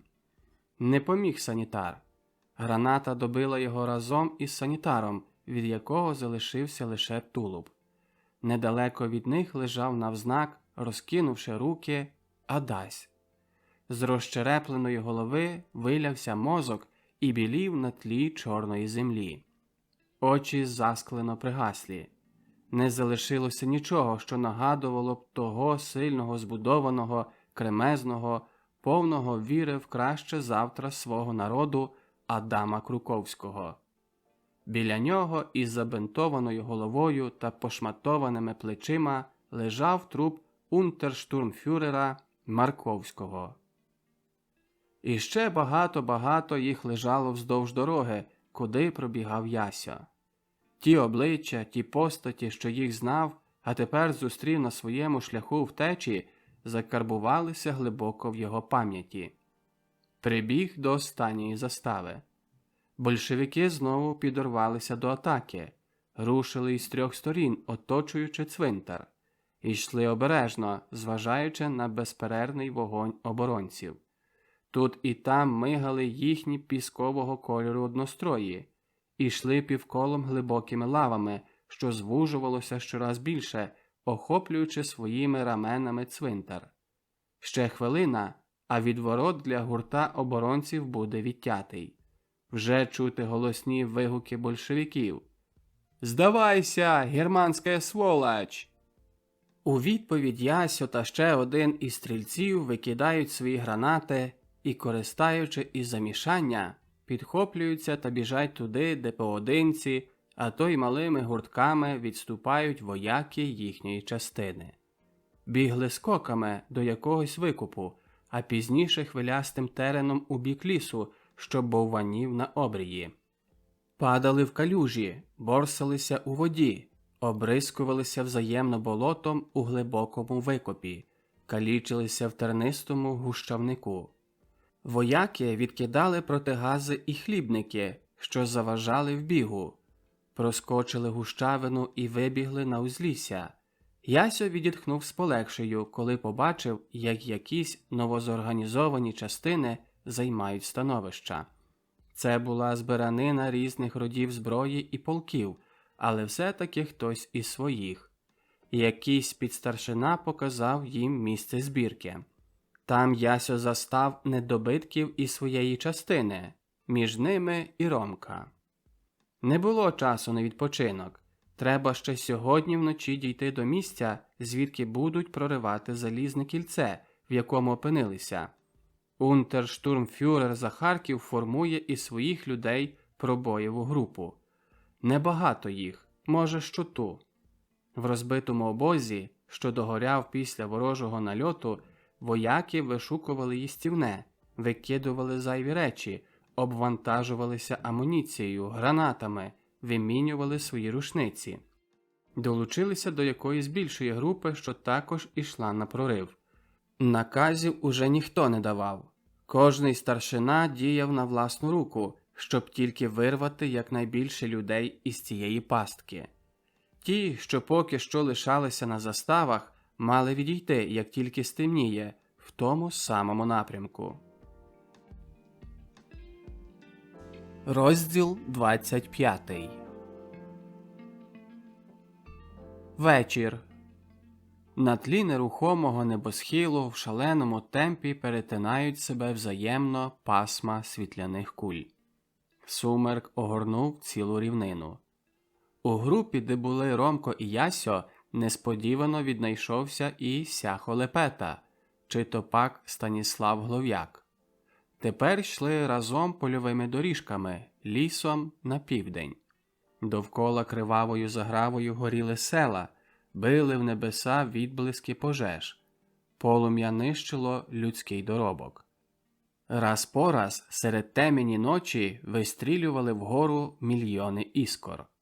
Від Одеська чути було шум танкових гусениць і нервову стрілянину. По дорозі повно розбитих автомашин, возів, набряклі кінські і людські трупи, знерухомлені панцирні вози і танки, в яких час від часу вибухала амуніція, якісь санітарні авто, посічені на решето, поранені, що були в них, побиті. Це вози повні людського м'яса. Неймовірна перевтома після багатьох недоспаних ночей. Повіки тяжать, мов налиті ртуттю, заплющуються до сну самі. Ніхто не думає про їжу, всі прагнуть хоч на годинку заснути, але щораз ближчий гук вибухів примушує до надлюдських зусиль.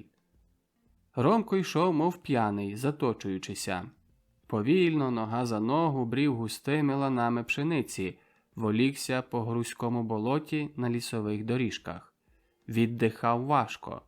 Ліниві пливли думки. Було йому байдуже, що з ним станеться.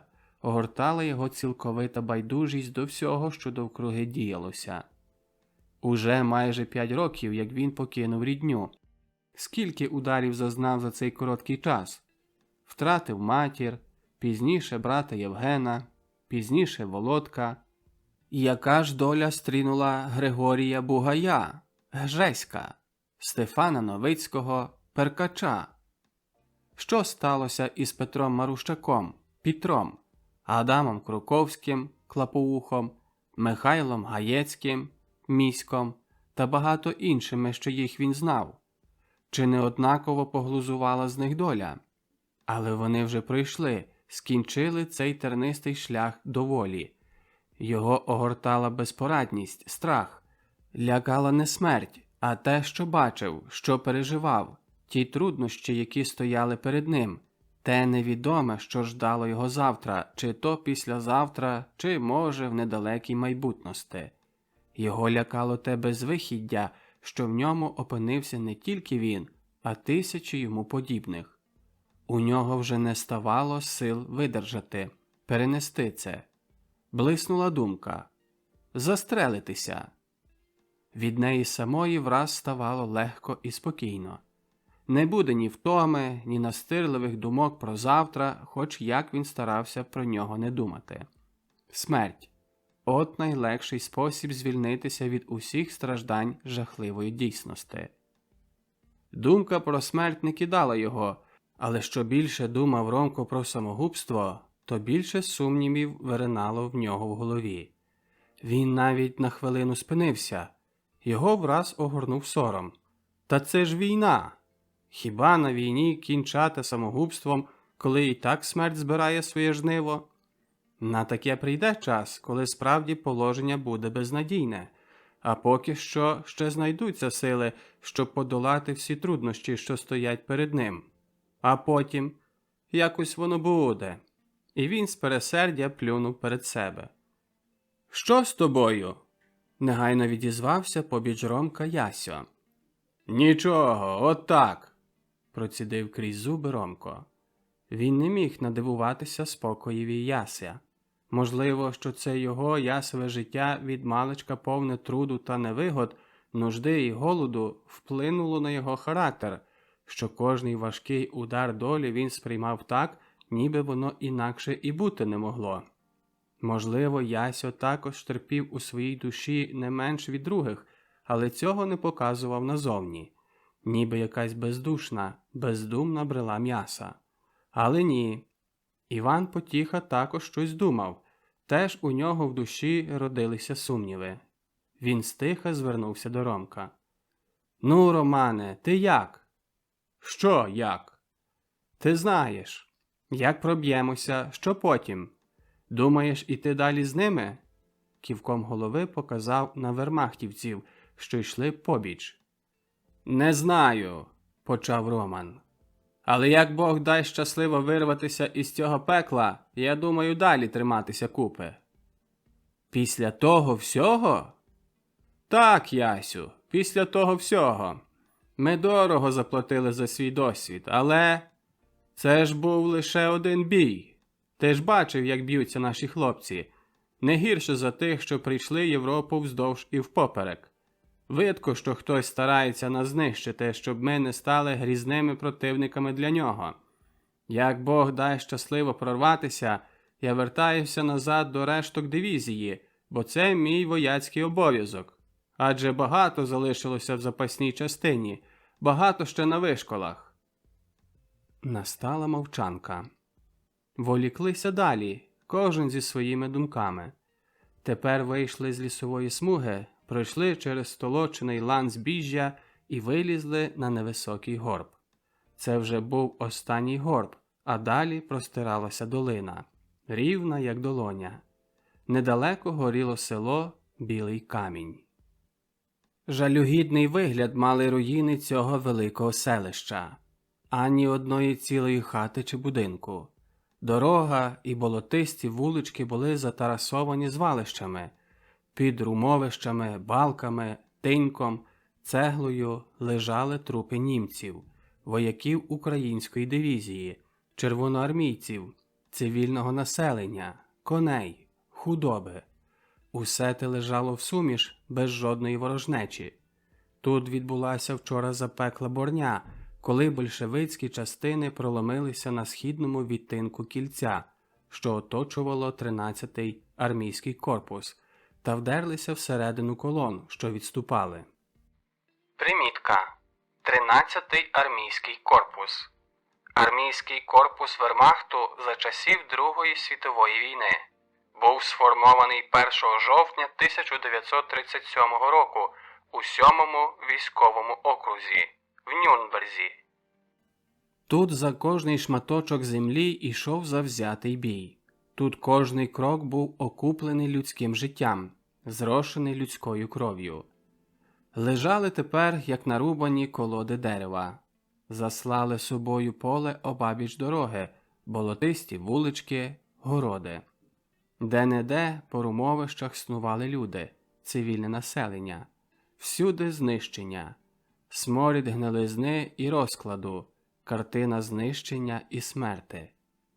Уже світало, як колона, де був Роман та його двоє друзів, добилася до якогось знищеного села і тут затрималася. Саме тут були вихідні становища до прориву. Вдарила в них яскрава, разюча червона ясність. Все довкруги палало. Горіли хати в селі, горіло на ланах збіжжя, яскравим полум'ям спалахували покинені, запалені гранатами автомашини, підводи. Над головами розривалися гранатометні, гарматні стрільна, розліталися довкола тисячами відламків. Повітря дрижало від свисту і шуму артилерійських стрілен. Дороги завалені возами, автомашинами, розбитими гарматами не давали проходу. Ромко і його друзі залягли в якійсь ямі, приготовлялися до остаточного прориву. Недалеко від них їхній старшина, унтерштурмфюрер Захарків з кількома стрільцями. Перед ними залягли штурмові групи, що мали проривати кільце. Там направо два німецькі тигри залпами відгризаються на зливний дощ ворожих стрілен. «Ясю! Сяху! Тримаймося купи!» – промовив Ромко. «А ти, Ясю, кинь цей макогін!» – він показав на фавс-патрон. «Бери більше гранат! Це ж пробій!» Рожевий передсвітанок липневого ранку розсівав темінь ночі. Перші проблиски збудженого дня виповзли на сході, розстелилися яскравими золото-рожевими проміннями на вершках дерев і надали молочно-синьої барви довкіллю.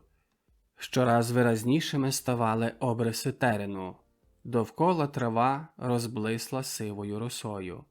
Імла та дим сповивали залізничний насип, а за ним лісисту височину. Здавалося, що вона завішена в хмарах. Попереду, в долині, по обох боках ледве помітної дороги сивіли великими калюжами розлогі багна. Це був терен, по якому треба було пройти, кудою за всяку ціну треба було прорватися, бо там, за цим у хмарах завислим узліссям, ждала воля. Піднялися перші лави вояків до прориву. За ними рушили Ромко і його двоє друзів та група унтерштурмфюрера Захаркова. Грузли в багні, перебігали крізь якісь кущі. Щораз падали від подуву вибухлих гранат. Дехто з них уже не вставав. Їхні розпачливі, нелюдські голоси бігли вслід за тими, що йшли далі. Ніхто не затримувався, щоб дати їм поміч. Прорватися, розбити це кільце вогню, вийти з тенет – це була єдина свідома думка тих, що бігли вперед. Ромко підганяв своїх друзів голосним криком. «Ясю! Сяху! Вперед! Вперед!» Стрималися аж перед насипом. Залізничну лінію годі пройти, вона під обстрілом ворожих кулеметів. Довкола водограї вибухів, повторювання і жахливою одностайністю в тих самих місцях. Якийсь старшина, провідник групи, вискакує вперед, щоб зараз же впасти. Хтось інший стає на його місце і також падає. Сидіти тут довше чи йти? Оце питання, що виринає перед всіма. Кожний відповідає на нього, як хоче. Вискакують по двоє, по троє і біжать просто на цю стіну вогню і заліза. Жене їх сліпий інстинкт, не розвага, непередбачування і нерозрахунок. Ще крок, і ще два. і ця несамовита стіна вогненно-залізного водограю за ними. Ромко з друзями, перебігши щасливо залізничну колію, злетіли стрімголов у якусь прогалину. Тут знову попали на іншу групу штурмовиків, кинули їх, побігли далі, щоб знову наскочити на нову групу. Цілий штурмовий відділ поділений на групи, що на час атаки зливаються, мішаються разом і знову розділюються. Ромко на коротко згубив Яся і Сяха та зустрів їх по якомусь часі знову. Втратили зв'язок із своєю групою, долучилися до іншої, щоб знову втратити і тих з очей при короткій передишці під кущами. Ураганний вогонь важкої зброї ворога не вгавав ні на хвилину. Гук детонацій оглушував людей, клуби диму і пороху заступали вид. Відламки фуркотіли тут же біля вух. Знову зриваються, біжать, підходять нагору серед кущів тернини, глоду, малини. Ромко бачить, що попереду залягли якісь вояки. Нікого перед ними нема.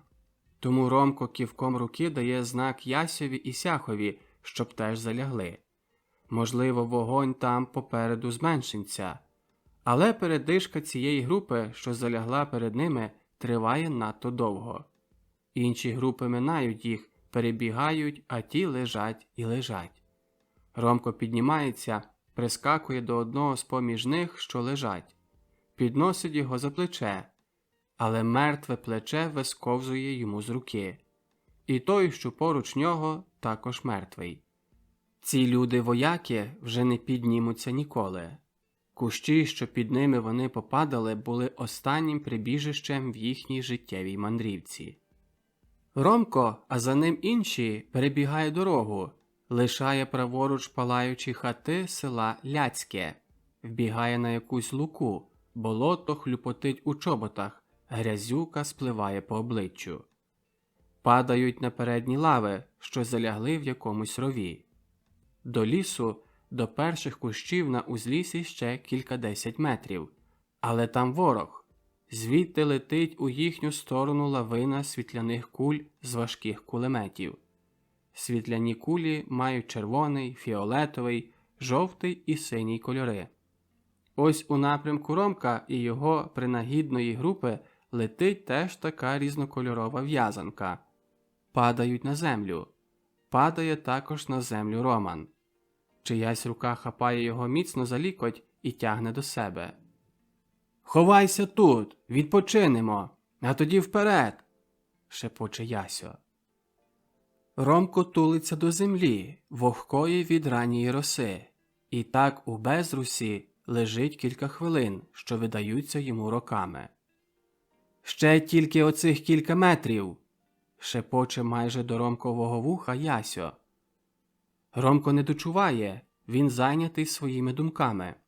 Вони смішні, але вони якраз тепер потрібні, щоб хоч на хвилину дати мозкові над чимсь скупчитися, щоб хоч ненадовго забути про цю небезпеку, що жде його там, спереду.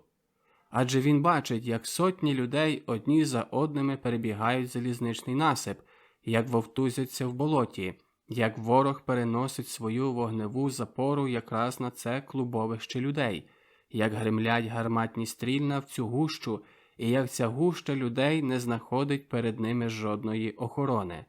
Вони тільки вірять своїй долі, своєму щастю. Лінія польоту кулі має вид параболі. Свердлить настирлива думка Ромкові мозок. Він пригадує теоретичні навчання з військового вишколу. В цю мить бачить тисячі світляних куль, що накреслюють регулярні параболі. Можна наперед передбачити, де котра з цих куль попаде. Над ними літала смерть, і цю смерть вони бачили. Вона кольорова, наче картина з якоїсь фантастичної казки. Через цю барвистість, через гук і шипіння, через свист, ця смерть особливо грізна. Вона знесилює скоріше, заки вб'є, вона вбиває, заки поцілить. Раптом чути чийсь сильний голос. «Хлопці, вперед! Слава!» Підорвалася лава вояків. рвонула непереможною хвилею вперед. Поміцнішав ворожий кулеметний вогонь, заторохтіли, заскрекотали машинові пістолі, потрясли раннім повітрям вибухи гранат. Ста голосами покотилася лісом луна, та стриму не було. Вже перші лави штурмовиків вдерлися в лісову гущавину. Один за одним мовкнуть ворожі кулемети. Раз по раз чийсь пронизливий голос свідчить, що пощади там нема. І лиш гучний голос «Слава!», перемішаний із сильним «Гура!», луною несеться по лісових прогалинах. Зараз при першому зриві штурмовиків Ромко та його двоє друзів піднялися одночасно, бігли щодуху в напрямку лісу. Час від часу чергами машинових пістолів косили по кущах на узліссі. Ще кільканадцять кроків, і в рух пішли ручні гранати. Кидали, незважаючи на відламки, бігли далі, щоб скоріше, щоб лише ближче до ворога, щоб знівечити, прорвати це вороже кільце. Ромко, Ясьо і Сяхо були між тими першими, що кинулися на ворожі позиції. Це вже були рештки надлюдського зусилля. Ворог, заскочений несподіваним сильним ударом, боронився хаотично. Тут не було пощади.